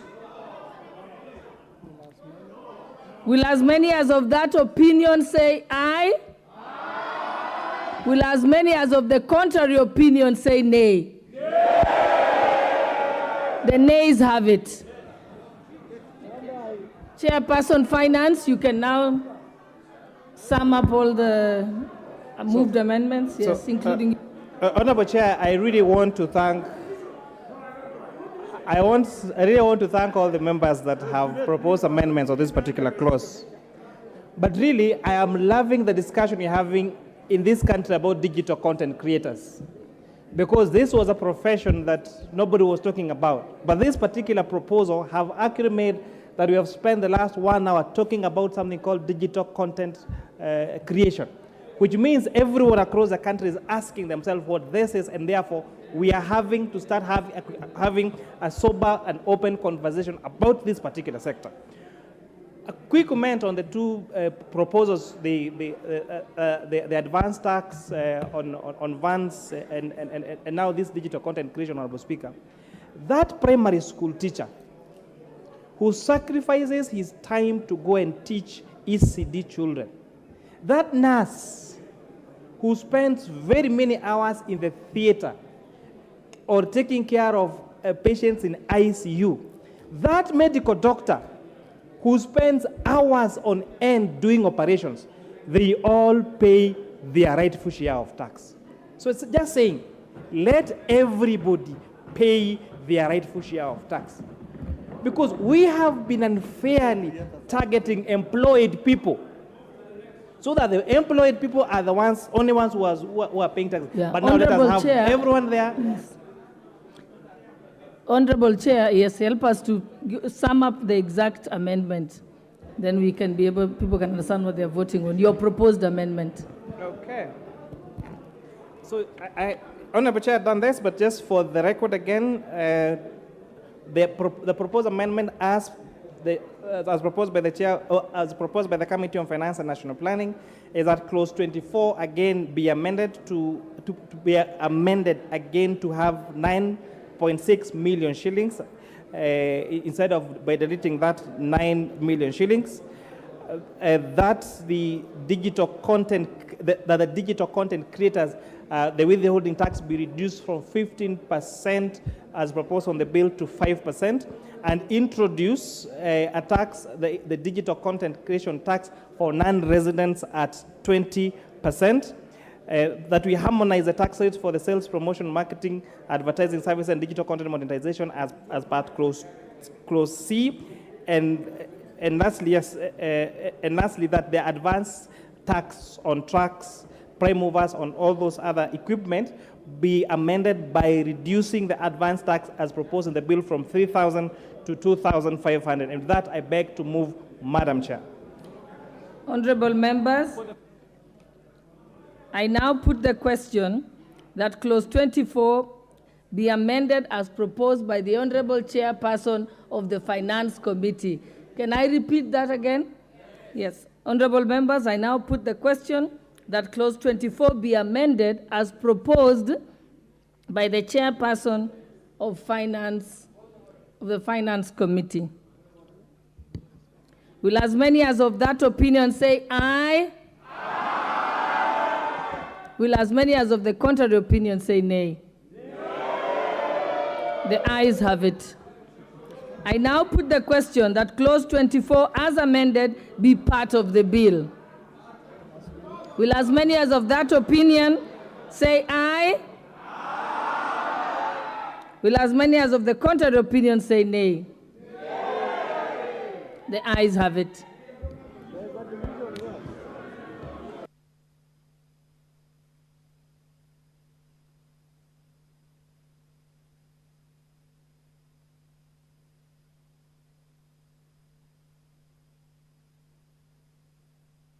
I see, do we have the numbers, Sergeant Adams?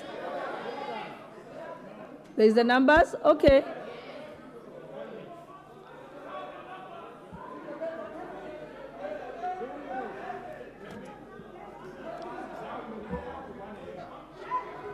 We can ring the bell for 5 minutes.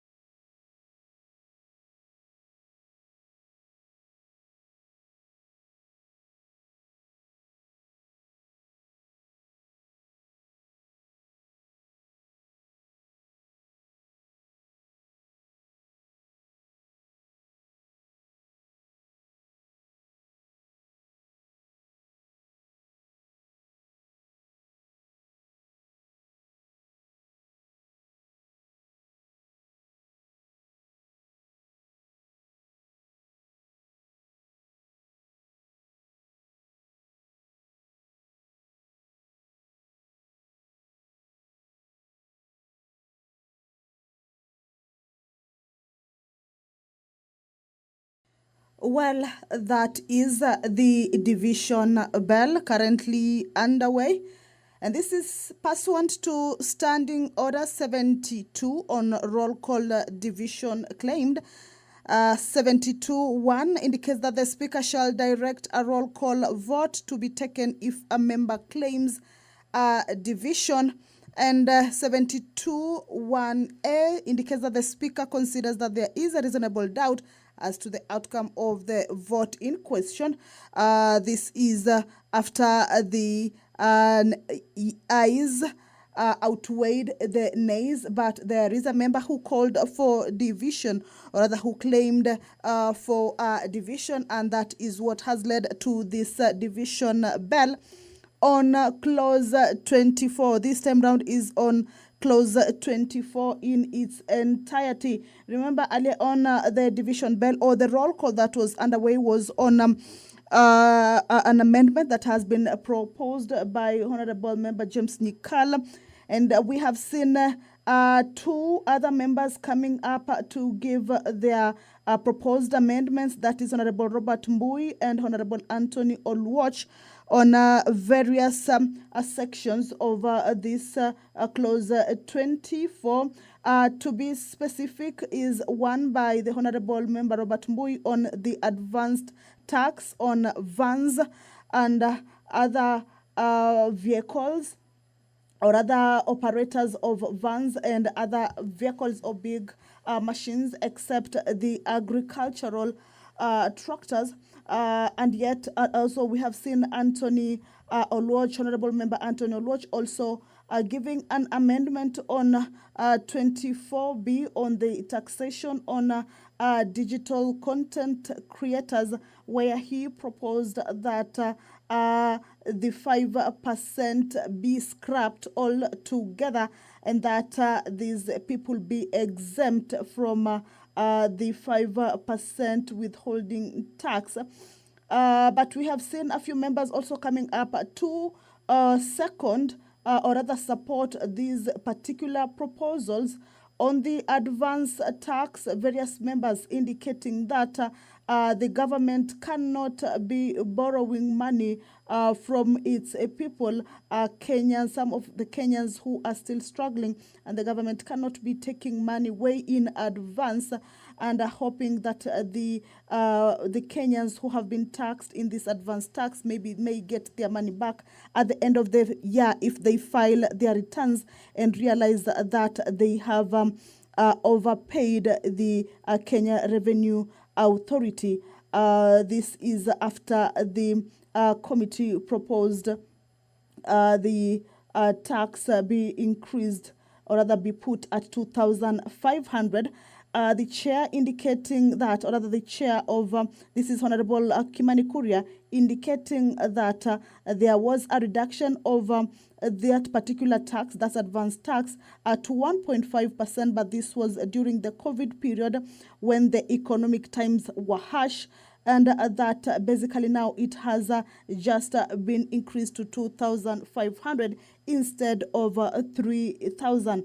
So that is one of the amendments that has been proposed by Robert Mbui in the clause 24, with Honorable Anthony Oluoch proposing that the hustlers who are in the digital content creation industry or creative industry be exempt of the 5% withholding tax, with members rising to support that particular amendment by the Honorable Member. However, there is the member, Honorable Member John Kerry, who stood opposing that particular amendment of exempting these content creators, saying that there has to be equity, that in every profession, each and every individual pays tax at a certain rate, and thereby exempting these people in this particular profession not to pay the 5% tax will not be equity, or rather will not be considering the equity aspect in all the professions where each and every Kenya works and pays a certain rate of tax. However, the chair, Kimani Kuria, on the proposed amendments on this clause 24, indicated 4 issues, with one being the amendment of the amount of money on all income over 9 million. Initially, the committee had indicated 9 million, but this evening he changed it to 9.6 million shillings to be taxed 35%. Of course, on the digital content creators withholding tax, saying that it has been reduced to 5% and that it should be so, having been reduced from 15%. Also, he indicated that the proposed amendments in the clause 24 is that the introduction of tax on non-residents in the digital content creative industry at 20%. This was earlier on explained that there could be non-residents of Kenyans who are living in the country, and yet they are pertaining in this particular profession. They are regarded as non-resident and will be taxed 20% once they're in the country. But when they leave the country, then that tax does not apply. But once they are back in the country, though they are not residents and partake in this particular creative industry, then they will be charged at 20%. That is part of the proposed amendments in the clause 24. Also, on the advanced tax, Honorable Kimani Kuria indicating that the tax be reduced from 3,000 to 2,500. So these are 4 of the proposed amendments in clause 24 that the Chair Finance Committee is seeking to have the House agree with. Remember, there was a vote, but there was a member who stood up on claiming a division, and that division has been granted to that member. So what you are seeing now is a division bill. This is to allow the House put itself in order to be able to take the vote. Remember, the vote is a roll call, so each member will be called out by their name and indicate their position on these 4 proposals in the clause 24. And at the end of it, then the chair will give the outcome of the vote. Clause 24 will become the 3rd clause in this bill to get into division and go into the roll call division and go into the roll call division way. Remember, earlier on they had proposed the electronic voting, but it failed to work, so they resorted to the roll call division. So this will be the 3rd clause going that way. And of course, at the end of it, we will see which side carries the day. The 2 clauses, clause 2 and clause 10, which also went the roll call way division, we saw the Kenya Kwanza side taking the day on some of the amendments that had been proposed by the opposition side, but were not agreed on. So I understand they have started voting. Allow me to hand you over to the live broadcast of the voting on the clause 24. Wamboka Nelson. Wambilianga Catherine. Yakubu Ado. Komingoi Kibet Kirui.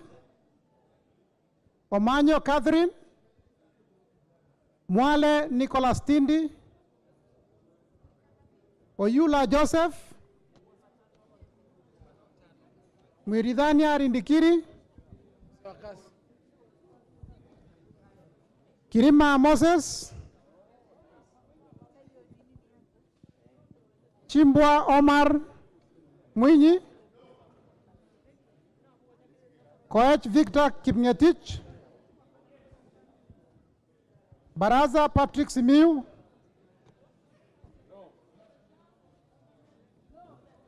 Biego Paul Kibichi. Ndwiga Patrick Munene.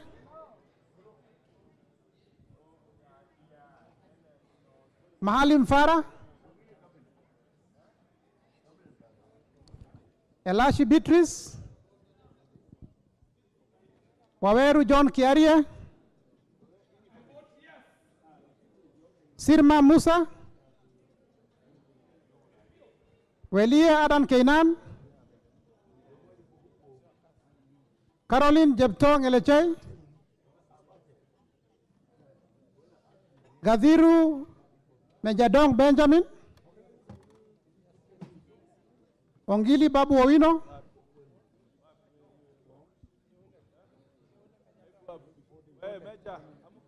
Gakuya James Mwangi.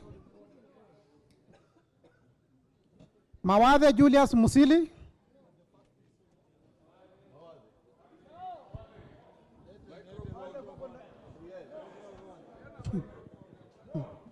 Mwenje Mark Samuel. Daboen Pamela Njoki. Lelmengit Joseph. Omboko Milemba. Kipiegon Johanna. Robert Pukoze. Yakub Farah Sala. Oundo Wilberforce. Iribae Said Buya, Tungule Sharo Kenneth, Siad Amina Odgun,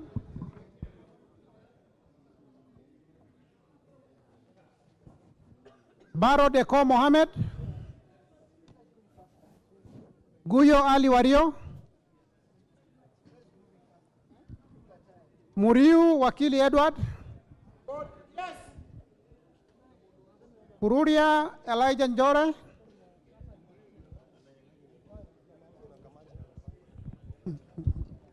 Kagombe Gabriel, Odhiambo Elisha, Gedenji Robert Gishimo, Wanjira Madha Wangare, Wamushomba Gadhoni, Gimose Charles,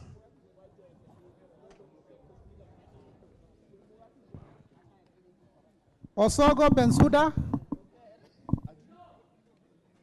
Kaluma George Peter, Karido Kiili Daniel, Manaiba Julius Taitumu, Mwirigi John Paul, Abdi Ali, Shinali Bernard Masaka, Bonaya Mumina Golo, Lomwa Joseph Samal, Tubi Bidu Mohammed, Badibadi Twalib, Ndongo George Koimburi, Omashukuru James, Obara Eve Akinyi,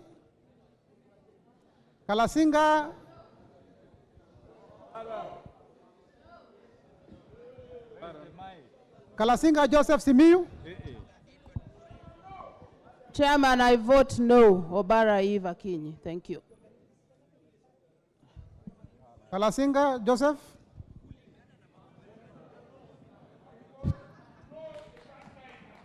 Titus Lote.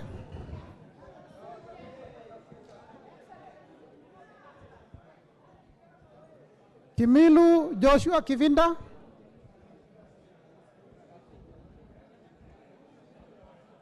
Sankaire Lea Sopato.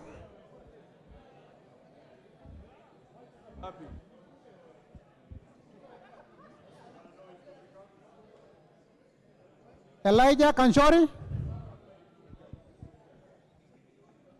Amisi Kakuta Maimai.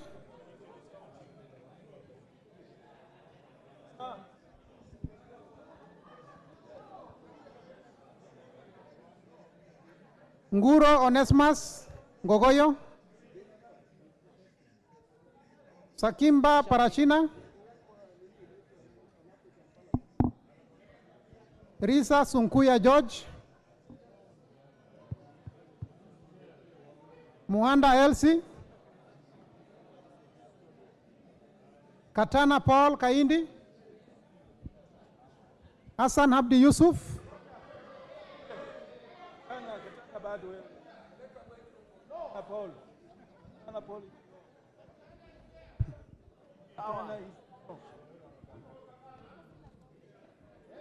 Hassan Abdi Yusuf,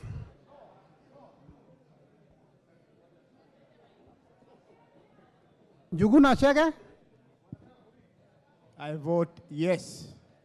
Makali John Okwisia, Kiungi Peter Irongo, Muli Fabian Hule, Samuel Moroto Shumel, Sudi Oscar,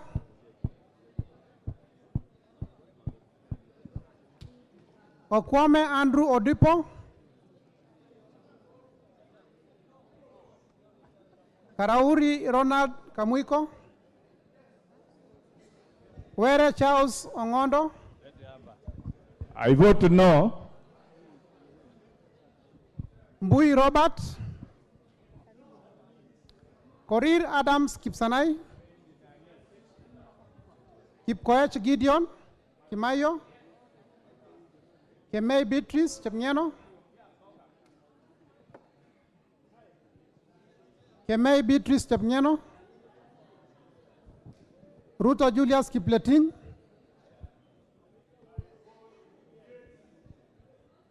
Wangaya Christopher Aseka,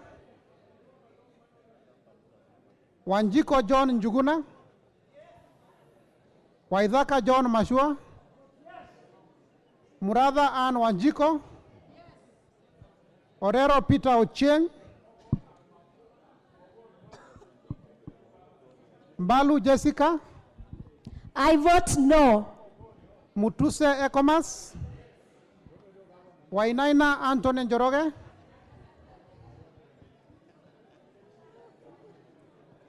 Wainaina Anthony Njoroge, Munyoro Joseph Kamau,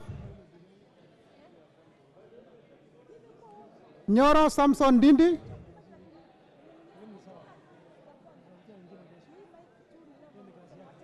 Ichungwa Anthony, Sunkuli Julius, Mwanyanje Gertrude Mbeyu,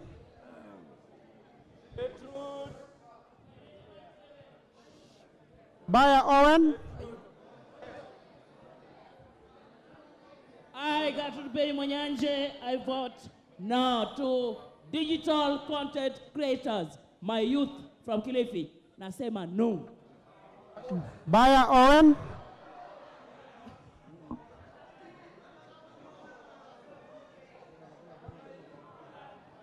Baya Owen,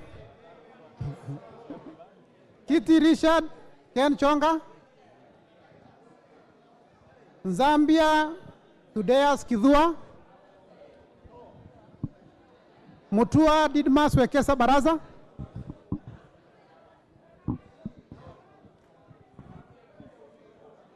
Bisau Morris Kakai, Samuel Gonzirai, Pwenya Dhuku, Baba. Babi. Moya Wanjiko, Cherorot Joseph, Kosgei Ilare Kiplagat, Maina Jane Njeri, Gitari Joseph Gashoki, I vote yes. Bezimba Rashid Juma, Aburi Donya Doris,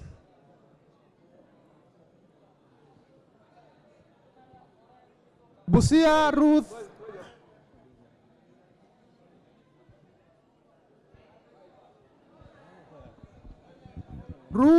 Adhiambo Odinga.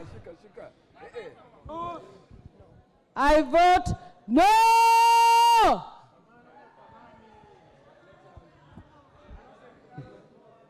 Oron Joshua Odongo. I vote no. Ahmed Shabir. Buya Rosa Akinyi. Kasalu Irene Mudhoni. Mulu Makali Benson. Mbai Nimrod Mbithuka. Mboni David Mwalika. Nyamai Reshokaki. Nyenze Edith. Mokaya Nyakundi.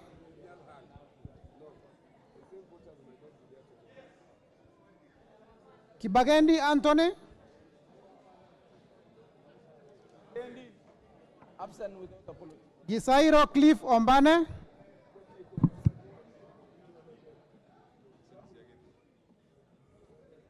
Yegon Brighton. Kiprono Mutai Alfred. Yes. Yes. Brighton, yes.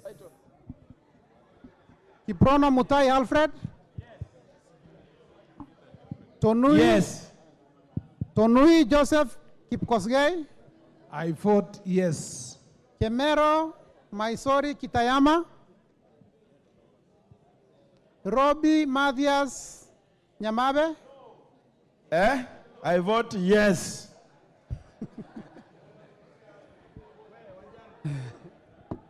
Masito Fatuma Amisi. Wanyonyi Ferdinand Kevin. Abdurrahman Mohamed Abdi. Mohamed Abdi Kadir Hussein. Kagiri Jane Wangeshi. Kionjori Festus Mwangi. I vote yes. Korere Sara Paulata. Karani Stephen Washira. Lekuton Joseph. Marubu Monica Mudhoni. Obo Ruweida Mohamed. Moirori Mudama Stanley.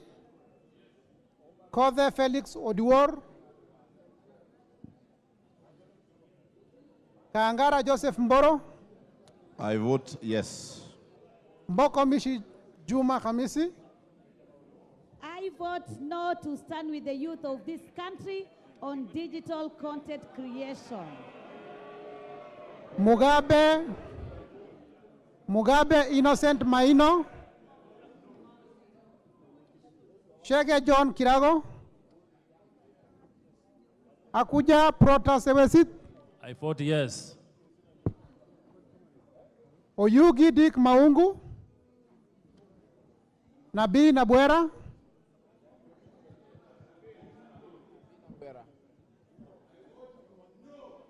Chiforomondo Mangale. Mukwana Titus Kamala. Mbiuki Jafet Kareke. Kamene Joyce. Mule Caleb Mutiso.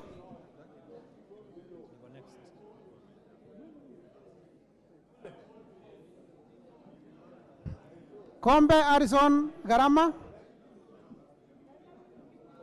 Omwera.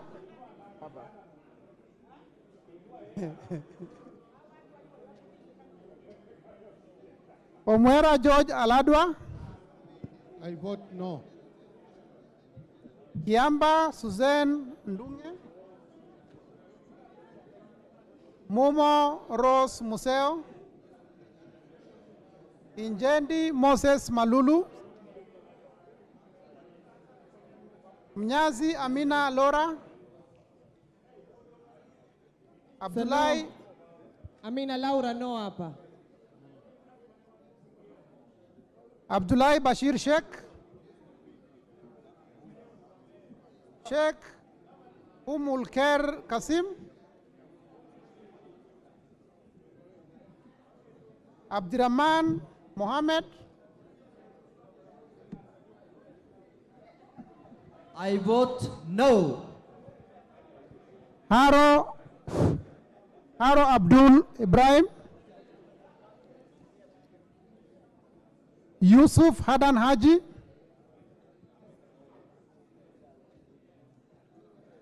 Mukunji John Gitonga. Happy.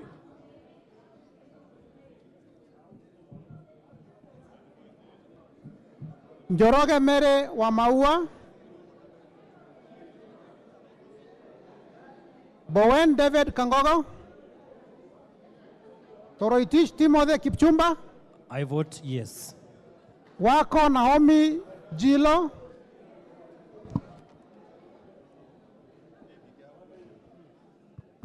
Mwalio Joshua Mbithi. Odanga Geoffrey Mahoa.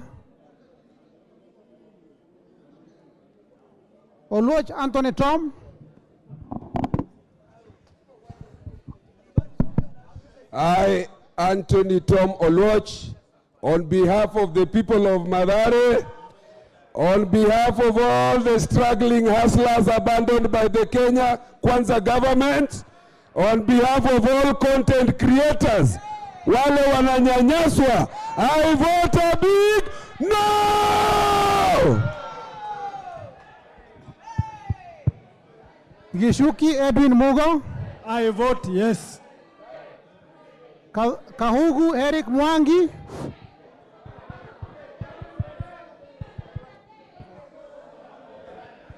Tandaza Kasim Sawa.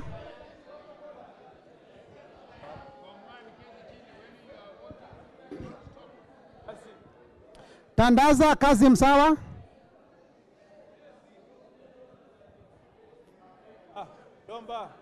Na Bulindo Peter Oscar.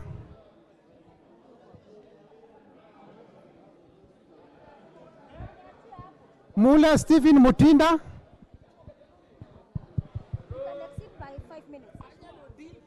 Kingola Patrick Macau.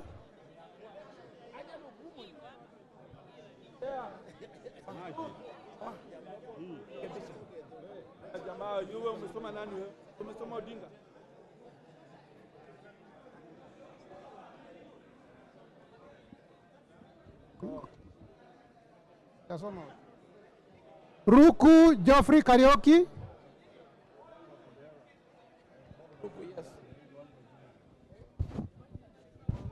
Nebat Bernard Morioki.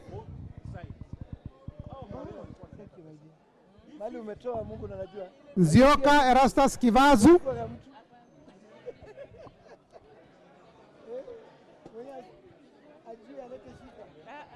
I vote no. Kailemia Elizabeth Karambu.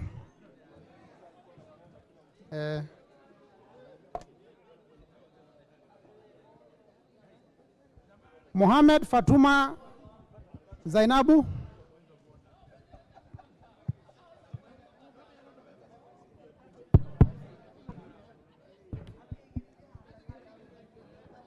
Kipngor Ruben Kiborek. I vote yes. Barto Phyllis Jepkemoy. Kimani Francis Kuria.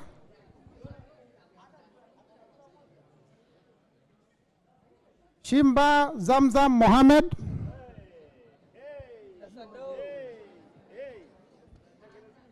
Kwa niaba ya wanasanaa kutoka Mombasa, watoto mliowanyima kazi na leo Zakayo anaingia kwa mfuko yao, mimi na vote no.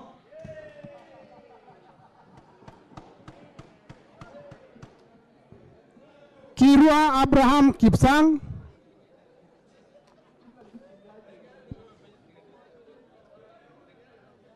Jaldesa Guyo Wako. Bader Salim Faisal. Chesebe Fred Kapondi. Oyo James Onyango. Gishoi Kagushia John. I vote yes. Salasia Peter Kalerwa.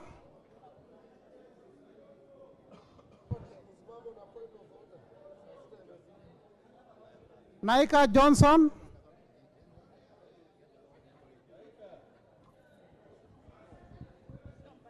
Naika Johnson. I vote no. Maina Betty Njeri. Maina Betty Njeri.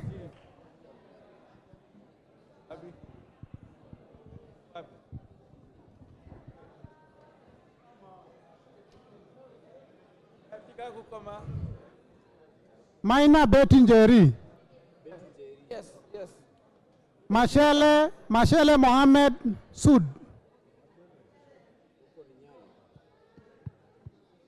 Musau Vincent Musioka. Shake Peter Mbogo.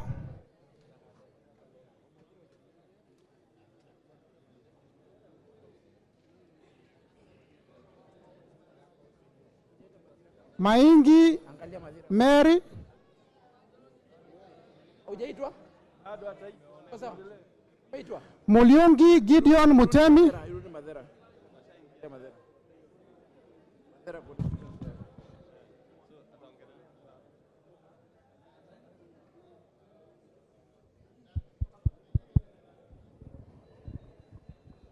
Kaungu Eric Mwangi,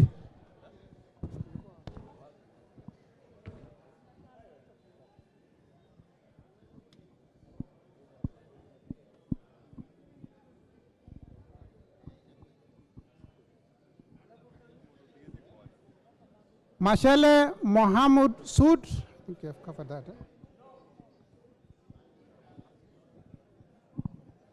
Mulyongi Gideon Mutemi, Nzengu Paul Musimi, Nguna Charles Ngusia, Pasaris Esther Mudhoni,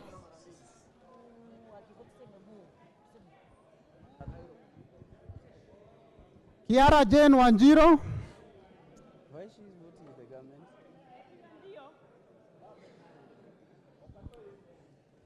Shelule Lisa Chepkorir,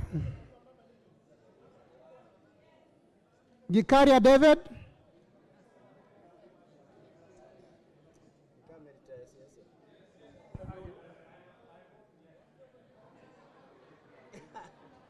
Arama Samuel, Mulanya Geoffrey Ekesa,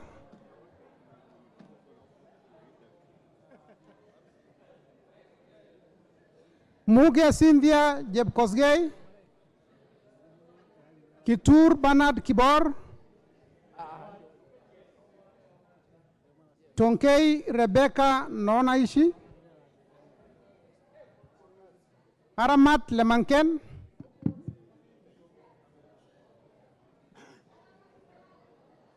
Aramat Lemanken, Pareyo Agnes, Kitilai Olentutu. I vote yes. Tongoyo Gabriel, Emmanuel Wangwe, Gashagwa George, Owino Martin Peters, George Masharia Karaoke, Chepkwony Charity Kadhambi, Guyo Athi Wario, Abdul Rahim Daud, Nyamoko Joach, Owor Joshua Aduma, Mohammed Ali, Mongina Jerusha,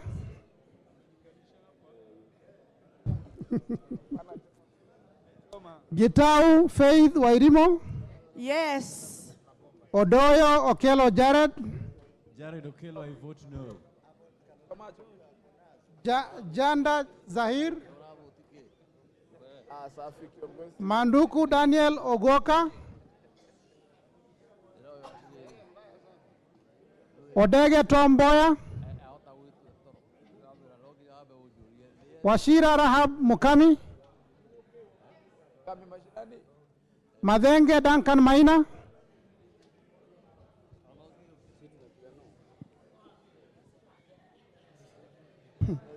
Mushira Michael Mwangi, Yes.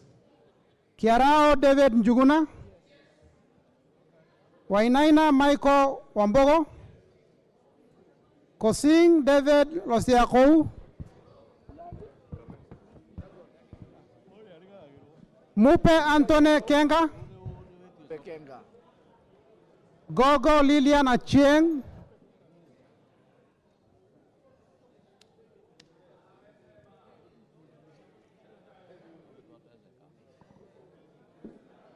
Gogo Lilian Achieng, Watu wanatafuta kura wanatuchukua. I vote no. Amolo Paul Otiende. Shebor Paul Kibet. Paul Abor. Yes, Paul. Mwafrika Augustine. Francis Kajuang. Kingara Simon Nganga. Yes. Karemba Eric Mushangi. Yes. Logovas Lawyer Clement.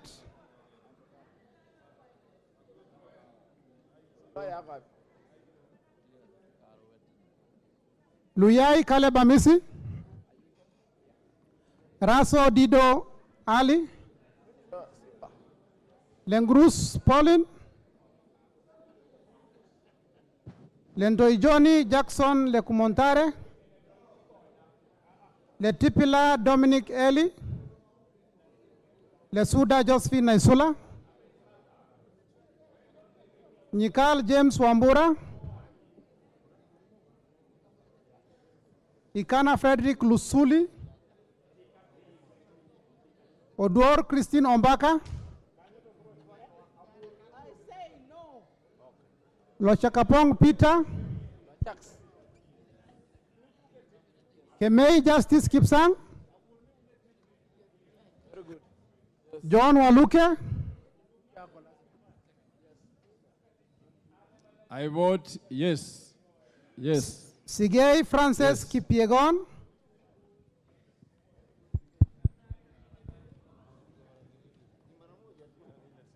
Ivenji Shadrach Muiti. Onyego Silvanas Osoro. Kiplagat David. I vote yes. Maina Mwago Amos. Odhiambo Mili. I vote no. Hata kama ni Luta, I vote no. Odhiambo Mili. Omondi Karoli. Gashobe Samuel. Mohamed Junet Sheikh Nu.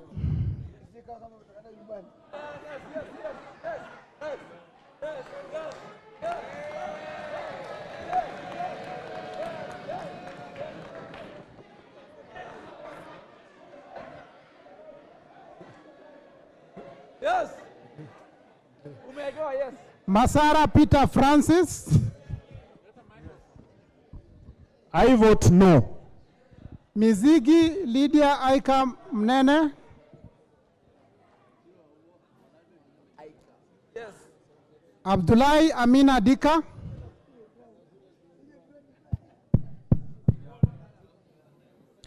Bare Hussein Abdi.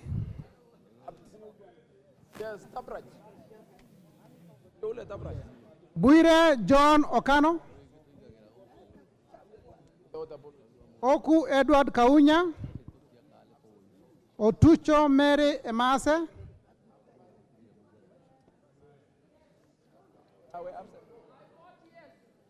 Mwangi Geoffrey Wandeto.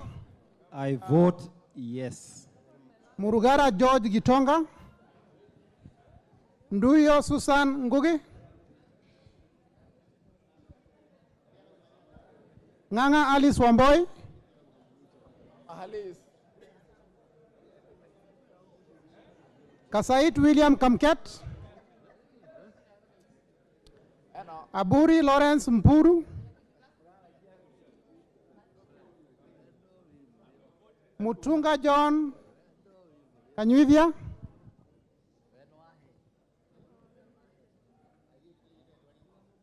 Kipbiwot Julius Meli. Yes. Shikati John Murumba. Siyoi Lilian Shabet.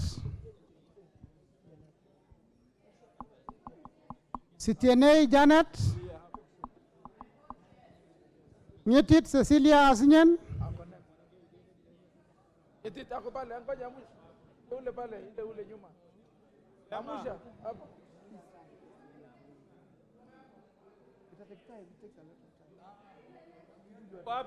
Nyetit Cecilia Asinyen, Emade Joseph Namwar, Yes.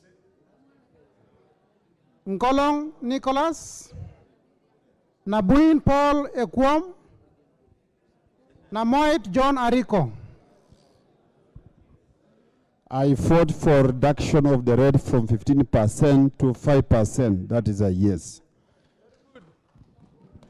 Nanok Daniel Epuyo, Yes. Boss Gladys Jebkoskei, Ocheng David Ouma, Wandai James Opio, Nyamita Mark Ogola, Excellency Nyamita. Kagezi Kivai, I vote for the reduction from 15 to 5%. I vote yes. Because otherwise, it would mean that you support the increase. So I vote to bring it down. Excellency.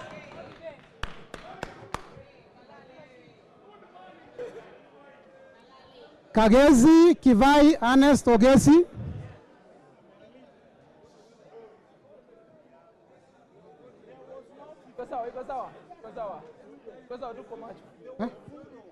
Yes. Yes, huh? Okay. Adagala Beatrice, Madagala. Abdi Kamis Shome, I vote no. Jeho Fatuma Abdi,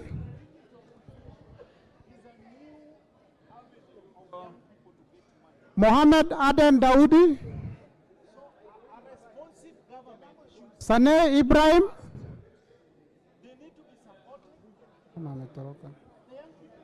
Yule Sane, yes. Yule Sane. Ado Mohammed Aden, Yes. Ado Mohammed Aden, No report. Farah Yusuf Mohammed,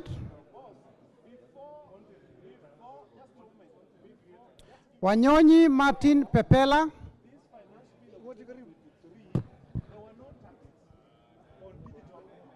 Sitati Daniel Wanyama,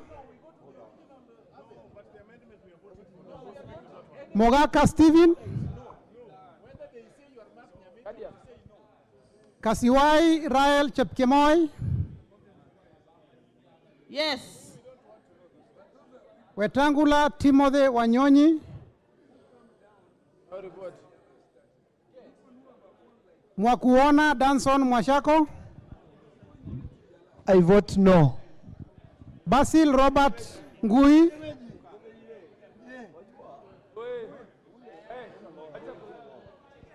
Ngui.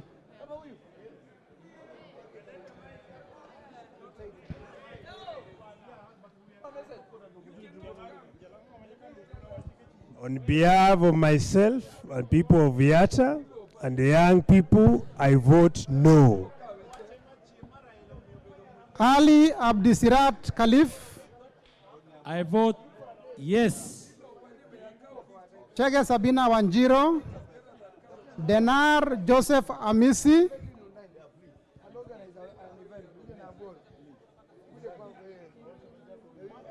Harun Suleka Ulbale, I vote yes. Ikiara Dorothy Mudhoni, Iraya Joseph Wainaina, Kosgei Jackson Kipkemoi,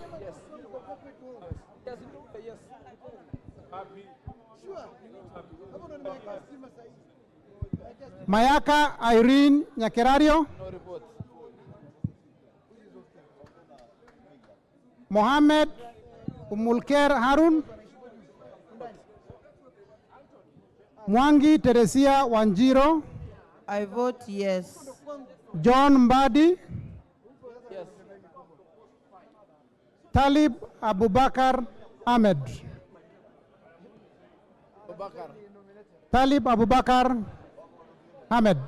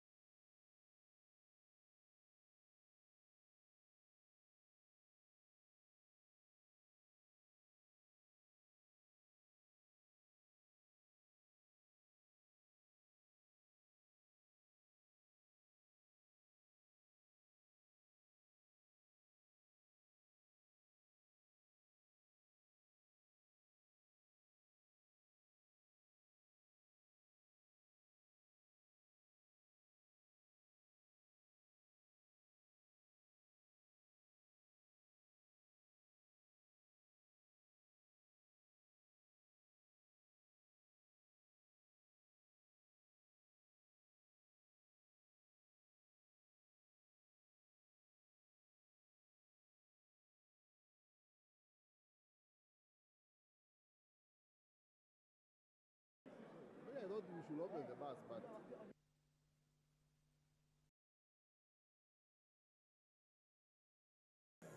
It's meant to prevent members from moving out.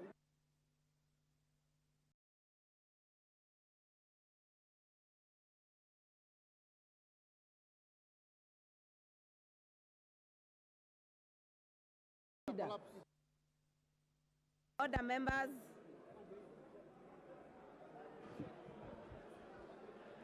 Order. This thing is not very audible. Order, members. Honorable members, take your seats. Order, members, take your seats. Order. Order, members, take your seats. Order. Order, honorable members, take your seats.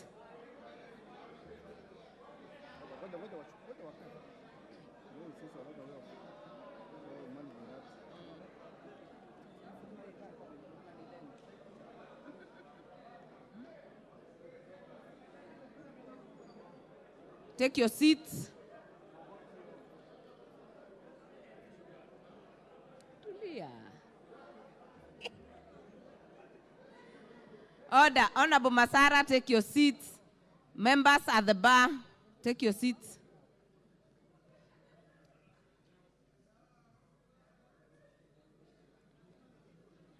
Order, members.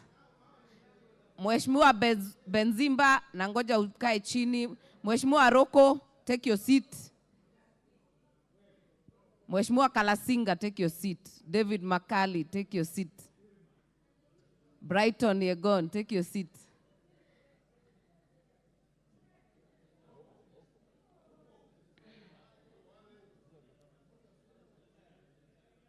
Order, members. Mheshimiwa Sirma, take your seat.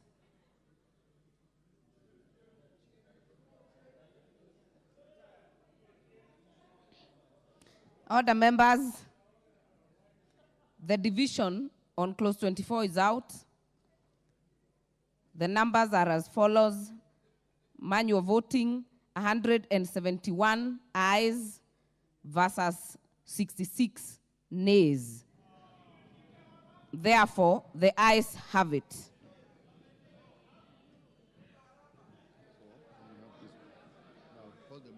Mover, report progress.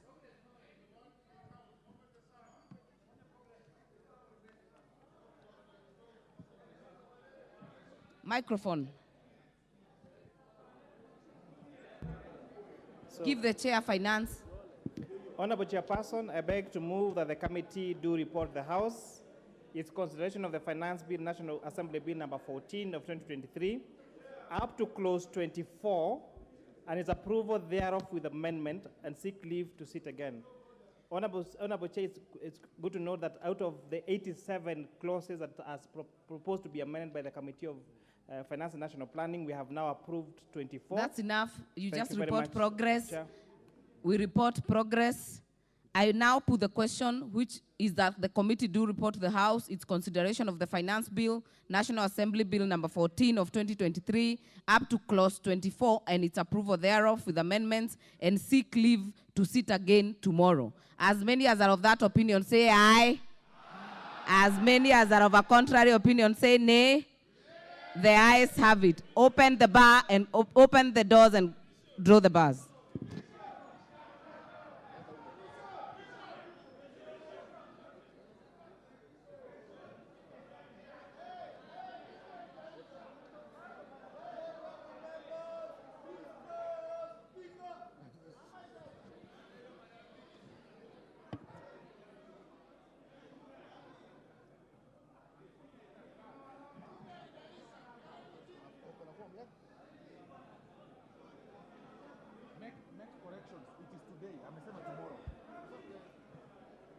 Order, honorable members. Order.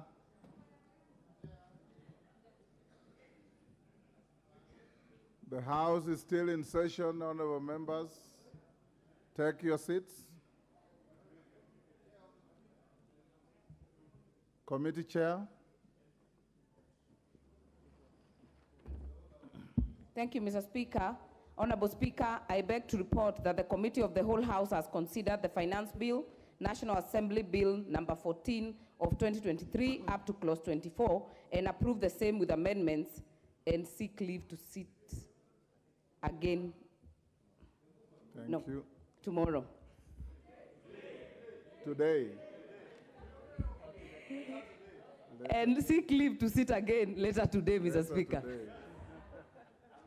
Yes, mover. Honorable Speaker, I beg to move that the House do agree with the committee in the said report, and I request the Vice Chairperson, Honorable Ambassador Langat, to second the motion for agreement with the report of the Committee of the Whole House.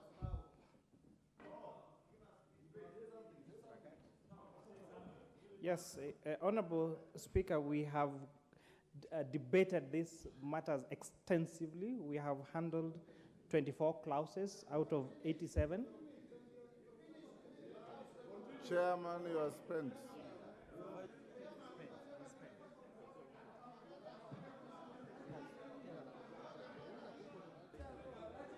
Right. Divisions. No. Yes, Langat? Ordinarily, you just bow. Thank you, honorable members. Order. Honorable members, I propose the question, which is that the House do agree with the committee in the said report. I confirm that we have the requisite quorum. I'll now put the question, which is that the House do agree with the committee in the said report. As members of that opinion say aye. Aye. Will those of the contrary opinion say nay? The ayes have it. Order, honorable members. Honorable members, for our colleagues who are probably first-timers, we did direct that we'll sit up to midnight. You notice it is now 12:45. This is not a violation of the standing orders, because Standing Order 35 reads as follows. If at the time appointed for the interruption of business, which was midnight, a division is in progress or a question is being put from the chair and a division results immediately thereon, such interruption shall be deferred until after the declaration of the numbers and the result of the division. So after midnight, if we were in division, even if you went on up to 4 a.m., it will remain legitimate. Pardon? You had already done so. Thank you, Honorable Mbadi. Honorable members, you may be upstanding.